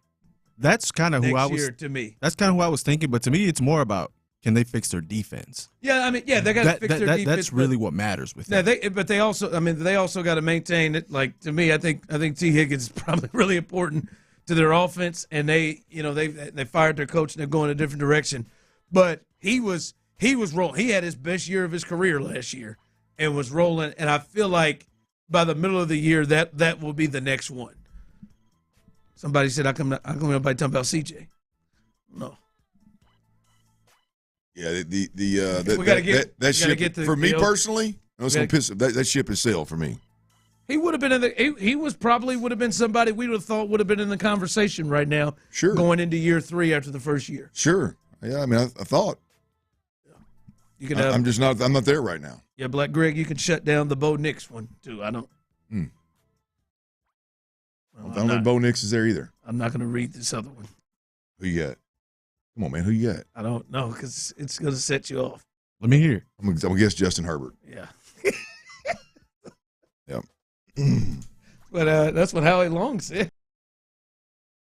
Justin Herbert. They play each other twice. They'll play each other twice a year. I'd love to see Justin Herbert and the old Josh Allen, which he's very likely to go back to the old Josh Allen, by the way. It's because he didn't win this way. He might go back to the other one and just say, hell with it. I'm a guns a-blazing. Get Josh Allen a couple of weapons. Let him and Herbert go have a little shootout. Let's go have a shootout. Let's have a shootout, baby. Someone said it'll be Josh again. We'll see. I mean, Josh, obviously, I don't think he's going anywhere, but it is just weird. It just seems to every year just rotate between the guys. Maybe Josh is like, no, damn it, this is mine. This is mine. And I'm sure they'll add to that team moving forward. All right, coming up as we continue right here live on The Drive. Keep rolling with this big 3 o'clock hour, so stay tuned with us. Turds of the week. And apparently I'm going to have to read whatever Tyler feels of the turds of the week. So that should be entertaining, I'm sure.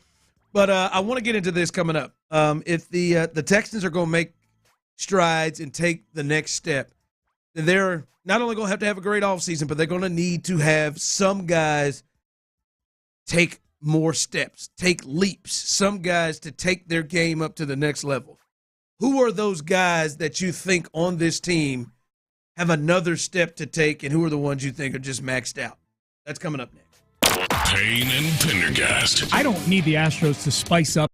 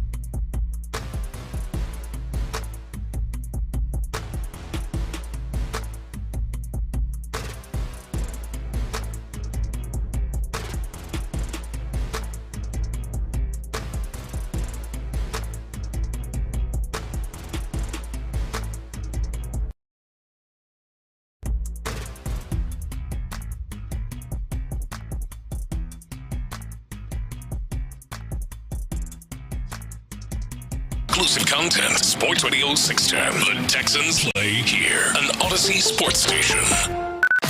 Sports Radio 610 presents The Drive with Stoerner and Hughley.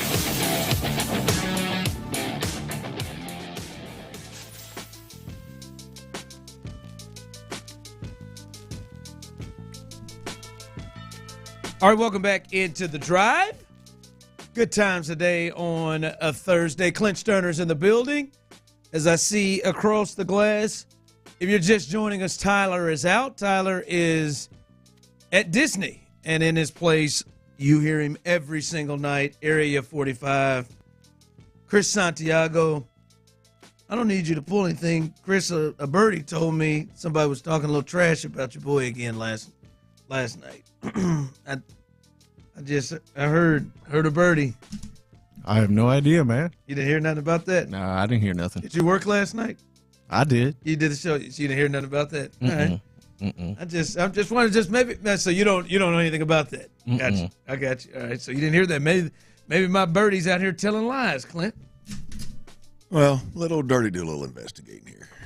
Oh, I heard. You let old Dirty do I a little. I heard. You let old Dirty do a little investigating here, and I'm just going to tell you, Dirty's Daily may have the scoop. All right, I heard the young man's not the one. I heard the littler one ain't the one. But I heard some trash was being talked. That old boy wearing that medium ain't the one, huh? And I don't think so. Hey, old Dirty's Daily, you'll have your time. You just sit back. Guy bro. Gene said he heard nothing either. All right, Yeah, let's it's see. all right. All right, maybe. Stay your ass plugged in, guy. You gonna hear something, GJ. It's like maybe little birdie told me wrong. All right, little birdie turned him wrong. yeah, maybe. All right. Look, the Texans, they are obviously from before D'Amico Ryans took over, they have made great strides, and you hope they continue. And they have they've won the division 2 years in a row, obviously, won a playoff game, and have played in the divisional round. And this game was much more competitive than the one. I don't want to say much more. I guess it was a one-possession game at the half, but more competitive than last year's game against the Ravens, and this game against the Chiefs more competitive. But in order to get past that, yes, Clint, they're going to have a good offseason, like they did this offseason, right? Made some moves, went out and got, Danielle Hunter, who was a big get for them and turned out to be a great player for them. Joe Mixon was a big get for them, turned out to be a great player, had real success in the draft, especially on the defensive side of the ball. I would say, with the exception of the very last game of the season and the games he was suspended, Alshire was a really good move for them. But they're going to need some people to like that's what's going to happen. You've got to move forward, right? And some people have to take steps up. When the Eagles, right, they came back the first time they went to the Super Bowl, Jalen Hurts took a step up. Smith took a step forward. That guys take steps up. Who are the guys that you see? Because some guys are maxed out, right? There's certain guys right here that you look at and you're like, hey, man, just play at that level, right? Like that's Foley Fatukasi. If he comes back, we'll probably reached his ceiling area, right? Jimmy Ward, he comes back, probably reached his ceiling area. But who are some guys realistically that you can look at, and you can text them in yourself on YouTube and Twitter, the text line? Who are some guys realistically that you look at and you say, this is somebody that the Texans can depend on taking a step forward to help them? Which side of the ball you want me to start on? I don't care, wherever. Let's start on defense because I think there's fewer. The defensive unit is better than the offensive unit. They're further along than the offensive unit. So I think there's fewer guys on that side of the ball. I think there's two, Ron. You only got two on the defense side of the ball? I got two on the that need to. Need to, however, need to or can. Go ahead. Yeah, I factor in expectations. I factor in everything. They need to, they can, and they should. I got you. Right? Jalen Petrie. Without a doubt, Jalen Petrie is that dude. He had a hell of a year. You've got to continue to keep learning and growing and developing in D'Amico Ryans' defense in a way that he did this year. And I think this secondary goes to a whole nother level. When you look up and you've got Kalen Bullock in the secondary at the safety position, along with the Eric Murrays and Jimmy Wards you mentioned, that's cool. Plug those guys in. But when you got Kalen Bullock, when you got Kamari Lassiter and Derek Stingley, if now you insert Jalen Petrie, who I think he's inserted, I'm just talking about a better version of Jalen Petrie. Is there another level to Jalen Petrie? I do. I believe there is. He took a step up from from last year. Yeah. And now is there another level? I absolutely think there's another level, and I think it's a combination of him and D'Amico Ryans. We saw it go from being on the bench some of the time in critical situations in late 2023 to having a killer 2024, and you could see him game to game to game getting better and better and better and better. I don't think he's playing at his ceiling at all. I think he can get significantly better. He'll always play with those instincts, and you see that, and that's what really shines for him. So I think he's going to be great in the pressure game. I think he's going to be great, a great tackler that's good versus the run, and obviously in the open field tackling. Now, I do think I think his coverage can get better. I think his understanding of the defense can get better. I think his overall knowledge of NFL offenses can get better. And so, yeah, I think it starts with Jalen Petrie for me on the defensive side of the football and quickly gets to a guy named Christian Harris. Those are the two for me. Hell yeah, for what he gave last year. Yep. Hell yeah. Whatever's going on with Christian Harris, like let's not take into account that he only played 8% of the snaps or whatever the hell it was in the last two in the playoff games. Like just generally speaking, like if what you saw from him last year and what you saw from him this year, even if it was a small sample size, like they need him to be significantly better. And assuming he can stay healthy, then I would imagine that he will be significantly better. Those two guys for me are where it's at. Well, I mean, Christian Harris just sheer by games played sure. should be right. I mean, and what we're talking about here is we saw him coming on 2 years ago late, 2 seasons ago, coming on late, picking it up. Indy Kalu, somebody that I trust football, for understanding of football, said that this guy's a Pro Bowl, all pro level.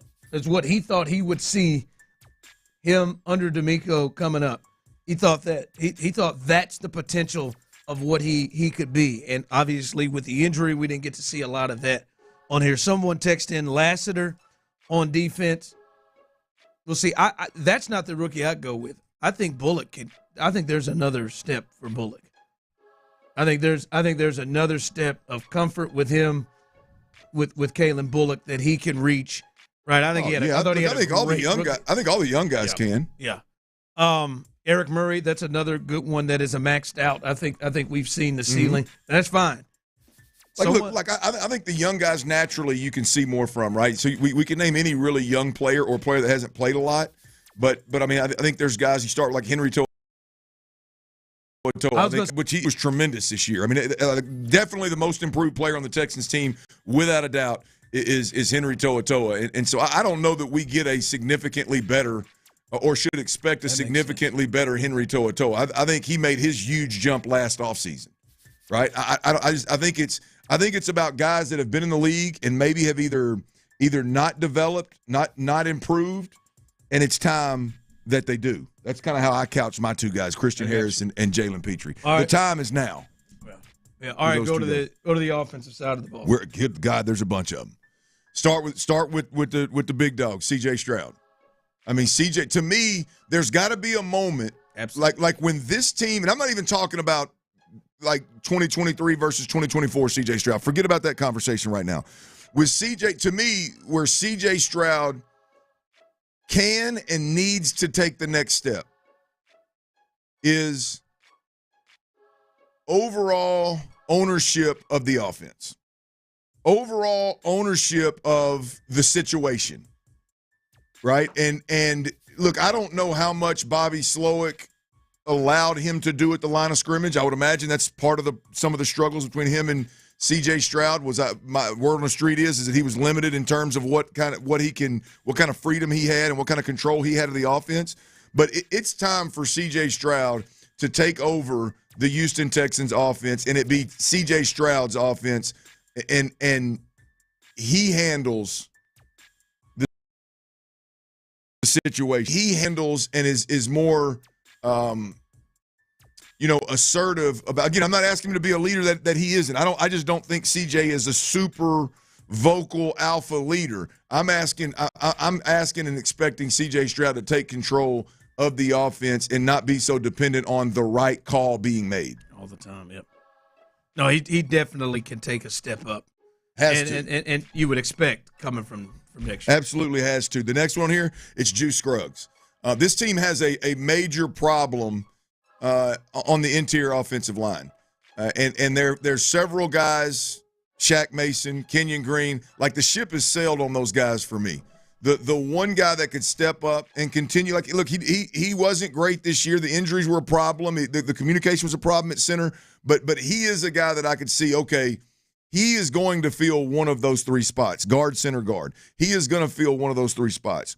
And he can be significantly better at one of those three spots than what we've seen him be. And this team desperately needs him to do that. Yeah. I don't know that I agree, Ron, with a lot of people that think just because he was drafted to be a center, he's going to be a center. The communication issues that were an obvious problem with Juice Scruggs, I don't know that a new system fixes that.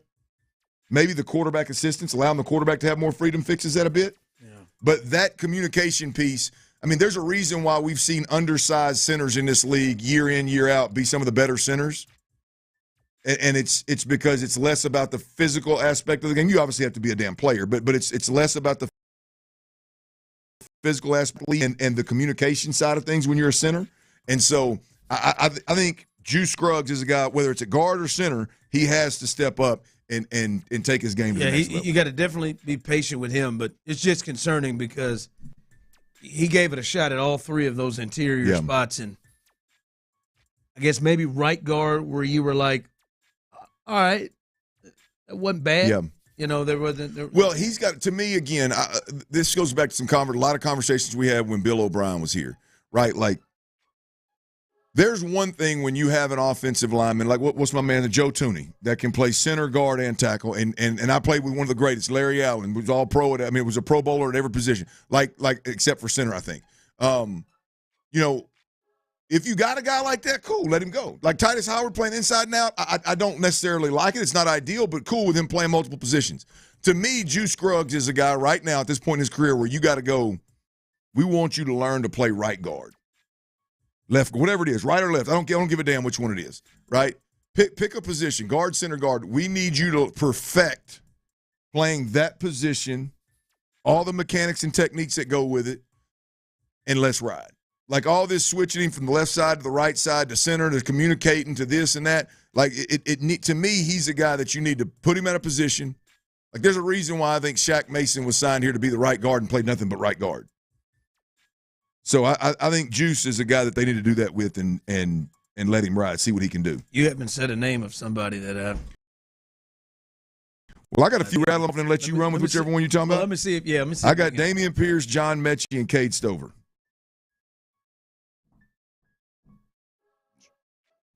Who'd I leave out? Clearly, it wasn't the guy you were thinking of. No, it's not, but I'm thinking of those three. John Mechie. Yeah. I am more open to that now that the way the season kind of Mech? Yeah. Okay, yeah. For a minute there, I was like, hey, man, this might be this. This just might be where he is. There could be something else there. I'm there with Damian Pierce.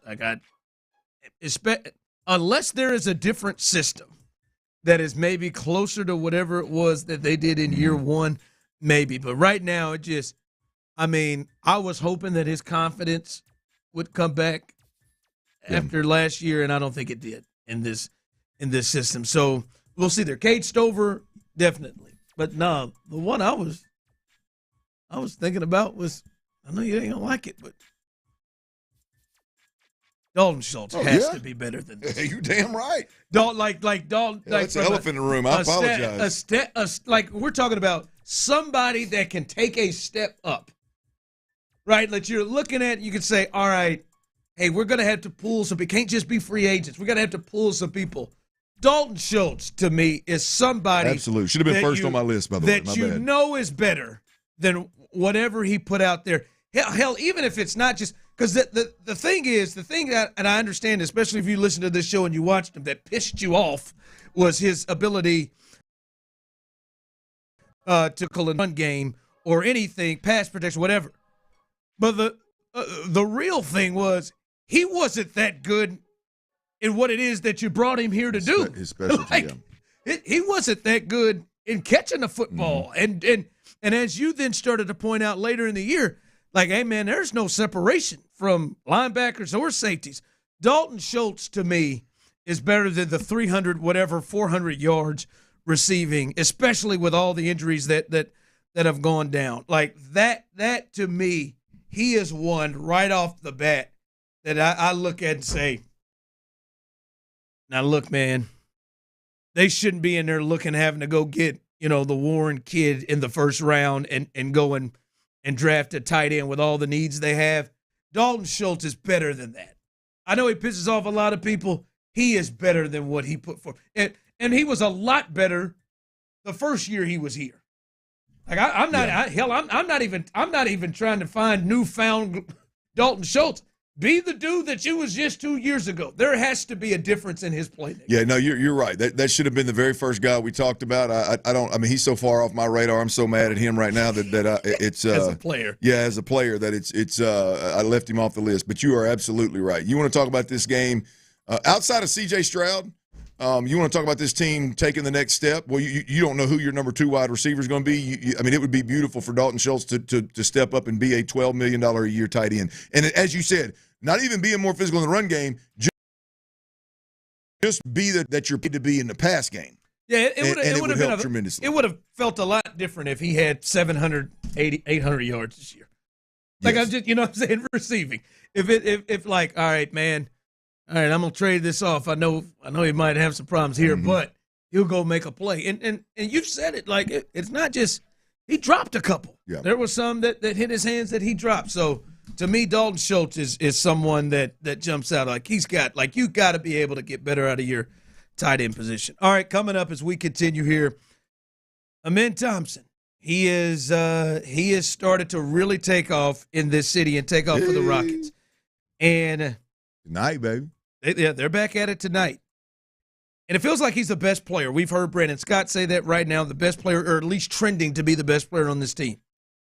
Does he have the skill set? Who can he be?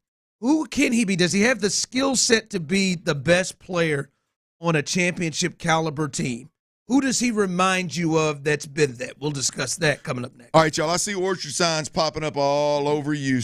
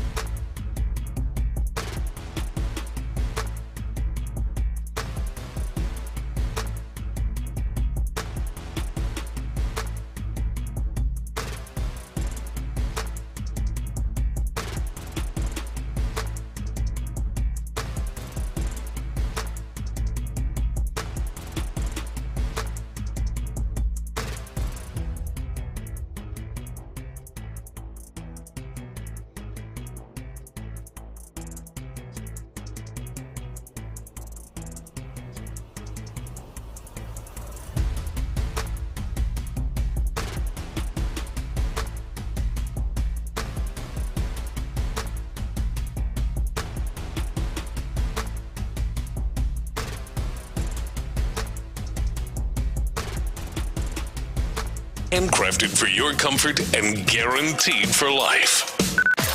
Sports Radio 610 presents The Drive with Stoerner and Hughley.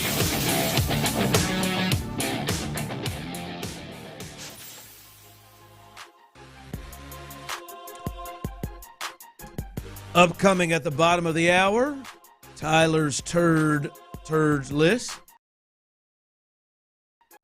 In just a bit, so stay tuned for that. We will have that very, very soon, and I'll be stepping in to be BOT Mill on the turds list, so that should be fun. All right, Rockets, they're back at it. Had a well-deserved night off. And I believe you guys end up doing like a little Rockets post game, don't you? Every night? Yeah. So every night after the Rockets game, we do an H-Town post game where we recap the game, break down what happened, and all that good stuff. We also have Adam Spolane too.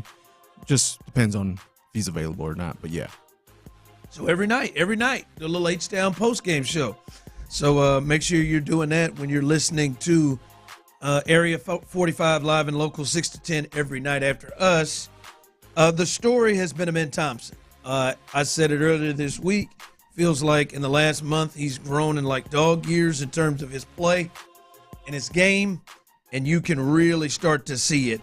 And obviously this isn't the case right now, but you can see to me, and maybe others have other opinions, but to me, of all the players, it looks like he is the closest one to me that could be a 1 or a 2. And I mean 1 or a 2 on a championship contending caliber team. And still with that, as we talked to B. Scott yesterday, Clint, it's still hard when you look at his skill set to kind of compare that to. Right? You look at his skill, like, what's the skill set? Well, I mean, he looks like a poor man's Jokic. And that's what you would look at and say that would be it. I don't think he can be that, but you would look at his game and you could see it. Amen Thompson's game is just not typically what you see out of a 1 or a 2. Now his impact to the game is very much like that. What he does defensively, his ability to pass, his size at 6'7", and he is now finding his spots more and understanding what he's good at, and obviously his game has grown and gotten better.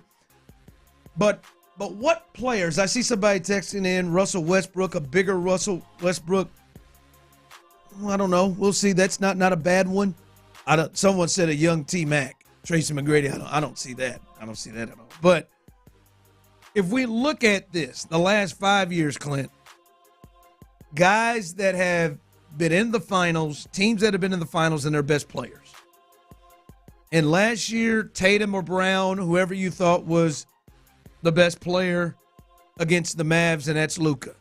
Before that, it was Jokic against Jimmy Butler. Before that, it was Steph Curry and Tatum. Those were the best players. Before that, it was Giannis, Devin Booker, Chris Paul, whichever way you go there, and then the Lakers, LeBron, and Jimmy Butler again. Like over the last 5 years, those have been the best players on teams that have been in the finals. And someone texted in, yes, the Scottie Pippen that you did. Is he close to any of those guys? To me, the closest one is Jimmy Butler. But I don't know if that is his game. Jimmy's a great defender. But I don't he's a better passer, more of a passer, facilitator than Jimmy. I don't know if he's as good of a shooter or if he will grow to be that. That's probably the closest one on the list. But that's the weird thing. It's just his skill set, Clint, it's not really much of reminding you of players that you think are ones. Yeah, I'll be honest with you. Before we ever had this conversation, I'm sticking to my guns too. I know y'all disagree, but I'm sticking to my damn guns. Like any of these guys, clearly, Amen Thompson's got some development, some maturity, and some improvement to get to any level of any of these guys. No matter who you pick. To me, it's Brown. Like I was thinking this before. Right, for the Celtics, Brown. Yeah, because I'm thinking, who could this guy be? And now a lot of that has to do with Ime Udoka letting him bring the ball up the floor and do some different things. And so it's going to be somebody that is that 6'6", 6'7", a bigger bodied guy that can play defense. Now, I'll be honest, as you know, Ron, I've talked about it. As a casual basketball fan, I've never looked at Brown and thought, man, this dude is a break the bank, back up the Brinks truck until he won the MVP last year. There's moments. Don't get me wrong. He's clearly a great player. I just don't like. I never watch him. I've never watched him and just been like, boy, this guy is again back the Brinks truck up. I think he's obviously a top player in the league. He's very good. There's several players that I would personally put above him.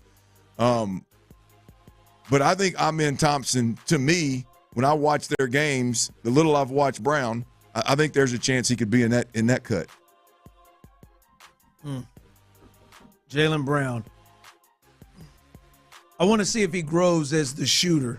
I think and I wonder if he'll get that big, too, the size that Jalen's got 20 pounds on him right now. There's no doubt. Yeah, if he gets that, if he can play in that game that big, I think he's I think he's a better defender than Jaylen Brown is definitely. now. And can do more and can guard more. The offensive game, I wonder if he can get, like, that's the other artist. We don't know what kind of shooter what he can get to. He'll turn into. I don't look at that from the text line. Oh, I love it when it starts with this. Y'all need to do your homework on the Rockets basketball. Ben Thompson has been amazing all year. Who said he hasn't? The national media is just picking up on it. He can never be a 1 or he can never be a 2. He can't shoot. He can only be a 1 or a 3. We don't mean within an offense. We don't mean point guard, shooting guard. Not the position. No, we mean like a number 1, like a LeBron on a team, a Steph Curry on a team, a Giannis, a Jokic. That's why we just went through these you get players. 4 different positions. You got a. Did you give me a true point guard? Steph. Steph. And did you? Yeah. Okay. Well, give Steph. I know you can, but hell, I'm looking at it right here. I mean, Booker was a 2. Okay, there you go. I just want you to give me 5. I just wanted one of these positions. I see how good you are. My man, right here with the. I love that. What do you think we do? Just sit on our asses and just nothing. This man right here on the other side of the glass does an H-Town post game every night. Y'all should watch more Rockets basketball. Hey, this ain't no reason to get contentious. You're on Jimmy Butler too?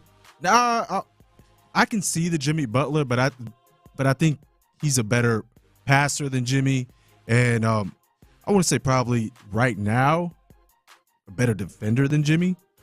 Maybe during Jimmy Butler's younger years, because maybe of now. What he can do more. Yeah, I mean, overall rebound, pass. I mean, get to his spots. I mean, just defend 1 through 5, all that stuff. I mean, he's just unbelievable. We talked about this a little bit with Brandon, and he brought up one, Chris, that I thought was interesting, and people are saying it here on the text line. Lopez apparently said it according to the text line too, and that is Kawhi.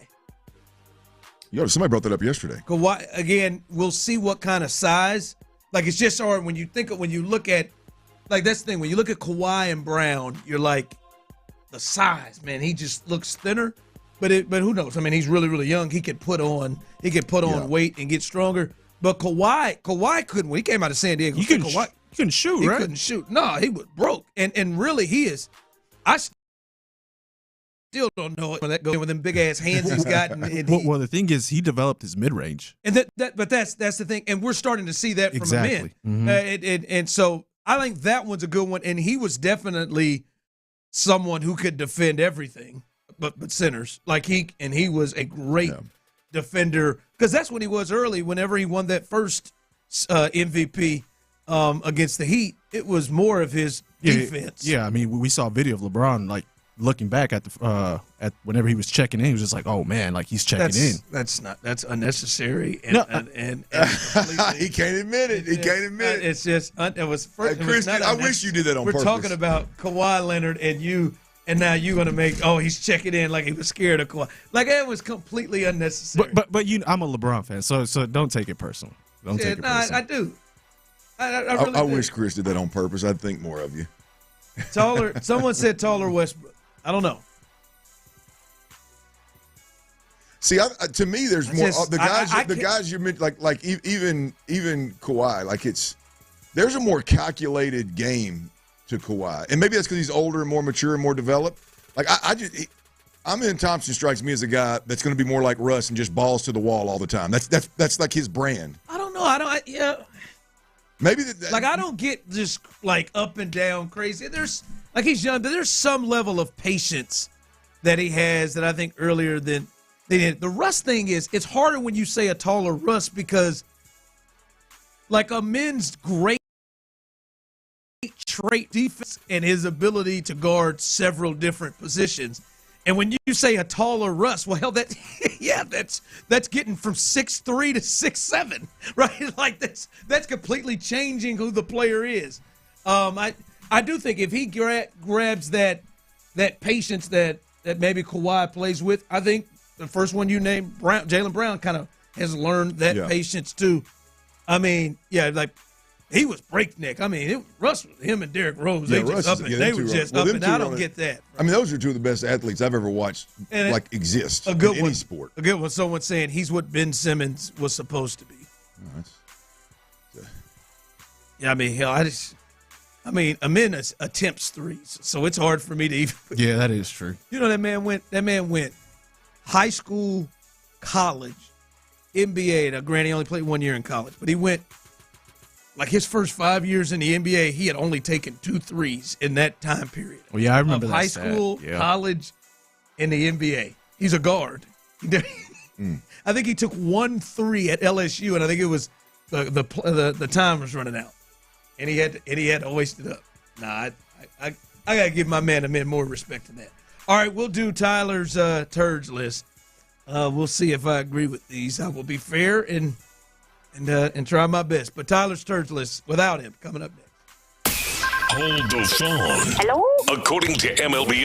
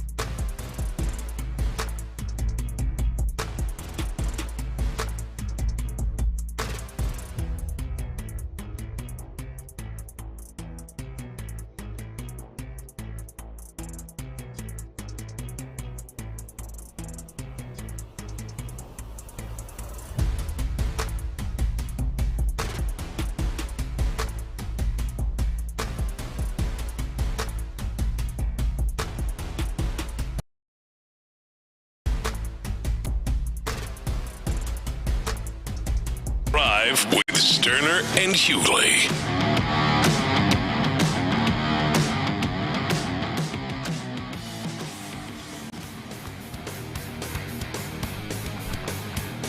I love it, man. See more people jumping in. I think we're just going to do this now, since my man said he's what Ben Simmons was supposed to be. People are just sending things in. Josh Allen is what Jamarcus Russell was supposed to be. Someone said I'll see myself out. And we're just gonna keep doing that there. No, but love the interaction, and we love trying to bring you the best. And speaking of that, we're going to try to bring you the best coverage next week. We will be out in New Orleans, all 3 shows, and Area 45 for Patrick. Unfortunately, will not be able to be there.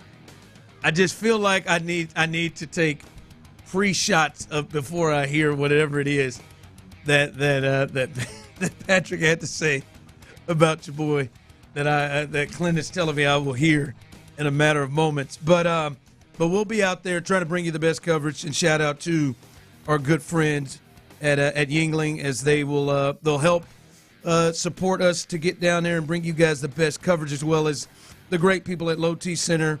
We'll have some great guests, along with the people at Exclusive Furniture, who will help us as well on this trip, and lawyers as well. Everybody who is taking part to allow us to get to New Orleans for the big game, to help bring you the best coverage that we possibly can in H-Town. It'll be a good time in New Orleans, and also with that, check out our social medias, Sports Radio 610 social media, from IG to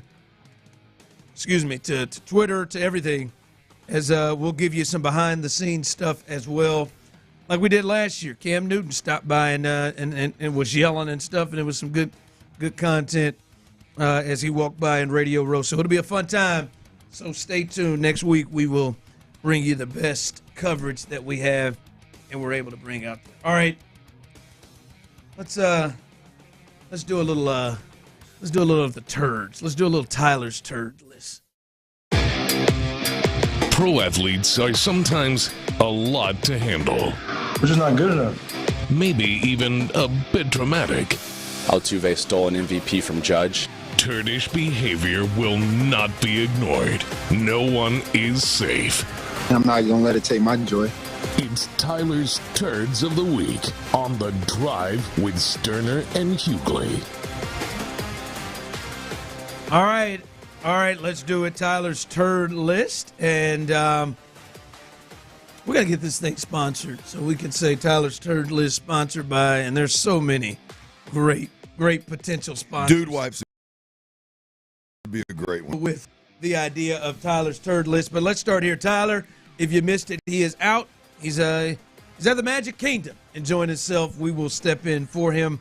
The bronze for Tyler's Turd List. He goes with Alex Bregman's agent, the notorious Scott Boras, as he says, "Bruh, LOL, this saga needs to end. Just keeping it real professionally," is what he has to say, is between him and Dana Brown. And this is interesting. I thought the Alex Bregman thing was decided. I thought we had seen that he would move on. And I guess when I think about this, as I see it, I think this turd can go, I don't know, maybe to Bregman, both of them. I thought this would be determined. But do you think this is a situation in which Bregman has a better offer out on the table? Or do you think that what the Astros originally offered is the best thing that he has out there, and that's why this thing hasn't gotten done yet? Well, I think it's probably one or the other, in a sense of the other offers out there have to either not be as long from a year perspective, not be a 6-year or more than a 6-year, or let's say more than enough years above 6 years to make Bregman happy, or the money per year isn't there. For some reason,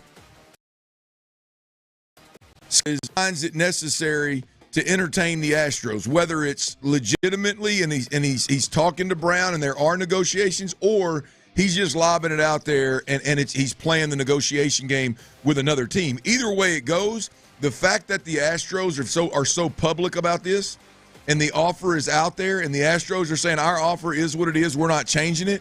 The only reason to bring the Astros back into it is if the Astros are legitimately interested and if Alex Bregman is legitimately interested. This strikes me as hey, I'm going to go out there and I'm going to test the market. The market isn't what Bregman thought it was going to be or what Boris thought it was going to be. And now Bregman's in a spot of, hey, man, is whatever they're offering over and above what the Astros are offering, is that enough for me to go somewhere that doesn't have a proven track record of having great chemistry and playing above your ceiling and winning and a great coaching staff kind of deal, great developmental staff? Leaving my city where I've been my whole career, like, is the hill worth the climb? Or I'm sorry, is the view worth the climb in a new place? To me, that's where this is at with Bregman and Boris. Is this I thought I was leaving the Astros for 2 or 3 more years and $4 or $5 million per more than they've offered, and that's really not the case. I mean, I agree with Tyler. Scott Boris, Bregman, whoever it is, feel like they've had to crawl back to the Astros. Like that. That is, and with the Astros already making it feels like they've had the Astros. So Scott Boris, Alex Bregman is Tyler. This is Tyler's turd list. This is not mine. I agree with that one, man. Cool. Yeah, I'm fine with it. He gets the bronze. All right, the silver medal. I clearly believe Tyler did this to try to make me happy, just to make me have to say this. His silver medal goes to Travis Kelce for flopping in the AFC title game, one game after Mahomes flopped in the divisional game versus the Texans. LOL. I'll be honest, I didn't even know there was any flop talk with Travis Kelce until Aaron Rayburn came in and said something the other day. I had missed that flop. And then I went back, I rewatched it, and when he got headbutted by whoever the defensive player was, Damar Hamlin. Yeah, no, it was the other guy. It was a big offensive lineman that jumped in. Now listen, I can't tell. Maybe I'm sure he probably sold it a little big. He threw his head back like people do. I don't know, man. But it looked like he came in with a nice little headbutt. I don't know. I'm sure he sold it a little bit. Got the call, got the flag. But that fool's an idiot for going over there and doing it. That's his silver medal. I clearly don't agree with it. You don't agree with it? I don't. Well, I didn't know this was for you to agree with. I'm just saying. Yeah, no, look, I saw it, and I knew immediately when it happened. I went, oh, here we go. I know this is going to get attention. I know it's going to get something. I think Travis Kelce, he was laughing at himself when he did it. I don't. The guy was going to get a flag, whether it ain't like the flop drew the flag or the it wasn't even a flop. It was more. I think it was more just the action. Do you view that different from as flops? Like a guy walking up, because we see that all the time. A guy come up and do something and sell a call. Yeah. Look, I just think I think there's, to me, what changes the game when we're talking about flopping is, in football anyways, like when the league's doing everything they can to protect quarterbacks, and now you flop to muddy the waters. To me, that's where, we're doing a disservice to the game. Like the thought of whether it's a quarterback or not, and you're standing around a pile and you punch a guy in the ribs, not really, but you do something to incite him to push you back, and he acts on it, and then you flop back over it. Like, that's almost laughable stuff. Like, that's almost like I can't believe you let that guy get you type stuff. You know what I mean? Like, if it's not in the course of action like that, I can't believe that guy got so mad that he walked over at Travis Kelce for taking up for Pat Mahomes that he walked over and even contacted his helmet to make it like, what do we do? What are you doing, you idiot? Like the in play stuff is a whole different animal. But when it's that, it's funny to me. All right, that is improper silver medal to Travis Kelce for his. You see me on YouTube and Twitter. Air quotes. His flop in the AFC.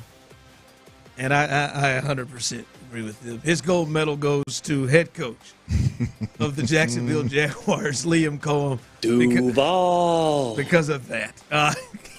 Duval.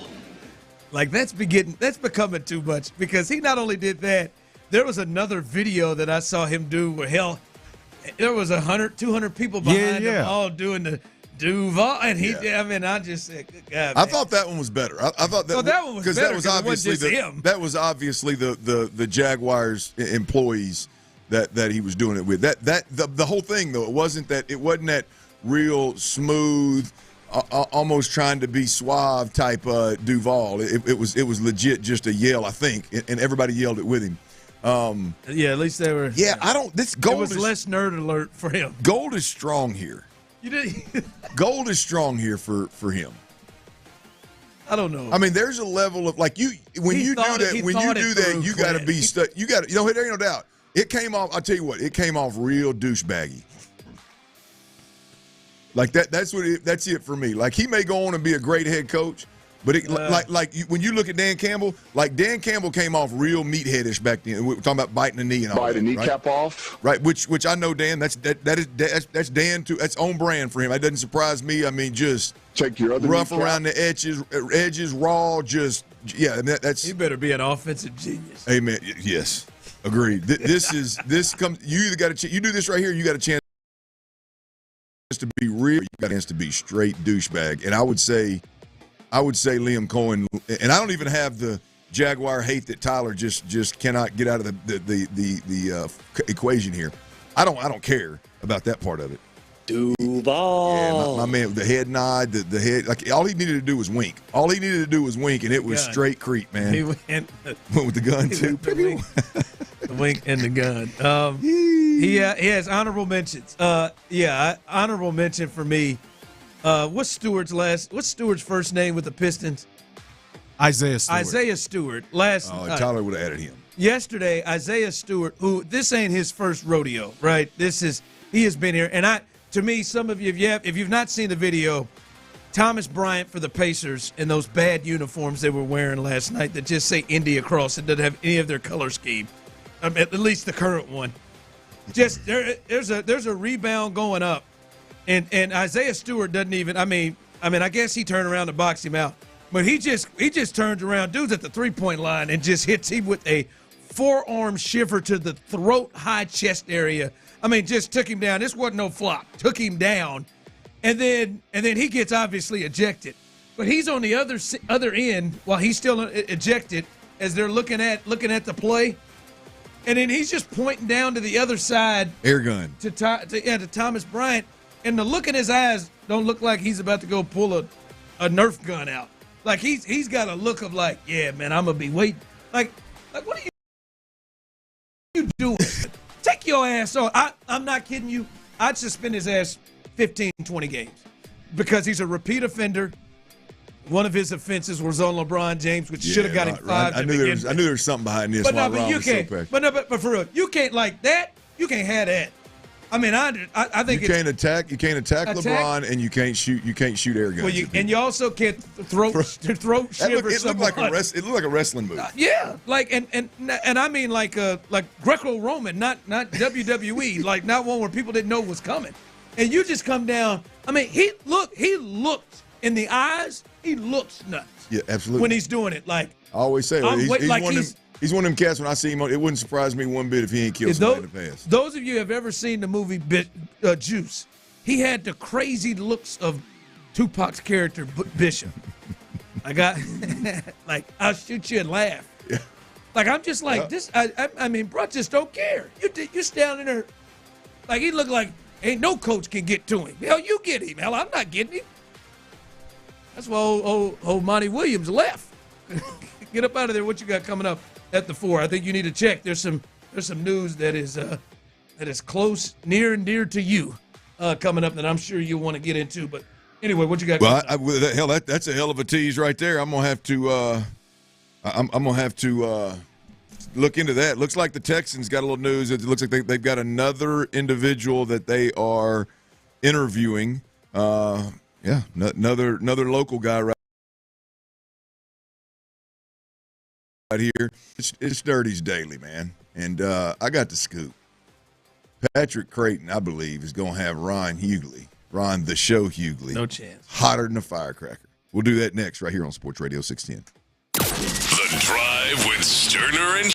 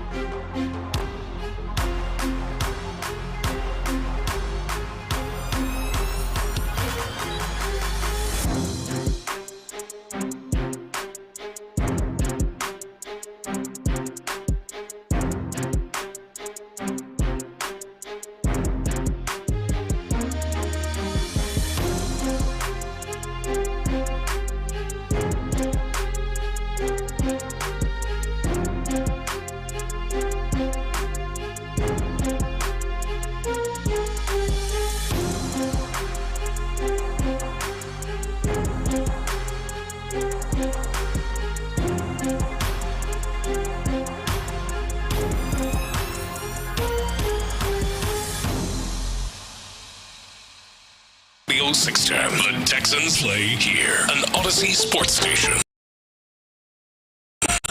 SportsRadio 610 presents The Drive with Stoerner and Hughley. Dive into the mind of former NFL quarterback Clint Stoerner. I like a good time. I like to have a party. I know you do. It's Dirty's Daily. Yeah, it is. Got a nice little party going on around these parts, baby. Thirsty Thursday. We can have a Thirsty Thursday in the studio as well. I hope everybody out there is having a Thirsty Thursday as well. Go out and have you a couple of drinks. Rockets play tonight. Catch some of that Rockets action. They are absolutely a good time, fun watch. Let's go, Rockets. Yeah, there you go. Representing the city in a big way, and we got this thing year round. Obviously, the Astros have been rocking and rolling for several years, where we can actually sit down and enjoy them repping our city on a diamond. The Texans are back doing their thing on the gridiron, and now you got the Rockets out here on the hardwood doing their thing, man. It's absolutely beautiful. I can't wait to watch that game tonight. So stay plugged in to Sports Radio 610. We'll keep you covered on all of it. I want you to download the Odyssey app. I tell everybody every day, download the Odyssey app. Make sure you're listening via the Odyssey app. You can take us any and everywhere you go. They've got cool features across the board, all the podcasts, the rewind feature. You can go back and listen to segments. So that Odyssey app is the way to go. Right now, we've got a big-time contest going on with the Odyssey app. Download the Odyssey app, log in, and listen to Sports Radio 610 60 minutes a day. 60 minutes a day. Every day you listen for 60 minutes, you get one entry into. Here's what the contest gets you. The contest gets you and 3 friends flights and accommodations to Las Vegas for the first round of the big-time college basketball tournament. You picking up what I'm putting down, baby. Flights and accommodations to Las Vegas for that weekend. I'm telling you, I've been down there that weekend. It's absolutely tremendous. On top of flights and accommodations, $20,000 for you to spend however you would like to spend it while you're there. All you got to do is from right now till February the 23rd, right? You've already missed 3 days because it started on Monday the 27th. Through February the 23rd, every day you can get an entry into that contest. $20,000, flight and accommodation to Las Vegas for the first weekend of that big college basketball tournament. Ron, I ain't gonna lie to you. I'm thinking about I'm about to turn on the Odyssey app right now. No one has told me that I can't. I'm not eligible to win this, because that is a dream trip for me. That's a bucket list thing. That is clearly, like I've told you, that's probably my favorite event, my favorite sporting event. Mm-hmm. And first 2 rounds in Vegas, I've heard that's a trip I need to do. In 20 stacks. And 20 stacks to do whatever you want to with. Yeah, I don't think I can win it. I don't think I would feel good to our listeners, but I'm really forcing every relative I have to do it. Yeah, they can pull it off. And then they can invite me. See, we don't tell them, you know what I mean? See if they can pull it off. So again, man, that is absolutely big time. Just download the Odyssey app, log in, listen to Sports Radio 610 for an hour every single day, 60 minutes. If you will. We're doing you another solid now. Real quick, before I get into this Patrick Creighton stuff, this Area 45 stuff, the Texans, they've requested an interview. They've requested another interview. The Texans have requested an interview with Commanders' assistant head coach and offensive pass game coordinator, Brian Johnson, per league sources. Baytown native, you heard me, Baytown native, has been an offensive coordinator for the Eagles. Now he was the offensive coordinator for the Eagles. To be completely transparent here, he was the offensive coordinator for the Eagles last year. He got relieved of his duties, and the story that I kind of put 2 and 2 together was that Nick Sirianni made him the scapegoat on why the offense was bad, why the struggles happened. Yep. Now, I don't know. That's just what I heard. That's just what I'm. Their team melted down last year. Yes, it was rough. Definitely not as good as the year before. They made a run to a Super Bowl, and definitely not as good this year. But I'll be honest with you, Ron. I'm a little torn on this one. Because if it weren't the situation, I could get excited about Brian Johnson. Those that listen to the show, I've mentioned Brian Johnson every time an offensive coordinator or quarterback position has come up here since his days at Mississippi State with Dan Mullen and Dak Prescott. Now here's what I'll tell you about Brian Johnson. One, he's a borderline genius, but two, all joking aside, not a football, just in general, dude is as sharp as a tack. Number two, he has been a part of several ridiculous quarterback seasons and performances. Going back to Dak Prescott at Mississippi State under Dan Mullen. Also, was it Kyle Trask, Kyle Pitts, all those guys at Florida? He was a part of that offense. Now, Dan Mullen is a I believe that was Dan Mullen, wasn't it? Yep. Dan Mullen is a play caller, so I mean, you're not, take it for what it's worth. I believe Brian Johnson was a part of Chris, what's the it just slipped my mind. The local kid at U of H that crushed it and transferred to Miami. Had an unbelievable year quarterbacking at U of H. What was his name? Not Ward. What was his name? From right here in Houston, my mind just went blank. Had a De'Aaron King. There you go. There you go. And statistically had a ridiculous year running the foot. Pretty sure Brian Johnson was running the show at that point in time before he transferred. So he is currently part of, really the only blemish on his resume would be last year in Philly when it fell apart. It started out really, really good. Correct me if I'm wrong, Ron. That started out really, really good, and then they lost 6 of 7 late or something like that. Didn't the wheels come off? They fell Weren't apart. they 10-1 and the wheels came off? They were 10-1, but the offense, I'll be honest, a lot of the complaints were very similar to what's happening with Bobby, what was talked about with Bobby Sloan. Yeah. Not a lot of creativity with the offense. It was very predictable. Jalen took steps back. They couldn't get their passing game going. That's the blemish with Brian Johnson. Now, again, this does not fit. Because he took over for Steichen, right? When Steichen left, he was already there. And yes, he was a quarterback coach for Jalen Hurts the year that they went to the Super Bowl. Steichen left. Brian moved up to OC, and the wheels came off.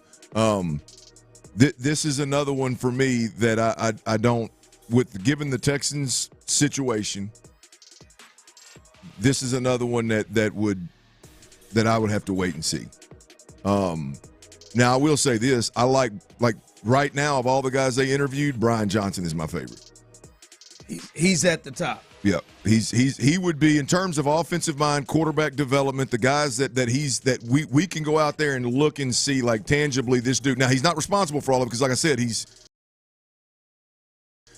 those plays he was titled the offensive coordinator, but the quarterback development and how the quarterback excelled in damn near every situation it's tough to turn your nose up at that one. For me, it would be a situation that would continue to increase. Now, I don't know how well you know Brian, but you know him better than I do. I think off the bat, not knowing him well, it would sound like a situation of it doesn't seem like this is one where D'Amico is just saying, "Hey, Brian, it's yours." I would not think so. I would not. I think Brian Johnson would be come in, be the offensive coordinator, and we're gonna help you hire the guys. We're gonna keep this guy. We're gonna keep that. That's what I would think. Now, the other good thing about Brian Johnson is he has been a part of Cliff Kingsbury's system, Dan Mullen's system, as you said, Shane Steichen's system, which was killer in it's not been as good in Indy, but it was killer in Philly. So he has been a part of several different systems, none of which I don't think any of them are. And he's called plays, and there should be at least some hope of growth and what he learned from the first go-around. It's just, I don't know, would that excite you all, Brian Johnson? You heard that, Brian Johnson? And not just because he's local and from Baytown, would that be the one? I would just say this would be hey, you like this hire, you damn well better be. This is a hire to me that if it doesn't work, in normal cases would be a D'Amico's job maybe on the line. Well, yeah, it's a super risky hire because it's a guy that doesn't have a ton of pelts on the wall of him literally being the dude. He's been in some great systems with some head coaches that call plays, and he's been titled the offensive coordinator, but he doesn't have a ton of pelts on the walls in terms of this is my offense, this is what I run, shut up and get out of the room, it's my show. He doesn't have that, and Ron, the other part of it is that I think, and I'm not 100% sure, but I think it would be a completely overhaul of terminology. So you're getting away from the system, you're asking guys to start over, and you're hiring a guy that doesn't have the resume of obviously like a Chip Kelly like. And the big one to me is you're hiring a guy who just had all the talent that they have in Philly and just got fired a year ago because their offense had a free fall the way that Bobby Slowick's offense just had a free fall, and you're hiring him to come in to fix that, and that's what he just got fired. Now he's learned some things with the quarterback coach for Jaden Daniels. He's shown to be really good in terms, or at least his quarterbacks have been really good when he's been the quarterback. Well, there's no doubt. To me, he is a no-brainer quarterback coach. I mean, absolute tremendous quarterback coach. One of the best that you could ask for. So that one is, man, you can't fire Bobby Slowick to bring in a guy who did a Bobby Slowick with a lot more talent. It's a risk. Like he didn't have Bobby's offensive line. You're just listing all of the guys, just generally speaking, body of work, what have they done? I think Brian Johnson is the best of the bunch right now for me. Now, when you get out, when you broaden that and you say, hey, what about the terminology change? What about the familiarity with the system? Now you get into some risky waters. I think Brian Johnson could be, like, I would look at Brian Johnson as the best candidate on this list, but I would also look at Brian Johnson as the riskiest candidate on this list. A lot of change if you hire him. That's a strong, you better have it right, boy. All right, Texans have requested to interview Commanders' assistant head coach and offensive pass game coordinator, Brian Johnson. We will keep you up on that. That's the most recent candidate that the Texans have requested the interview. Not sure if they have received it or not. If they've accepted, if he's accepted, I don't know why he wouldn't come home. Why wouldn't he? All right, now, Ron, Patrick Creighton last night on Area 45. I typically don't really like to share our airways, to be completely honest with you. Oh, my. I just don't. I just don't. Not with negativity, right? Not with this kind of negativity. But when I heard it, I thought, yeah, Ron needs a chance to reply. Mind you, Chris hadn't heard it, and he was on the show last. Yeah, Chris was there. Don't let Chris get out of this. He was there. He said he didn't hear it. Hadn't heard it. And I'll be honest with you, I want to set it up a certain way, but I think the setup is part of what you're going to be a little bit, maybe a little sideways with. So I don't want to mess it up. I don't want to mess up what you hear. So here is last night on Area 45. Here is Patrick Creighton responding to Ron's question of, is C.J. Stroud still that dude? Hell, there were some of you telling me he was better than Josh Allen, Patrick Creighton, before the season started. Like there was great belief that you had a dude. You still believe that right now? Okay. That, by the way, Did you add shots fired. Did you add the shots? Yeah, I added the shots at the end. Shots Chris, fired. So you was right into it. Can you stop it in the middle right there? I thought it was two cuts. I'm sorry, Chris. So that was for everybody out there listening. For you, Ron. Obviously, you said it. That is the topic at hand here. That's what's used to that's garnered the response of Patrick Creighton right here. Just so you know, I'm sorry, Chris, I messed that up. But yeah, that's Ron, and that's what kind of set these boys off on Area 45. Here's their response. Did you add shots fired? Did you add the shots? Yeah, I added the shots at the end. Shots fired. All right, so since you caught the stray, what a bitch ass take. I mean, wow. I don't even know. CJ the dude. We just watched him literally get murdered on a weekly basis, and a guy who openly like I remember when the Kansas City Chiefs got their asses kicked in the Super Bowl because they couldn't protect Patrick Mahomes. Well, C.J. Stroud just went through that all year. Did you suddenly think Patrick Mahomes was a crappy quarterback? Oh, but now you'll say that to C.J. Stroud. Bitch ass take. All right, I'll let you process that for a minute. Listen, I thought it was a little aggressive, Ron. Well, listen, I'm not mad at Patrick in his heart is a listener. That's what listeners do. Listeners hear, like, I know Patrick understands the business and what we're doing here, right? But he is a caller at heart. Like, what he did is what people text in and call, like, oh, it wasn't a take, fool. It was a question. It was a question to start a conversation. And by the way, Patrick, it's a very fair question. All right? Yeah, do you wonder is the dude? I think it's a very fair question.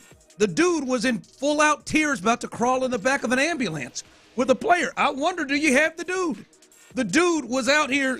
It wasn't just always him getting sacked. He was missing throws all over the place. It's a fair question if he's a dude. Now, Patrick, if you went on to listen, the take was given.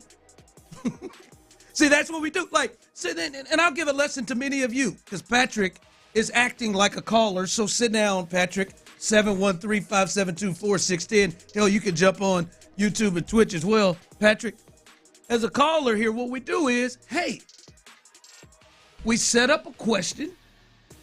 At times, throw out a question.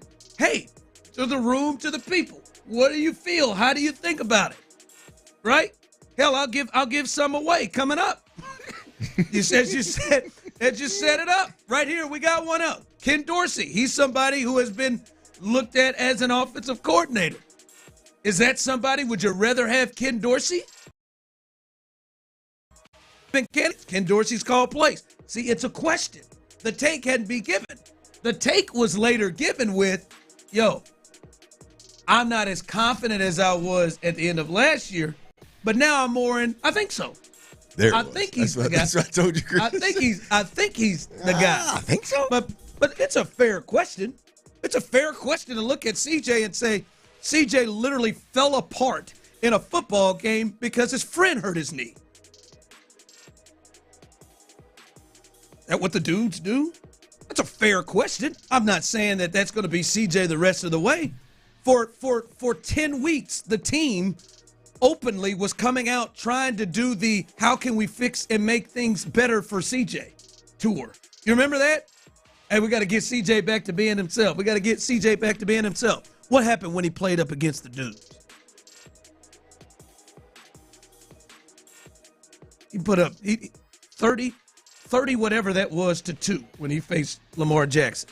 Is that fair to question? Can he play with that dude? Patrick Mahomes' offensive line wasn't good either in that game. Will Anderson was all over his ass.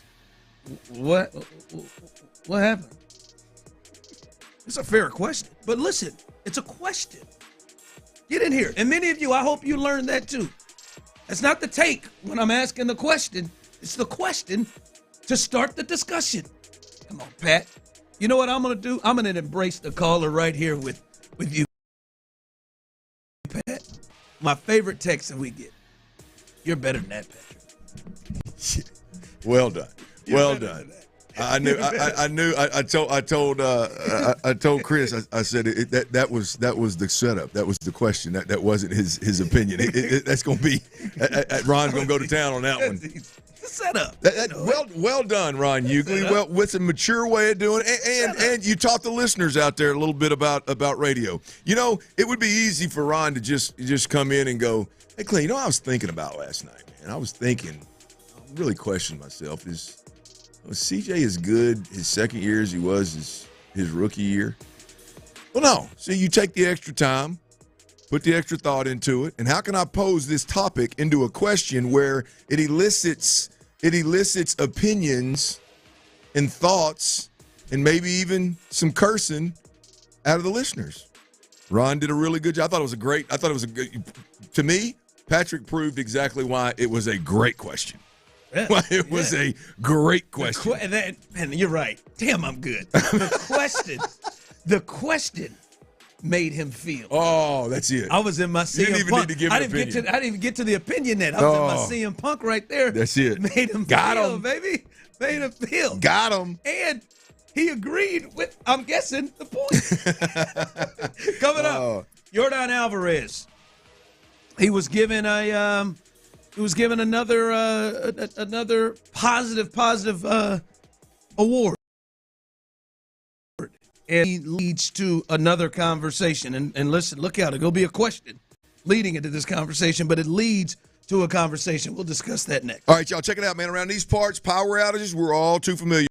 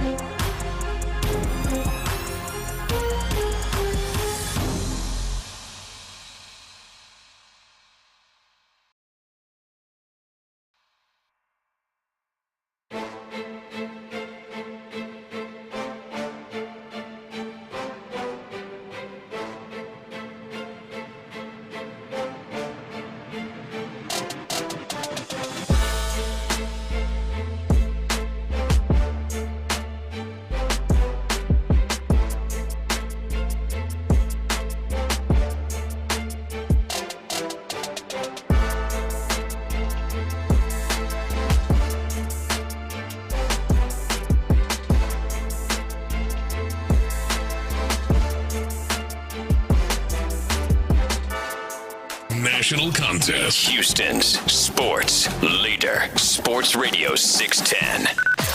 Sports Radio 610 presents The Drive with Stoerner and Hughley.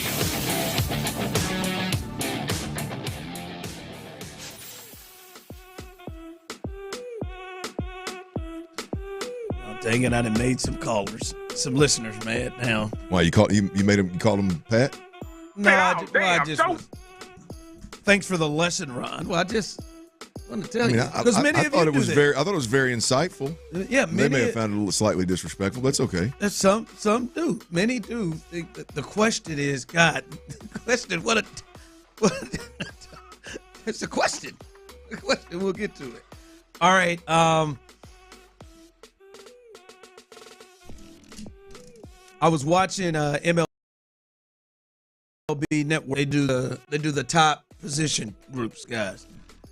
Starting pitcher, they had Framber 10th. I thought that was very low. I feel like I don't know. I feel like maybe I mean, I'm glad he was in the top 10, but barely. I feel like he's closer to the top 5 than he is to the bottom. But obviously Altuve was in it, had some Astros in there. But they did left field, and Yordan Alvarez was number 1. Yordan Alvarez, who I believe is a designated hitter, but Yordan Alvarez in left field was the number 1 left fielder, and he's been voted that the last, because they don't do DHs, but he's been voted that the last, I think, 2 or 3 years, the number 1 left fielder. And if you've listened to me, as I've said, my opinion and thought is he is the best hitter in baseball to me. I understand Judge and these guys, and Ohtani's really good, but he can do anything with any pitch. He can hit for power, hit it anywhere, and his clutch factor is through the damn roof, right? And I don't know if there's any other player in baseball that I would one up at the plate in a clutch moment. He is, and he's shown it time and time again. But I think there is real pressure on him and real pressure on Joe Espada this year, because last year his health was pretty decent, didn't miss a lot of games. I don't know. I don't think he went on the IL last year. I think he did miss some games and had some moments where he thought he might. If he did, it was maybe one stint. But I don't like last year. I felt like he was pretty much out there. They need that big time. And I agreed with the initial plan before all this Bregman stuff came back up, Clint, of, hey, we want to play Yordan more at the DH spot to keep his legs and to keep him healthy. Because the pressure is, Clint, is in the past, there have been Kyle Tucker. There have been other guys around that when he has had to go to the IL that can pick up the slack. The starting pitching, the bullpen can pick up the slack. We've said it in the past, but it is a completely different thing this year. If that dude's not in the middle of the order this year, I know those days he'll have games up. It will look and feel and be completely different. They have got to keep him on the field more than they ever had before. So that's why, to me, the deal of, as you said, man, hell, Altuve to left field, the way that it makes it work is if he is the left fielder every day. And to me, they have got to really look at this, because they cannot afford, even more than they couldn't afford it in the past years, they cannot afford to have that dude off the field and out of the lineup, because this lineup looks completely different now with him out of it. Yeah, look, I mean, I think you make a great point. Like, the pressure is ratcheted up. I'll be honest with you, I don't know that this team could afford him being out at any point in time before completely. Like, you watch this team just kind of coast through and make one of the biggest comebacks we've ever seen with Tucker out of the mix, right? And so I don't only say that to say I don't know that this team is doing that without Yordan Alvarez. I don't know that this team – I don't know if that team was doing it with Yordan Alvarez and Kyle Tucker and Bregman if Alvarez was out. So, yeah, I agree with you. I've said it a million times. Like, Tucker leaving doesn't scare me nearly as much as it did a lot of folks. Bregman bouncing or potentially not being here, I guess there's still an outside shot he could come back, but Bregman bouncing doesn't scare me as much, and especially when you bring in guys like Christian Walker. Now, that opinion and that thought and that confidence is built solely around Yordan Alvarez being in the middle of it. Like I think you bring in Christian Walker, you bring in, all of a sudden you got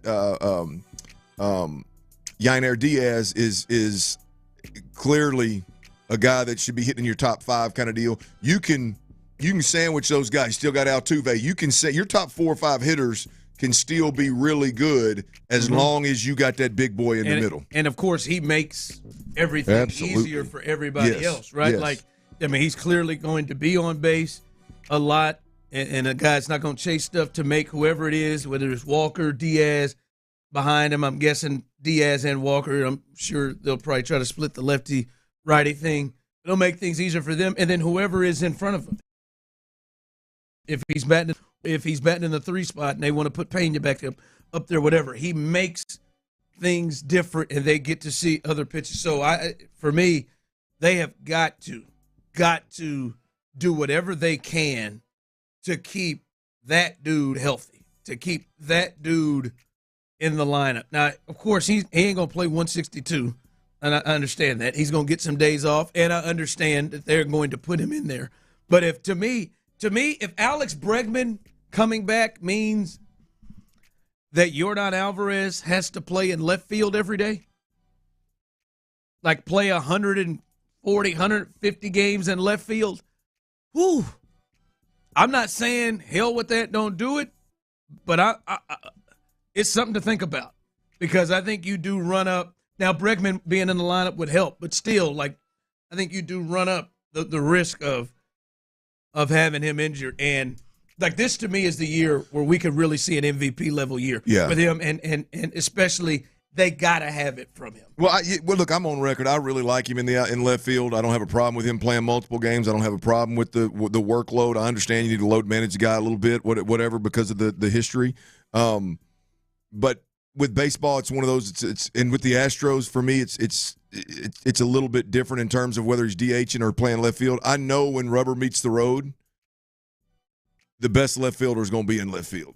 When the games get important, when we get to a point where the games mean something, Yordan Alvarez is signed by Yordan Alvarez is going to be in left field when it matters the most. And Altuve is, most importantly, is not going to be in left field when it matters the most. So it's like to navigate the season, you've got several guys you can throw out there, to your point, load manage him, do whatever you want to do. I'm more in these conversations. I'm more solely dialed in on, well, what are they going to do when the playoffs get here, when the games start to matter in October?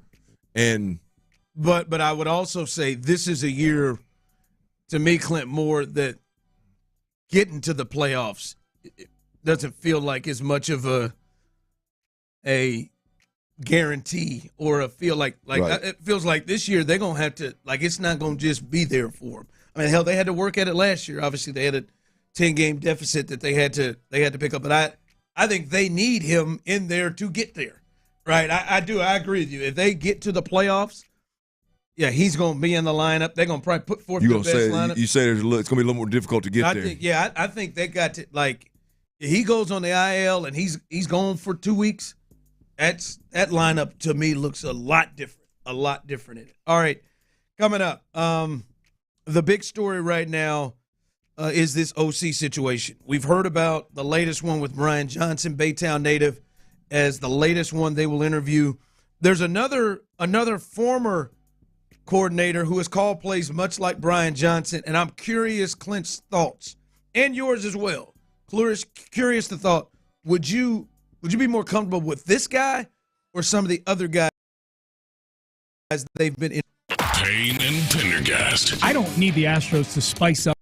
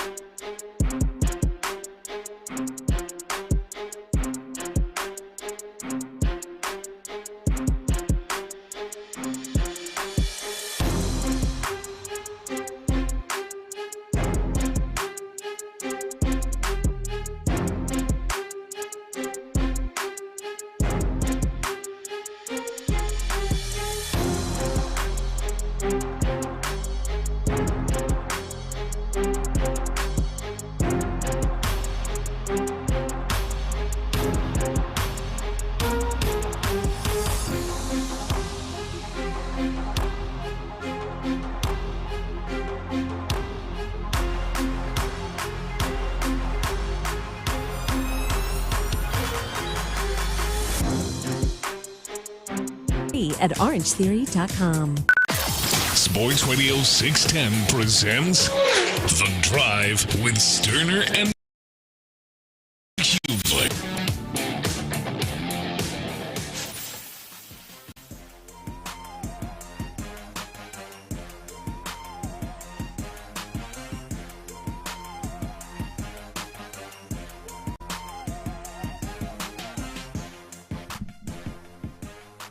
All right, welcome back in as we're live here on The Drive. If you're looking for Tyler, if you're on YouTube and Twitch and you see a little different face, that is Christopher Santiago. Tyler is at Disney, having a good time. I'm sure riding all kinds of roller coasters and enjoying himself.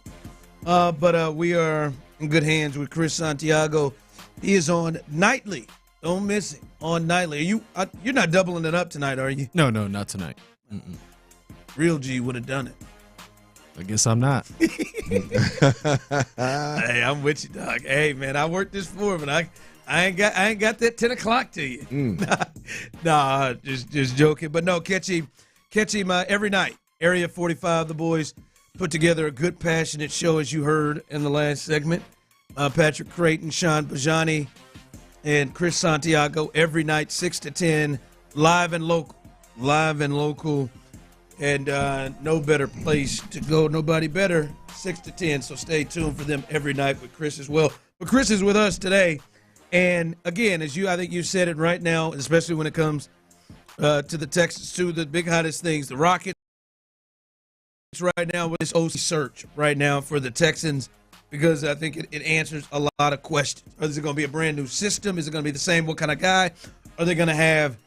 And to me, Clint, I know right now you have been, I would say the word disappointed, if not maybe worse than that, but at least disappointed in the names that you've seen thus far to be hired. To be interviewed right now, I would say at least disappointed. Yeah, look, here's the deal. I'm disappointed in the lack of a plan. Like I don't. It doesn't seem like there's any rhyme or reason to what they're doing at this point in time, right? It's guys that the majority of the guys have had very little to no like true. Full autonomy. This is my offense, and this is what I'm running. And guys seem to be all over the map in terms of what kind of offense they're bringing to the table. There's Gerard Johnson and Bill Lazor who are in the building, which is, man, is that they're trying to keep the continuity together, they keep all that together. And there's several guys that are outside the building. There's some guys that are in the same system from a terminology standpoint from the different teams in the league that are running the same system. There's some guys that are outside of the system. I don't know. It seems like, and a whole hell lot of guys available that would really blow my skirt up if I'm being completely honest. So it's more. What scares me in these situations is. You fire somebody that, yes, you can justify firing them. Understand that. But you could also justify keeping them. I firmly believe that about Bobby Sloak. Like, if they win another year. Now, you got some of the loudest critics would be disappointed. But I think overall it would have been like, all right, Bobby, you got to put up or shut up. You better move that offensive line coach, get him up out of here. You better make some adjustments. But you could have put together a case to justify keeping the guy as well. So you move on from him. Cool. The fear is you move on from somebody and find out there's not a replacement. Find out that you're back into the inexperienced, not real sure what we're getting pool of candidates. That's the part for me that is more of the risk here. And as I've said, maybe this is the plan, and they full well have a plan, and this is a part of it. I know you would seem it would be like, ooh, you feel like they may have had a name and had somebody lined up, and bam, much like the Lions did, they would have this boom, boom, boom. We got our guys, and they'll be right in. Well, it's like with Detroit. Like they knew they had a guy in house. They've known for years that Ben was going to, for a couple years now, that Ben was going to eventually leave. And Aaron. They had a guy in the house, and Aaron, and they had a guy in the house. Boom. Right there. It's my guy right here. Let's go. Hank Fraley's the guy. Let's move on. To me, that exudes confidence from the organization. I don't know if it's going to work. I don't know if Hank's worth a damn, but Dan Campbell damn sure believes he is. This here is like we may like this guy, but we're going to check. We're going to go flirt and go date all these others until we make a decision. That doesn't instill a lot of confidence in me personally. Yeah. I want to throw this name out because obviously there are other teams that are looking. And I'm just in comparison, as you said, probably not a lot of candidates that would really get you going. But clearly, these guys haven't thus far. And look, the Cowboys are interviewing Ken Dorsey. Ken Dorsey, who was with Buffalo, and had some good go with Josh Allen, and then obviously they let him go and went with Joe Brady midseason. He was with Cleveland, and in the Watson situation, had some okay moments with Jameis, but Jameis on Jameis every once in a while. But he does have experience, and I wouldn't love it, necessarily be like, oh, this is it. But him compared to the other guys, like is that more of the route you would be more comfortable with than because, like as you said, who would be excited about a Nick Caley? Is that more of the route that you would like? Hey, somebody that at least has experience calling plays. Yeah, I don't know. Ken Dorsey. Look, no, the answer is no. I mean, Ken Dorsey called plays for less time than Brian Johnson did. I mean, Ken Dorsey called plays. When did they move on to Joe Brady? What week was that? I feel like Ken had a year, didn't he? No, he was only the offense coordinator for 1 year, and it had to be the year that he got canned before he went to. I thought he left, and Daboll's been there 2 years, and then he got fired in the middle of last year. Anyway, he wasn't. He's not been a coordinator for long stretch. Right. In either way it goes, you may be right on that. Either way it goes, I don't know that. I don't know that's not the pelts on the wall. I've got an identity. I know exactly what I'm doing offensively, start to top to bottom. I'm going to build my staff. No, that he doesn't fit that bill for me, and that's what would ultimately make me the most comfortable. Yeah. I don't love that either. But I mean, there is a thought already. Is a thing that you would like to see as somebody that's got some experience doing that. Would you rather feel like the young guy that hey, maybe there's some upside, or at least the guy that has had experience calling? You are right. It was 22 and 23 when he was the offense coordinator in Buffalo. So it was half of 23, and the first year it was all him. You are correct. And first year it was good. You said there's no candidates that kind of get you excited. I think the one that we've heard for you and many people is Chip Kelly. That's the one that I think people have gotten excited about. And I would just say this, to me, I think the Chip Kelly thing is over. I would probably, if that's your dream, if that's your hope, I've seen some people text in Chip Kelly or nobody else. I think you might want to come off of that. I just is now, especially now, we're starting to see the candidates. They're bringing in. Like there's nobody that Brian Johnson's the first person they brought in that has NFL, him and Bill Lazor, NFL play calling experience. Everyone, college quarterback coaches, their own quarterback coach. To me, I don't think Chip Kelly and his vibe and his get down matches with the two people it needs to match with. D'Amico and C.J. Stroud. Yeah. I think that's why the Chip Kelly thing is out. For me, and I am just putting what I'm putting together, especially from what we've seen over the last 2 years with D'Amico and what we were seeing in terms of the candidates. I don't get the sense that D'Amico is ready to bring somebody in and just say, I'm just going to hold on to this defense, and I'm going to just hold on to some of the overall head coaching duties, and you have that offense. I think he is going to be somebody that's going to be more involved than that. Well, I mean, they're definitely at a fork in the road. The Texans are at a fork in the road in a sense of what direction D'Amico Ryans and Nick Caserio want to take moving forward with their offensive minds, right? I mean, do you want to hire a guy within where you ultimately pick his staff, even if we say you just influence his staff? Do you want to pick a guy from within, either in the building or within this system, and bring them in and let them, again, Miko or Nick and everybody else is involved, and where it's an open door policy and it's a collaborative effort? Or do you want to bring somebody in and hand them the reins of the Houston Texans offense and say, hire your staff, install your playbook, install your offense? I don't think that. Handle the offense, the guys, the way that you want to handle the guys from a coaching perspective. The way that you would with Chip Kelly, the way that the Washington Commanders did with Cliff Kingsbury, the way that Philly did with Kellen Moore.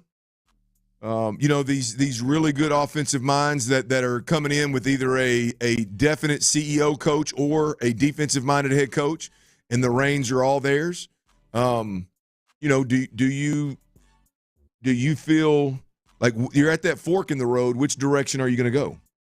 I think that's where the Texans are at. We'll see which direction. It looks like they are much more interested in going the route of come on in and be a piece of what we're doing here, and let's have a collaborative effort than, hey, man, this is your show. And I'm not saying that's the wrong way to do it. Hell, D'Amico and everybody in there obviously know right their guys and work with them every single day and have an understanding of it. I'm just simply saying, for those of you, if Chip Kelly was the one that got you excited, and I could completely see why it is, he would be the one that got you excited. He's had issues with some former players, there are several former players in his time in the NFL who are not fans of his. And I do think that D'Amico leans more to a player's coach, and I think that's kind of how they run things more as a player's coach. Now, some coaches like all right, I'm a player's coach, but I'm gonna have that one dude that plays bad cop, and I'm gonna walk away. And there's some that are like, no, man, these are the vibes I want, and these are the vibes I want, and he knows his quarterback, and maybe there's a thought of this is how and what is best for my quarterback and how he maneuvers through things. So to me, that's why I would just say the Chip Kelly thing. It's a reason why he hasn't got an interview yet. And maybe I'll be surprised, and I'll be the first one to come on and say, okay, hey, they decided to interview him. It's weird that they waited till Friday, but they decided to interview him. But I mean, here's another interesting thing about the Texans and this offensive coordinator hire is the one thing that I experienced in the league is you've got coaches that are, very very strategic and very intentional about, I'm going to keep every player, including the quarterback, at an arm's length distance. The cut these dudes and change their life forever. And I don't want to be their friends when I do it. The thought that I gotta discipline these guys. I can't ever let these guys get comfortable with me. Like Parcells was that way. Parcells was a keep everybody at distance, with the exception of a couple of guys when I was there, and he wasn't. I mean, it was literally like out of pocket a-hole all the time. He didn't want anybody to ever get comfortable, kind of deal. And then I also experienced coaches that really ultimately had no business being a head coach in the league, and it was almost like intimidated by the Troy Aikmans and Emmitt Smiths of the world, right? I don't think I've ever experienced the relationship that we see here in Houston, where D'Amico Ryans and C.J. Stroud are they're locked at the hip, man.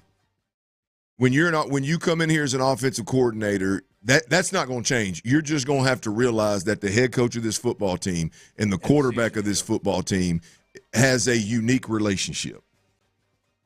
Like I would be very interested to see, and I don't know because I don't cover these other teams, but I would be very interested to see how many coaches around the league, call them what you want, players, coaches, whatever. I'm not talking about that. I mean, there's a lot of players, coaches, but I'm talking about where there's a different, super unique, super relationship between the head coach and the quarterback like this.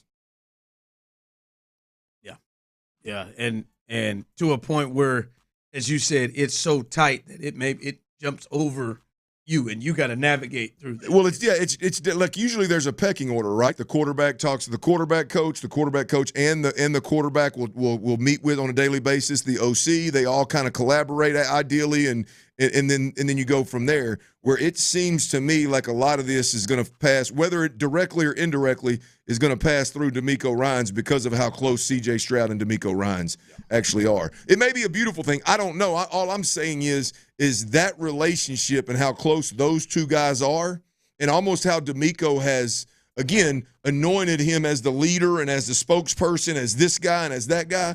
Like, that's a unique situation here in Houston. And it's different that it's like DeMeco and CJ as the defensive coordinator as opposed to Andy and Mahomes. Sure. Yeah. I mean, because those you got to work so closely with the guy. And, ooh, I mean, yeah. You're working so close with it. All right, coming up, a little 5 o'clock fire. Again, there is a new person who has been brought in to be interviewed by the Texans for their OC job. Former offensive coordinator, so he does have experience in calling plays and a local flavor to it as well. We'll catch you up on that coming up next. All right, Clint Stoerner here, y'all, and I got to tip my cap, man. I always want.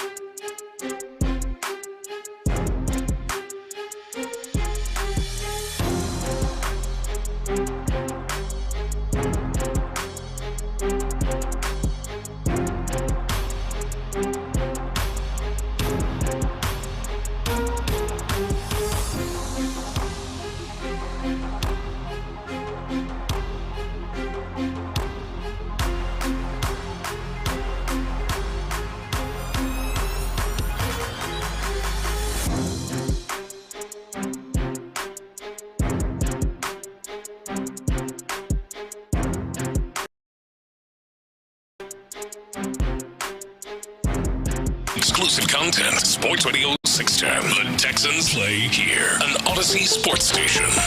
We have a liftoff. Sports Radio 610 presents The Drive with Stoerner and Hughley. It's the 5 o'clock fire. It is 5 o'clock. Congratulations. Hopefully you're off work. Luckily for you, Old Dirty and the clock is ticking. Blonde Bomber, as well as there he is. Oh, big Santiago in the building. Chris Santiago is in the building. What up? As T-Mill is out. And by the way, as he slides into that chair, Tyler is out, but best bets are still alive because you got Santiago's best bets tonight, baby. And boy, hey, you got to live up. All right, he was better yesterday. He was 3-2 yesterday. I tried to tell him about Karl Anthony Towns, although I agreed with it. He was off on that, but he was 3-2. He's not been bad. He's over 60% for the week, so you've got to continue that. And Chris Santiago's got his best bet, so he's going to pick that thing up and make you a little money as well to try to keep this thing above 50%. So stay tuned for that.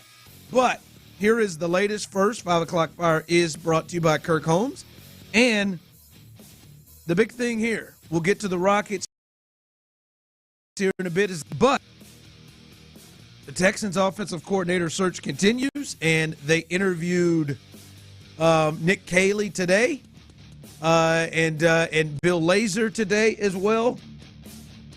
But they have requested to interview Washington Commanders assistant head coach and offensive pass game coordinator Brian Johnson, Baytown native, who has been an offensive coordinator in the league before with the Eagles. If you remember, when Shane Steichen left to take the Colts job last year, he became the Eagles coach, but he was fired after one season as their offense took some steps back and kind of collapsed there towards the end of the season.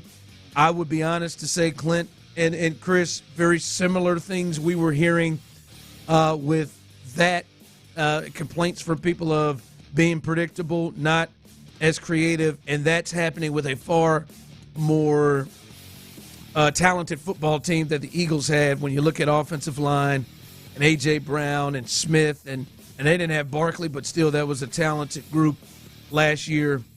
Your thoughts on this one being the latest? They have another one in who has experience calling plays. Brian Johnson is at the top of the list for me of the coordinators that have been interviewed so far. Not the guy that's long in the tooth, pelts on the wall, walk in the door. This is my offense. Give me the reins. Get the hell out of the way. We're going to do it my way. That guy want to be that guy. I don't think he's that candidate. This is another guy where I believe it would be a collaborative effort with Nick Caserio and D'Amico Ryans and C.J. Stroud and Brian Johnson and the rest of the staff. I think it'd be a collaborative effort to hire his staff, whoever that would be. So again, not the guy that I expect, not the kind of candidate that I would expect the Texans to have had in mind when they fired Bobby Slowick. But this is the top of the list for me out of the guys that the Texans have absolutely interviewed, with the exception of Chip Kelly. Brian Johnson's at the top of that list. When you look at, obviously played the game at an extremely high level. He was at Mississippi State when Dak Prescott was there. Now that was under an offensive-minded play-calling head coach. But Dak Prescott, he was a quarterback's coach there. He grew leaps and bounds from like his junior year to his senior year, mechanically and technically. He was at Houston. I digged a little more. He was at Houston in 2017, which was De'Aaron King's, first year, second year. He was not there in 2018. It was Kendall Briles that was there in 2018 when De'Aaron King was responsible for 50 touchdowns. I knew the guy, but I wasn't thinking Kendall Briles. But he spent a little time at U of H. But then he goes to Florida, and he was at Florida in 2018, 2019 as a quarterback's coach, and in 2020 He was the offensive coordinator, which I believe that's the year when Kyle Pittman's the quarterback that was there. Trask. Kyle Trask and that real explosive offense. Did they win the SEC that year? No, Alabama did. That was what was that? What was the monster games they played though? I remember they played a really good game against Alabama. Was it Alabama? They played a good game, I think, against A&M. I think that's the only team A&M lost. He then went to Philadelphia as a quarterbacks coach when Philadelphia with Jalen Hurts when Philadelphia made that run to the first Super Bowl. He was a quarterbacks coach for 2 years, and then in 2023, when Shane Steichen left for the Indianapolis Colts job, he took over as the offensive coordinator and lasted a year. The Philadelphia Eagles started 10-1. The wheels came off late in the season. I believe they finished 11-7. It was a rough ending. And my understanding of that situation is that Brian Johnson was made the scapegoat.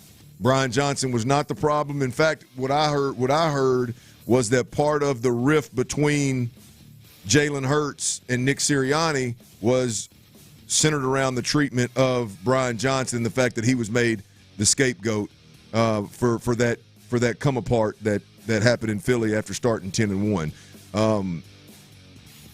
He's been the quarterback coach.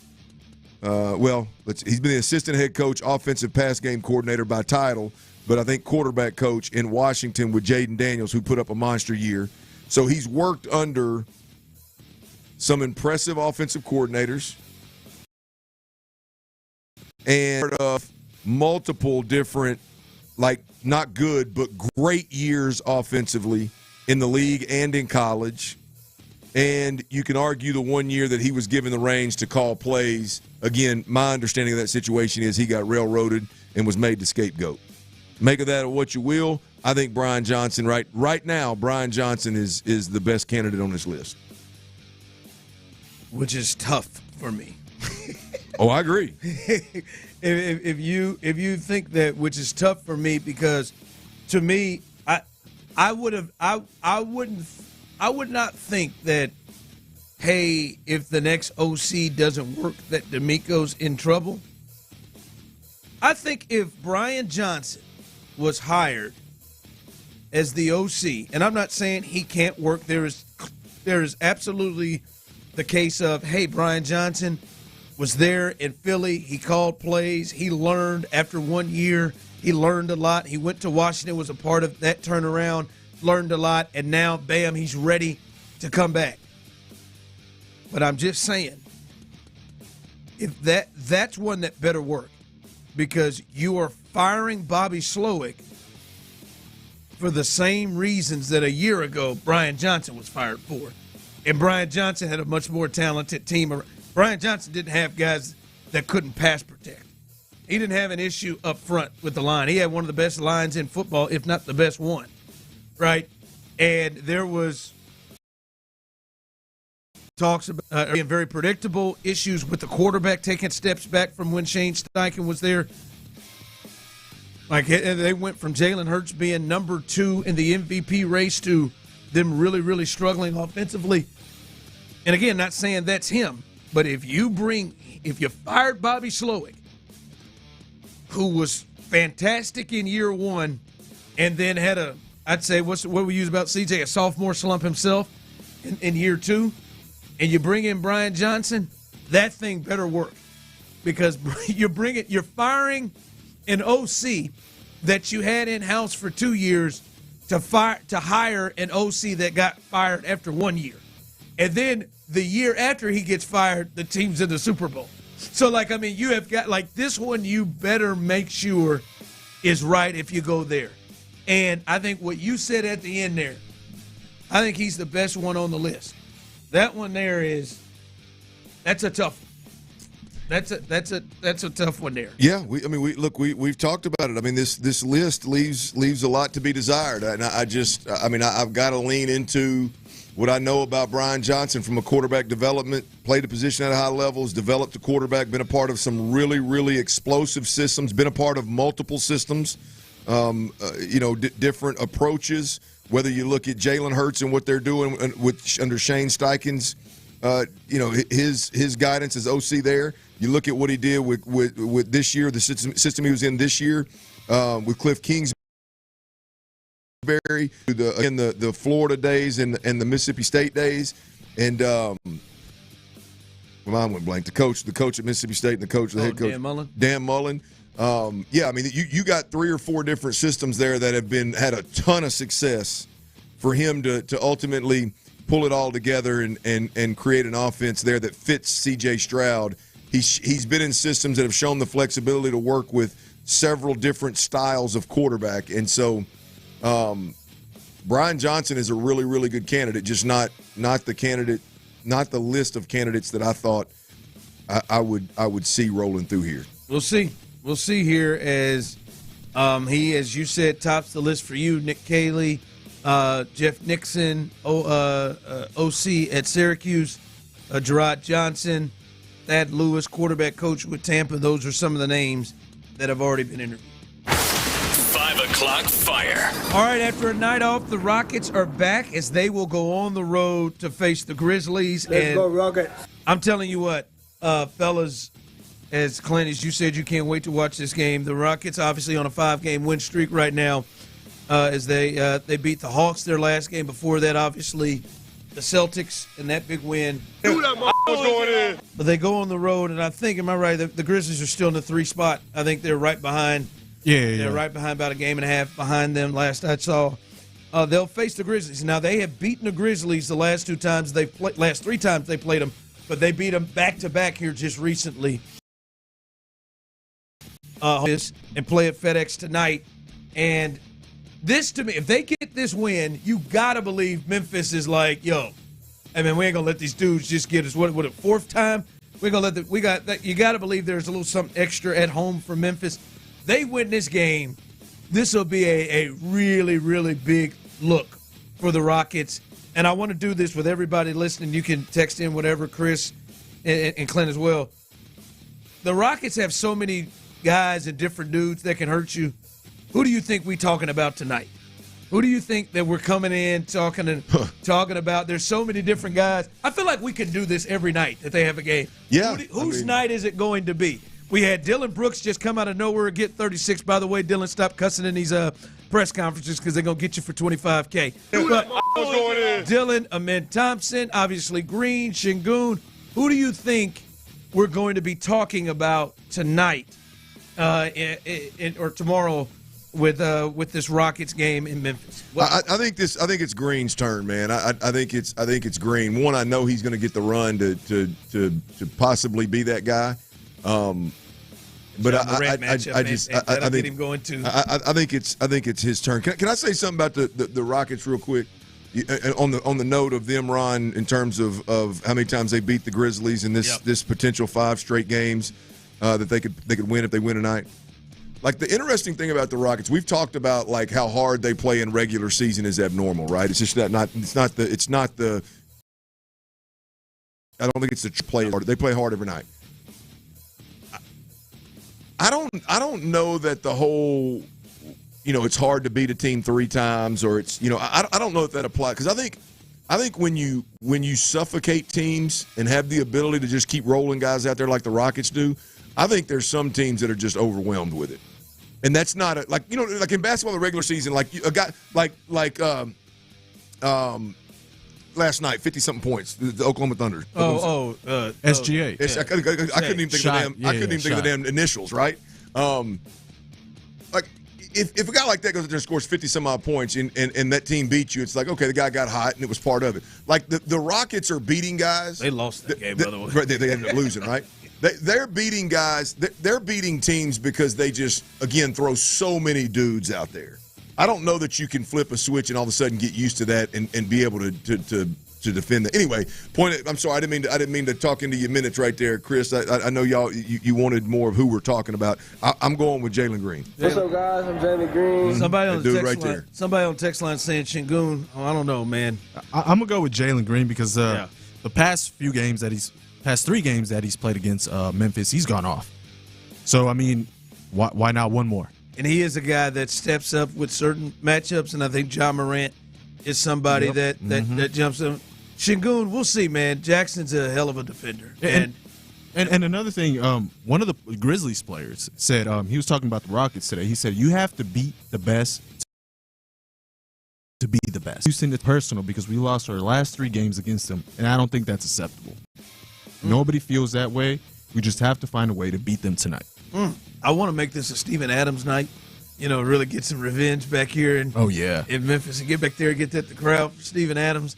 But no, I'll go with the hot hand. I think we'll be talking about him in. I feel like Kobe. I think we'll be talking about Thompson. I think we'll be talking about him in Thompson. And again, he is the one that you watch, and he affects the game in so many ways. It's not just going to be like he had 33 the other night. He affects the game in so many ways. So that's a guy that could turn around and guard Payne tonight and guard Morant. It don't matter. He's got the opportunity to do that against anybody. So should be a fun one, good one tonight. It looks like, as you just read that off, Chris, it looks like the Grizzlies are ready to go. Oh yeah, and the Rockets, as Clint said, they play hard every night. All right, coming up, as we talked about it, this is what the Texans are going to need. There ain't no ifs, ands, or buts about it. This is what the Texans are going to need if they want to get past the spot that they've been the last couple of years. We'll discuss that coming up next. But before we do that, guys, if you've been out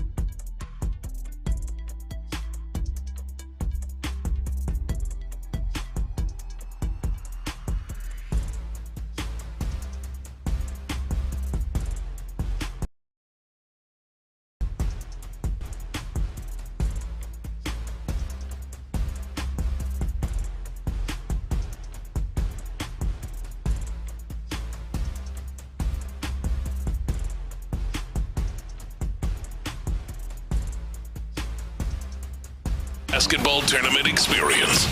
Just log in and listen now on the Odyssey app for your chance to win this national contest. Houston's sports leader, Sports Radio 610. Sports Radio 610 presents The Drive with Stoerner and Hughley.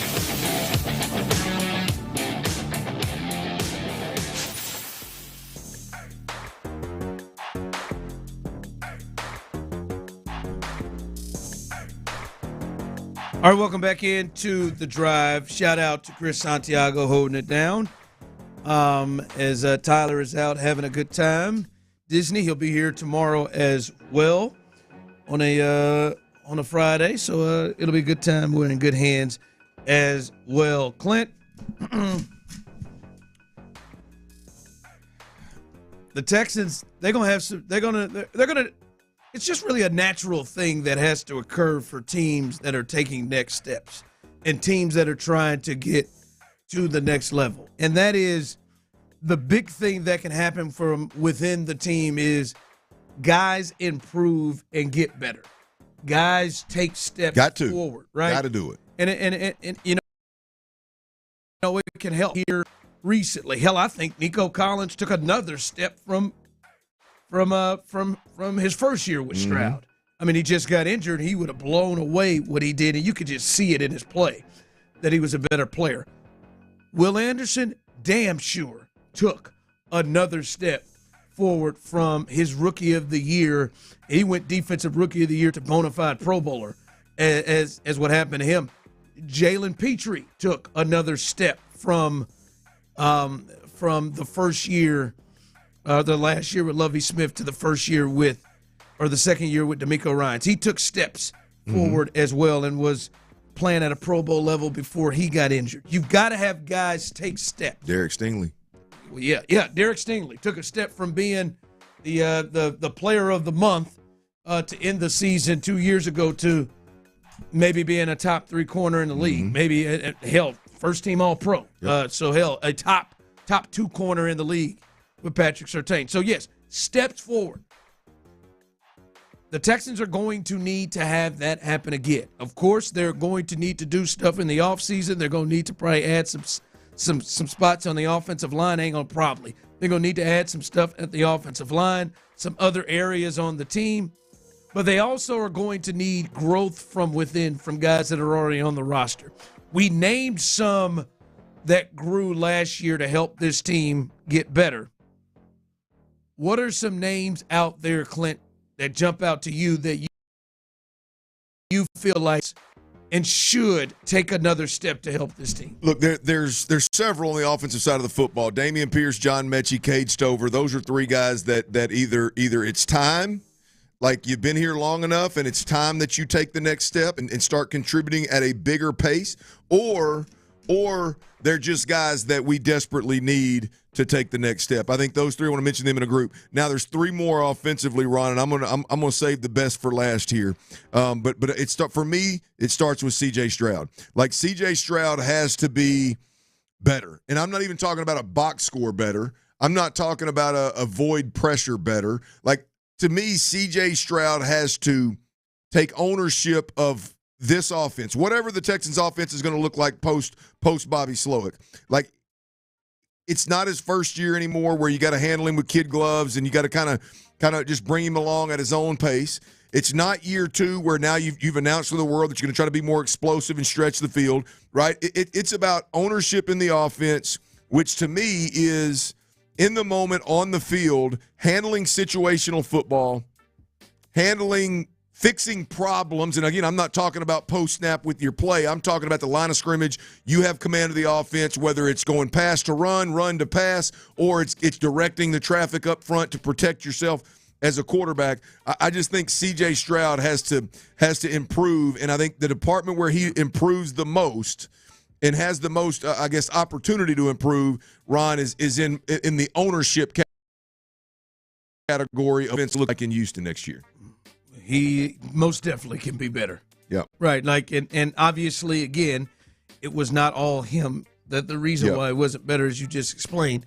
But there is most definitely, CJ can put together a better year than that. Well, you hope that just what they're going through right now is part of that. You hope that whatever Bobby Slowick was holding C.J. Stroud back from doing, which there was a lot of stories out there that he don't have the freedom to change the play, didn't have the freedom to change, to direct the traffic up front to protect himself. Whatever was going on up there, you hope that's nipped in the bud. And if it is, the next step is, okay, C.J., we're hands off, baby.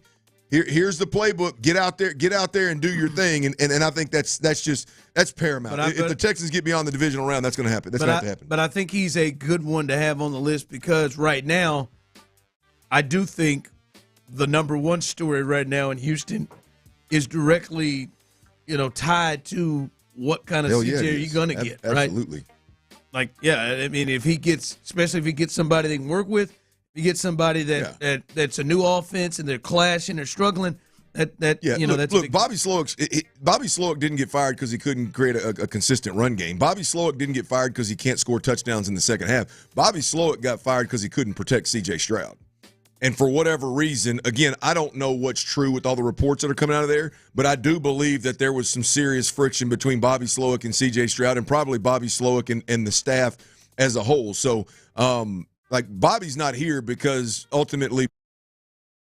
the prize possession, the franchise, and that's C.J. Stroud, and they've got to be better. They got to be better, more C.J. Stroud-esque, and essentially give him that ownership. Yeah. So I think number 2, Juice Scruggs. I think Juice Scruggs. This team has a middle of the offensive line guard center guard problem right now, and I think Juice Scruggs, it's time that he steps up, and I think he has the ability to step up and fill one of those spots, whether it's center, whether it's guard or center, he's got the ability to do it. So I think Juice Scruggs has to be significantly better, Ron, and I saved one on that list, obviously.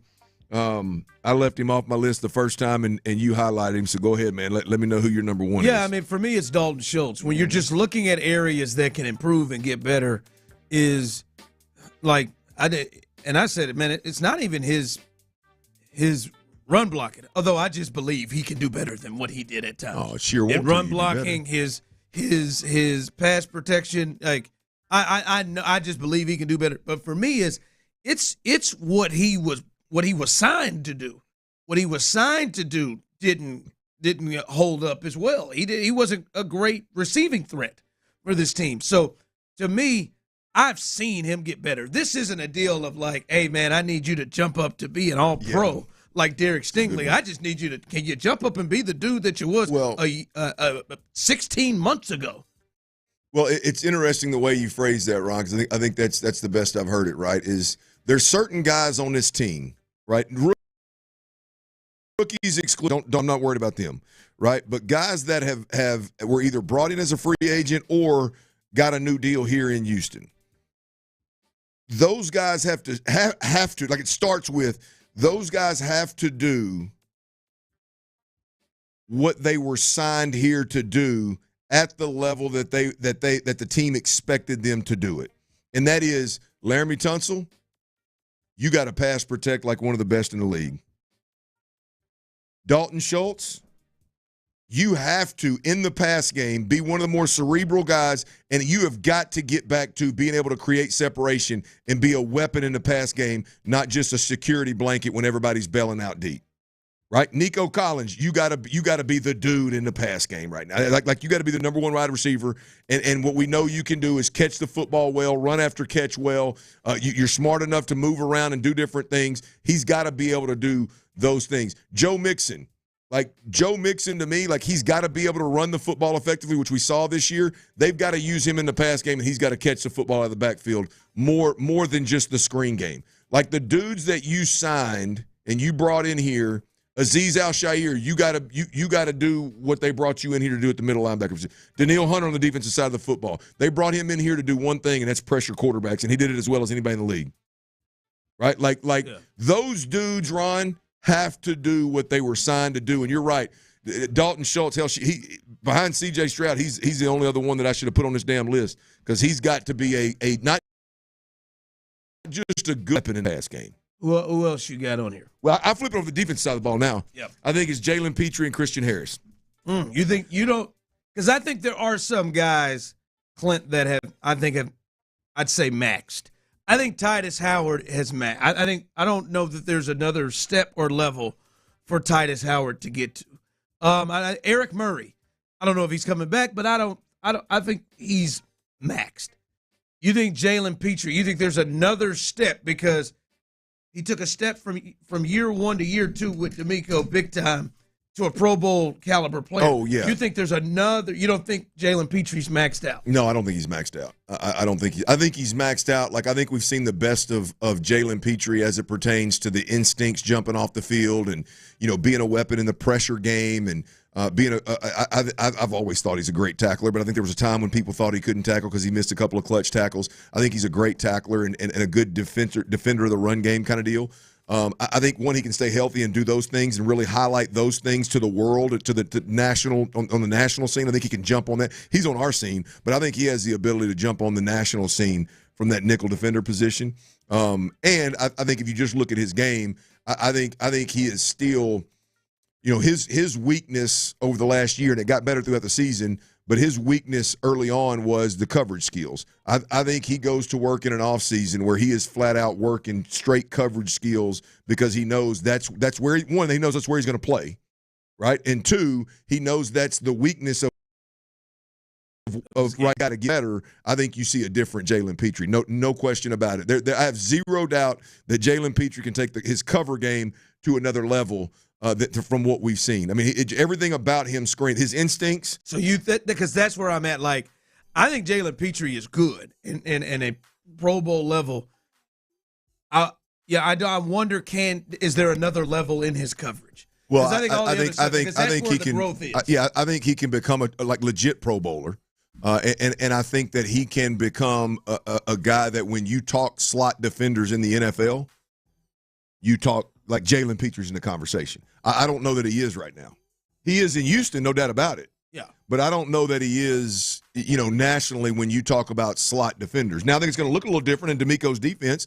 You can't have him primarily in coverage. Like, he's not a lockdown corner.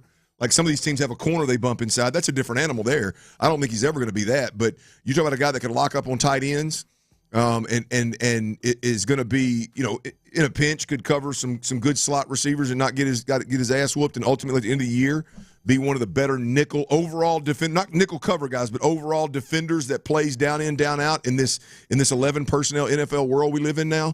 Yeah, I think there's another step he can get to. Yeah, one more defensive side. Well, Christian Harris. Yeah, for me, Christian Harris. I mean, which is the blatant obvious, right? Played 4 games, I think. Yeah, I mean, but even like if you look last year at how good he was, like it's time, man. Like we've heard D'Amico Ryan say that this is the most talented linebacker he's ever coached, and he's had some really good ones. Now staying healthy and going out there and playing a full season in D'Amico's system with some experience, knowing the system instead of trying to learn the system.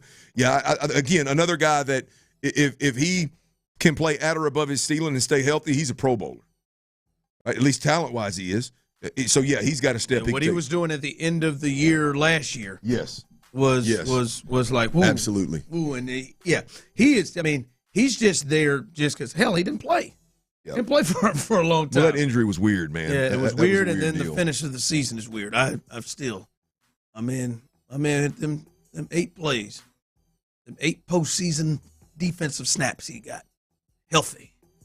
It's an interesting thing. The one I would add, and I understand the young guys, is Kalen Bullock. Mm-hmm. Like, I think, as you talked about Derek Stingley, like, I think there is a level. Kalen was playing really well anyway, and got his hands on taking the ball away multiple times. But then there was some moments, Clint, where it was like, he's getting beat deep. They're confused. They've got him or they've confused him.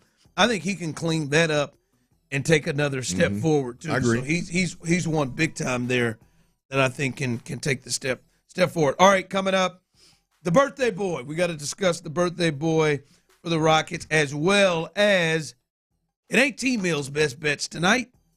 Chris Santiago's best bets, baby. He's going to make you some money tonight. We'll get to all that as we continue riding high right here on The Drive. All right, y'all. It starts as a little tweak, a little no bill you put up with it, right? And then it turns into that awful joint pain. It impacts everything that you do, walking, talking, climbing, even getting in and out of your car hurts, man. Clint Stoerner here for QC Kinetics. Look, I'm talking about the always there kind of joint pain in your knees, hips, shoulder, and back. It's time you do something about it, and that thing is QC Kinetics. I'm telling you, man, groundbreaking treatments for arthritis pain. They are here in Houston, and they're absolutely incredible. And by the way, we're talking long-term relief here. We're not talking some short-term fix, right? If you've been told that joint replacement is the next step, if you've been told that you got to go under the knife, make sure you call QC Kinetics before it happens. I'm just here to tell you, you're going to be disappointed if you find out down the road all about QC Kinetics and you've already been cut on, right? I'm telling you, QC Kinetics is the way to go, right? They're for everybody, athletes of all ages, middle-aged parents out there fighting father time, trying to work out.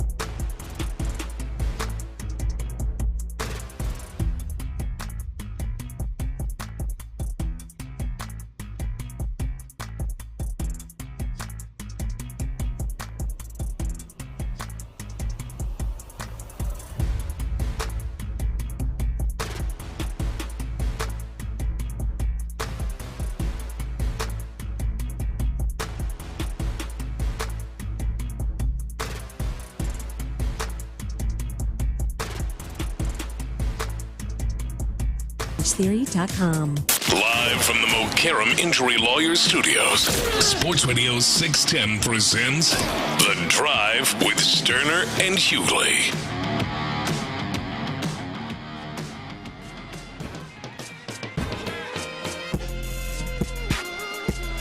Rockets going to go on the road to face the Memphis Grizzlies. Some potential good news to help them into getting a dub tonight.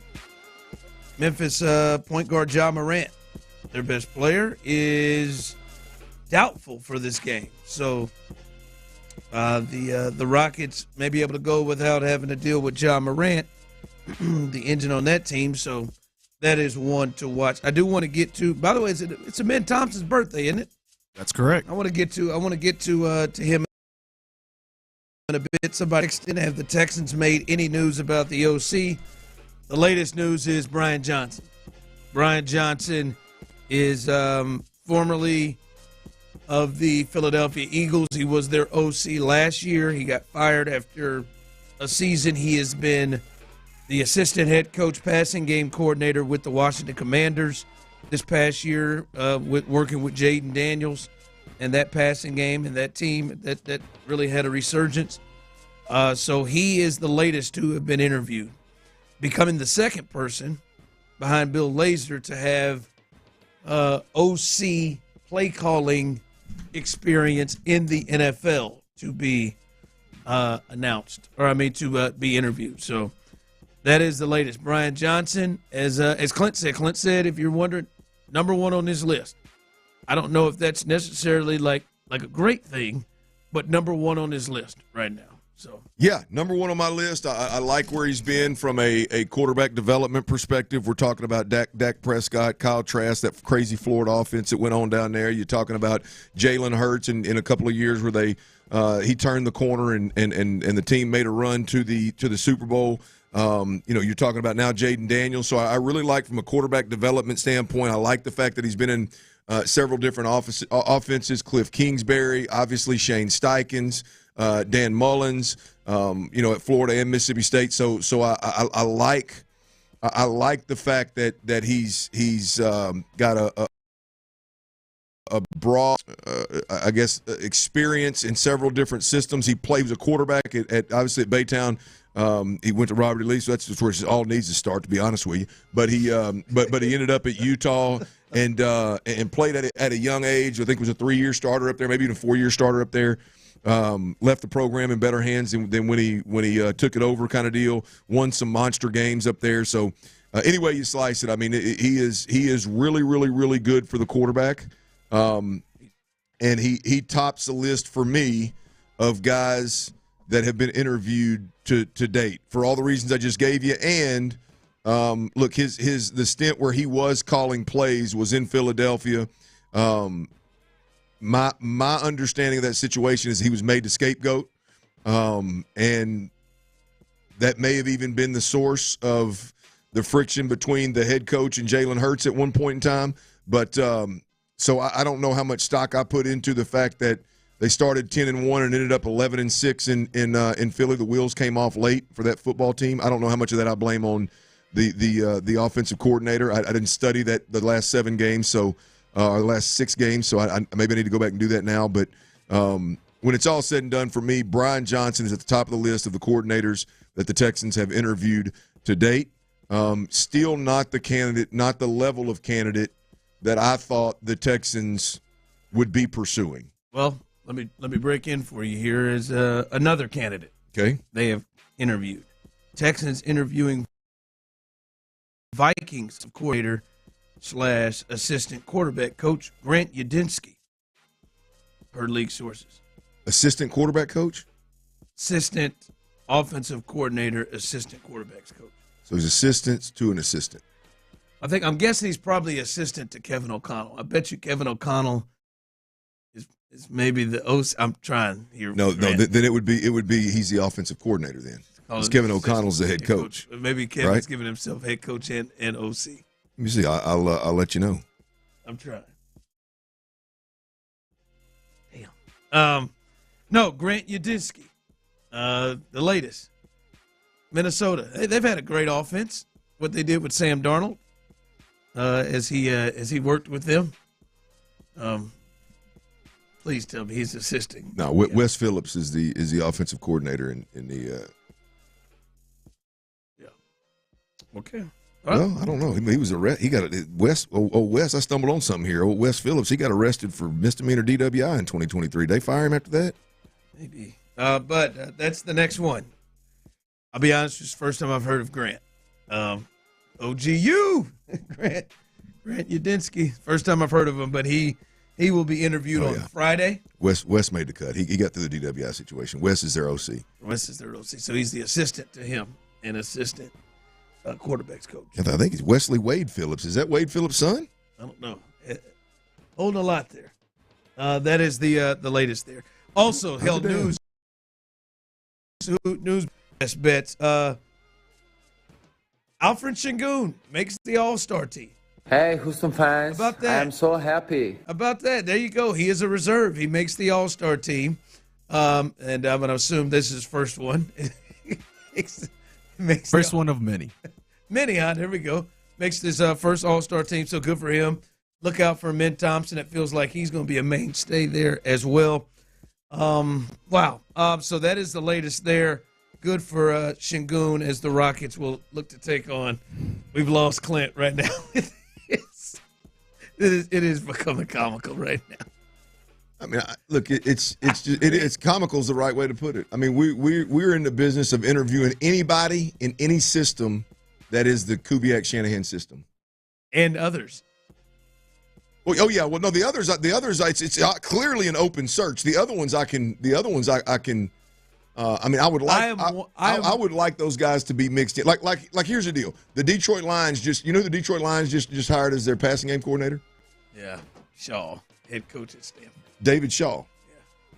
I mean, and look, I'm gonna be honest with you. I mean, the Stanford offenses don't turn me on to the